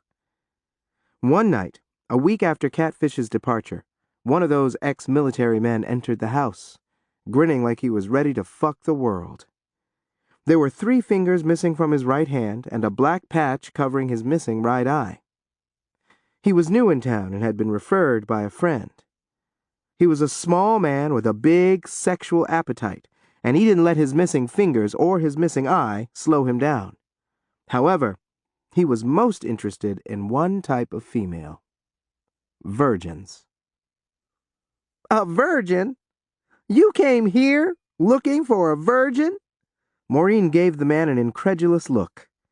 She was tempted to feel his forehead to make sure he wasn't sick and didn't know what he was saying. Sir, this is a whorehouse, not a convent. You ain't gonna find no virgin in here, Maureen laughed. Now, if you don't mind some low-quality virgin poontang, you might want to take a ride out to the bayou and cut a deal with one of them swamp men. Most of them got at least 4 or 5 real young daughters that might suit your needs. That ain't what I want to spend my hard-earned money on, the man said, looking around the parlor, smiling. His name was Dobie Boyle. His family tree included 2 judges, a senator, several lawyers, and a beauty queen. He had devoted the last 20 of his 45 years to a military career. He sniffed when Othella pranced in. She's a pretty piece for a colored gal. And she's been busted more than a drunk driver, Maureen said, shaking her head. You could probably slide your whole fist up in her. Well, you find me a nice, clean virgin, and I will pay you 4 times what you normally charge. As long as she ain't still in diapers and still has her own teeth, I don't care how young or how old she is. Oh, are you that liberal? Maureen asked, her eyes wide with anticipation. She was so determined to procure this man a virgin, she was already counting her finder's fee. Dobie wasted no time replying, I am more liberal than that, my dear. I don't care how fat she is or what color she is. As long as her cherry is still in place, I don't care. I want me some fresh pussy, and that's that. I got plenty of it over there in Germany. Soon as those Fräuleins laid eyes on us American soldiers, they practically served us their cherries on a platter. I guess you could say those gals ruined me for life because I am right spoiled now. Oh, I know all about them European gals. Me being from Ireland and all, though I no longer speak with a brogue. Maureen paused and let out a coquettish chuckle. She was glad to see that Dobie had such an eager look on his face. I had a gal from Paris working for me last year for a few months. She suddenly got religion and took off. Now, I can't help you if you insist on having a foreign gal, at least not tonight, but I might be able to locate you something close, say a Creole or a Cajun. No problem. The lady could be from Mars for all I care, Dobie replied, nodding and licking his thin lips.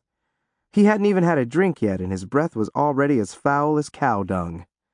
Every time he spoke, Maureen had to lean her head back and hold her breath to keep from gagging on the fumes floating out of his mouth. But she dealt with a lot worse. Bad breath was nothing compared to some of the other things her girls had to put up with. Last night, Marielle had been with a highly intoxicated man who'd lost control of his bowels right after he'd climaxed, while he was still on top of her. She'd been so upset that Maureen dismissed her for the night. She had helped her clean herself off and let her keep all of the money that she'd made for the whole week. But Ruby had been even more upset because she had to clean up the mess in the bedroom. Maureen had given Ruby the rest of the night off too, and she still wanted to do something nice for Ruby because as far as she was concerned, Ruby had been traumatized by that gruesome episode as much as Marielle. You sure you don't care what she looks like? Maureen, I'm serious. I do not care about that. I keep my eye closed during the whole session anyway. I always did. It adds a bit of mystery to the act, Dobie said with a wink. And her size and color don't matter, you say? That's what I said. Nor does her age. Dobie stopped talking for a moment and scratched the side of his neck. Hold on. Let me back up.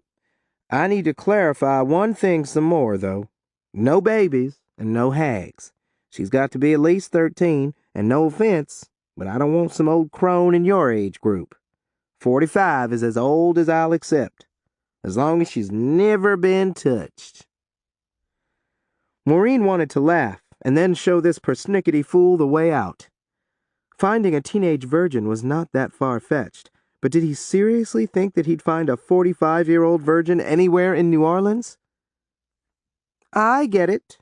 Well, I'll see what I can do for you, sir. Now don't you move until I come back here. Maureen gave Dobie a thoughtful look before she rose from her settee and shuffled across the floor to Othella. Is Ruby still fresh? She asked, whispering in Othella's ear with a hopeful look on her face.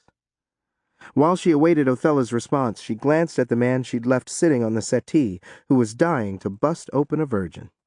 She smiled, nodded, and waved at him. He smiled, nodded, and waved back. The way he kept crossing and uncrossing his legs, Maureen knew that his dick was on fire, and that she didn't have much time to get this man into bed with a virgin. What?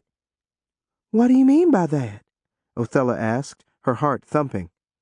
She'd been very cautious since Maureen had fired Catfish. She was still worried that if that racist bitch came back to make another fuss, Maureen might fire her, too. Do you mean, is Ruby clean? I know the girl is clean, but that ain't what I meant. She is 15, and I know how frisky you colored gals are when you get that age. Y'all drop your drawers and spread your legs earlier in life than regular folks. But Ruby, being a preacher's girl, and being a little on the heavy side and a little plain, I figured she might not have crossed that bridge yet. Is she still a virgin? She sure enough looks and acts like one. And I hope you say she is, because there's a whole bunch of money at stake. Othella was momentarily speechless. She didn't know where this conversation was coming from or where it was going. The most important thing to her was she didn't want to disappoint the madam. She knew that as long as Maureen was happy with her, she and Ruby would have a place to stay. Yes, ma'am, she sure is still a virgin. But let me tell you right now, she can't wait to get herself busted, Othella lied. The hungry look on Maureen's face puzzled and frightened Othella at the same time. But being a preacher's daughter, Ruby's right shy when it comes to things like, you know. Before you approach her about it, let me put a bug in her ear first. She's real mentally limited, but I got her trained so good she'll do anything I tell her to do. Good. You go hunt her up and do that right now then, Maureen commanded. Othella sprinted across the floor toward the kitchen, weaving her way through the crowd squeezed into the parlor. She almost knocked down Fat Fanny and the man that she was buttering up. As soon as Othella reached the kitchen and swung open the door, she almost gagged on the smell of boiled pig ears and cabbage greens, the same meal they'd had the day before. She didn't have time to complain, but she would later on. "Where's Ruby at?" she asked Maisel. I don't know where that lazy heifer at. Them same dishes been sitting in that sink for 2 hours, Maisel snarled, chewing on a toothpick. She probably off somewhere nursing that white woman's baby like she always do when she's supposed to be helping me. "Miss Maureen need her in the parlor straight away," Othella reported. For what? Maisel asked, hand on her hip. Since when do Miss Maureen want to help up in there round all them fancy peckerwoods? Especially Ruby with her musty, rusty, dusty self. What done happened in that parlor this time? Another one of them clumsy oxes done wasted a highball on the floor, and Miss Maureen want Ruby to sop it up, or what? "Never mind all that. If you do see Ruby before I do, send her to me. I'm going to wait for her in the parlor by the piano man," Othella said. Othella left the kitchen, but she didn't return to the parlor. Instead, she galloped upstairs and checked every room that was not occupied, but Ruby was nowhere to be found. Othella returned to the parlor and saw the impatient look on Maureen's face. She skittered back into the kitchen, ignoring Maisel, who was still fussing about the dishes in the sink, and ran out the back door. Othella found Ruby sitting on a stump in the backyard, serenading Viola with a lullaby that Ruby had made up herself. The baby was cooing like she was in heaven.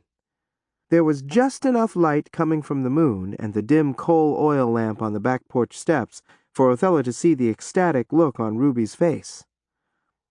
"Ruby Jane!" Othella called, almost out of breath. Ruby didn't notice Othella right away. Othella had to call her name again and snap her fingers. "What?" Ruby said gruffly, clutching the baby like she was afraid Othella was going to snatch her out of her arms. "Remember that trick with the chicken blood in a capsule?" Othella asked with an anxious look on her face. She had worked up a sweat from running around looking for Ruby. She wiped some of it off her forehead with the back of her hand. "What? What about that trick?" Ruby asked, wiping a few drops of sweat off Othella's chin with the tip of her finger. "We might have to use it on one of Miss Maureen's new tricks tonight. He's out there in the parlor, ready to mount a goat as long as it's a virgin." "Well, there's plenty of chicken blood available," Ruby snickered, nodding toward the 3 chicken coops that Maureen kept at the end of the backyard next to the tool shed. "But you ain't got to go kill no chicken tonight to get no blood. There's plenty of blood in a bowl in the icebox with them 3 chickens that I helped that lazy-ass Maisel cut up this evening in case somebody wants a snack later." "Ruby, you need to come with me," Othella said, holding her hands out to Ruby. "Now give me that baby. I'll take her to Maisel or I'll put her to bed myself, which is where she should be now anyway. I swear to God, you spoiling this child. Come on." "You ain't making no sense," Ruby commented, handing the baby to Othella. "You need to get to your room and get them capsules, and we got plenty of alum for a tightening-up douche. I'll bring that bowl of bloody raw chicken to you so you can drain enough blood to go in one of them capsules." Ruby chuckled. "That's fine with me. My sister told me that all you got to do is slide it up in you, and when the man sticks his pecker in, it'll bust open right away. Then all you have to do is lay there and moan and hump. After he pulls out, tell him what a Romeo he is. That's all you got to do." Othella shook her head. Honey. That's all you got to do." Chapter 40. The one-eyed, virgin-loving man was so impressed and pleased with Ruby, he kissed her on the lips after he'd busted what he believed to be her cherry. It had been hard for Ruby to pretend she was having sex for the first time. She had hollered and yelped in pain, and then she had moaned like a woman in ecstasy. She had writhed like her butt was on fire, the same way that she had done when Othella's brother took her virginity. "There, there, darling. The soreness won't last but a little while, and the next time will be so much better for you," Dobie told her, massaging her thigh. That's what Miss Maureen told me," Ruby whimpered. "But the fact of the matter is, it had to happen sooner or later." Dobie sniffed. He felt right proud of himself and more manly than he'd felt in a long time. "I love being a gal's first, but it's getting harder and harder to be that lucky in this day and age," Dobie told Ruby, kissing her this time on her sweaty forehead. "I know I hurt you." He paused long enough to fish a cigar out of his jacket pocket and light it. After a few hearty puffs, he continued, "But a big, strapping gal like you'll get over it real quick. Now, what did you say your name was again?" "Ruby, sir." Being polite and demure helped her look more innocent, and she was having fun playing the part. It just reinforced her belief that a horny man could be played like a fiddle. "Ruby what?" Dobie sniffed again and brushed a lock of her marcelled hair off her face. He felt so comfortable with her. Even though she was young enough to be his daughter, she reminded him of his mother, a buxom woman with breasts like eiderdown pillows. He gently squeezed one of Ruby's massive breasts, then the other. He was becoming aroused again. "Excuse me? You want to know my whole name?" "Whatever it is, it ought to include Mama, Ruby. For a gal with no experience, you sure enough know how to make a man feel good. And generally speaking, nobody but a man's mama can do that. Not that me and my mama ever did anything unnatural in the bedroom." Dobie chuckled and took another drag from his cigar, then passed it to Ruby. She hated smoke of any kind and couldn't understand how anybody could put anything as vile as a cigar, a cigarette, a pipe, chewing tobacco, or a cud of snuff in their mouth. However, she knew that if she remained in a whorehouse, she would eventually put things that were even more vile in her mouth. Othella had told her about a client who had paid her to suck his toes. She held her breath and puffed on the cigar, choking until Dobie slapped her on the back and gave her a mighty hug. He chuckled again. "Sorry, darling." "That's all right. I sucked in too much smoke too fast, I guess." "As I was saying, you ought to be called Mama Ruby," Dobie told her again. He was now holding her hand, squeezing and caressing it like a real lover. Ruby just didn't know what to do with herself. Was being a whore this easy? She wondered. It must be. Why else would she be feeling so special lying in this strange white man's arms and getting paid to be with him? He obviously liked her, and it didn't bother Ruby one bit that it was because she reminded him of his mother. Becoming a mother was her main goal in life anyway. "Mama Ruby. I like that, and it suits me. See, I always wanted to be somebody's mama," Ruby chirped, surprised at how giddy she was feeling now. She suddenly felt remorseful about deceiving this nice and thoughtful man with the missing fingers. He was probably closer to being a virgin than she was. You glad you spent some time and money on me?" "Of course I am, sugar. Now don't you take this the wrong way, but if you wasn't a colored gal, you'd be making a real killing in a place like this." Dobie paused and lowered his voice. "Now, you ain't no beauty, and I suspect you already know that. But the truth is, most of the women who work here wouldn't win no blue ribbons in a beauty contest. Between you and me and the bedpost, that fat Fanny reminds me of a white elephant. But you know." "I know I'm colored, and that's a heavy burden to some folks, but it ain't to me. I wouldn't want to be anything but colored. You white folks got too many problems for me, and y'all can't cook that good." She laughed, and Dobie laughed and agreed with her assessment. "But I'm glad that you didn't let my color stop you from spending time and money on me," Ruby said, rising, tickling Dobie under his chin. "I better go now." Ruby dressed and eased back downstairs to her room where she washed herself up, just enough to remove Dobie's scent and body juices. She also took a vinegar, bleach, vanilla extract douche and haphazardly prayed that it would prevent her from getting pregnant. But if she ended up pregnant again anyway, oh well. She just hoped that it would be with another baby girl. Afterward, Ruby returned to the kitchen where Maisel was preparing fried chicken, crawfish, and hush puppies. She frowned as soon as she saw Ruby's face. "Where you been, gal? I've been running around like a fool all night, trying to keep these stanky white folks happy. They've been eating like pigs at a hog trough.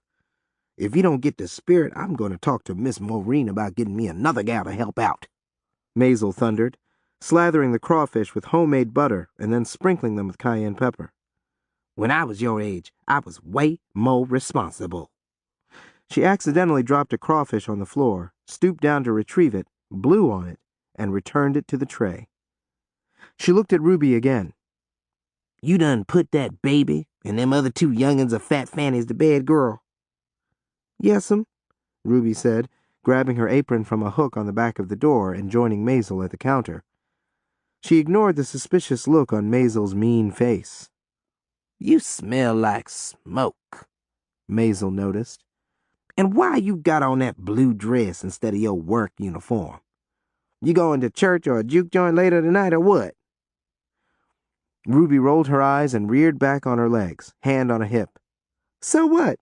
What damn business is it of yours?" Maisel gasped and shuddered. Then she blinked hard a couple of times, clearly frightened by Ruby's outburst.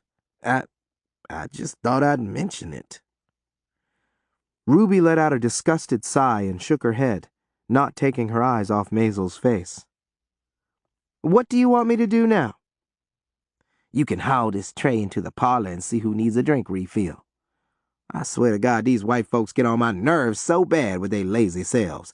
Ain't no reason in the world why Miss Maureen can't get them whore heifers to take turns carrying these trays and refilling glasses. I've been on my feet, working my fingers to the bone since 8 this morning." Maisel was about to say something else, but she held her tongue when she noticed the smug look on Ruby's face.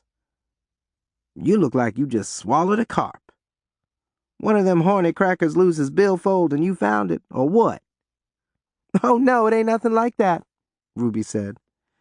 Just then, Fat Fanny rushed into the kitchen holding Viola, who was wide awake. As soon as the baby spotted Ruby, she started to sniffle and reach for her. "What's wrong with the baby, Fat Fanny?" Ruby asked, alarmed. "She was sleeping like a log when I checked on her a little while ago." Before Fat Fanny or Maisel could say anything, Ruby was already on the other side of the room, pulling Viola out of Fat Fanny's arms. "I declare, this child has become so fussy. Must be the croup." Fat Fanny was exasperated and slightly drunk. She was slurring her words and swaying from side to side. "Ruby, you're the only one that knows how to calm her down. She was making such a fuss them boys of mine couldn't get to sleep if you knocked them out with a baseball bat. I had to leave Mr. Stanton in the middle of his session. Poor thing. This is the second time I've done that to him this week. With his sensitive male equipment, I sure hope he don't end up with the blue balls again." As soon as Ruby wrapped her in her arms, the baby stopped fidgeting. And even as young as she was obviously pleased to be back in Ruby's arms. She immediately stopped crying and started smiling, cooing, and beaming like a lighthouse. "Ain't it a wonder to see a baby that young smiling?" Fat Fanny noticed, fanning her face with a dustpan that she had snatched up off the floor. "That's just gas," Maisel suggested. "A child that young don't know nothing about nothing." "This one does. She always behaves like a lamb when she is with Ruby. I swear to God, Ruby, if you still around when she started talking, I wouldn't be surprised if she called you Mama." "That's Mama Ruby," Ruby indicated. "Huh?" Fat Fanny responded, puzzled. She fanned herself faster. Maisel snickered and shook her head. "Mama Ruby. That's my name now," Ruby said, putting a lot of emphasis on her words. She lifted her chin so that her nose was way up in the air, where she thought it should be. "I'd appreciate it if y'all would remember that." Ruby turned to Maisel and added, "All of y'all." Maisel glared at Ruby and was tempted to maul the side of her head. If there was one thing she couldn't stand, it was an uppity colored woman, especially a young one. And as far as she was concerned, that's just what Mama Ruby was. Her attitude was going to get her in a whole lot of trouble, maybe even murdered. But what was even worse was the fact that she seemed like the kind of wench who thought she could get away with murder. A cold chill crawled up Maisel's wide back like a lizard. She didn't know if the cold chill meant she was having a bad premonition or if she'd drunk too much of Miss Maureen's elderberry wine. But there was something suddenly very ominous about Mama Ruby, and that scared Maisel. Mama Ruby is your new name, you say? Fat Fanny mouthed. She looked like a snowman dressed in a snug white floor-length negligee, her hair pinned back on her head. She raised an eyebrow and gave Ruby a curious look. Maisel rolled her eyes and gave Ruby an impatient look. She still had on the white uniform and white apron that she wore every day. As big as she was, her bosom was flat. Her breasts, even longer than Fat Fanny's, had dropped from her chest and settled on her stomach like bibs. "Yep, I'm Mama Ruby from now on," Ruby said with a mysterious smile on her face. She gently rocked the baby, thumping her cheek at the same time. Why would a girl your age want to be called Mama anything?" Maisel asked. Even though Ruby was scaring her, Maisel's tone of voice was as abrasive as ever. "Because that's who I am now," Ruby said firmly, shooting Maisel a hot look. Maisel felt another cold chill on her back, and the ominous feeling that had come over her a few moments ago seemed even more ominous. Well, I must say it's a cute nickname. How did you come up with it, sugar? Fat Fanny smiled. Ruby shrugged. "Oh, it just came to me out of the blue, I guess," she said with a tight smile. From that day on, Mama Ruby was the name that everybody called Ruby Jean Upshaw. And that was the name that she would be called until the day she died. Chapter 41. Maisel was in the parlor serving Maureen's guests. It had been 2 hours since Ruby's tryst with the nice one-eyed gentleman. She was glad that she was alone in the kitchen until Maureen's sudden appearance.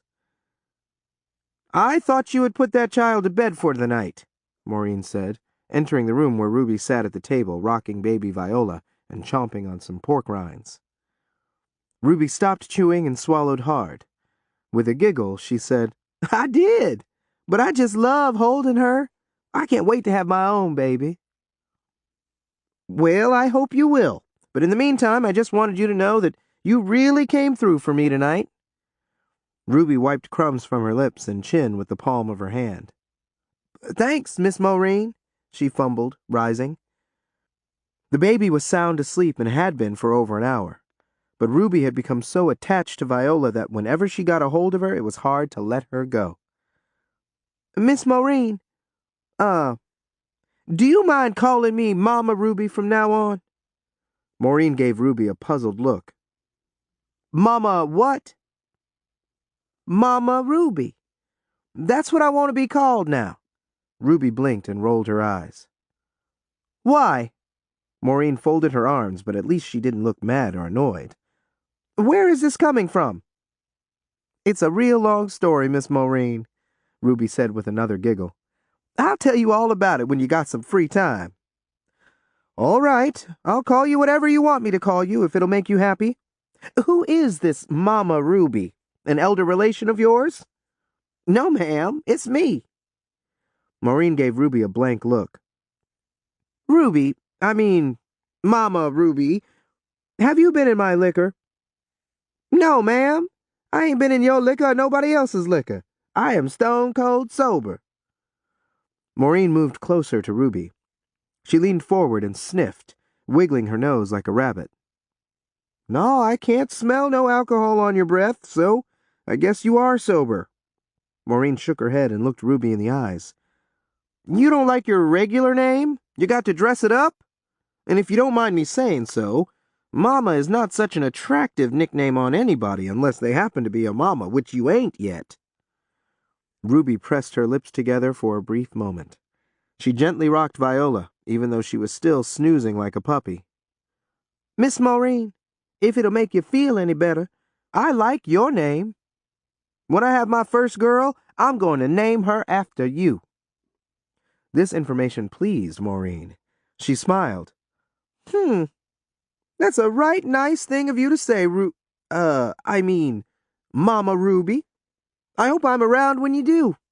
It'd make me right proud. There were tears in the old woman's eyes. She started to dry her eyes with the tail of her flowing black dress, but Ruby snatched a towel off the table and handed it to her. Did you want me for something else, Miss Maureen? Ruby asked, lowering her voice. Is there another gentleman you want me to socialize with? Come here, Maureen said, beckoning with her finger for Ruby to follow her out to the hallway.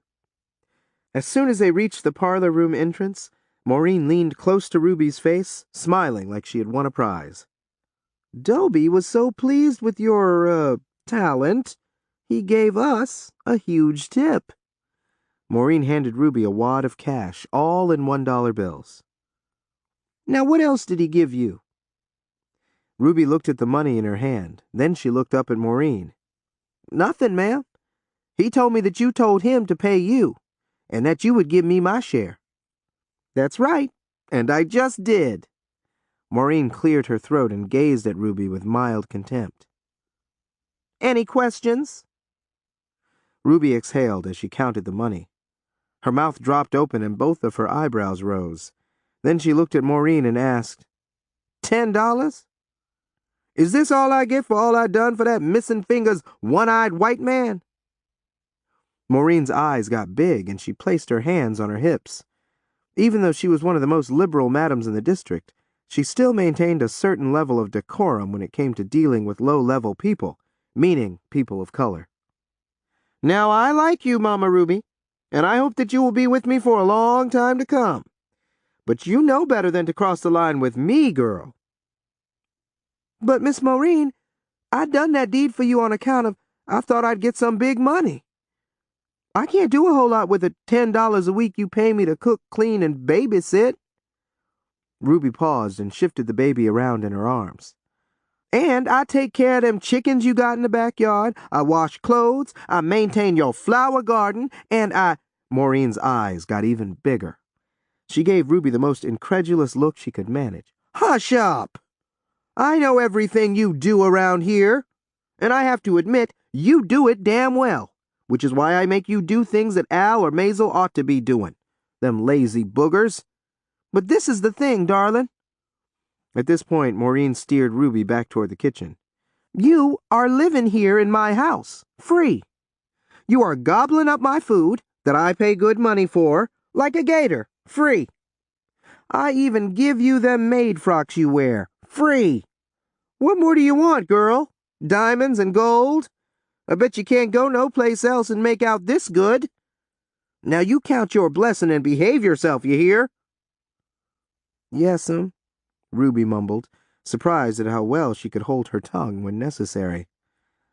I guess I'll take little Viola upstairs and put her back to bed.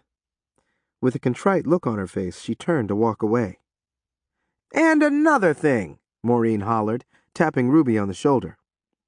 Ruby stopped, but she didn't turn to face Maureen. What's that?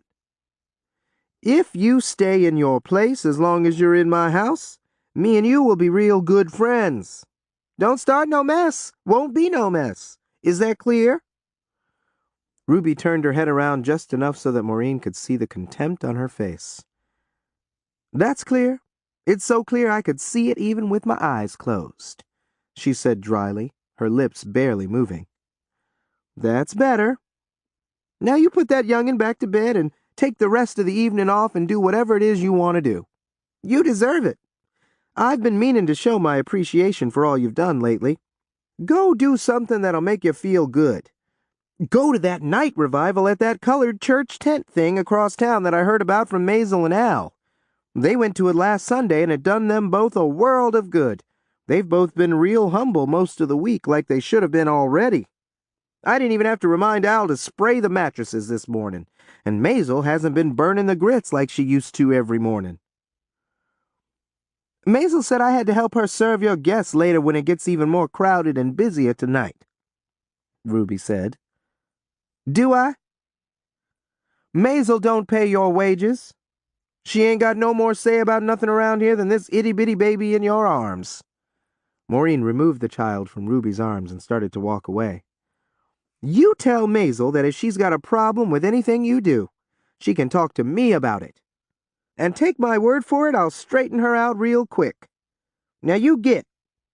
Go put on some glad rags and go out and enjoy yourself somewhere. I'll put this child to bed myself. An hour and a half later, Ruby entered the Smart Set. It was a run-down bar on a dark, narrow street that catered to black folks, and also white folks who didn't have enough money or class for anything better. Other than a few servicemen at the bar, there were only about 5 other patrons present.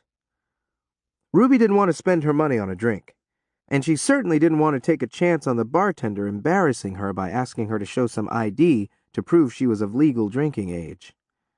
She ordered a large root beer and took it to one of the 6 booths in the dimly lit place.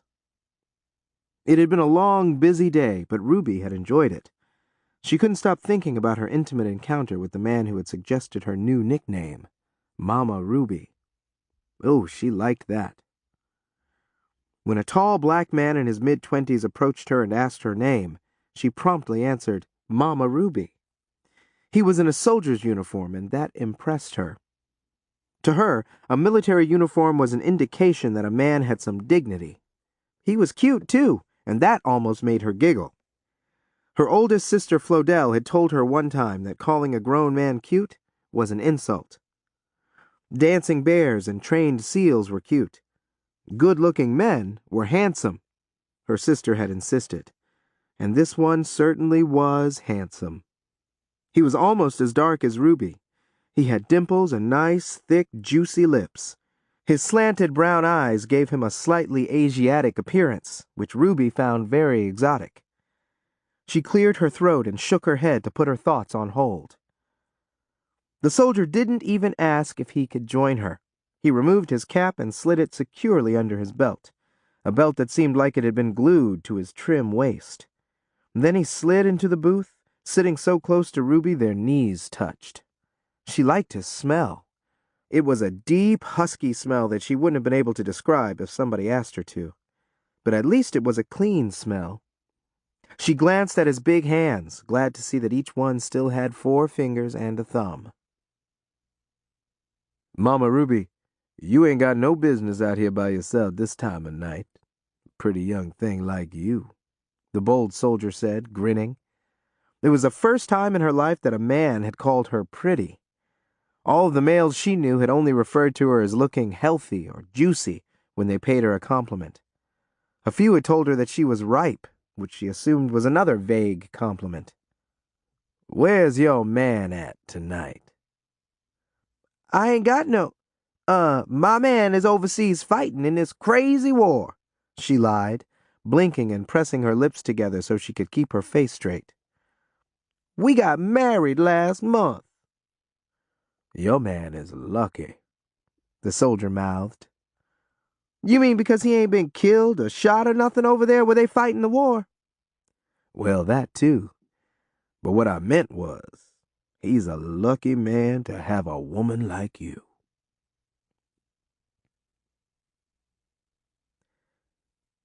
Chapter 42. Ruby was glad that she had decided to wear one of her low-cut blouses. Even though people told her on a regular basis that she wasn't pretty, until tonight, she knew that she had at least one thing on her body that most men appreciated. Titties to die for. The soldier's eyes spent more time inspecting her bosom than her face. Them Japs and Germans is blowing up the world, and this is a time for Americans to be together, the soldier added, especially us colored folks. You got that right. So how come you out here by yourself then? Ruby asked, sitting up straighter in her seat to make her titties look even bigger. She felt sorry for Othella from time to time. In spite of her beauty, it must have been hell having a chest like a boy. Maybe if she could afford to, she'd buy Othella some of those fake foam titties herself when Othella's next birthday rolled around. "That's why I came over here to talk to you," the soldier answered with a grin. That's a nice blouse you got on there. A real good choice for a spectator like me." He laughed. Ruby laughed with him as she gently touched his hand on the table and squeezed it. It was so refreshing to hold a hand that had all of its fingers. A sad thought crossed her mind as she thought about that nice Mr. Doby who had paid so dearly for her virginity. She wondered if he had ever tried to fondle a woman with so many pieces of his right hand missing. Well, she thought, a part of a hand was better than part of a dick. She had no idea why she couldn't stop thinking about Glenn Boats and how she had castrated him for trying to take advantage of her and Othella. "You seem distracted. Your eyes keep wandering off," the soldier noticed. "You must have a whole lot of other things on your mind." Ruby let out a mournful sigh and placed a hand over her heart. "Oh, I was just thinking about my husband, hoping he's safe and that he makes it home, like you." She squeezed her admirer's hand again. She was enjoying the soldier's attention, and she didn't hesitate to accept the beer that he offered to share with her. The handsome soldier told her that he had just come home from Italy with an honorable discharge, and that despite several surgeries, he still had a bullet lodged in the back of his right thigh, and a few other injuries that he didn't want to discuss. "I will be getting a nice check from Uncle Sam till the day I die. And I got a good job driving for a dizzy old peckerwood that's so forgetful he pays me twice for doing the same job. Now I'm sitting here with my pocket full of money, and I sure would like to spend a few dollars on you." "If you give me $20, I'll do anything you want me to," Ruby said, surprised at how bold she was behaving. And she was thinking, if I'm going to be a whore, I want to be a good one. "I was thinking more like $2.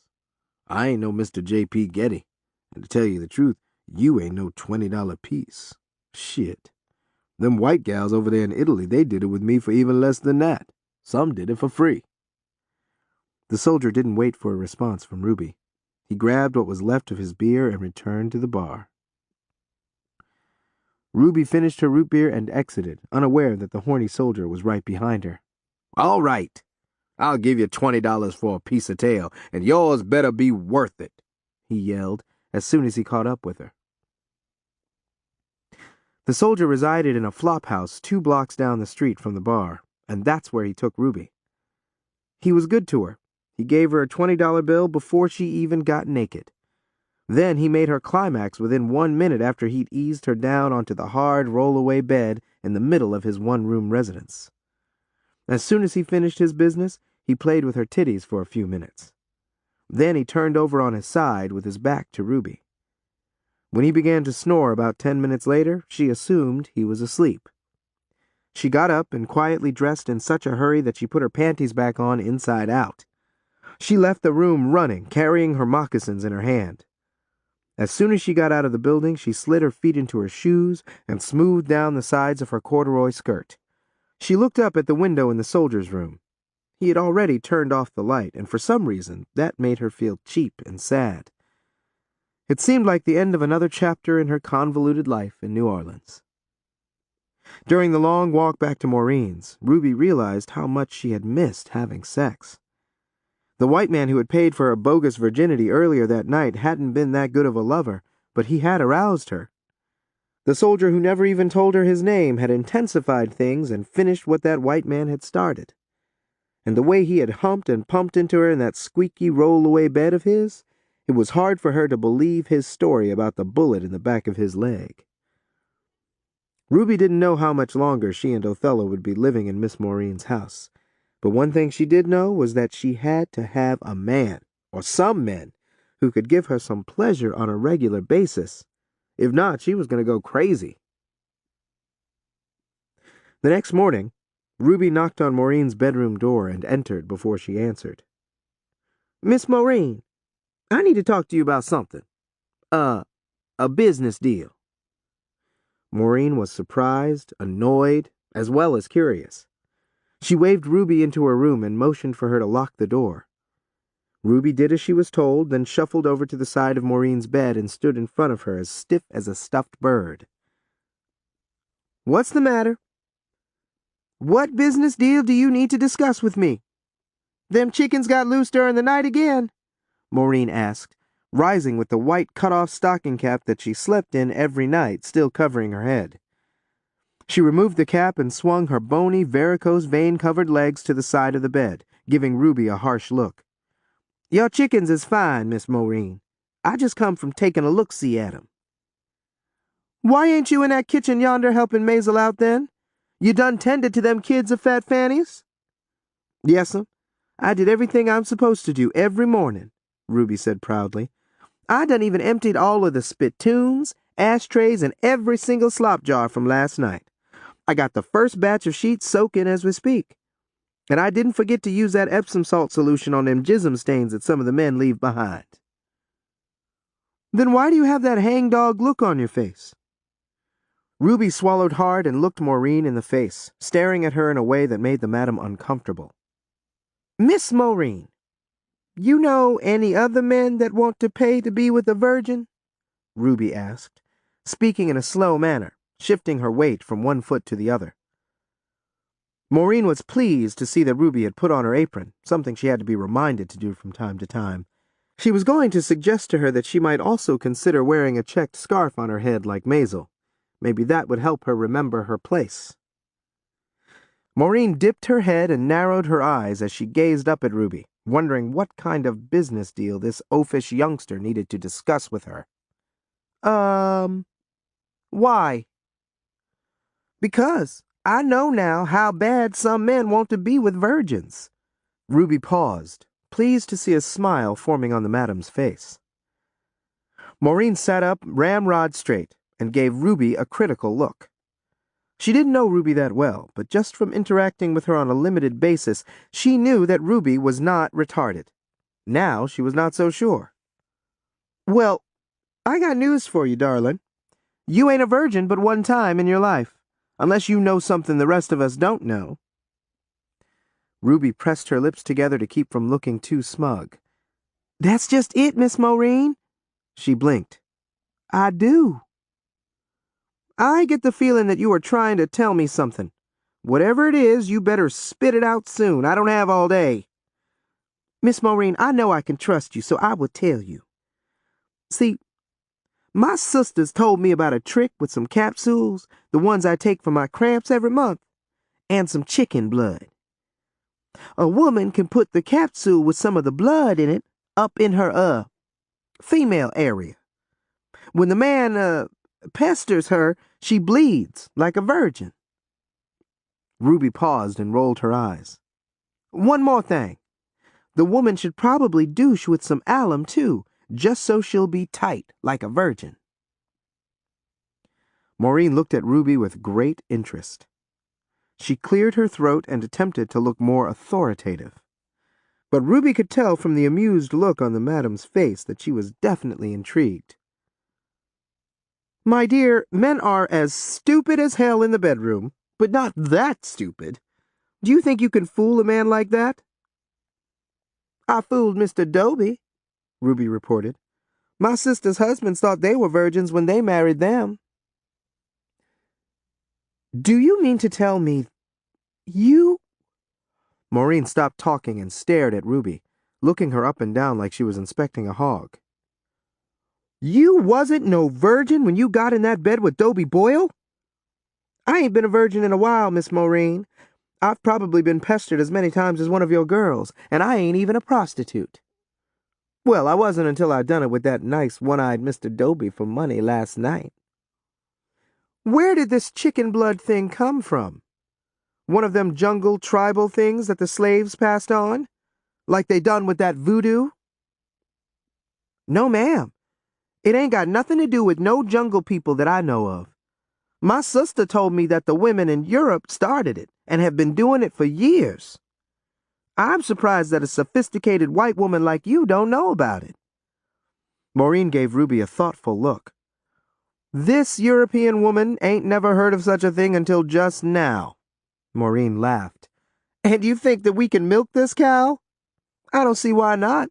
As long as we watch our step, this is one cow that we can milk dry. A lot of men passing through town come here once and never come back. We have to do it only with them.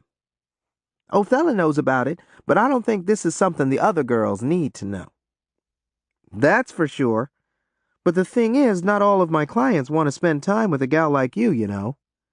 Miss Maureen, you don't have to keep reminding me that I ain't no beauty queen.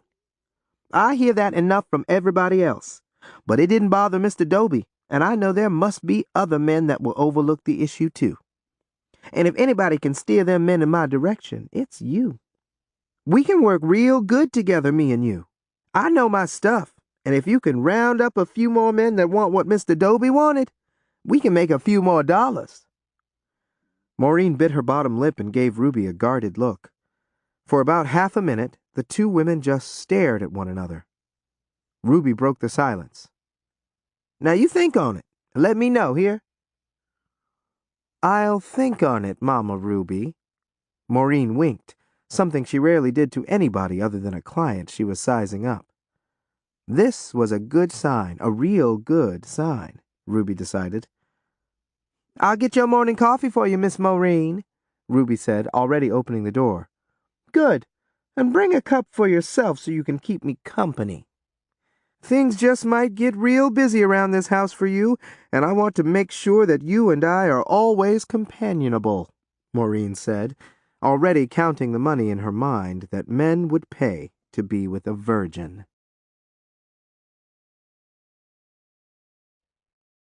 Chapter 43. Your folks want to know how come you don't never ride, Othella informed Ruby. Every time I get a letter from my mama, she tells me that your daddy always asks her that. I write to my folks when I get a chance, Ruby answered, annoyed. I've been real busy since we left Shreveport. That was a few months ago, and you ain't been no busier than me. I find time to write letters to my mama a couple of times a month. When you write her the next letter, tell her I said to tell my mama and my daddy that I'm a real big success. Tell them that I'm doing real good and that I miss them. How come you can't do that yourself? I ain't got no stamps, Ruby said with a pout. You got some garters I can borrow? They make me feel real sexy. What happened to them garters I gave you last week when you was entertaining that doctor man? He liked them so much he wanted to take them for a souvenir, Ruby explained. Bless his horny heart. She and Othella were in the dreary little room that Ruby shared with Maisel, sitting on the side of the bed. Ruby still didn't like sharing a room or a bed with that beastly, musty, snoring-ass Maisel. She woke up almost every morning with a cramp in her neck from sleeping on her side in that roll-away bed. And she didn't like the fact that Maisel was still trying to find out her business. What's wrong with you, woman? I don't get involved in none of the things that go on in this place that don't concern me, Al told Maisel the last time she asked him if he knew anything about Ruby. Why do you care? I just like to know what's going on around here when it involves us. Us who? If you mean Mama Ruby and Othella, I can tell you now to your face, they done become Miss Maureen's pet monkeys. You don't want to make neither one of them mad enough so that they complain to that white woman. By the way, Mama Ruby just told me to tell you to run out to the backyard and wring a chicken's neck. Then bring the carcass in the kitchen and drip the blood into a cup. Again? Maisel rolled her eyes. Al's lips curled up at the ends. He scratched his chin. You ain't gonna ask me why? Not that I know what she always needin' chicken blood for anyway. If it's what I think it is, you don't want to know why. Maisel knew about the chicken blood in a capsule trick. She'd done it to make her first and third husbands, both long dead now, think that she was a virgin on her wedding night. And if the people she associated with outside of Maureen's place didn't know that she had given birth to 4 kids, all grown now, she wouldn't hesitate to kill a few more chickens for her own use again. Ruby, How many more times do you think you can pull off this virgin trick? You've done it 8 times now. And is it safe to be putting chicken blood up in your coochie? Chickens is pretty nasty out there clucking around, eating bugs off the ground and stuff. Ruby gave Othella a dismissive wave. Don't worry about it. I ain't never heard of no chicken causing nobody to get a cancer or no other disease. Besides, they can't be too dangerous if we all eat 'em 4 to 5 times a week. Well, if you ain't worried about the chicken causing you no difficulties, what about them silly horny men? Ruby threw her head back and laughed. Look, Othella, them poor devils, they ain't as dumb as we think, but they are less to worry about than them chickens. Anyway, Miss Maureen got it all figured out. We only do it with a first-time, one-time only client. Ruby gave Othella a curious look.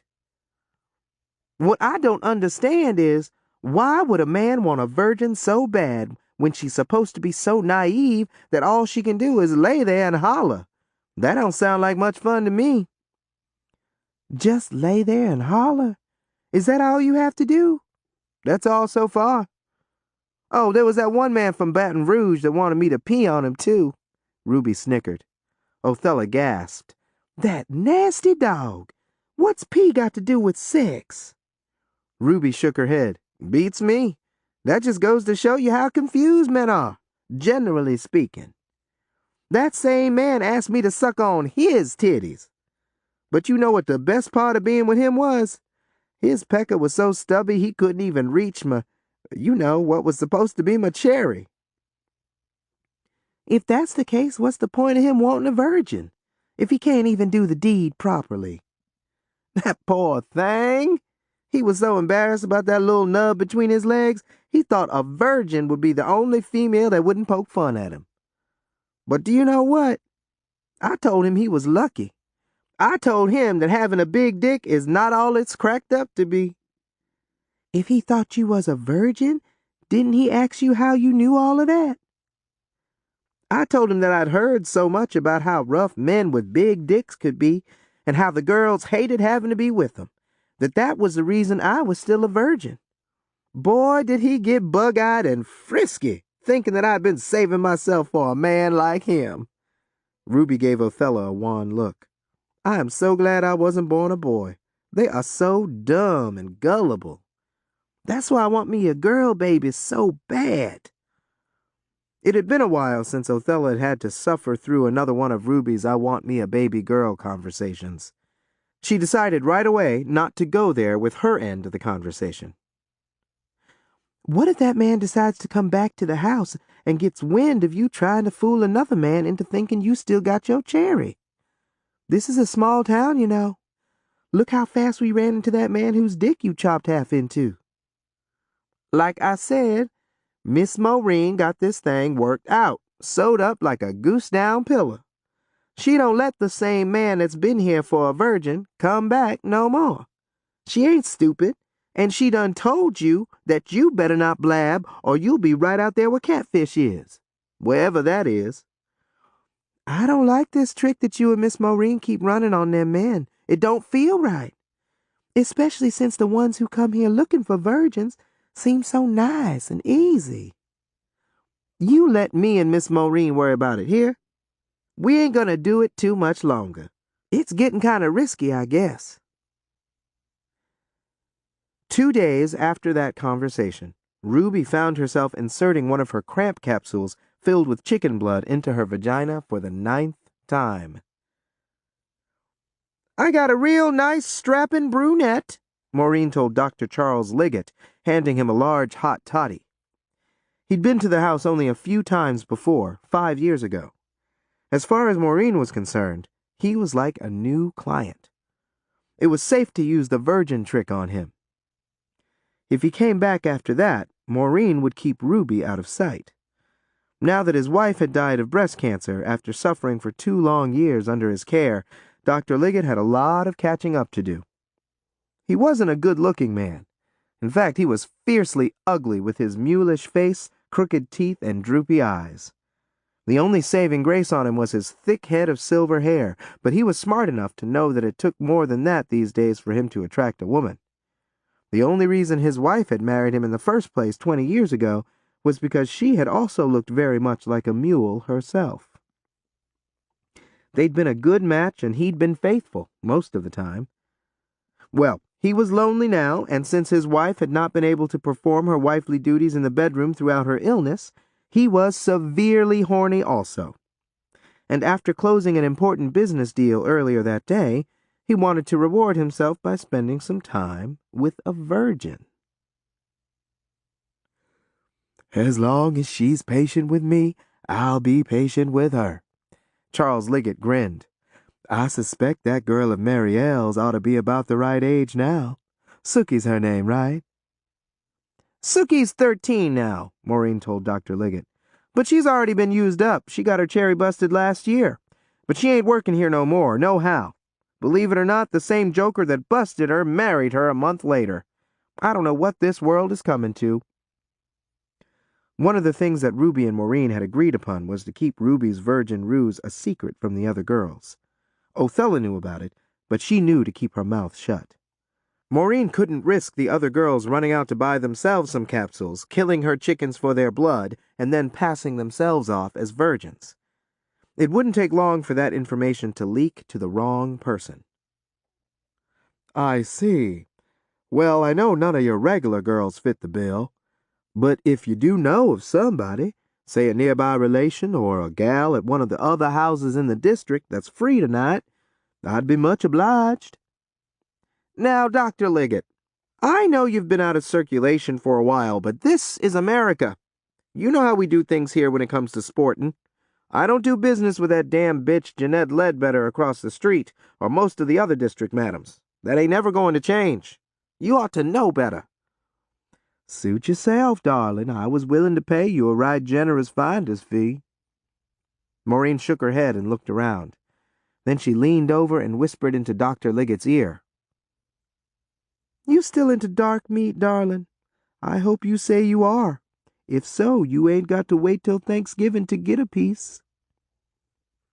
Lady, my dearly departed wife and I spent the better part of a year, a few years ago, in a place where there was nothing but dark meat. And I do mean dark meat. Senegal. The girls down there run around half naked with their big asses jiggling like hog-head cheese. Mercy me! I had no choice but to mount a few from time to time. Dr. Liggett answered with a gleam in his eye. But it was acceptable down there. Why do you ask me that? Maureen looked like she had swallowed 3 canaries. She was as close to heaven as she would ever get. It's acceptable in my place, too. Come let me find my girl, Mama Ruby. Now, I have to warn you up front, she ain't no Nefertiti. And what the hell kind of name is that? Or whatever that jungle queen was named. But my Mama Ruby's got everything else you need. Mama Ruby? Dr. Liggett gave Maureen a suspicious look. How old is this Mama Ruby? From her name, I suspect she may be a bit long in the tooth. She ain't but 15, and she's so ripe she's about to bust open on her own, Maureen quipped. And she's got such a sweet, docile disposition you'd think she was brain dead. Oh, well, for goodness sakes, woman, bring her to me, Dr. Liggett said, rubbing his hands together like he was about to devour a meal fit for a king.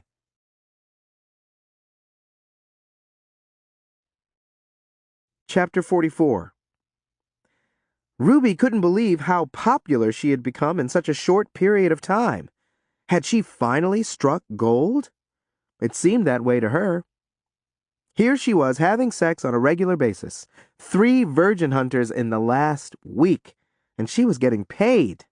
And unlike the first time when Maureen had given her only $10, Ruby's cut had multiplied considerably by now. Earning half of the $400 for each hit was enough of a bonus. And as long as she drank enough beer to dull her senses and make her less inhibited, she was enjoying it. However, the men who patronized Maureen's brothel were typically not as good in bed as some of the other men or boys whom Ruby had been with back home in Shreveport. Othella's mama Simone had told her last year. Sex is like gumbo. Even when it's bad, it's still good. Ruby had decided that that was a damn lie. Maybe that was the case with men, but it wasn't the case with women.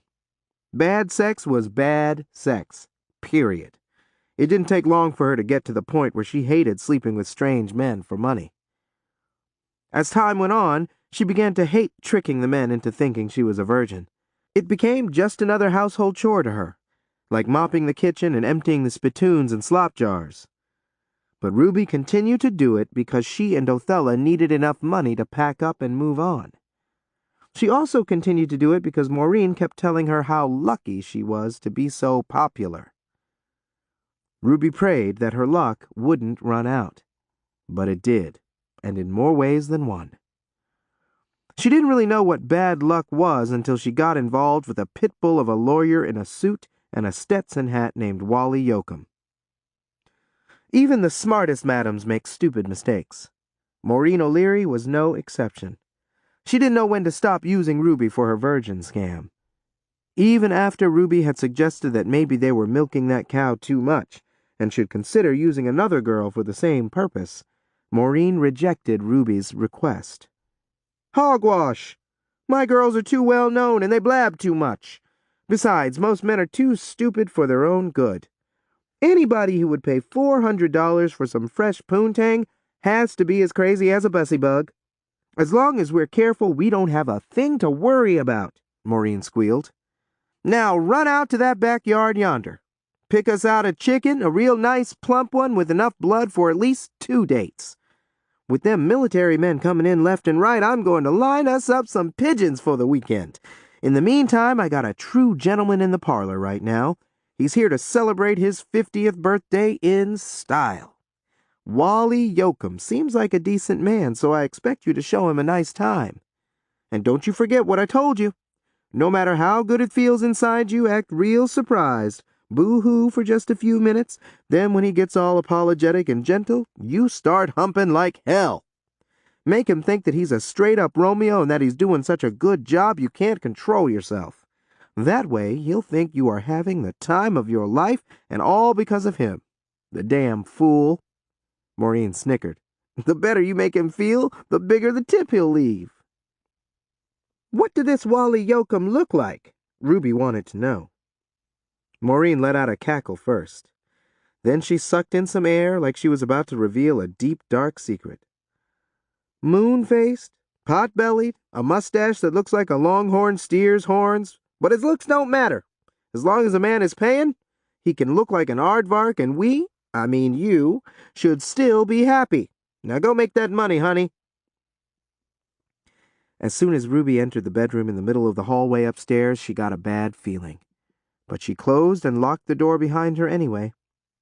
Then she slowly opened the pink negligee that she had borrowed from Fat Fanny and forced herself to smile. The man sitting on the side of the bed didn't smile back. He was naked except for his baggy white shorts and his knee-high socks, which were held in place by black garters. He looked at Ruby and frowned. What the hell is going on here? The man demanded, rising off the bed with his hands already on his hips. Who the hell are you, gal? What the hell are you doing in this room? Miss Maureen didn't tell you that I was colored? Ruby asked dumbly, trying to look and sound demure. The forced smile was still on her face. By now, Wally was on his feet, and there was a severe scowl on his face. Are you the same wench that was here last month? Huh? Oh, I don't know what you mean, sir. Uh-huh. Last month I came here with a friend. I couldn't hang around long on account of I had a previous engagement, but later on that same night my buddy told me all that went on with him after I left. He described you to a capital T. But, sir... Wally darted across the floor and lunged at Ruby, grabbing her by her wrist and holding on to her so tight she couldn't move. Now look, gal, don't you stand yourself here and tell me that Maureen got 2 colored gals like you in this place. As a matter of fact, there can't be that many sluts that look like you in this whole area. You are no virgin. Huh? Yes, I am. You can stick your finger up in me and touch my stuff. Ruby reared back on her legs. She snatched open the negligee all the way, exposing her naked body. That's what all of them other men did so they could make sure they was getting a virgin before they stuck their peckers in. Ruby was nervous and frightened. That was why she didn't realize her last statement was the wrong one until it was too late. She had just cooked her own goose. Oh, shit! She hollered, stomping a bare foot so hard on the floor the perfume bottles on the dresser by the bed rattled. Nobody makes a fool out of me, Wally hollered. He slapped Ruby's cheek so hard she hit the floor like a rock, holding the side of her face. But that wasn't enough for him. He sprinted back to the bed where he'd left his clothes draped across the headboard. Without a word, he removed his wide, thick leather belt from his pants. Before Ruby could get off the floor and compose herself, Wally attacked her with his belt. He beat her on her back, her arms, her head, and her face. He was cussing loud, and Ruby was screaming even louder. Within minutes, Maureen was banging on the door with both fists. Wally didn't stop beating Ruby until he got tired. While she lay in a heap on the floor, crying hysterically, he quickly got dressed, still cussing and spewing threats of more violence. Maureen was still outside, banging and kicking on the door, screaming for Wally to unlock it. But he ignored her. When he did finally open the door, Othella, Fat Fanny, and Mary L., all three half-dressed, rushed in with Maureen. What in the hell is going on in here? Maureen demanded, eyeing Wally with a horrified look on her heavily made-up face. She let out a yelp when she saw Ruby on the floor, still struggling to rise. Ask your virgin, Wally roared, shaking his fist at Maureen. Woman, by the time I get through with you, you won't be able to pimp a nanny goat to a horny billy goat in this town. Wally spat on the floor. Then he ran out of the room, still cussing and fussing at the top of his lungs. Maureen waved her arms high above her head in exasperation as she ran over to Ruby. She attempted to help Ruby up off the floor, but Ruby was so dazed she could barely move, let alone stand up straight. The other prostitutes had to help Maureen lift Ruby and hold her in place to keep her from falling. She had numerous welts on her body, even her neck and ears. That man beat me, Ruby whimpered, tears sliding down her bruised face. Most of her injuries were on her arms because she had used them to try and defend herself and to shield her face.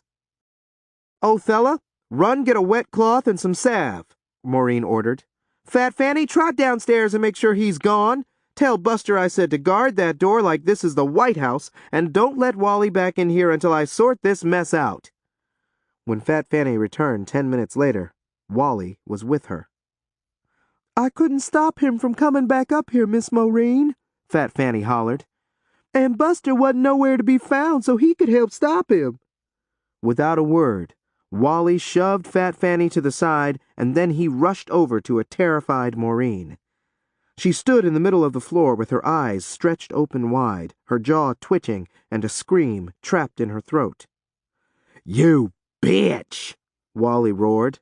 He knocked her to the floor with his fist. Then he kicked her repeatedly, like he was kicking a mad dog. He left no stone unturned. He kicked Maureen in the head, the stomach, on her legs, her butt, and on both sides of her torso. Even with all of the other women in the room beating him on his back and trying to pull him away from Maureen, he managed to beat her so severely she passed out. Ruby was still too dazed to be of much help. She sat on the bed the whole time that Wally was stomping Maureen to a pulp. By the time he'd satisfied his need for revenge, Ruby had wiped the blood from her own face and composed herself. But by then, Wally was gone. Fat Fanny took charge. She ordered Marielle to escort Maureen to her room downstairs where she could take care of her injuries with wet ammoniated pads and Epsom salt. After that, as the madam's representative, Fat Fanny closed the house down for the night. She explained to the 7 disgruntled clients and the piano-playing Maurice that there had been a freak accident upstairs involving the madam. Othella had discreetly escorted Ruby to her room downstairs.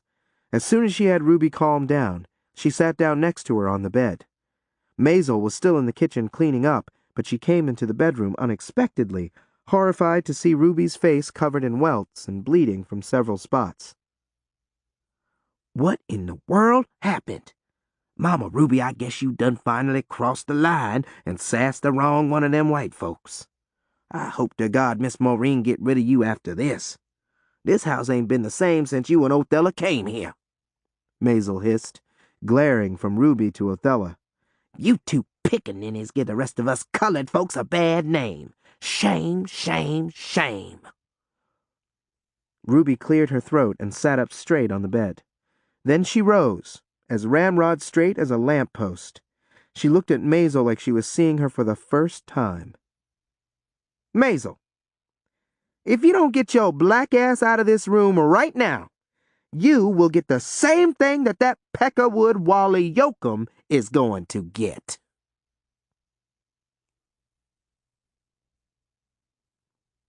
Chapter 45.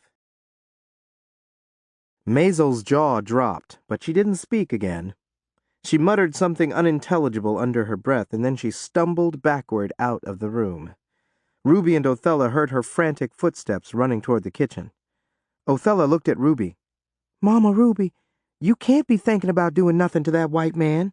Let this thing go. Let Miss Maureen handle it," she pleaded, shaking as she dabbed at the bloody wounds on Ruby's face and neck. "Other than my daddy or one of my uncles, ain't a man alive gonna beat me and get away with it," Ruby stated, her voice sounding more like the bray of a mule. "Now, Mama Ruby, you listen to me.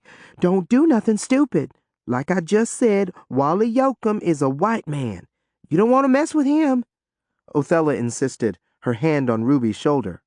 "Jesus was a white man, and look what they done to him," Ruby reminded, pacing the floor. Just then the door opened again and Fat Fanny walked in, looking disheveled and nervous. There was a large glass of whiskey in her hand. With a desperate look on her face, she mumbled some gibberish, and then she lifted the glass to her lips and took a long drink. Her blood-red lipstick was all over her mouth, chin, and even on her teeth. Her mascara had melted and slid down both sides of her face. She looked like a clown. As soon as she finished swallowing her long drink, she slurred, "Listen up, y'all. This is the thing. Miss Maureen put me in charge, and I just shut the house down for the night. Y'all can go to bed and get some rest.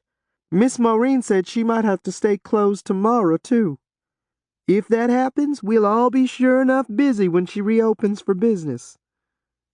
Fat Fanny, I need for you to crank up that jalopy of yours so you can carry me out to Wally's house," Ruby said calmly. "What? Why, I don't know where that man lives. Forget it," Fat Fanny protested. "He's a newcomer to the house." "You know where Miss Maureen's phone book is?" Ruby asked through clenched teeth. "Yeah, but—" "Look up his address," Ruby ordered. Othella whirled around so fast to look at Ruby, the bones in her neck cracked. She was speechless. "I ain't no fool, and I don't want you to be one neither," Fat Fanny told Ruby. "I don't know what you done to make that man so mad, but I'm sure he'll get over it. I suggest you let this thing go. Let Miss Maureen deal with Wally. I did hear tonight from another client that Wally Yoakum is an important client in the district, and that he's acted a fool with other madams in the past. We all have to eat a nut pie like him with a real long-handled fork. I heard from another client downstairs before I closed the house down that Wally pulled out his gun and shot a hole in the ceiling at Susie Jameson's house earlier tonight. All because he couldn't get an all-night session with a red-headed gal he wanted. It don't take much to set him off real bad." Fat Fanny paused and looked at the floor. When she lifted her head, Othella and Ruby could see that she was more angry than she was embarrassed. "That same source told me that last month Wally got drunk and almost bit that red-headed gal's titties clean off. She was out of commission for a whole week. A week later, he went back to Susie's house. He paid double for the next 2 times that same girl spent the night with him. And if that wasn't enough, He took her shopping and let her pick out 2 expensive frocks from Paris. Y'all seen me in my purple and white calico? That was one of the same pieces that Wally bought that girl that day. I don't think Wally will be taking Ruby on no shopping spree, and I sure enough don't think he's going to come back over here and apologize to her, Othella said. And what about him beating up on Miss Maureen? I don't think she's going to let something like that slide. Not even for 10 frocks from Paris.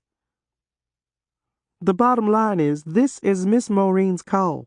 Y'all need to stay out of it before you end up out of a job, in jail, or the guests of honor in that colored cemetery out by the river, Fat Fanny said, shaking a finger. Now, like I said, the house is closed down for the night, so y'all need to get to bed. After Fat Fanny had left the room, Othella turned to Ruby and shook her head. She's right, Mama Ruby. Othella left Ruby and headed upstairs to her room. She climbed into bed, fully dressed. An hour later, Maisel entered the bedroom that she shared with Ruby, looking and acting as meek as a lamb. Ruby stood in front of the small window that faced the bed, with her back to Maisel. Neither woman spoke as Maisel wiggled out of her uniform and slithered into a flannel nightgown. Right after Maisel crawled into bed, Ruby eased out of the room. She padded up the stairs to Fat Fanny's room and entered without knocking. Fat Fanny wasn't surprised to see Ruby. She greeted her with a tight smile and a sharp nod. She sat on the side of her bed, sipping a large hot toddy. Mama Ruby, I didn't want to say too much in front of Othella. She don't look trustworthy to me. But I hope you do go out to Wally's house and straighten him out. Give him a thorough tongue lashing so he won't never misbehave again the way he done tonight. I heard he overreacts for the least itty-bitty thing. But what he done tonight wasn't fitting. We can't tolerate no mess like that. He has to be chastised. If not, other fools will think it's open season on Miss Maureen's house. You didn't mean none of that stuff you said downstairs? Fat Fanny hesitated and sucked on her teeth. Yes and no. I'm still mad as hell about what he done to that other girl. She happens to be my first cousin on my daddy's side. I wouldn't be the least bit surprised if her injuries eventually grow into a cancer or something worse. I'm appalled by what he done here tonight. Fat Fanny paused and shook her head. She rubbed the back of her neck and blinked back a tear. But the thing is, I need my job. So that's why I think we should be real careful with Wally. I suspect that whooping him would cause more harm. He just needs a good talking to so he won't do nothing else crazy. Can you take me to his house tonight to, talk to him? Now? I need to take care of business while things is quiet and Miss Maureen ain't in the way trying to stop me. You can sit in your car and wait while I go straighten him out. Ain't nobody got to know you helped me. Fat Fanny looked at Ruby for a long time like she was trying to read her mind. She couldn't have guessed in 1,000 years what was on Ruby's mind. I'll get the phone book and look up Wally's address. Then I'll carry you over to his house, but I don't want to get too involved. Like you said, I can wait in my car. I'll keep the motor running in case he gets crazy again and we have to make a fast getaway. I hope he lives alone, Ruby said thoughtfully. Fat Fanny finished her drink and set the glass on the floor. I hadn't thought about that, she grunted, releasing a mighty belch. You want to wait until we can find that out? We don't need no spectators. I can't wait. I want to see him tonight, Ruby growled, and I want him to see me. Now, tell me, just what do you plan on doing? Just cussing him out and calling him a few choice names, I hope. That ought to do it. I hear that Wally is a Christian, so I think a real subtle approach might work. Fat Fanny, you let me worry about that, Ruby replied, removing her switchblade from her bra and caressing it. The only time the weapon wasn't in her bra was when she was with a client. If she had had it during Wally's attack on her, he'd be stretched out on a slab in the morgue by now.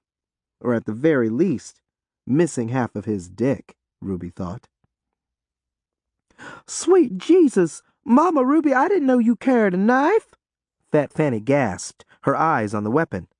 She looked into Ruby's eyes. My daddy always told me not to possess a weapon unless I had enough guts to use it. You'd cut Wally for what he done to you tonight? I had to chastise 2 other men with my knife a little bit for doing less than what Wally done. Now, are you going to get his address and crank up that old jalopy of yours, or what? Fat Fanny didn't answer right away. First, she checked to make sure that all 3 of her children were asleep. Then she changed into a pair of pants, a man's shirt, and a pair of clodhoppers, the best shoes in the country for running. The knife is just to scare him, right? Fat Fanny asked, her voice cracking and shrinking to a whisper by the time she uttered the last word. Uh-huh, Ruby mumbled. That's all. Mama Ruby, if Wally even acts like he's going to get violent, will you promise me you won't cut him? Promise me you'll run like hell out of that house. Promise me you won't stop running until you get back to my car. Promise me that. I promise, Ruby muttered. A few minutes later, Fat Fanny and Ruby eased quietly out of the house and climbed into Fat Fanny's LaSalle. They headed to the street that the phone book listed as Wally's address.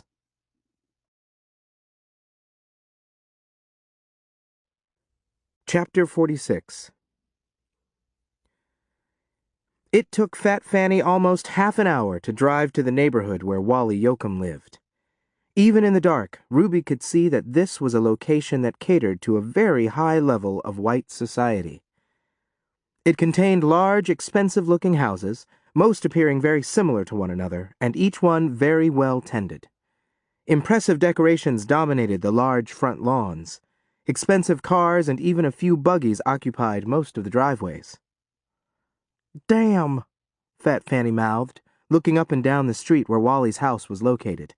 She was glad to see that there were no lights on in his house. It must take a real pretty penny to live in this neck of the woods. And the right color of skin, Ruby added, not trying to hide the anger in her voice. I bet every last one of these crackers got up this high by taking advantage of people like me. Ruby rolled down the window on her side and breathed in some of the night air. It even smells white over here. They parked across the street from the large, 2-story beige house that Wally shared with an aging tabby cat and a lot of sad memories of the wife and 6 children who had deserted him. A shy black man who worked as Wally's cook and butler occupied the studio apartment above the 2-car garage attached to the house. Fat Fanny had cooled off considerably during the drive. She was already regretting that she had agreed to assist Ruby. She liked Ruby and didn't want her to get in trouble. She knew that it was one thing for a white woman like her to exact revenge against a white man, but the law would treat her differently and way more humanely than they would Ruby. Maybe we should go on back home and forget about this man, Fat Fanny suggested, silently praying that Ruby would agree with her. I'm sure he'll be all right once he cools off. By the way, what made him so mad at you? It was just a little misunderstanding. Kind of delicate and embarrassing, so I really don't want to go into it right now. You know how it is. I guess, Fat Fanny said with a shrug. I had a problem with a trick last year. After he'd rode me like a cowboy, he had the nerve to tell me that I had such a loathsome pussy he wanted his money back. He slapped me when I didn't give it back to him. Thank God Buster got up to the room in time. A week later, that same client came back and apologized, and he wanted to ride me again. That's a man for you. Fat Fanny chuckled. Well, like I said, I'm sure Wally will be all right once he cools off. She added with a hopeful smile. What if he don't cool off? Then what? Ruby asked through clenched teeth. I don't let nobody get away with hurting me. She rubbed the side of her arm, which was sore and bruised from Wally's attack. What if he comes back to the house with a gun or something and finishes me and Miss Maureen off? Fat Fanny released a loud sigh. Well, that could happen, but it's highly unlikely. The other 2 men you mentioned that you chastised, Were they colored? Ruby looked at the side of Fat Fanny's face. Why? What difference does the color make?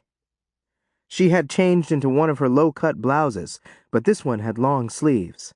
Sleeves that were long enough to cover the bruises on her arms and the top half of the handle of the switchblade she had in her hand.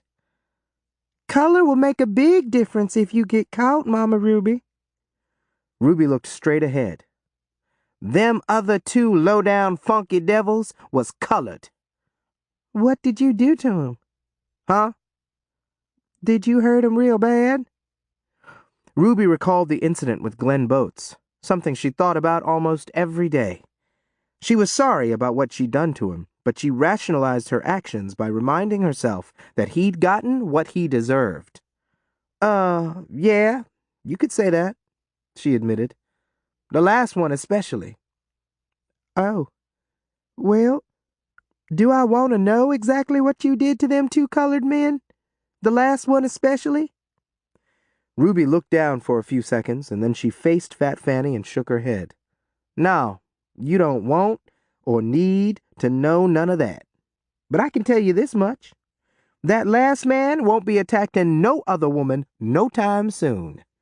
He threatened to kill me and Othella. It was him or us. I see. Fat Fanny was moved by the look of sorrow on Ruby's face. She gave her a gentle pat on her shoulder and a quick hug. You poor thing, you. In that case, the law don't care too much about whatever you done to that man. Him being colored and all. But this is different. See, not only is Wally white, he ain't no redneck from the bayous. He's one of them highfalutin lawyers that's never lost a case. So you know he's a man with a bunch of money. You can see that from the way this neighborhood looks. I'm sure he's got a whole lot of powerful friends. He might be plotting something else to get back at you and Miss Maureen by now himself. You thought about that? I ain't thought about nothing but that. That's why I wanted to get to him, in case he's planning to get back to me and Miss Maureen first.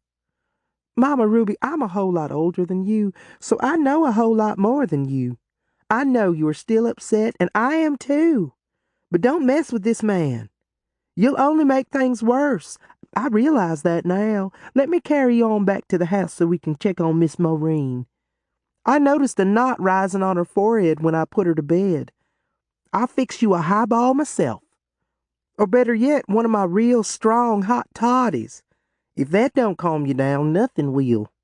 I don't need no highball or no real strong hot toddy, Ruby snarled. I need to settle my business with Wally. It don't look like he's home nohow, sugar. Ain't a single light on in his house, Fat Fanny said, breathing a sigh of relief. And I ain't surprised. This is his birthday, so he's probably at another whorehouse or some joint getting drunker. Do you know where that might be? Ruby mumbled, caressing the tip of her switchblade some more. No, I don't know the man like that. I just met him in person tonight, Fat Fanny said, starting up the motor again. Before Ruby could object, Fat Fanny made a U-turn and headed back to Maureen's house. On the way, just 1 block from Wally's house, Fat Fanny almost hit a squirrel that was trying to cross the street. 2 blocks down the street, she almost ran into a tree. How come you so nervous? Ruby wanted to know. Wally didn't try to beat your brains out like he done me and Miss Maureen. It don't matter. Anything that happens in Miss Maureen's house affects all of us, Fat Fanny replied. I hope you keep that in mind until this thing blows over. Maureen's house was completely dark by the time Ruby and Fat Fanny returned. Listen up. I advise you not to tell nobody where we went tonight, Ruby whispered. Not even Othella or Miss Maureen. Do you hear me? Fat Fanny was not stupid. She had this crazy young black woman's number. She could tell a veiled threat when she heard one. I didn't plan on doing that nohow. Fat Fanny made herself a hot toddy, and then she rushed upstairs and checked on her children. She pulled Viola from her bed and took her to her room across the hall. After saying her prayers on bended knees, she climbed into bed with her drink in one hand, her daughter in the other. Ruby gulped down a few beers standing over the sink in the kitchen. Then she retreated to her room where Maisel was snoring like a bull. She stayed up all night, sitting on her side of the rollaway bed, staring at the wall, looking out the window, and pacing the floor. As soon as it got daylight, she crept upstairs to Fat Fanny's room and entered without knocking again. Fat Fanny was still asleep, but Viola was sitting up in bed, cooing, grinning, her fingers playing with her mother's matted hair. As soon as the baby saw Ruby, she started to whimper and reach for her. It was the sight of that precious little baby that softened Ruby's vengeful heart. She let out a mighty sigh and padded across the floor and pulled Viola into her arms. "If I still had my own child, I wouldn't be in this mess," she said to herself. She gently placed the baby back into the bed and quietly left the room.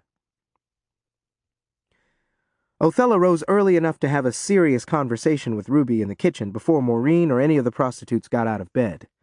Maisel was hunched over the sink marinating an enormous rump roast. As usual, she looked like she was angry enough to cuss out the world. "Mama Ruby, can I talk to you about something?" Othella asked, rolling her eyes at Maisel. "It's private, so we need to go out on the back porch if you don't mind." Y'all ain't got to be hiding nothing from me. I know all about that ruckus that went on upstairs last night," Maisel said with a smirk, directing her attention toward Ruby. "I declare, all these years I've been working for Miss Maureen, I ain't never knowed nobody, man or woman, to hit her." Maisel sniffed. She gave Ruby and Othella a scornful look. "Things was fine till y'all got here." "So you keep telling us," Othella snarled. With a snort, Maisel turned her attention back to the rump roast in the sink as Othella and Ruby walked briskly out to the back porch. "With all of this sneaking around that me and you do, I feel like a criminal," Othella complained as soon as she and Ruby got outside. They stood at the top of the porch steps, facing one another. It was windy, but it was still warm. So warm that the maid who worked in the brothel next door was outside hanging just-washed sheets on the clothesline. There was a sudden burst of cold air between Ruby and Othella that they both felt on their faces. Neither could understand what it meant. Ruby assumed that it was just because she was nervous and uncomfortable.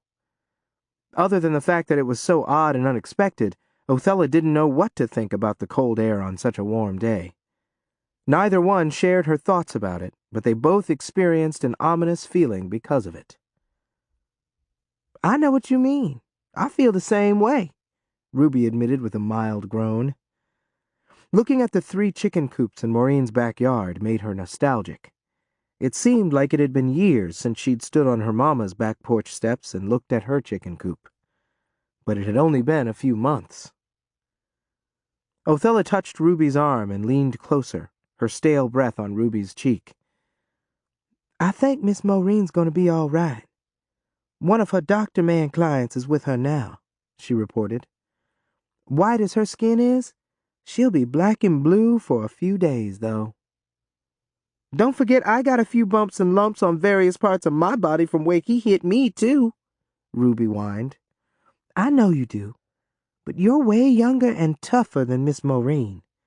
White women, especially old white women, they got real delicate skin and thin, brittle bones. A big, strong, strapping girl like you can take a beating better than any white woman ever could," Othella decided. "I can take a beating, but I ain't going to," Ruby vowed, "and you know I mean it." Ruby's tone of voice and her choice of words made Othella's chest tighten.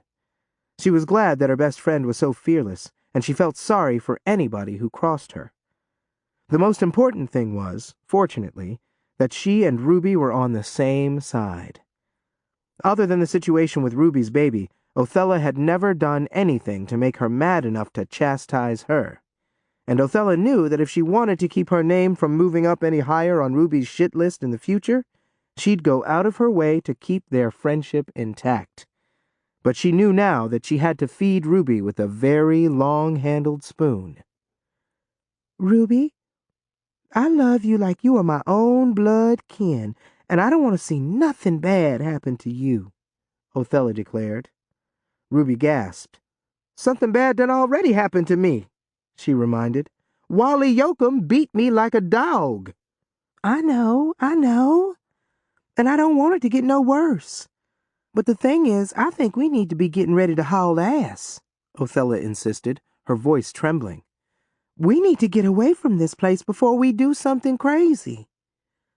I don't know about you, but I ain't going to do nothing crazy.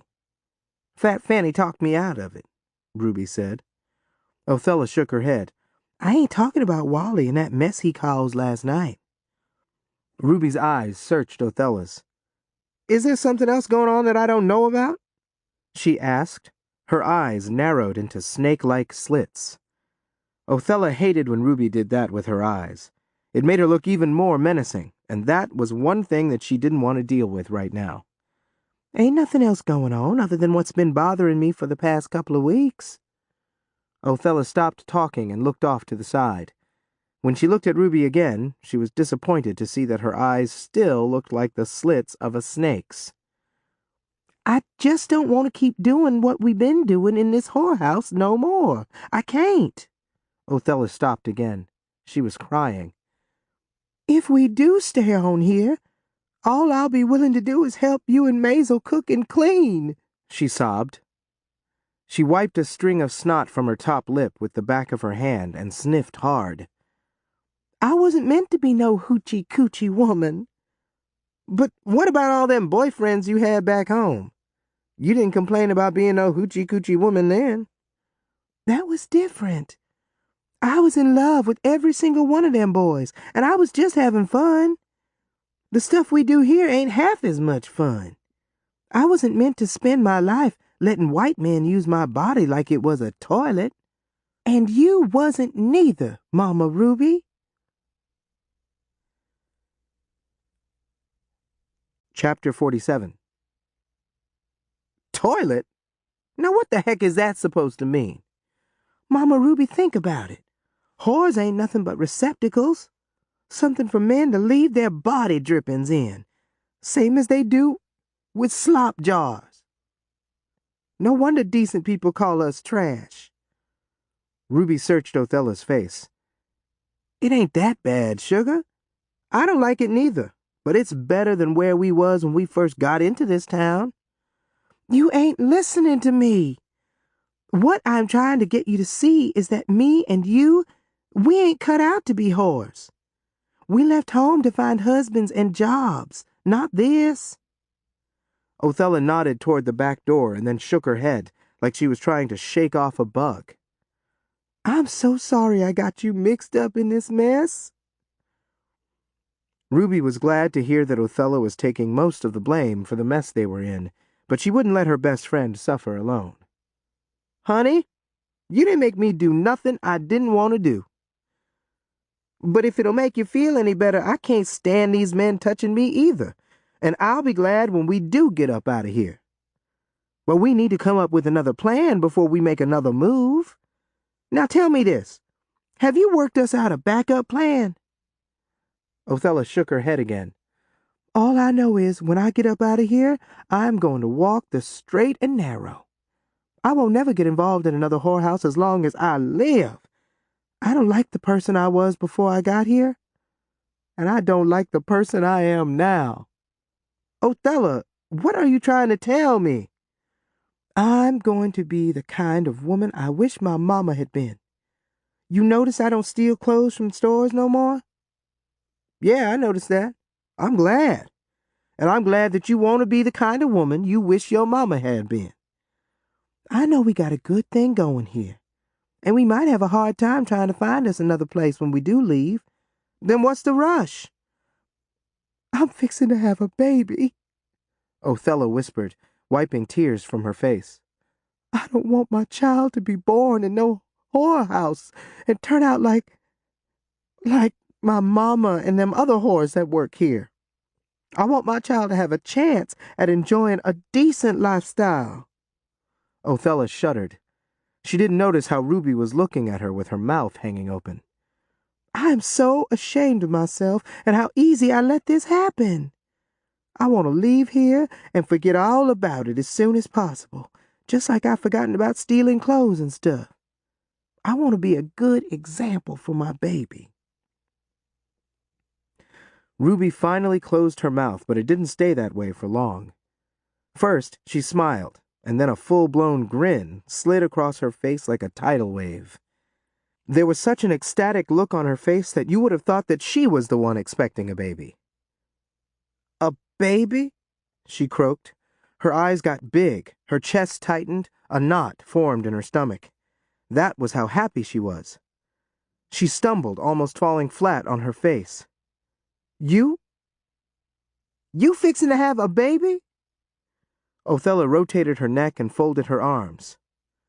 "Is that all you got to say?" Ruby stared off to the side, and then an indescribable look appeared on her face. She shook her head until that look disappeared, and then she turned back to Othella. Now there were tears in Ruby's eyes, and her nose was threatening to run. "I wish it was me," she admitted. "Mama Ruby, don't neither one of us need no baby right now," Othella insisted. Ruby gave Othella a brief hug. "What do you want to do then? You want to go back home?" Othella shook her head so quick and hard her bangs resembled a beaver's tail flapping across her forehead. "That's the last place I want to be right now." Othella paused and looked toward the door. Ruby followed her gaze. They watched as the curtains at the window moved. "One of my clients told me about a carnival that's in town right now that he took his kids to. He said he went to school with one of the big shots who run the show, and he thought it might be something for us to look into. We won't have no trouble getting jobs there. He said that outfit would hire a goat." "Yeah, I bet they would, as long as that goat is white," Ruby snapped. "I don't know what makes white folks think anything is easy for us." "The other thing my client told me was that the same white man, the one who does the hiring, he likes colored girls." "What white man don't? I know that now. But I don't want to leave here and go to no carnival and end up pleasuring them low-class carnival working peckerwoods. We might as well stay here. At least we do our business in warm, clean beds and a warm, clean house." "The man who does the hiring is seriously involved with the hoochie-coochie colored woman already, so I doubt if he'll be wanting us, too. At least not as long as the hoochie-coochie woman is handling her business proper," Othella said. Ruby clucked, long and loud, like a wet hen. "First, you woo me away from my happy home to work in a whorehouse. Now you want me to move on from here to go work on a carnival.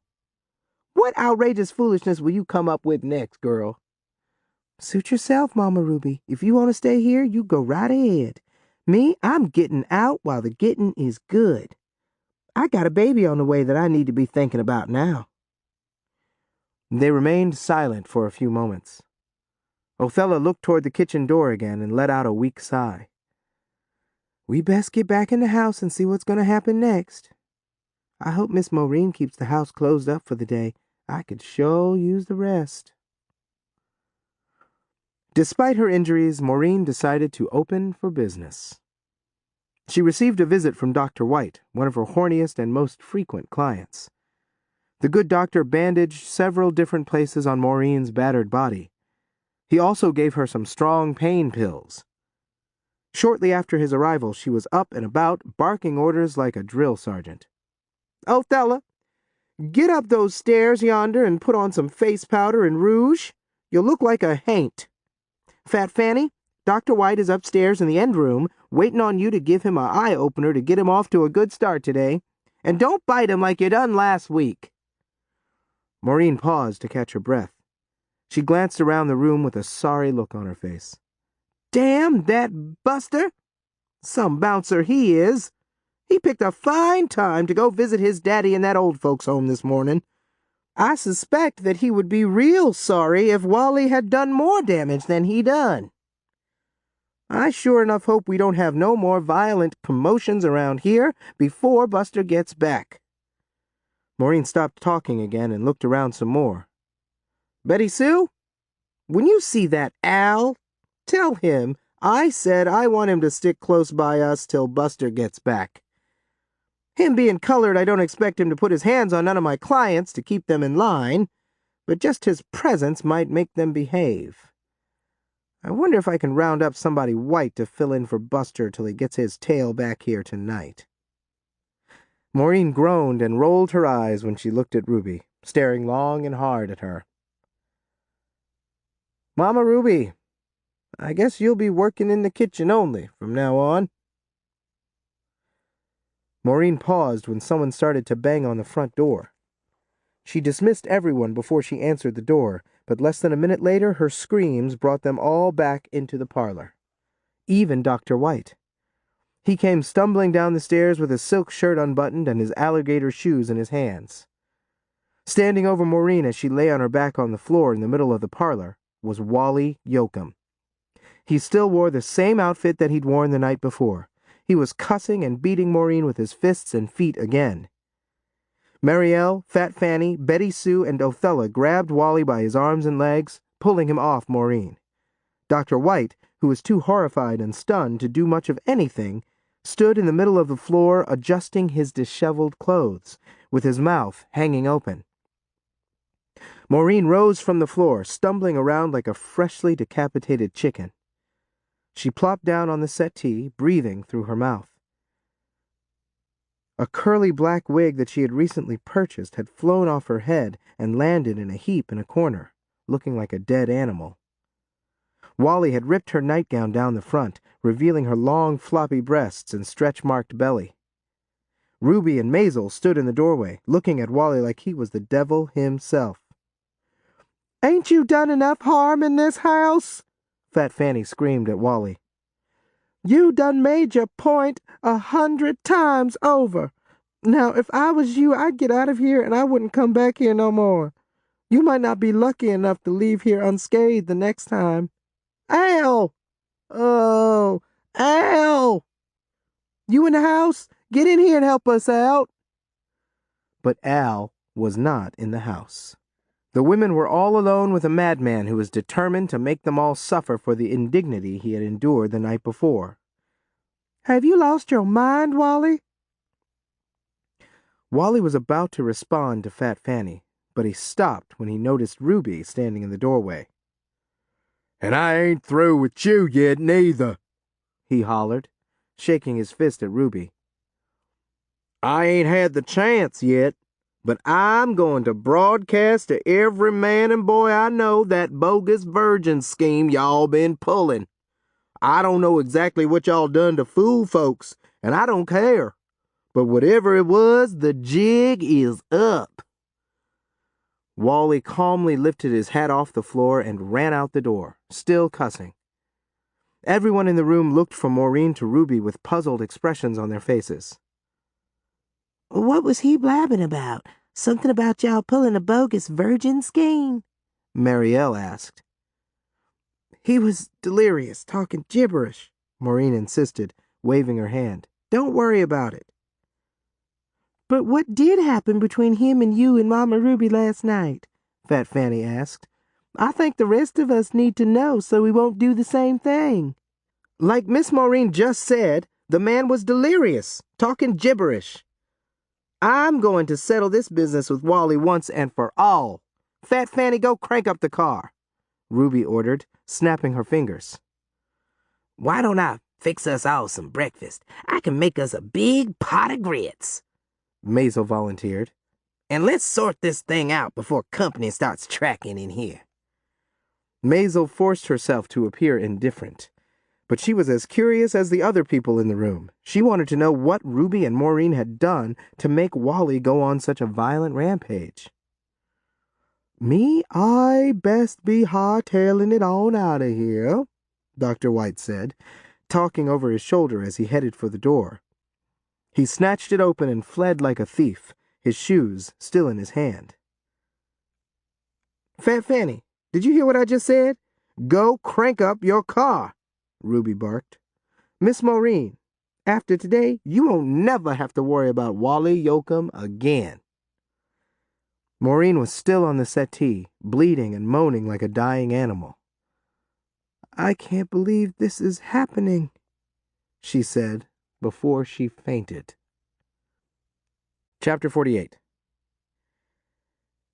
A few days before his birthday, Wally had bought himself a brand new Packard. He had parked it on the street in front of Maureen's house when he'd gone in to teach her and that black bitch whore of hers a lesson. Wally stumbled and fell down Maureen's front porch steps as he made his way back to his car. He bruised the palm of his hand and ripped the knee on one leg of his expensive pants. That made him angry, too. It was something else for him to blame on those damn whores, he thought, as he snatched open his car door and climbed in. Before he pulled away, he spotted Dr. White rushing out of Maureen's front door. The doctor stumbled off the porch and trotted down the street to a dusty Plymouth parked at the end of the block. Wally wondered if that quack scalawag was in on that virgin scam. Well, whether he was or not, if he was present when Wally returned, he'd teach him a lesson, too. As soon as Wally's Packard shot off down the street like a torpedo, he began to spew cuss words and slap his steering wheel. Even though he had been up all night and was still fairly drunk, he was able to make it home without hitting a pedestrian or a squirrel. Damn bitches! I'll destroy every last one of 'em, he yelled, talking to himself as he staggered around in his house, undressing. He fixed himself a drink, knocked a cheap birthday card to the floor that one of his sons had sent to him, along with a note asking for a $5,000 loan. Damn everybody to hell, he boomed. I'll show 'em. I'll show everybody that they can't mess with Wally E. Yoakum and get away with it. He grunted. No sirree. Nobody makes a fool out of Mr. Yoakum. Mr. Yoakum was about to have visitors. This time it wasn't just Ruby and Fat Fanny. Marielle, Betty Sue, and Othella had squeezed into the back seat of Fat Fanny's car, with Fat Fanny behind the wheel and Ruby in the front seat with her. Maisel had wanted to come. By now she was so curious she wanted a ringside seat at the next round of events. But since Al and Buster were still away from the house and Maureen had more injuries to be dealt with, Fat Fanny had ordered Maisel to stay in the house to look after her. When Maureen came to, she was surprised to find herself in her bed, dressed in a different gown, with more bandages on new wounds. She was also surprised, but pleased, to see that Dr. White had returned. He and Maisel were leaning over Maureen's bed with concerned looks on their faces. "Don't move, sugar. You got a nasty bump on the back of your head this time," the doctor said, gently patting Maureen's shoulder. A bump that's as big as a goose egg, Maisel decided, shaking her head. I ain't never in my life seen no man beat down a woman the way that Wally done you. A woman your age can't take too many knocks like this, you know, Dr. White said, shaking his head. It's a good thing I left my billfold on the stand upstairs and had to come back after I'd run out of here. The doctor paused and cleared his throat. By the way, I didn't get to finish my session. Don't worry about that. I'm a businesswoman, so I know how important it is to keep you men pleased and pleasured, Maureen croaked, coughing and rubbing her forehead. I'll make sure you get a double dose of whatever it is you want when my girls get back. You can even get a blowjob on the house. I don't know when those gals will be back here, but if one of my drop-in girls drops in, you are more than welcome to pester one of them. I appreciate your generosity, ma'am. Dr. White grinned, relieved that he was not going to miss out on his weekly escapade. I could sure use a good female workout after witnessing that fracas in the parlor. He sniffed. Now, I don't know what y'all did to make Wally mad enough to jump you twice, but whatever it was, I suggest you settle the score and settle it soon, before somebody gets hurt real bad. Somebody was getting hurt real bad, just like the doctor predicted. While Dr. White was trying to make Maureen more comfortable, Ruby and her posse were inside Wally's house where Ruby was beating him with her fists and feet. The only reason she wasn't using her switchblade was because she had dropped it on the floor in the parlor before they'd left Maureen's house. Wally had already passed out, but Ruby continued to pummel him as Fat Fanny, Othella, and the other two prostitutes watched in horror. They had already given him a few slaps and kicks themselves before Ruby took over. When Wally swung at Ruby and hit Marielle instead, she slapped him. By the time it was over, Wally was barely recognizable, but he was still alive. I'm gonna have to kill him, y'all, Ruby said, out of breath. Wally's blood had spattered all over her, leaving red polka dots of various sizes on her face, arms, legs, and dress. Had there been any more blood on her face, she would have resembled one of the clowns in that carnival that Othella had mentioned to her. No! Sugar, you can't do that. You can't kill this man, Othella shouted, as she and the other women began to pull Ruby toward the door. Let's get while the getting is good. But he'll tell, Ruby protested, pulling away. Listen to me.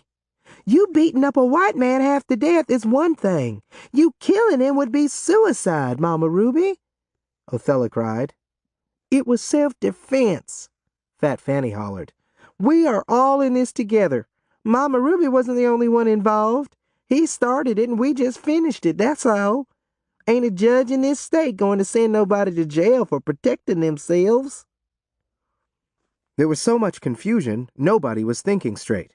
Fat Fanny, Marielle, and Betty Sue couldn't believe that they'd allowed themselves to get dragged into such a big mess. By them coming with Ruby and Othella, and Wally seeing their faces, they had some additional concerns. Adding to everything else that had transpired, now they had to worry about Wally coming back to Maureen's house to attack them. Self-defense? That's easy for you to say, and you're probably right. But it would be a whole different ball game for me and Ruby, and y'all know that. Othella yelled, looking from one white face to another. If we let Mama Ruby kill this white man, they'll deep fry her quicker than they would a jumbo prawn. And probably me along with her. I say we get the hell up out of here now, before he comes to. As soon as that happens, he'll be blabbing all over town, telling everybody who beat him up, Betty Sue said, tears streaming down her face. I didn't know y'all was going to beat the man half to death. I wouldn't have come if I did know. I thought we was just going to talk to him. If you thought that, you should have kept your dumb white ass at the house with Miss Maureen, Ruby boomed. And don't forget, you gave him a few licks yourself. I was upset and confused. I was drunk. I didn't know what I was doing, Betty Sue said in her defense. I ain't never seen such persnickety peckerwoods as the three of y'all. No wonder y'all couldn't keep your husbands, Ruby said, blowing out the words like she was blowing out smoke. Despite their roles in the melee, all three of the white women gasped at the same time. Marielle stumbled, and if Fat Fanny hadn't grabbed her around the waist, she would have landed on the floor with Wally. Neither one of the white women had ever heard a black person, especially a woman, address another white person the way Ruby had just done. And not a one of the white women had ever seen a black person attack a white man the way that Ruby had just done. She was way too bodacious for her own good, they all decided. They all predicted that her disregard for the proper protocol and her bad behavior toward white folks was going to be her downfall. Didn't she know better? Didn't she read the newspapers and listen to the news on the radio? Just last week, another black person, and this time a woman, had been found hanging by the neck from some tree in a farmer's field. Ruby had dug her own grave. By beating Wally down like a mad dog in his own house, she already had a foot and a big toe in the grave that she dug. We shouldn't have come here, Marielle said, talking out the side of her mouth. She dabbed at her eyes, then blew her nose into a white handkerchief. I don't need to be involved in no scandal. None of us need to be.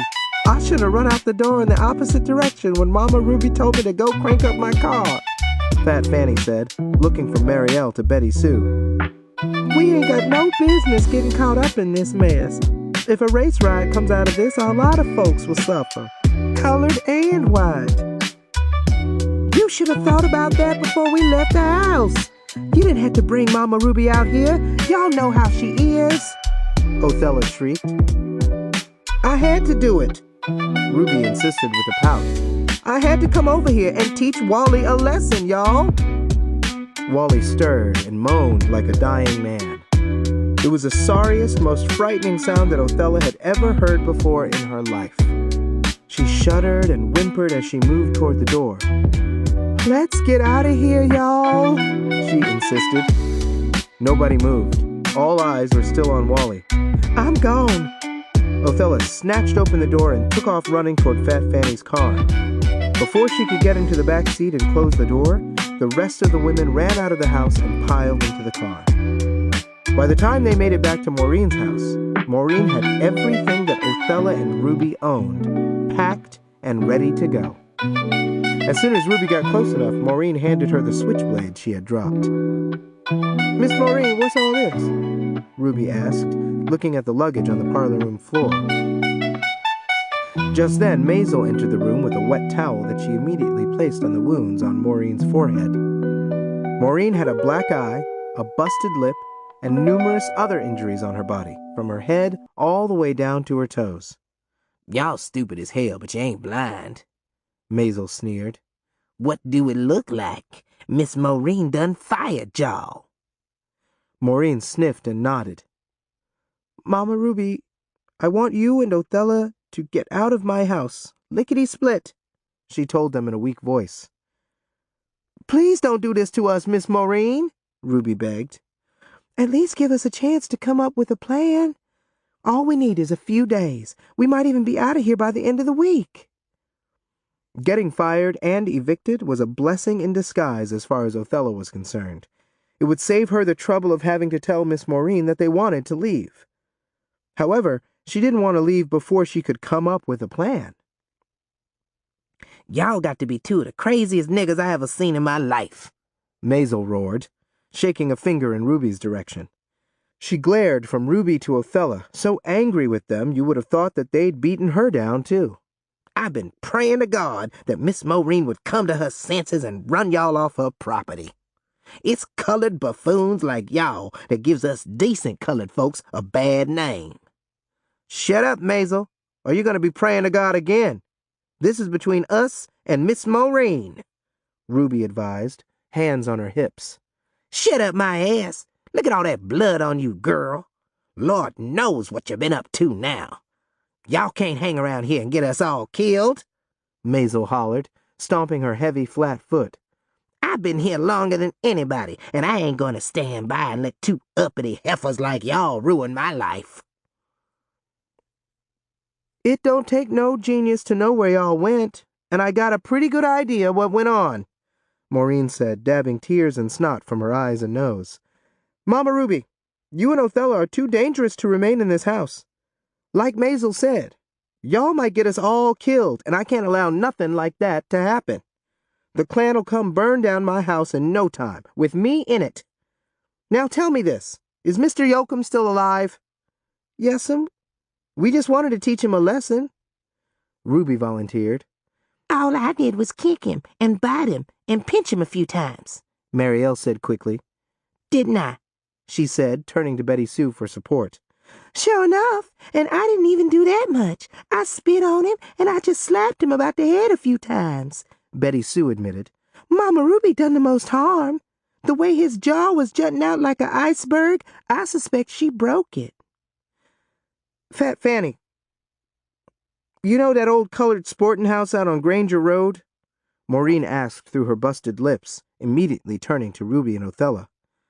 A colored woman that used to clean for me runs it.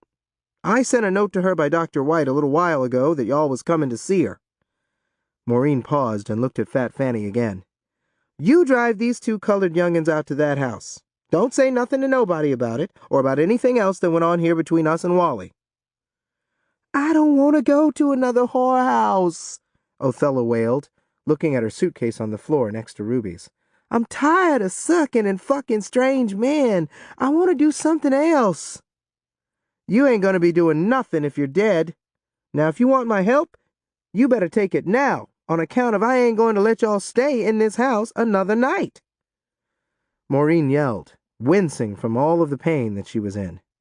Part of her pain was severing ties with Othella and Ruby, two young girls whom she had come to care deeply about. She felt sorry for them. They were way ahead of their time, too bold. Colored women like them didn't live long. Maybe sometime in the distant future when things cool way down, y'all might be able to come back here. But for now, y'all can't stay here. Now get!" It was a quick but tearful farewell. Maureen, Marielle, Betty Sue, and Fat Fanny hugged Ruby and Othella and wished them well. Maisel remained in the doorway leading to the kitchen with her arms folded and a look of scorn on her face.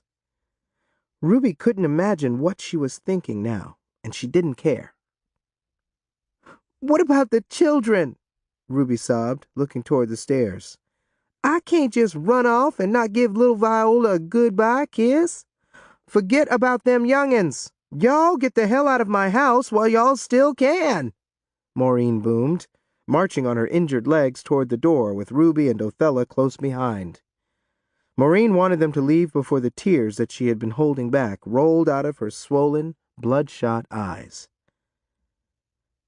It had only been a few minutes since Ruby and Othella had returned. Now they were on their way back out, and to an uncertain future. Chapter 49. The colored sporting house that Maureen had ordered Fat Fanny to drive Othella and Ruby to was just what they expected. Like so many other things in the South associated with black folks, it was about as low-level as it could be. Even though it was a fairly large house and had a huge front yard with a gate, it was so old and shabby it looked like the next strong storm would be its last.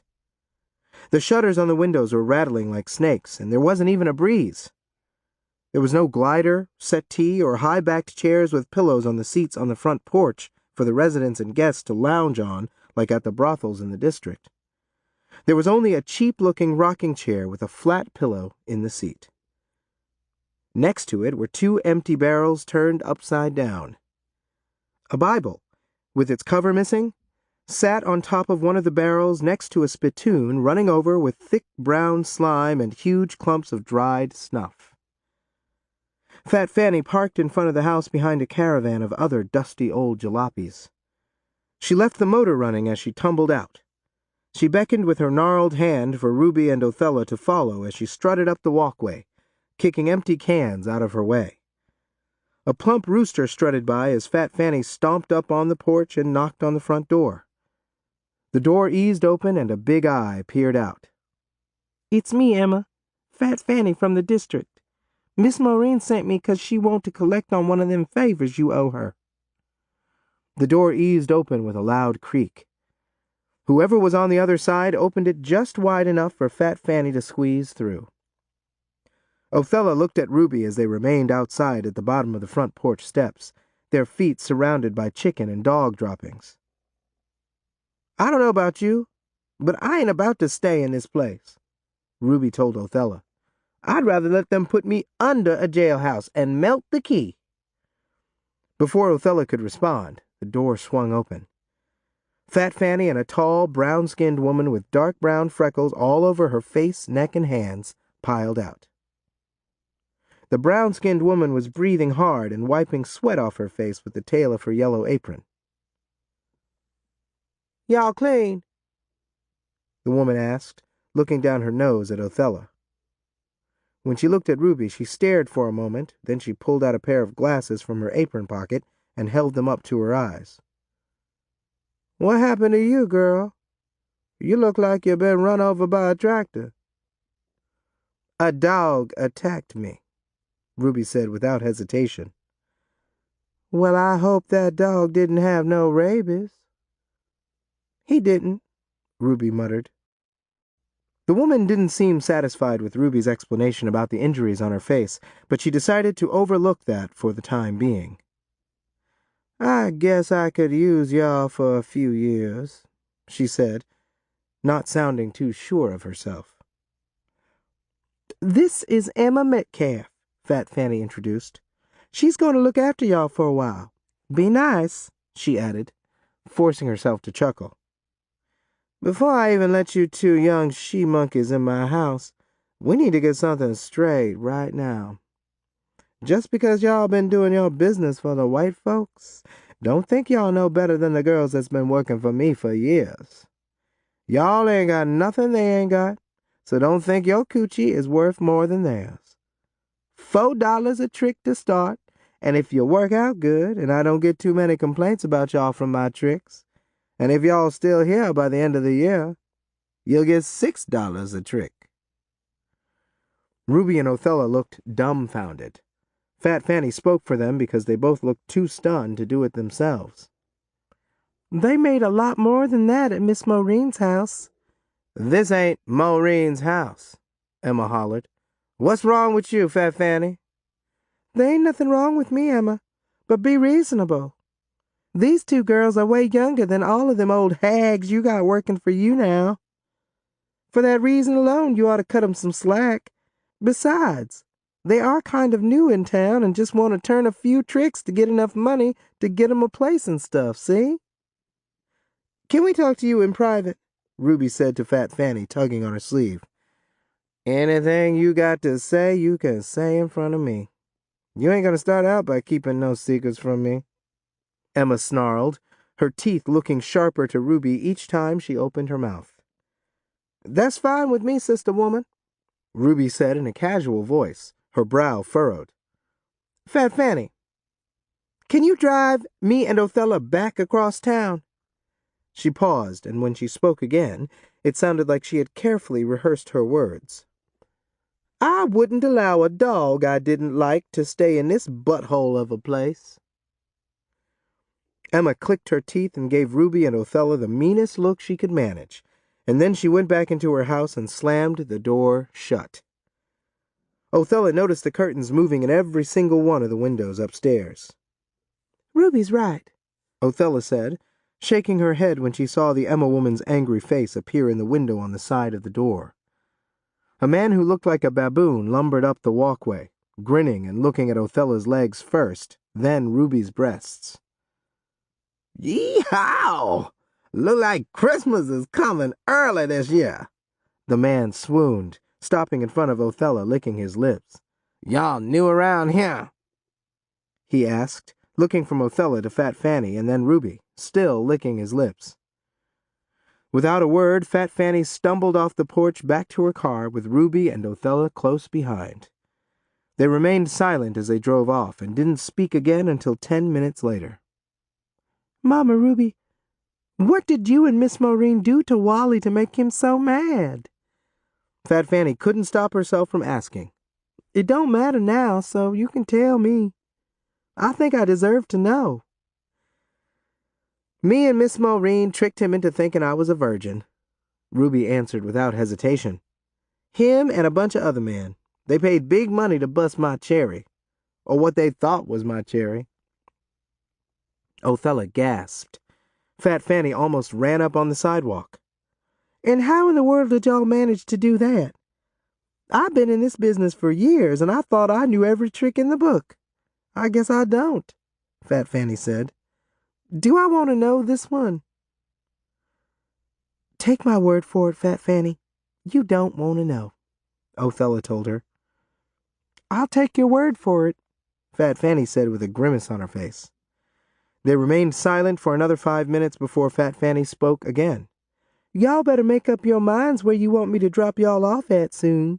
I've been driving around for the longest time, and I've spent a whole day's pay up on gas already," Fat Fanny complained. "We'll pay you for the gas," Ruby said, looking anxiously out the window from the front seat of Fat Fanny's car. "And if I don't get on back to the house soon, Miss Maureen might have my shit all packed up and ready to go like she done y'all.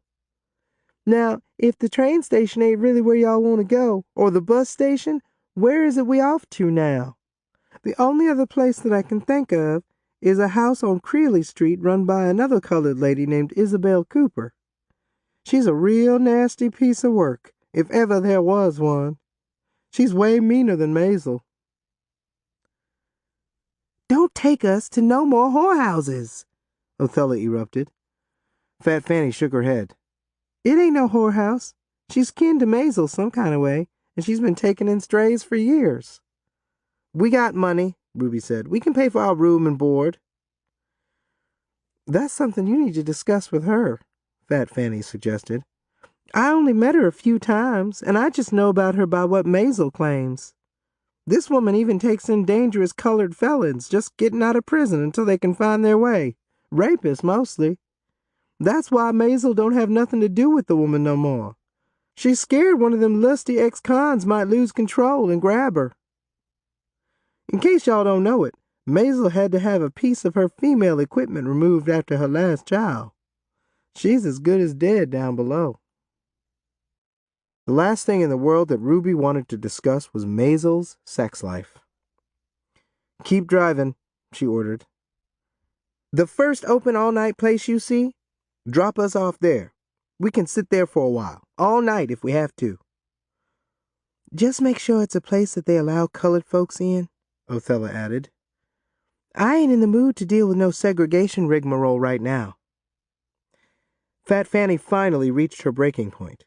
It was dark by now, and her car was almost out of gas. "This is it! Y'all get out of my car!" she hollered, stopping in the middle of what looked like a deserted neighborhood. "Go behind this warehouse and keep walking till you get to a field. There's a long-running carnival there that's open all night." It was the same carnival that one of Othella's clients had told her about. They would soon find out that the man had told the truth about the owner, a white man named Mr. Peterson, being the kind of person who would hire anybody, because that's just what happened. With their suitcases in hand and despair on their faces, they approached the carnival owner, literally begging Peterson for work and a place to sleep. He hired them on the spot, no questions asked about age, experience, work history, or criminal background. Several workers had suddenly quit the day before, so Mr. Peterson was so desperate he would have hired a goat. That night, Ruby and Othella moved into a small but clean and neatly organized trailer that they had to share with a middle-aged black woman named Lily Parker. Lily did some cooking and cleaning for Mr. Peterson and a few of the other carnival employees. She resembled the mean-spirited Maisel, but she was a lot friendlier. The first night, she offered to scratch and grease Ruby's and Othella's scalps and braid their hair, telling them how much they reminded her of her own children. "I think this place might be just what we need for the time being," Ruby told Othella after Lily had finished their hair and turned in for the night. "I hope it is, Mama Ruby. I hope it is," Othella said. That night, they slept better than they'd slept all week. The next morning, they began their new jobs, which included scooping up elephant and monkey manure, hauling water to and from the animal cages, and selling balloons. "I didn't even know they had animal acts in carnivals. I thought animal acts was only in a circus," Ruby commented, scratching her head. "Well, this carnival's got animal acts." Othella sighed tiredly. At the end of the next day, when Othella balked about cleaning up the animals' manure, Ruby told her, "We could have done a lot worse." "And we probably will. Mr. Peterson told me that the carnival is only going to be here for another couple of weeks. Then they're going on to Florida, where they come from, and will stay there for the whole season." Othella gave Ruby time to process this information. "But," she began again, pausing as a weak smile appeared on her face. "But what, Othella?" "He said he never has much luck keeping people on his payroll for long. Miss Lily done already told him that she's going to Chicago in a few days, so he said that if me and you want to go with the carnival and take over some of her chores too, we could," Othella revealed. "He said he'd even overlook the fact that we still underage and colored." "Florida? Now that don't sound like such a bad idea to me. I've been thinking that we should leave this state anyway before we run into somebody we know and they find out what we've been up to. The last thing I want is for folks to find out I sold myself in a whorehouse." "And don't forget about what you done to Glenn, and to Wally Yoakum in his own house, in front of me and all of them white witnesses," Othella reminded. "Well, that too, I guess." "I'll tell Mr. Peterson we want to travel to Florida with the carnival." "I don't know about that, Othella. I have to think about it." "What's there to think about? Either you come with me or you don't." "I told my folks that I was going to be living in New Orleans. They didn't like it, but at least they knew I wouldn't be that far away from home. Now you talking about dragging me even farther away from them." This is what being a grown woman is about, Ruby Jean, Othella hissed. Ruby hated when she was called by her given name, especially by Othella. She'd made it clear to her and everybody else that she wanted to be referred to as Mama Ruby. Othella read Ruby like a Bible, so she knew why there was such a tight-lipped, hard look on her face. I meant to call you Mama Ruby like you told me. The hardness immediately disappeared from Ruby's face, but the tightened lips remained a few seconds longer. Finally, Ruby chuckled and shook her head. Othella, I know you were real upset and stuff about getting me involved in a whorehouse and all. But to tell you the truth, I don't want to spend my best years cleaning up elephant shit neither. She looked at her hands, palms first. Then she turned them over, frowning like she just sucked on a rotten lemon. My hands ought to be burping a baby or giving my husband nightly foot massages by now, not spreading manure. I sure as hell don't like this situation, she whined. So you keep telling me. Look, girl, I'm doing the best I can, but you ain't making it easy. Maybe you should go off on your own. That way, if things don't go the way you want 'em to, you ain't got nobody to blame but yourself. You and all of your complaining done got on my nerves. I ain't complaining. I'm just letting you know how I feel, Ruby wailed. I thought we'd at least have husbands by now. Chapter 50. Othella exhaled long and loud, and then she rubbed the back of her neck, her eyes, and her swollen belly. I don't know about you, but once we leave here, I'm going to marry the first man that asks me to. I don't care if that man has 2 heads and a tail, she told Ruby, rubbing her belly some more, which was still as flat as her chest. I want my baby to have a real home, Othella chuckled. What's so funny, Othella? Ruby asked. I hope some of my milk stays in my titties once the baby gets here. That might be cheaper than me trying to buy me a set of them fake foam titties that I've been craving all my life. Othella chuckled again. My sister Bula said that if a man played with your titties enough, that would make 'em grow, Ruby said. And that's another reason why I want to get married. It would be nice to sleep with and cuddle up to the same man every night, especially after all we been through. Well, in case you ain't been paying attention, the men folks ain't lining up to marry you or me. That's one notion that you need to get out of your head right now and leave it out for good, or at least for a while. We ain't nothing but whores, me and you. Just like them girls that work for Miss Maureen. Just like your mama. Even if we married saints, that wouldn't change the fact that we're whores. A monkey in a ball gown is still a monkey. And you are the most pitiful kind of whore. You pregnant with some unknown white man's baby. What decent colored man would want to marry girls like us now? And there ain't a chance in hell that a decent white man or even some snaggletooth redneck would marry us. You finished? Othella smirked. Can I say something now? You can say whatever you want to say. We ain't got nothing to hide from one another. Well, since you mentioned white man, I don't think I'd want a white man who would marry girls like us, Othella admitted. Her voice was even more plaintive now, and so detached it sounded like it was coming from another person. There was a look of total defeat on her face. She sounded like a woman who had practically given up on life. For a moment, Ruby thought she was going to burst into tears. What Othella had just said disturbed Ruby and made her sad. She had no idea that her best friend, a girl she thought she knew better than she knew herself, had such low self-esteem. You don't think much of yourself, do you? Ruby asked, her lips so stiff she could barely move them. I care a whole lot about myself, Othella defended, but that don't change the fact that I've been whoring around and done fooled around and got myself pregnant by one of them white men I jumped into bed with. Nobody needs to know how you got pregnant, Ruby insisted. You can say you got raped like I was going to. Othella shook her head. I don't want to touch that with a beanpole. A great sadness suddenly consumed Othella, and she knew why. It was because she knew what was on Ruby's mind. her baby, in that asylum. She decided not to remove the scab off that old wound. We'll be all right. We'll find some nice men.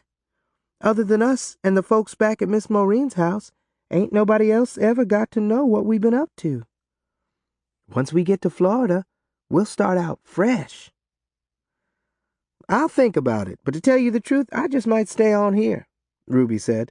I'll get me a room somewhere, somehow.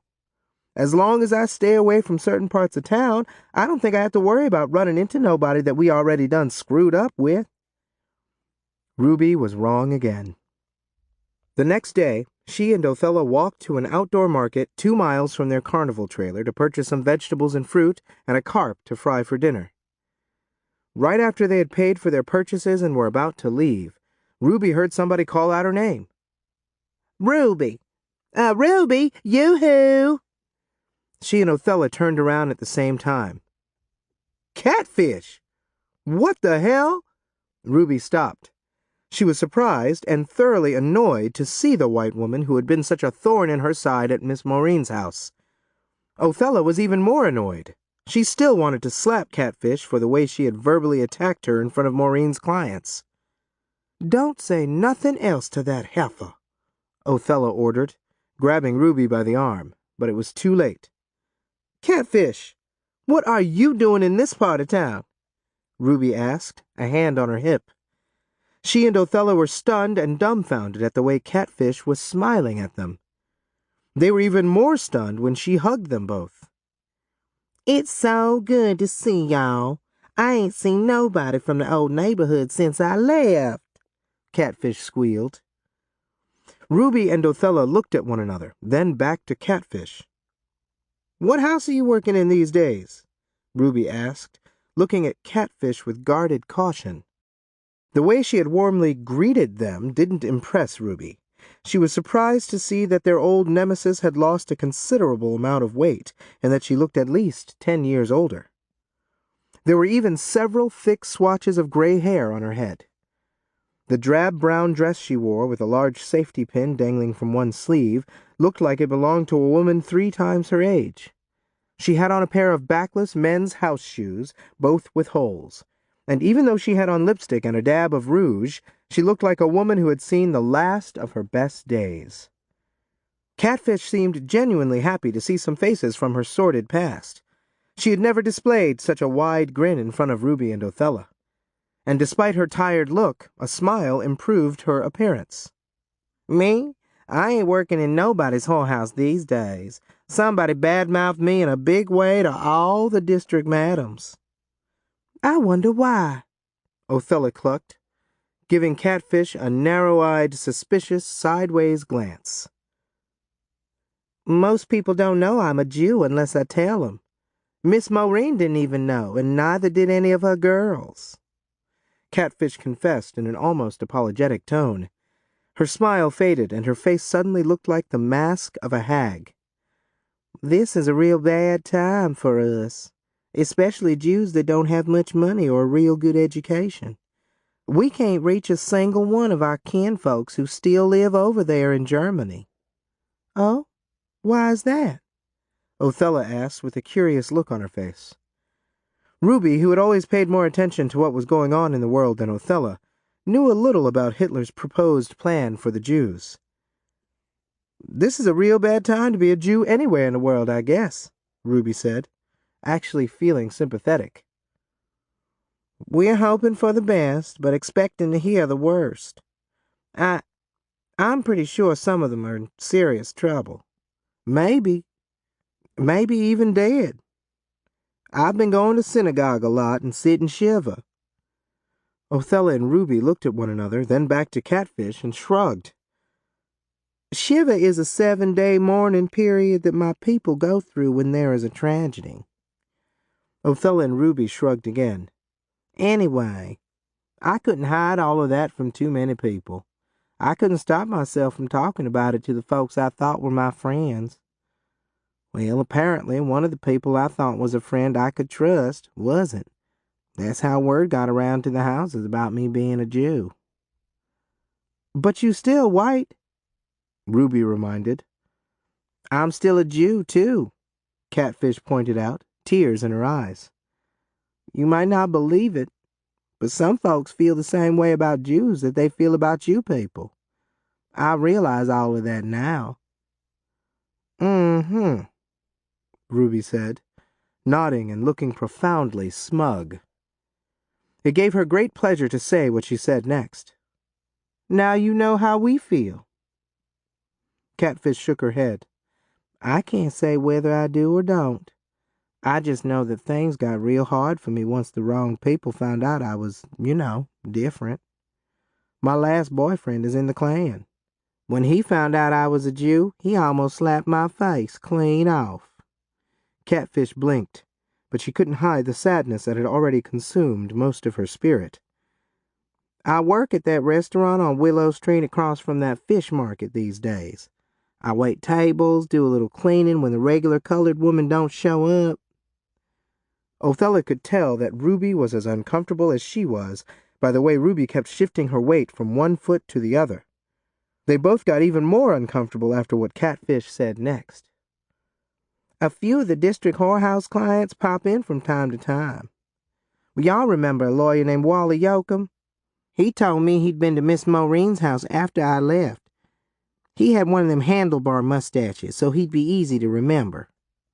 I remember him, Ruby said stiffly, rearing back on her legs, preparing to defend herself. What about him? He pretends like he don't know me in front of his friends and business associates, but he's met me after work a few times for a little fun. He ain't too particular, so if y'all need to make a few dollars on the sly that you ain't got to split with Miss Maureen, I can let him know. Ruby, he's so liberal he'd even go for a girl like you. We don't work for Miss Maureen no more, Othella said quickly. Oh, whose whorehouse are y'all working in now? Y'all live around here? No, Ruby said. We live across town, but we're in the process of moving from there, and we don't work in nobody's whorehouse no more. Now Catfish was the one with a guarded look on her face, looking from Ruby to Othella. Uh-huh, I see. Well, let me give y'all my address in case y'all change your mind and stay here and ever need a few dollars. Catfish dug down into her purse until she fished out a pen. That Wally, he's a real character if I don't say so myself. And by the way, he's a minute man, except when he's drunk. I declare when he's wasted, he couldn't come if I called him. She tilted her head to the side and chuckled as she continued to root around in her purse. I know I got a piece of scratch paper in here somewhere. Would y'all believe Wally's got the nerve to crave virgin pussy? That's a damn shame. Catfish let out such a shrill laugh she sounded like a hyena, but even that couldn't hide her despair. But he told me he ain't having much luck finding too much virgin pussy in his town. Can y'all just imagine that? Shoot, I got everything in my purse but what I need. Unable to find anything to write on, Catfish scribbled her address on the palm of Othella's hand. Then she surprised Othella and Ruby with another hug and told them she hoped to see them again. As soon as Catfish departed, Ruby told Othella, I'm going to Florida with you and that carnival. This town ain't big enough for us and some of the folks that we don't want to deal with no more. She'll probably tell that Wally that she's seen us as soon as she sees him again, Othella said, glancing at the information that Catfish had written on her hand. And as soon as we get back to our trailer, I'm going to scrub my hand and we are going to get the hell out of this town. Chapter 51. Silo, Florida was a small farming community 30 miles west of Miami. It was not the paradise that Ruby and Othella had expected. The very first day got off to a bad start. They'd arrived with the rest of the other carnival employees in a battered old bus that June morning, a few minutes before noon. The blazing hot sun had already rolled up into the sky with rays that felt more like weapons. Within an hour, the humidity was almost unbearable. Handkerchiefs, fans, and large paper cups of iced water seemed to be useless. And the bugs, flies, grasshoppers, gnats, and even a few creatures that no one could identify were much bigger, bolder, and hungrier than the ones that inhabited Louisiana. "Well, I told y'all that Florida wasn't what them travelogue people make it out to be," Mr. Peterson told Ruby and Othella the first time they complained. "And if y'all want to leave and go back to where you came from, that's fine with me. I do wish you gals would stay, though." Mr. Peterson was in his 40s, but he had the cute, pudgy face of a little boy. It was a shame to see such a nice man pouting like a 2-year-old. "I was hoping you two gals would stay on, especially since I bent the rules and hired y'all." Mr. Peterson made Ruby and Othella feel so guilty they decided to remain with the carnival. One of the main reasons that they decided to stay was because Mr. Peterson was probably the nicest man, white or black, that they'd ever encountered. When the 4th of July rolled around, 2 weeks after they'd arrived in Florida, Ruby got depressed. Othella didn't have to ask her why. It was Ruby's baby's first birthday. It was also Othella's 16th birthday, and she wanted to celebrate it. "Mama Ruby, you know how you and me always celebrate my birthday in style because it's on a holiday, and I hope that we will continue to do so. But after what else happened on the same day last year, you don't have to keep helping me celebrate it," Othella told Ruby that morning.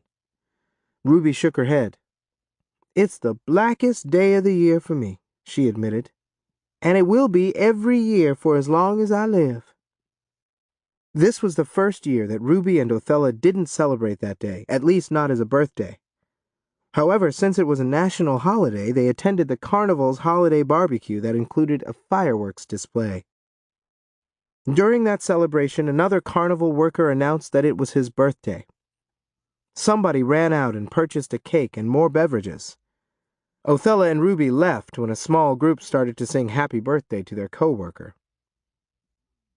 "I'm glad you didn't tell these folks that your birthday is today, too," Ruby told Othella as soon as they made it back to their trailer. "I wonder if them asylum nuns did anything for my little girl." "I'm sure they did," Othella said, trying to sound hopeful. "You know how nuns like to make a fuss." Less than a week after Othella's birthday, things really fell apart. Mr. Peterson received a wire from his estranged wife in Brooklyn. She informed him that their only son had died in the war. Mr. Peterson rushed to be by her side and to make funeral arrangements. 3 days after he'd arrived in Brooklyn, he sent a wire to the carnival headquarters in Miami, informing them that he had reconciled with his wife and had decided to remain in Brooklyn. 2 days after Ruby and Othella had been told that Mr. Peterson was not going to return, they met their new supervisor. Unfortunately, he was the exact opposite of his predecessor.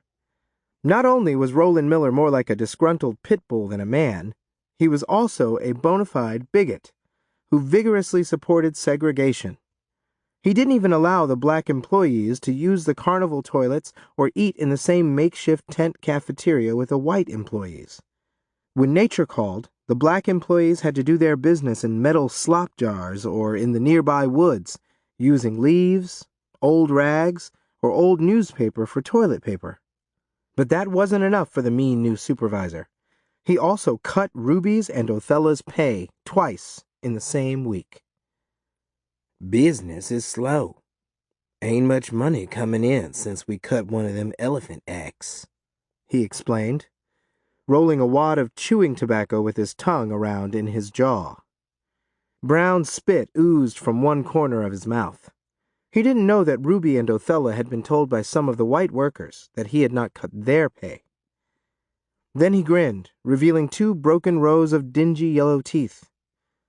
"Y'all some smart gals, so y'all will make do somehow with less money. You people always do manage." Ruby wanted to slap the white off his face.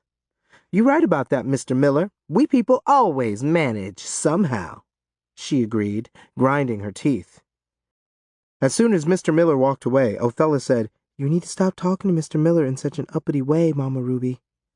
Now that he done run off all of the other colored workers, he is just itching to get rid of us, too." "Fuck that hateful bastard and the woman who gave birth to his ass. He don't scare me. If he's smart, he'll stay out of my way." Ruby hurled the words at Othella like rocks. Othella shifted a bucket of water from one hand to the other and took a deep breath. That's the problem. Don't nothing scare you, and I'm scared that one of these days that's going to get you in some knee-deep trouble. Ruby was also hauling a bucket of water to the dancing elephant in the main tent. She stopped walking abruptly and turned to face Othella. Trouble don't scare me no more. You ought to know that by now, she announced. I will always do what I have to do, and anybody that makes me mad, well, they'll be real sorry. Othella knew how sorry Glenn Boats was that he had made Ruby mad. She wondered how a violent sexual predator like him was getting by with only half of a dick. She also wondered how Wally Yoakum was doing and if he was still angry about the beating he had suffered. Lord knows I feel sorry for the next person that makes you mad, Othella muttered. Ruby gave her a serious look. I do too. When Ruby laughed, Othella joined in. Ruby and Othella did not have a lot of expenses, and they still had a fairly substantial amount of the money left that they'd earned at Maureen's house. Othella didn't know how much Ruby still had, and vice versa. Even though they were in the same mess together, they had both decided to keep certain pieces of information to themselves, in case something drastic happened and they split up on a bad note. One thing they did share with one another was the desire to get separate places as soon as possible. They had begun to get on one another's nerves lately, so 2 separate residences was not such a bad idea. And that's why it was important for them to continue working as much as they could. Ruby and Othella started to work on some of the nearby farms when business got slow at the carnival. Another reason they signed on with the farms was to have something to fall back on in case Mr. Miller abruptly fired them. And the way he had been complaining about their work performances lately, getting fired was a strong possibility. According to Mr. Miller, they didn't clean up after the animals fast or well enough. They used too much water by taking baths every day, and they acted too uppity with the white carnival patrons. Working in the fields was not that much more pleasant than the carnival. I never thought I'd see the day that I'd be slaving away under the blazing sun picking strawberries, Ruby complained for what was probably the 5th time in the last hour. It was hard to believe that only 3 months had passed since they'd fled from Maureen's brothel. I'd rather be doing this than picking beans. At least we can eat while we work, Othella said. She bit into a large strawberry that she had sliced with a blade that was as sharp as the switchblade that Ruby had used to downsize Glenn Boats's dick.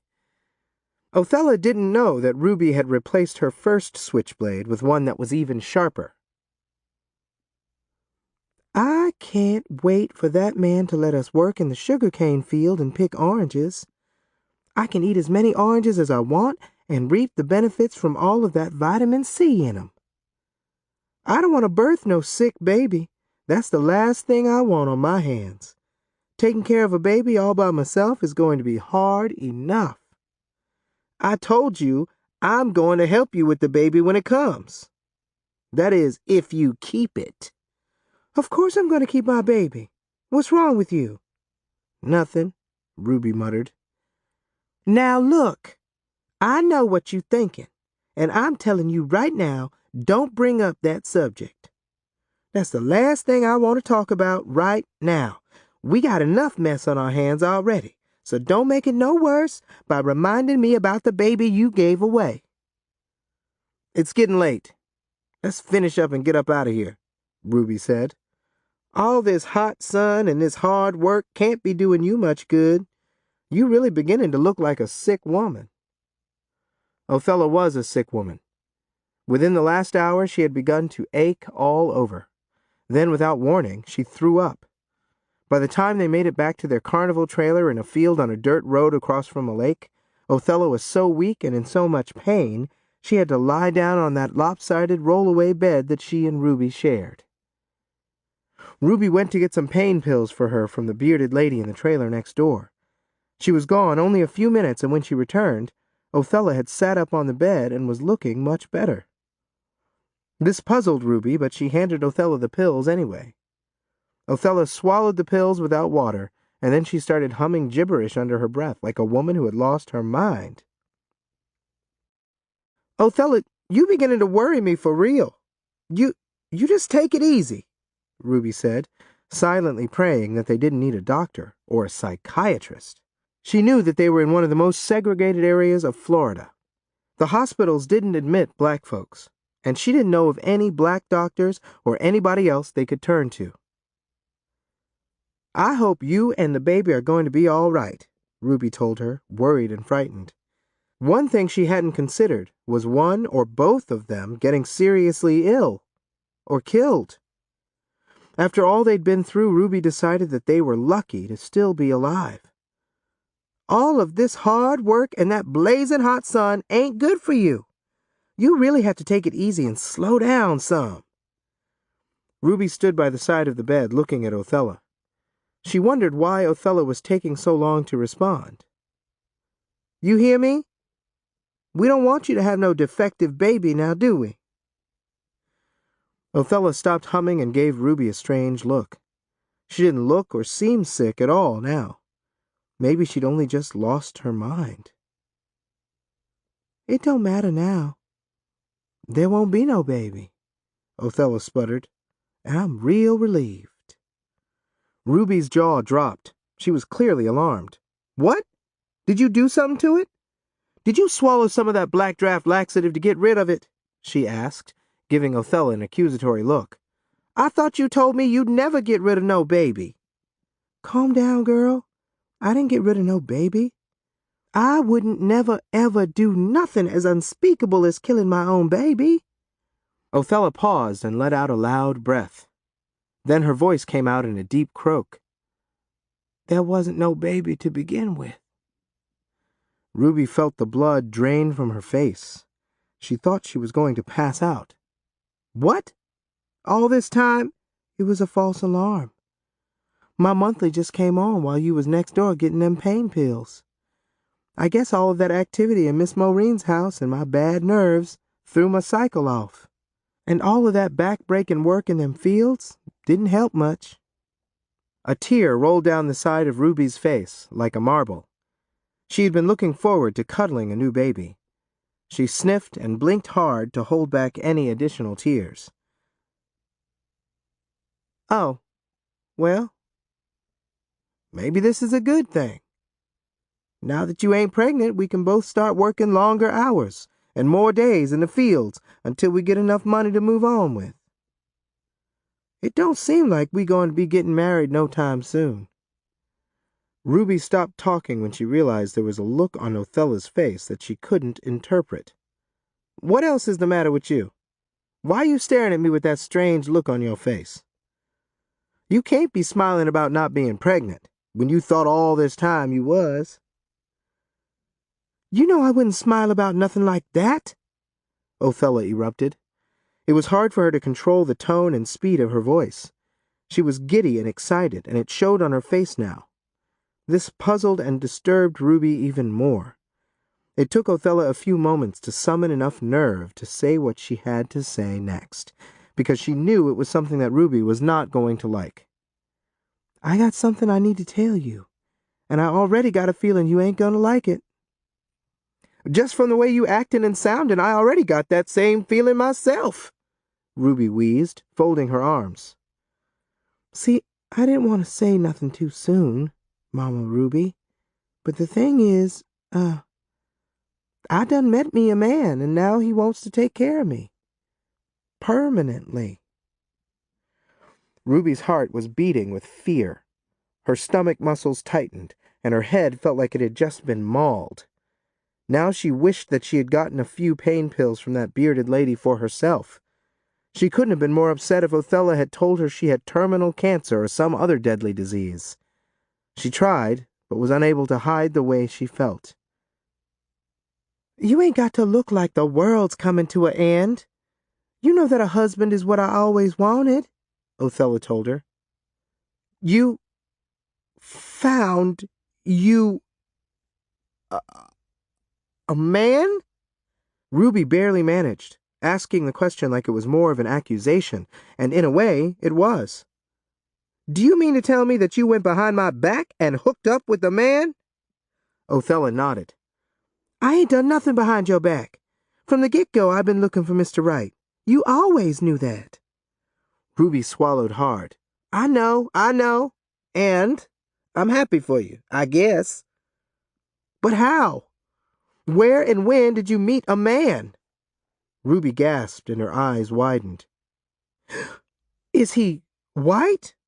We ain't had much contact with no eligible colored men since we joined this carnival. I have. I guess so. The least you could have done was to let me know sooner. I think I had a right to know, so I could have been expecting this. What? What do you mean by all of that? You ain't my mama. I don't have to tell you nothing that I don't want to tell you.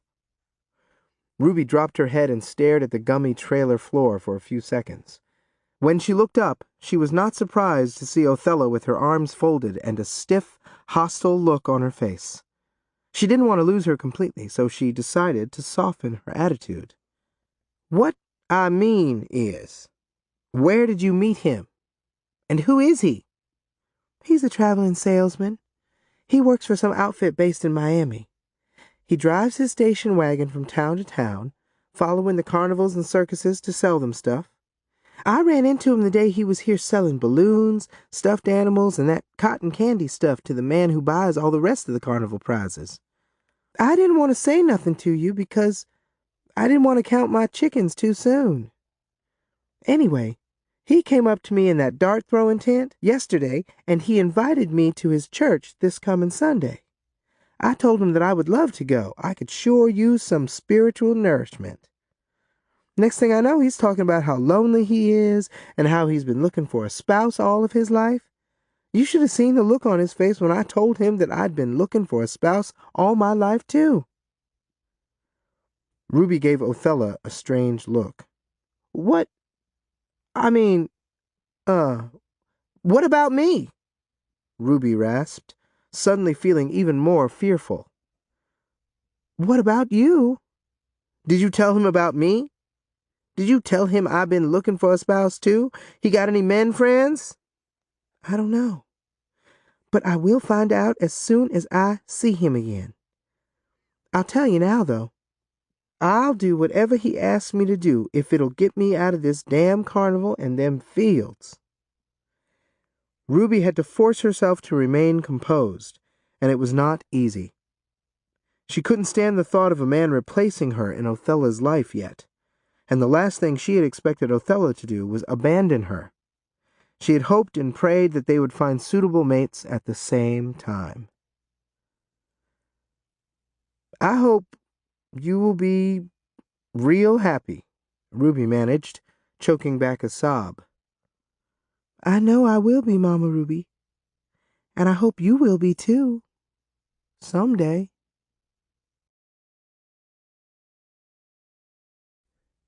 Chapter 52. The very next day, which was a Saturday and the busiest day at the carnival and in the fields, Othella disappeared before Ruby got up. Ruby didn't know where Othella had gone to, nor did anybody she asked. However, the bearded woman next door told her the last thing she wanted to hear. I seen Othella leaving with a man in a red suit early this morning. That balloon-selling man. Later that evening, after Ruby had dropped down on the bed and made herself as comfortable as she could under the circumstances, Othella moseyed into the trailer, accompanied by a black man in a red suit.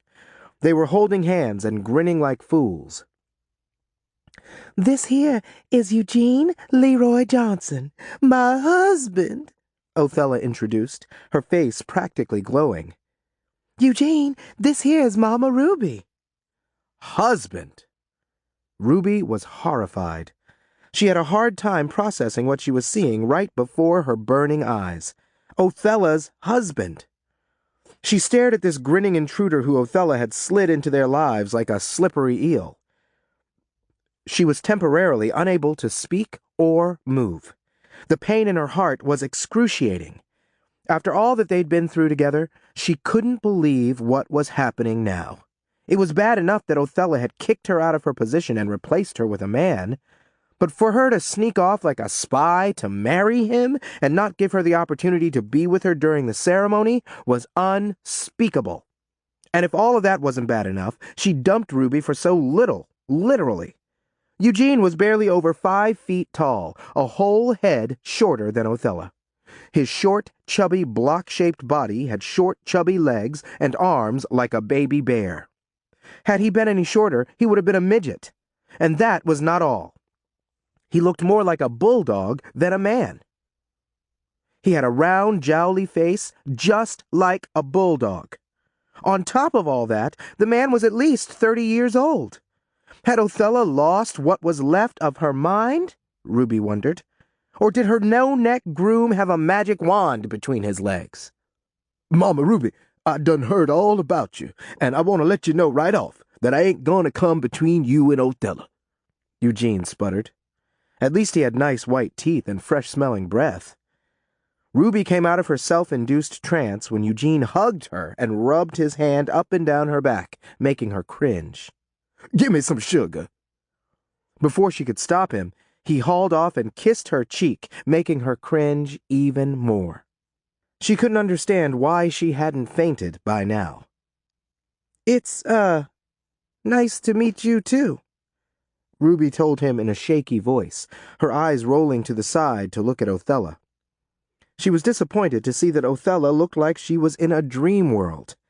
Ruby couldn't remember the last time she saw such a glassy-eyed, ecstatic look on Othella's face. And since she wanted the same thing for herself, she felt a twinge of guilt for not immediately embracing Othella's actions. Mama Ruby, Eugene is the man I've been waiting on all my life. Othella swooned, winking at Ruby. Well, you ain't got to wait no more, Ruby responded, finally forcing a weak smile. I hope you both will be happy. She had to stop talking because she didn't want to say the wrong thing. She really did wish them well. Now all she wanted to know was, what was in this sudden turn of events for her? And Eugene's got plenty of single men friends, Othella added with another wink. Single men with money and nice enough houses looking to settle down. Othella's statements got Ruby's undivided attention. Her thoughts immediately shot off in another direction. Maybe there was something in this sudden turn of events for her, too. Oh, is that a fact? She asked, scratching the side of her face, wondering if she was desperate enough to settle for a man as homely as Eugene, or even worse. That's a fact, sugar. And I want you to know right off the bat that one of my best single buddies done already put in a bid for you, Eugene told her, looking at Othella before he spoke again.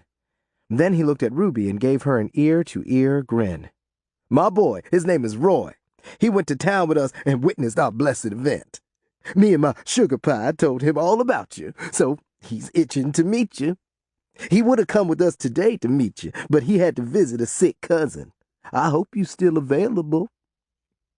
And interested, Othella said quickly. Oh, yes, I'm available and interested. Real available and real interested, Ruby blurted, talking so fast she almost choked on her words. Roy is self-employed, and he rents a real nice house right down the street from a colored man that used to be a lawyer. And it's real close to the house where Eugene lives. Roy done made it clear that he's ready to get married real soon, Othella added. That made Ruby smile like she hadn't smiled in months. A home, security, and a companion meant a lot to her. If there was anything to justify marrying an ugly man, that was it. She didn't care if this Roy was a naked ape. If he was willing to take care of her and give her the family she needed, that was enough for her. I can't wait to meet Roy, Ruby squealed. She licked her lips not because they were dry, but because what she had just heard about this Roy made her salivate. Othella stopped working in the fields, and she quit her job at the carnival and moved in with Eugene that same night. It was difficult for her to leave Ruby behind, to have to deal with that elephant shit by herself, and that racist-ass Mr. Miller, but she did. However, from the next day on, Ruby spent so much time at the house Othella shared with Eugene that his neighbors thought that she had moved in with him too. Roy Montgomery couldn't find time to meet Ruby right away because, as Eugene explained, he's visiting some sick relatives in Key West. She was disappointed, but the fact that she had to wait a while made her that much more anxious to get her hands on him. She was already head over heels in love with the man, and she hadn't even seen a photograph of him. When she asked Eugene what his friend looked like, the description he offered was so vague it did her no good at all. He ain't the best-looking man I know, and he ain't the ugliest, he said. That could have meant just about anything, so as soon as Ruby got Othella alone, she asked her. Well, for one thing, he's light-skinned like you prefer your man, Othella told her. Ruby rotated her neck and snapped her fingers. I was color-struck when I was young, but I ain't that shallow no more. I just want me a decent man now, and I don't care if he's purple. Other than light skin, what else can you tell me about Roy's looks? Looks ain't everything, Mama Ruby, Othella said defensively. At least not to me. I figured that out. If you're concerned about giving birth to baboons, I wouldn't worry about that if I was you. All babies is beautiful. Didn't you tell me that yourself? I did, and it's true. Any gift from God is beautiful.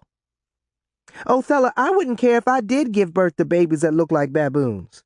And to be honest with you, all I'm really interested in now is a man who treats me good and takes care of me, even if he looks worse than Eugene.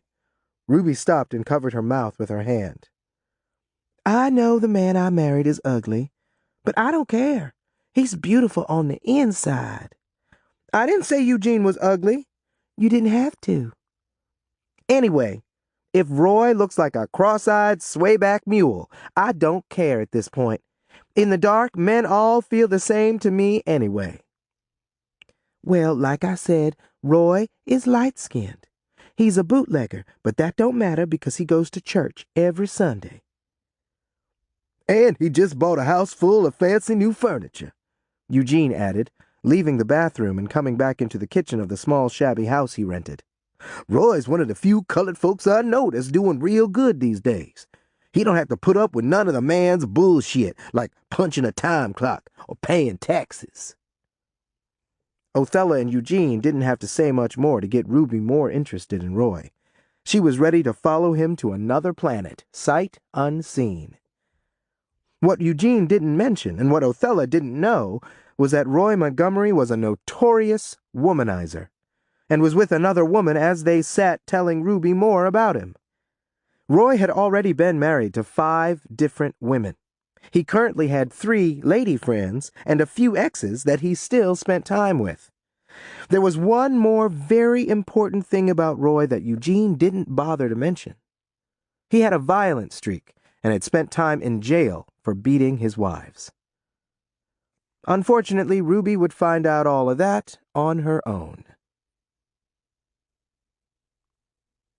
Roy Ernest Montgomery was the kind of man who loved women more than he loved life. He didn't care what type of woman she was, what age group she was in, or even what race she was. The day that Eugene told him about Ruby and how anxious she was to meet him, Roy thought that he had hit a jackpot. I love all women, but I especially love big women because there's so much of them to love. I love young women because they got so many years ahead of them to be women, he told Eugene.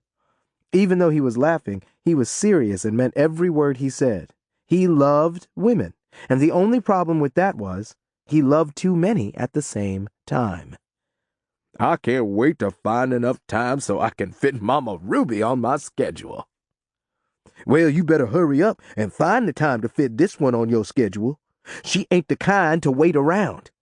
Even though Mama Ruby wouldn't win no beauty contests, she's a nice young girl, so somebody would love to marry her. Eugene held his breath as he awaited his friend's response. Brother, you wouldn't win no beauty contest neither, and that didn't stop Othella from marrying you, Roy teased. Othella was as anxious as Ruby was for her to get herself a husband. Though Othella loved her friend, She didn't like the fact that she spent so much time with her and Eugene at their house. Ruby slept on the roll-away bed in their spare bedroom several days out of the week and showed up for dinner almost every day. Ruby's presence put a serious block on Othella and Eugene's love-making activities. Eugene had made several attempts to get Roy to his house to meet Ruby, but each time Roy had to cancel. Even when Eugene offered to bring Ruby to his house, Roy still came up with excuses, usually with names like Martha Ann, Lucy Jean, and Bobby May.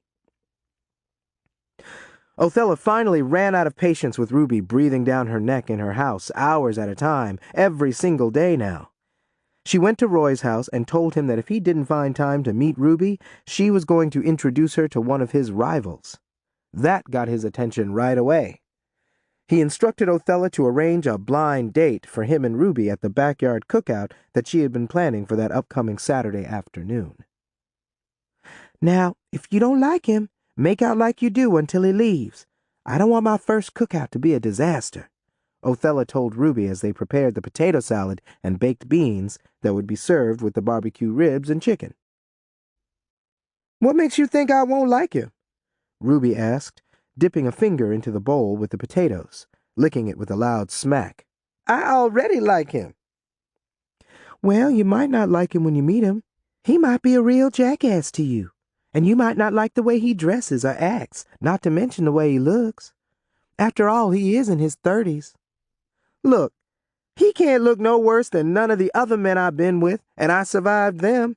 Bring him on, Ruby giggled. She and Othella had been in Florida for 5 months. Ruby was glad that things had finally begun to fall into place for her, too. Before Othella could continue voicing her concerns, Eugene arrived with Roy. As soon as he laid eyes on Ruby, he was in love with her, just as much as she was in love with him. He wore a gray seersucker suit with a white shirt and a red tie. A white Panama hat covered most of his head, but Ruby could see that he had thick, curly black hair with a few strands of gray. She was happy to see that he wasn't the gargoyle that she was afraid he might turn out to be. He was no Adonis either, but he had fairly nice features. He had small, wide-set brown eyes, well-cared-for teeth, and the kind of square-jawed face that Ruby found very attractive on a man. And unlike the gnome that Othella had married, Roy not only had a neck, but he was taller than Ruby by several inches. Had she resorted to voodoo, she couldn't have conjured up a better specimen of a man, she thought to herself. Despite the fact that he had taken his time to meet Ruby, Roy said, "I've been dying to meet you." His eyes rested on her ample bosom. Ruby was beside herself with glee. She giggled like a love-struck schoolgirl. I've been dying to meet you too, Roy. From that day on, Roy and Ruby were inseparable. Chapter 53. It didn't take long for Roy to decide that Ruby was just the kind of woman that he needed at the time. In addition to her being so young, she was also stout. She could do most, if not all, of the house cleaning, and even some of the heavy maintenance work around the house. She obviously liked to eat, and he was glad to hear that she was a good cook, too. She could do everything he wanted her to do, wash his clothes out by hand, and even scrub the hard wooden floors in his neat little house on Board Street. Ruby Jean Upshaw was perfect. He loved everything there was about her, even her unlikely nickname. "Mama Ruby sounds like a name for a much older female," he mentioned to her, not that he was complaining. "We call my grandma Mama Daisy." I love kids, and they love me. I've been wanting to be a mama all my life. And not too long ago, a real good friend told me that I reminded him of his mama.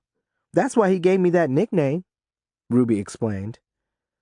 Ruby was like a totally different person when she was with Roy. There were times when she was so docile and demure, Othella wanted to laugh. And when she and Ruby were alone, she did laugh at the way Ruby was portraying herself around Roy. I wonder what he would say if he knew about us working for Miss Maureen, Othella snickered.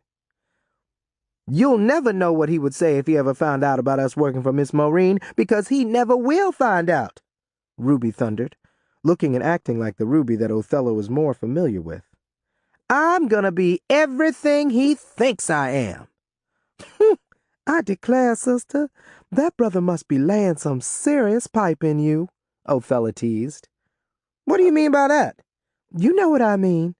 I know how you like to get nasty," Othella reminded. "Well, Roy ain't laid no pipe in me. Yet." "Girl, you got to be kidding me. You been with him going on 2 months now, and you ain't rode on his train yet?" "No, he thinks he's gonna be my first." "Your first what?" "My first man." Othella's jaw dropped. "He thinks you still a virgin?" "Yes, he thinks I'm still a virgin. And you know that I know how to make him believe that." Well, if I hadn't thought I was pregnant, I could have used that trick on Eugene. I think he might have appreciated me even more." "Roy said he was glad to finally meet him a woman as virtuous as me," Ruby said with a dreamy look in her eyes. "I want him to keep on thinking that." Othella stared at the side of Ruby's face, shaking her head. "You better make sure you stick that chicken blood capsule up in your coochie real good so it'll do the trick. And you better hope he never finds out what you done." "He won't find out from me, and you better not blow the whistle on me," Ruby warned.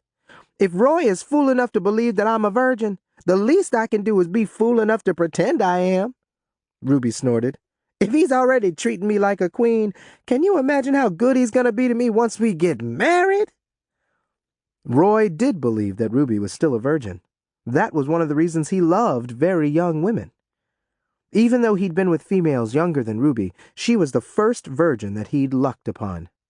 The fact that he had never experienced a virgin had bothered him for years. He had 6 brothers, dozens of other male relatives, and a lot of male friends. He got sick of listening to them brag about how they'd broken in a virgin and what a fantastic experience it was for a man's dick. Some claimed to have done the deed with several virgins. His own brother Mason claimed he'd been with 3 virgins in the same family. Yes, Roy loved the idea of getting involved with a virgin. Finally. It had taken him long enough. He was a lot of things, but he was no fool.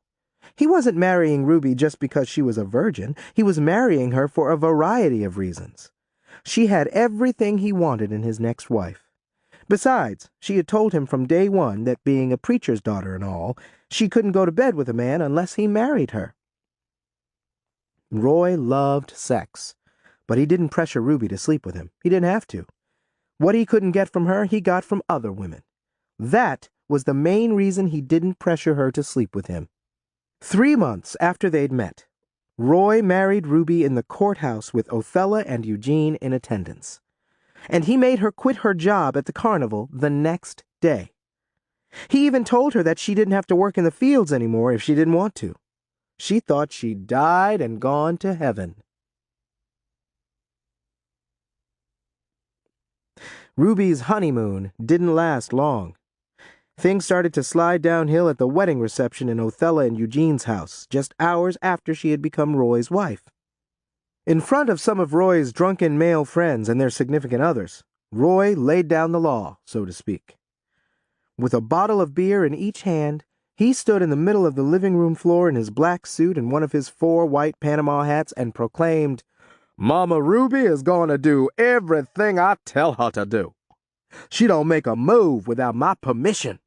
And I ain't gonna tolerate no complaints, no messy house, no burnt or late meals, and no bothersome in-laws. I pay the cost to be the boss. That's that. Case closed."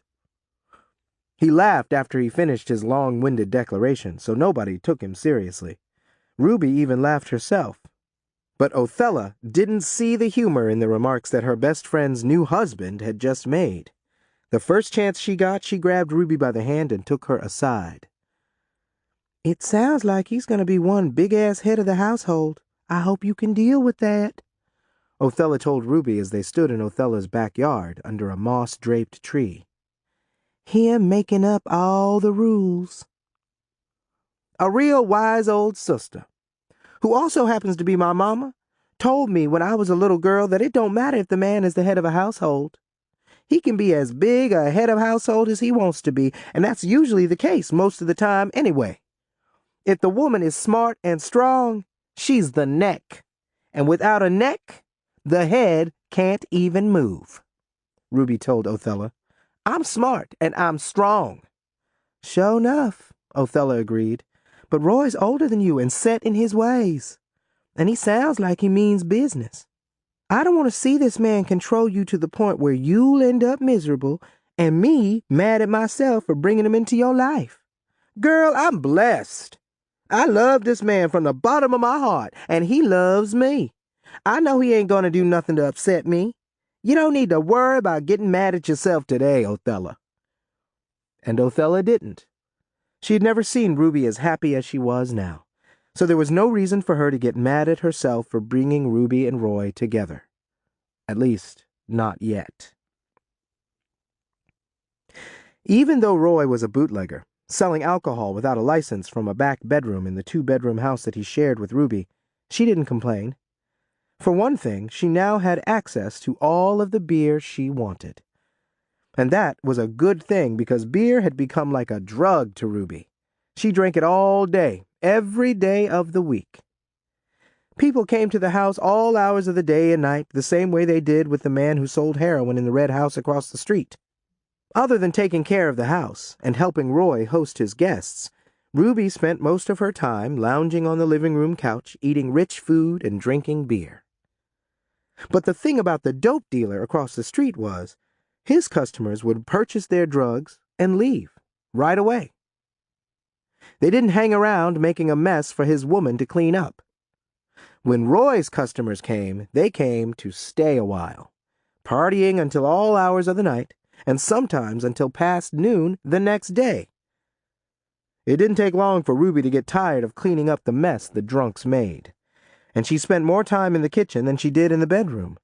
She fried fish of all kinds, boiled greens of all kinds, and baked more pies and cakes from scratch than she could count. She didn't complain to Roy, but she complained to Othella every time she saw her.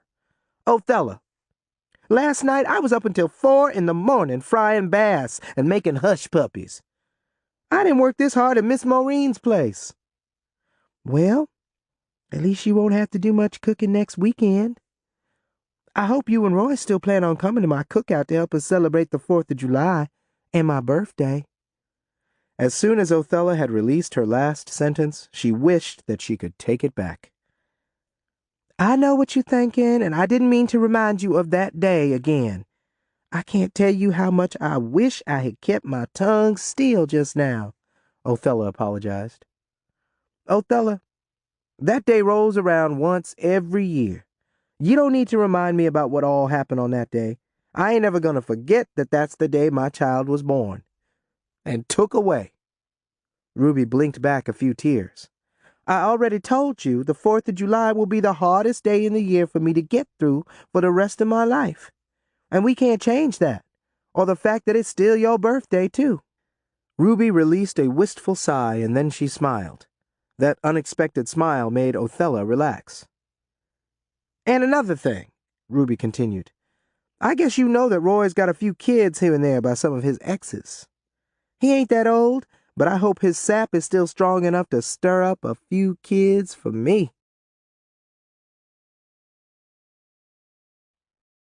Chapter 54. Roy made a lot of tax-free money as a bootlegger. In fact, he made more than any of the other bootleggers in the neighborhood. For one thing, he paid off the right people in City Hall, so he didn't have to worry about getting raided and put out of business like so many of his competitors. He was also very shrewd when it came to making money. He watered down his drinks so he didn't lose any money with his buy one drink, get one free scam. And some people got so drunk that they couldn't remember whether they paid their tab or not. In most cases, they ended up paying the same tab in full several times over. But Roy's best rip-off scheme involved Ruby, who found it original, funny, and profitable. More money for him meant more money for her. She would complain to his customers about him being too stingy to let her have free drinks, so she would ask a male customer to buy her a few. When he did, Roy served her a glass of colored water and a real drink to the customer. Ruby was a heavy drinker by now, so it wasn't unusual for a dozen men a night to buy her a drink from her own man's supply. When Roy closed down for the night, he rewarded Ruby with as much real beer as she wanted and money to spend on whatever she wanted. Mama Ruby, me and you are gonna live like kings, Roy assured the new woman in his life, and he was being truthful with her. He was very generous with his money where Ruby was concerned. He gave her more than enough to purchase the things she liked. Peanut brittle, pickled pig's feet, rouge, and beer were her favorite guilty pleasures. He liked to take her to the beauty parlor to get her hair pressed and curled, her face made up and her nails manicured and polished. He liked to take her on shopping sprees so she could pick out the kinds of clothes she liked. Roy didn't just give Ruby the things that she wanted. He gave her things he thought she needed. One was a pearl-handled pistol that he'd won in a poker game a year ago. "What do I need a gun for? I've been carrying a switchblade in my brassiere for years, and it's sharper than a serpent's tooth," Ruby said to Roy when he handed her the gun that evening during a lavish dinner of smothered pork chops and black-eyed peas. "I don't care how sharp a blade is. A blade ain't gonna do you no good if somebody get up on you too quick. Besides, you got to be a magician to handle a knife right if somebody get up on you too quick," he told her, lifting his shirt. There was a small but ugly scar just above his left nipple. "The last time I tried to defend myself with a knife, the devil that had jumped me took it from me and cut me before I knew what was happening. I've been carrying a 6-shooter ever since. Now you put this here gun in your pocketbook. It's real easy to use," he said, cupping her hand in his and holding the gun up to her face, pointing the barrel toward the door. "All you need to do is aim and press the trigger. Pow! Do you think you can do that?" Ruby nodded. She stared at the gun in her hand like it was a rattlesnake. "I guess I could, if I ever have to." Ruby paused and shook her head as she gently laid the gun on the table right next to a pan of buttered cornbread. "Everybody I done met in this town been real nice to me." She frowned at the gun some more, its barrel pointed directly at Roy. "If I was going to chastise somebody, a gun is just too mean for my tastes." Roy gave her an incredulous look and shook his head in bewilderment. "You think a switchblade ain't as mean as a gun?" he guffawed. "Girl, you are so damn young. Now you take this gun, and when you get up from this table, you put it in your pocketbook like I told you. It's already loaded. Before we go to bed, I'll take you out to that pasture off Buchanan Road, and you can practice shooting a few squirrels, or empty cans, or a few tree trunks or something. I want to make sure that when you do shoot it, you don't miss your target." That evening, Ruby shot the gun several times at a spot that Roy had marked on a tree. Each time, she hit her target, and that made Roy feel good. He loved his young bride, and he wanted to make sure she knew how to defend herself when he wasn't around. Ruby ended up being glad that Roy had made her take that gun. Just 5 days after he'd given it to her, she had to use it. The house to the left of Roy's was supposed to be a rooming house where black folks traveling through the South could rent rooms when the white establishments turned them away. The woman who owned the house was Maggie Lou Baxter, a once attractive but now plain woman with a Cherokee mother and a black father. Times were so hard for black women that Maggie never had to worry about keeping her rooms filled. There were a lot of women who had been either displaced due to circumstances beyond their control or deserted by their men.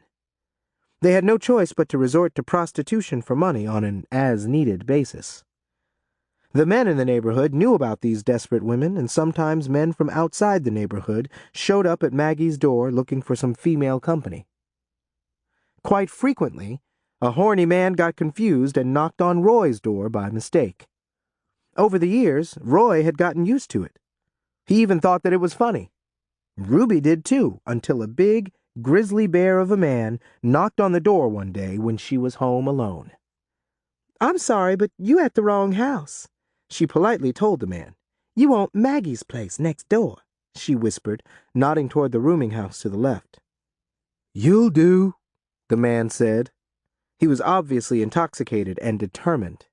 He looked Ruby up and down with his fish-like eyes, nodding his approval. "Uh-huh, you'll do," he said again. "No, I won't do. Like I just told you, you at the wrong house." Ruby had escaped the grip of prostitution, and that was one ugly episode in her life that she did not like to be reminded of. "I'm a Christian woman, so what you got on your mind is offending me to death. I advise you to get your nasty self off my porch right now," she growled, stomping her foot and shaking a finger in the man's face. This just happened to be one of the days that Ruby had decided to wear one of her most provocative blouses. It was an eye-catching red, sleeveless, and it amply displayed her impressive cleavage. This was her favorite blouse because every time she wore it, Roy stopped whatever he was doing, grabbed her, and made passionate love to her. Another reason she liked this particular blouse was because Othella admired it on her so much. Othella was still talking about how she was going to purchase herself a set of those fake foam titties so she could look good in sexy blouses too. She was coming to visit Ruby later today, and that was one of the reasons Ruby wore her sexy red blouse. But Ruby didn't expect or want attention from a strange man like the one on her front porch now. "What's the matter? You think you too good to sell me some pussy?" the man asked, fumbling around in his pants pocket. He pulled out some bills and shook them in Ruby's face. "Now here's my $3. The horny man sniffed. "If your twat is good, I'll tip you 50 more cents. "Sir, I done told you, this ain't the sporting house. It's the house next door. Now, if you don't leave, I'm going to have to make you leave." The man cussed under his breath, and then he lunged at Ruby, grabbing her by the throat. For the next few minutes, they wrestled in the doorway of the front porch. Ruby was a big girl, but this man was bigger, and she was no match for him. He pushed her into the house and was on her before she knew it. She kicked his leg and bit his hands, and that only made him angry. But when he slapped her face, she snapped. With one hand, she pushed the man halfway across the living room where he fell to the floor like a sack of rocks. He was so stunned at the nerve and strength of this young woman that it took him a few moments to compose himself. By the time he was back on his feet, Ruby had grabbed her pocketbook off the coffee table and whipped out the gun that Roy had given her. "If you want to live to see tomorrow, you better get your tail up out of my house right now, or I will blow you to smithereens," she told her assailant, aiming the gun at his head.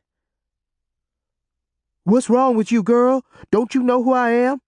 You can't be pulling no gun on me and getting away with it. I know where you live." Ruby was glad that the window behind the man was open and that the only thing directly outside it was an old tree. When she pulled the trigger, the bullet whizzed past the man's head, went out the window, and lodged in the tree. "You crazy bitch! You shot at me!" Ruby shook her head. "No, I didn't. I shot at that tree on the side of my house. But the next time, I will shoot you, and where I shoot you at, well, let's just say that it won't matter what I hit on you. You won't like it. Now get yourself out of here, and if you come back, I'll shoot first and ask questions later." The man stumbled out of the house and shot down the street like a cannonball. Ruby went out to the sidewalk with the gun still in her hand. She watched the intruder until he was out of sight. When Othella arrived a few minutes later, she immediately started to rave about how sexy Ruby looked in her blouse. As soon as she stopped doling out compliments, Ruby thanked her, and then she told her about the incident that she'd just been involved in. "My lord, Mama Ruby, would you really shoot to kill?" Othella asked, sipping from a large jar of mint julep. "I sure enough would," Ruby told her. She showed Othella the gun, and then she wiped it and returned it to her pocketbook, glad now that Roy had made her take it. After what had happened to Ruby today, she knew that there was a strong possibility that she'd have to use that gun again. Therefore, she had to make sure that it was always loaded and close by. Chapter 55. Folks is getting crazier and crazier. I better make sure you got plenty of bullets to keep in the house, Roy told Ruby after she told him about the horny intruder that she'd scared off. I'd rather have a new pair of red high heels, she whined, to go with that new red dress you bought me last week. You can get a new pair of red high heels, too, and anything else you want. You're just the kind of woman a man like me needs, Roy assured her. Ruby's face got hot, her crotch tingled, and her stomach fluttered. She grinned like a Cheshire cat. Well, thank you, sweetie pie, she purred. Roy had realized right away that flattery went a very long way with Ruby. It was like mental nourishment. The more he fed her, the more she became like putty in his hands. He was molding her well, the same thing he had done with all of his other women. Being able to control a woman was one of a man's most important responsibilities. If a man could keep his woman happy, she'd keep him happy. Don't thank me. Thank the good Lord. He outdid himself when he made a luscious woman like you. I can understand why that sucker tried to get his hands on you.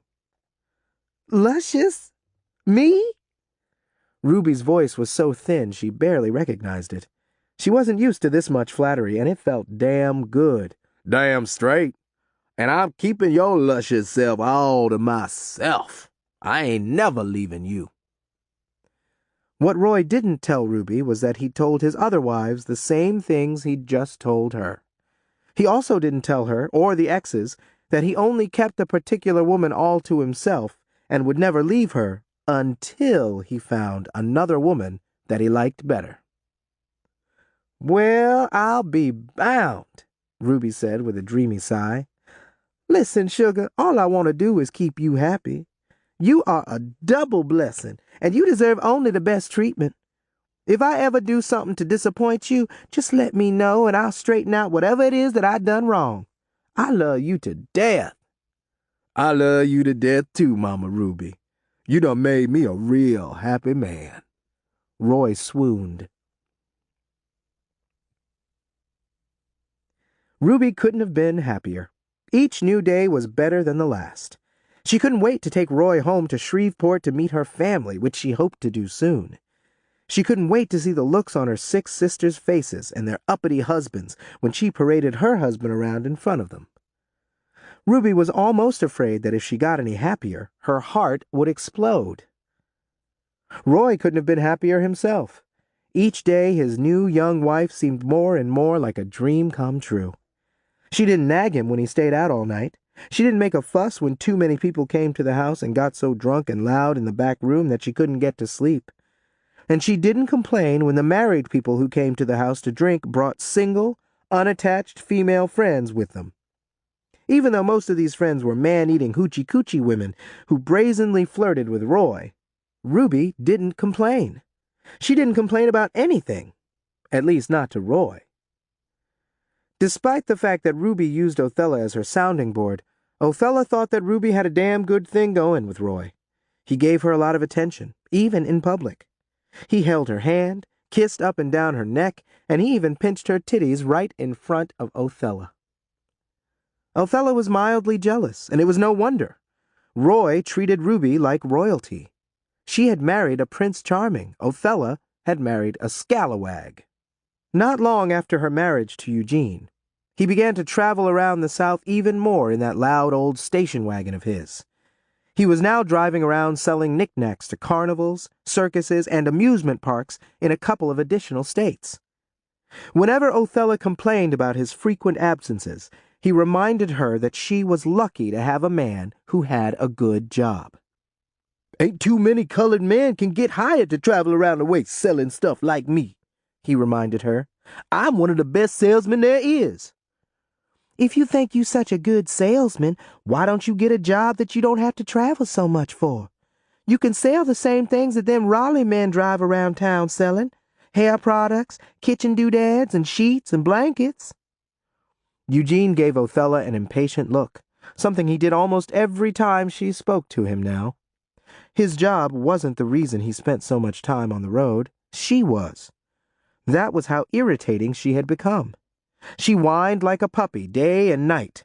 She was like a fish stick in bed, a frozen one at that. Every time he asked her to cook him a neck-bone casserole, she burned it to a crisp. It seemed that no matter what she did, it got on his nerves and annoyed him to the point of no return. She had become a nuisance, an albatross around his neck. She was smothering him and sucking his spirit out of him. The sight, the sound, the touch, the thought, and the smell of her offended him. Woman, what's the matter with you? What company is going to send a colored man out to sell women's what-nots? Eugene growled, holding his breath to keep from gnashing her neck. Women buy them things. They buying them from them other Raleigh men. For one thing, them products is expensive. Ain't enough colored women got that kind of money to make it worthwhile. Another thing is, if only white women can afford to do regular business with a Raleigh man, do you think my company is going to allow me to call on white women in their own homes during the day while their husbands and kids and whoever is out and they all alone? The first time I run into a white woman with a bad attitude, all she got to say is that I looked at her the wrong way, and the next thing you know, I'll be swinging from a tree by my neck. I know all of that, Othella said. I just wish we had more time together. I married you so I wouldn't be so alone. Alone? You? Eugene guffawed long and loud. As long as you got Mama Ruby, you ain't never got to be worried about being alone. Now, didn't you tell me something about her having a birthday coming up in a few days? Othella nodded. And I bet that Roy's got all kinds of nice things planned for her. For Ruby's 17th birthday, that following Saturday, Roy gave her a fistful of money and told her to go shopping on her own because he had to visit a sick friend. What Ruby didn't know was that the sick friend was Roy's latest girlfriend, the same woman that he had spent the night with the day before he married Ruby. What Roy didn't know was that Ruby thought she was pregnant. She wanted to buy some baby items that she would display at a special dinner when she would announce her good news to him. She bought the baby blankets, booties, undershirts, and other baby items. Unfortunately, by the time she got home that day, she discovered that she'd bought them too soon. Her delayed period had started. She was devastated. When Roy got home an hour later, he found her in a fetal position on the couch, crying like a baby. As a matter of fact, she was so distraught she didn't even bother to ask him about his sick friend. Now, don't you worry none, baby. You still young and healthy, so you'll get pregnant soon, Roy told her, bouncing her on his lap. Lucky that she didn't smell the other woman's perfume on his shirt or see her lipstick on his collar.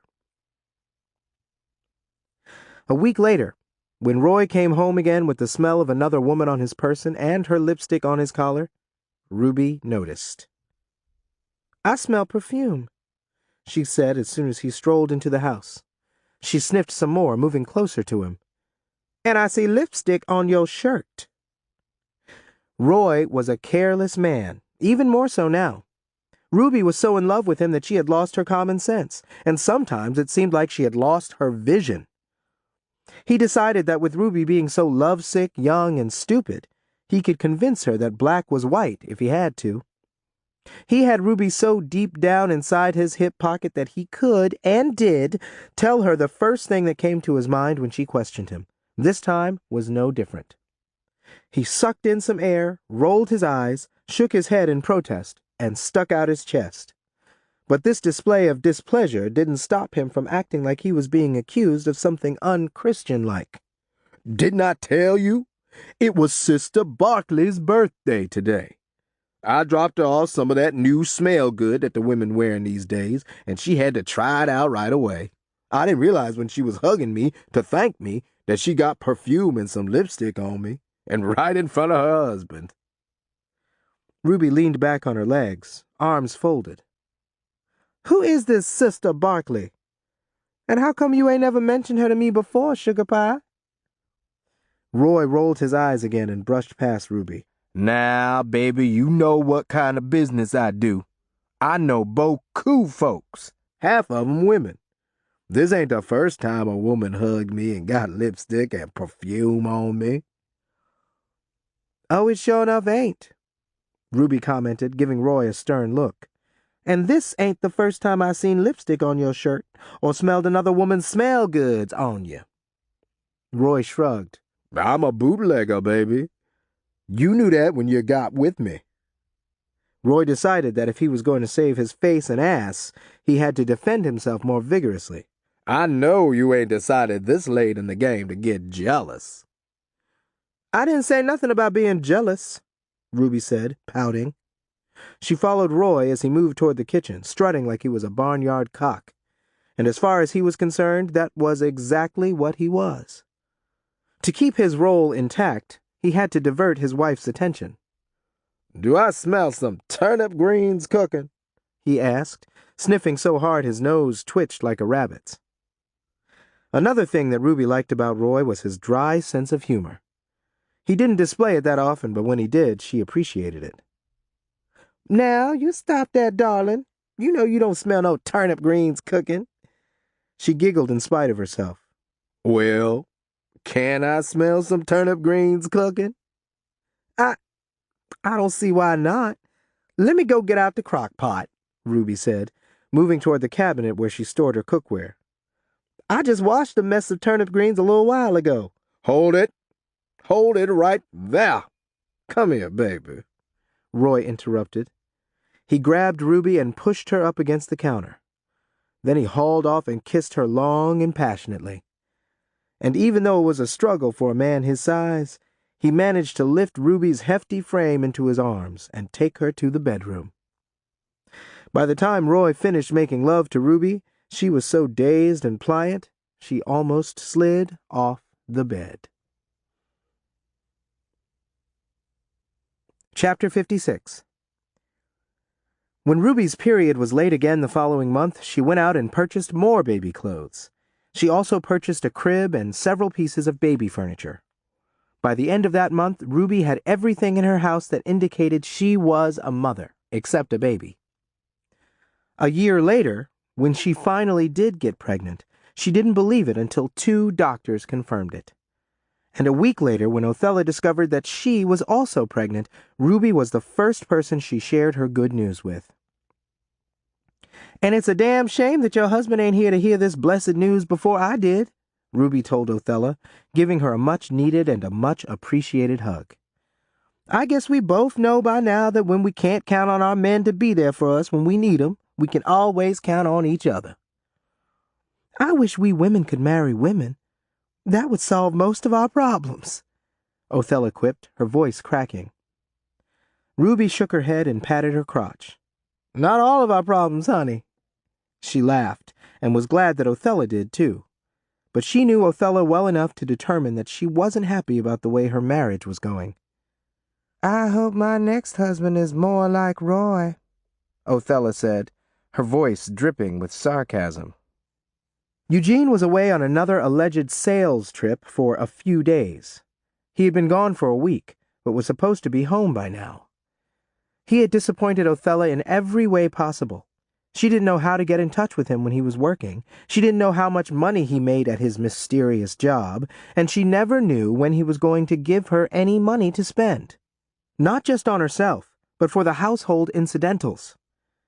When she wasn't babysitting some of the neighborhood children or cleaning somebody's house to make money, she borrowed from Ruby.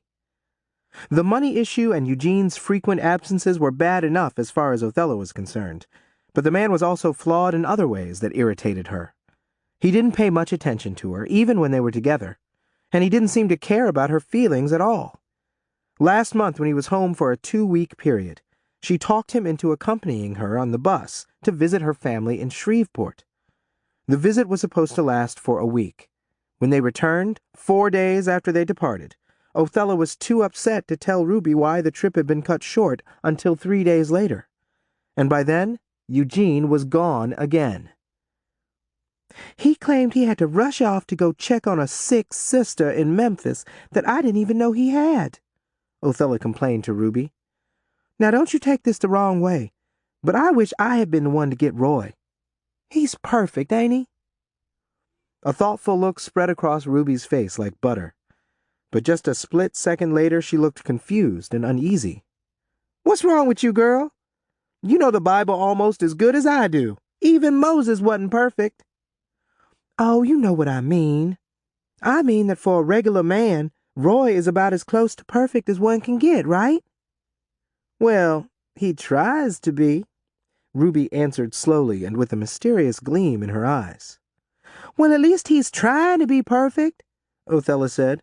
"And that's way more than I can say about that thing I married." Roy continued to give Ruby large sums of money to go shopping, and he was just as happy as she was about the fact that she was finally pregnant. But it wasn't because he wanted to be Father of the Year, or because he loved kids.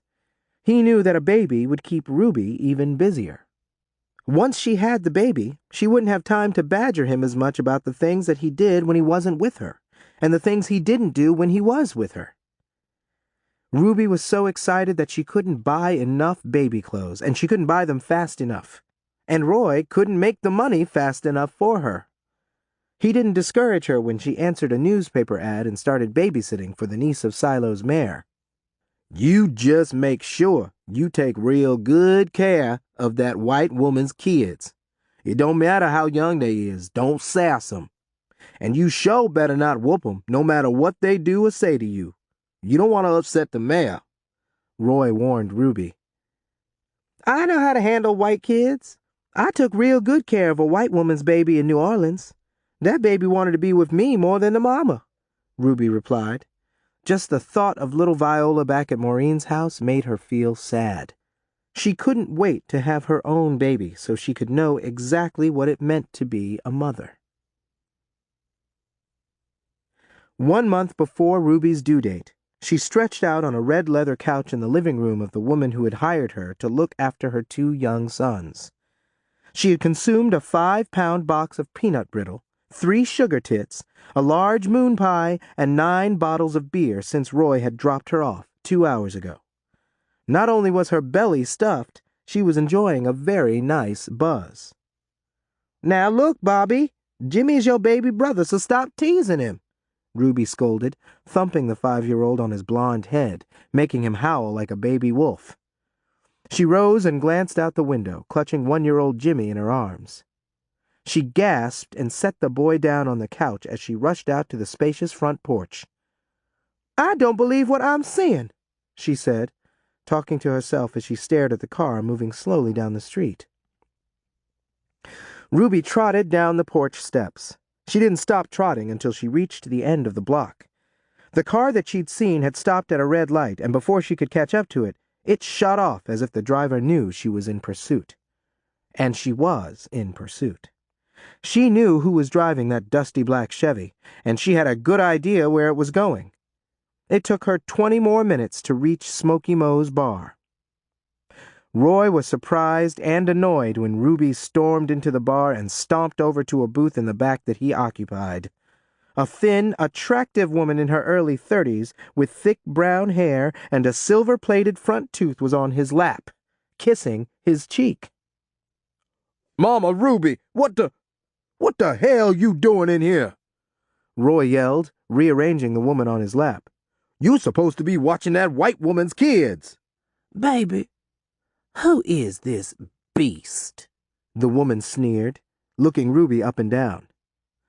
"Woman, if you want to live to see tomorrow, you better get your skinny tail off my husband's lap," Ruby erupted. A small crowd quickly formed in front of the booth. The owner, a gray-haired white man in his 60s, held his breath as he stood behind the counter. He owned the only establishment in the area that served blacks. They had to enter through a back door and were only allowed to occupy the back booths. Ruby had done the unthinkable, or at least something that no other black person had ever done. She'd entered through the front door, just like the white couple that she had come in behind. "Don't you be getting crazy in this white man's place now, woman," Roy warned Ruby, shoving his girlfriend off his lap. "We need to take this mess home," he said, rising. "And you better make this the last time you clown me in public." Roy didn't wait for Ruby to respond. He grabbed her by the arm and attempted to steer her out of the bar. He managed to smile as he waved to the nervous owner, who had already picked up a telephone on the counter. Roy, is this that teenage battle axe I heard you got married to? The woman asked, scooting out of the booth. The woman stood next to Roy as she laughed and shook her finger in Ruby's face. You must be stupider than I heard you was. Roy is my man, and he's been my man for a long time. As soon as I get rid of that old dog I married and Roy gets rid of you with your husky self, me and him will get married. Ruby's eyes followed the woman's hand as she grabbed Roy's hand and held onto him like he was made of gold. Had Roy pushed the woman aside and denied what she'd just said, it might have made all of the difference in the world. But he didn't. He stood there, looking at Ruby with contempt. All he could think about was how he was going to get a switch and whoop her ass as soon as he got her home. Didn't she know that he was only doing what men had been doing since the beginning of time? There wasn't a man on earth who could be happy with just one woman in his life. Didn't women know that by now? He finally spoke again. Mama Ruby, tonight, me and you are going to sit down and have a long talk. I told you to your face, on the same day I married you, how it was going to be with me and you. I pay the cost to be the boss, bitch. You will not be spying on me like this no more. Do you hear me? Ruby calmly looked from her husband's face to the woman's as they stood smack dab in front of her, holding hands like they were Romeo and Juliet. When Ruby lunged at the woman, Roy grabbed Ruby's arm. He attempted to punch her in the face, but he was no match for her. She swiveled her head out of the way just in time, so he missed. Just as he was about to swing at her again, she slapped his face so hard, his false teeth, that she didn't even know he wore, flew out of his mouth. He yelped and kicked her leg, bringing her to her knees. A split second later, she sprang up like a jack-in-the-box. There was a look on her face that words could not describe. It was a look that frightened everybody in the bar, even the owner, and he was an ex-cop. Her nostrils flared, her eyes darkened, her jaw twitched, and her lips quivered. If there was such a thing as a she-devil, Ruby was it. I ain't gonna put up with this mess. I'm gonna beat you like you stole something, Roy told Ruby, looking angry and embarrassed at the same time. Don't you worry none, Mr. Brown. I got this situation under control, he told the bar owner.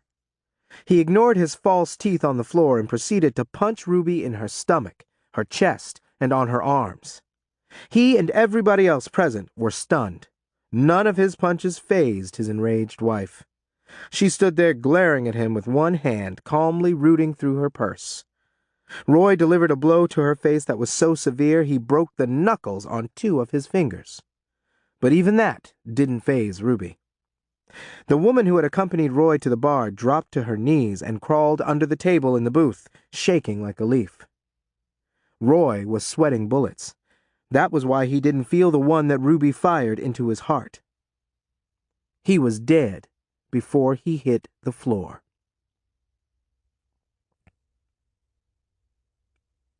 Ruby hadn't contacted her parents or anybody else in her family since she'd left home.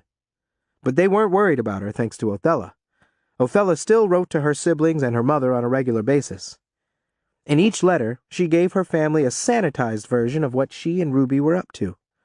Most of the information that she fed to them was 90% false, such as part of her most recent letter. Me and Ruby Jean clean houses for rich white women, and we're out here in Florida living like kings in a rich white woman's guest house. And we're both married to real handsome businessmen. I wonder why they left New Orleans and went to Florida, Simone asked Ike after he'd read Othella's letter to her. You know Othella and Ruby, Mama. They like to get around, Ike surmised. And ain't it a pip them getting married, too? Sure enough, and to businessmen. I always knew that them two had real high expectations, Simone said with a profound sigh. I'm so glad my girl didn't end up like me. Ruby's father was still giving spiritual comfort to Othella's mother, and he was still paying her to let him do so. She was the one who relayed information about Ruby to him. "I'm so glad I can tell Mother that Ruby Jean done settled down and got herself married," he said, grinning after Simone read Othella's letter to him. "I always knew my girl was going to make something of herself. I just hope this man of hers can control her enough to keep her out of trouble." At the same time that Ruby's father was speaking those words, Roy was being loaded into a hearse. And Ruby, handcuffed and dazed after she'd been subdued by the butt of a deputy's revolver on the back of her head, was being transported to jail.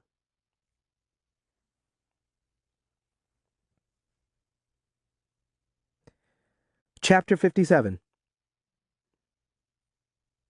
Ruby hadn't had the time nor interest in joining a new church since she left home.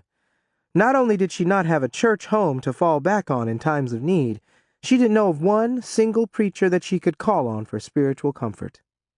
"Othella, I've been in this jailhouse for 2 days, and they ain't told me nothing. I don't know what they're going to do with me," Ruby sobbed. "I wish my daddy was here to pray with me." "I can find a preacher if you want me to," Othella offered. "Roy's brother stopped by the house last night, and he told me that he was handling the funeral arrangements, and that the service will be at the little Pentecostal church on Jersey Street if I wanted to come. If you don't mind, I can ask that preacher's name and have him come see you." "I don't think that's such a good idea. I don't think anybody that knows Roy would want to have anything to do with me after what I'd done to Roy." "You want me to send a wire to your daddy? I know he'd be here lickety-split if you want him to. Your mama and probably all 6 of your sisters will come too." "Oh, good gracious, no! I don't want my family to know what a mess I done made of my life. I'm so ashamed of the way I turned out. Look at me." "Mama Ruby, you got a baby in your belly to consider. Florida ain't no state to mess with when it comes to crime. What if they put you in an electric chair, or whatever it is they do down here to kill us?" "Killer? Is that what you think I am?" "That's what people usually call people who kill other people. And you being a colored woman, them white folks wouldn't think twice about killing you before that baby gets here. Lord have mercy, what a mess this is," Othella moaned, rubbing her own belly. "And Eugene ain't nowhere to be found. I tried to wire him at that motel that he told me he'd be at while he was in Pensacola. They told me that he checked out 2 days ago. And where has that jackass been for 2 days? I ain't seen him. None of his friends or family will tell me nothing about his whereabouts. Now with this mess you done got yourself into, I got a feeling I'll be all alone when my baby comes." Ruby rubbed her belly. "You think they'll let me out to have my baby? I don't want my child to be born in no jail cell." "Mama Ruby, think about what you done. You done killed a man. They might not care enough to execute you because Roy was a colored man, but the white folks will sure enough send you to prison, maybe even a chain gang. They don't care about you being pregnant. At the very least, they might lock you up for life." "You got the key to my house. Go into my bedroom and raise up the linoleum by the window with the lamp next to it. There's a bunch of money hidden there. Roy didn't trust banks, and he didn't want Uncle Sam nosing around, asking how he made his money." "You got a lawyer? You want me to give him that money?" "Yeah, unless you know a good voodoo woman." "I don't know no lawyer, and I sure don't know no voodoo woman." Othella paused, and a wistful look appeared on her face. "But I can assure you that I will hunt up a good voodoo woman that'll turn things around for me and you. Maybe I'll even have her teach that husband of mine a lesson or two, so he won't be straying like a dog every month. I can't think of no other way to make Eugene straighten up and stop leaving me on my own so much." "You can kill him. If that don't stop him, nothing will," Ruby said. "Mama Ruby, I know you ain't trying to make light of what done happened. You go into prison and there's just no telling how long you'll be there. Now shut your eyes and let's pray for mercy." Ruby and Othella prayed for 10 minutes. Right after Othella left, Ruby sat down on the hard cot in the cold, ominous cell and cried like a baby. When she finished, she prayed some more. She promised God that if he kept her from going to prison for killing Roy, she would never shoot another man as long as she lived. Her prayers were answered in a roundabout way. The judge had reduced the charge of murder against Ruby to self-defense, which is what she had claimed in the first place. And with the people in the bar who had witnessed the altercation, the self-defense claim worked in her favor. However, the same judge told Ruby that she had committed more than one crime that day. She had jeopardized the safety of those 2 white children who had been left in her care by leaving them in the house alone when she went to the bar to shoot Roy. Didn't she remember that the older boy liked to play with matches? The judge had asked. As soon as Ruby had left that firebug alone with his baby brother, he'd searched around until he'd located a box of matches. His mother arrived home just in time from the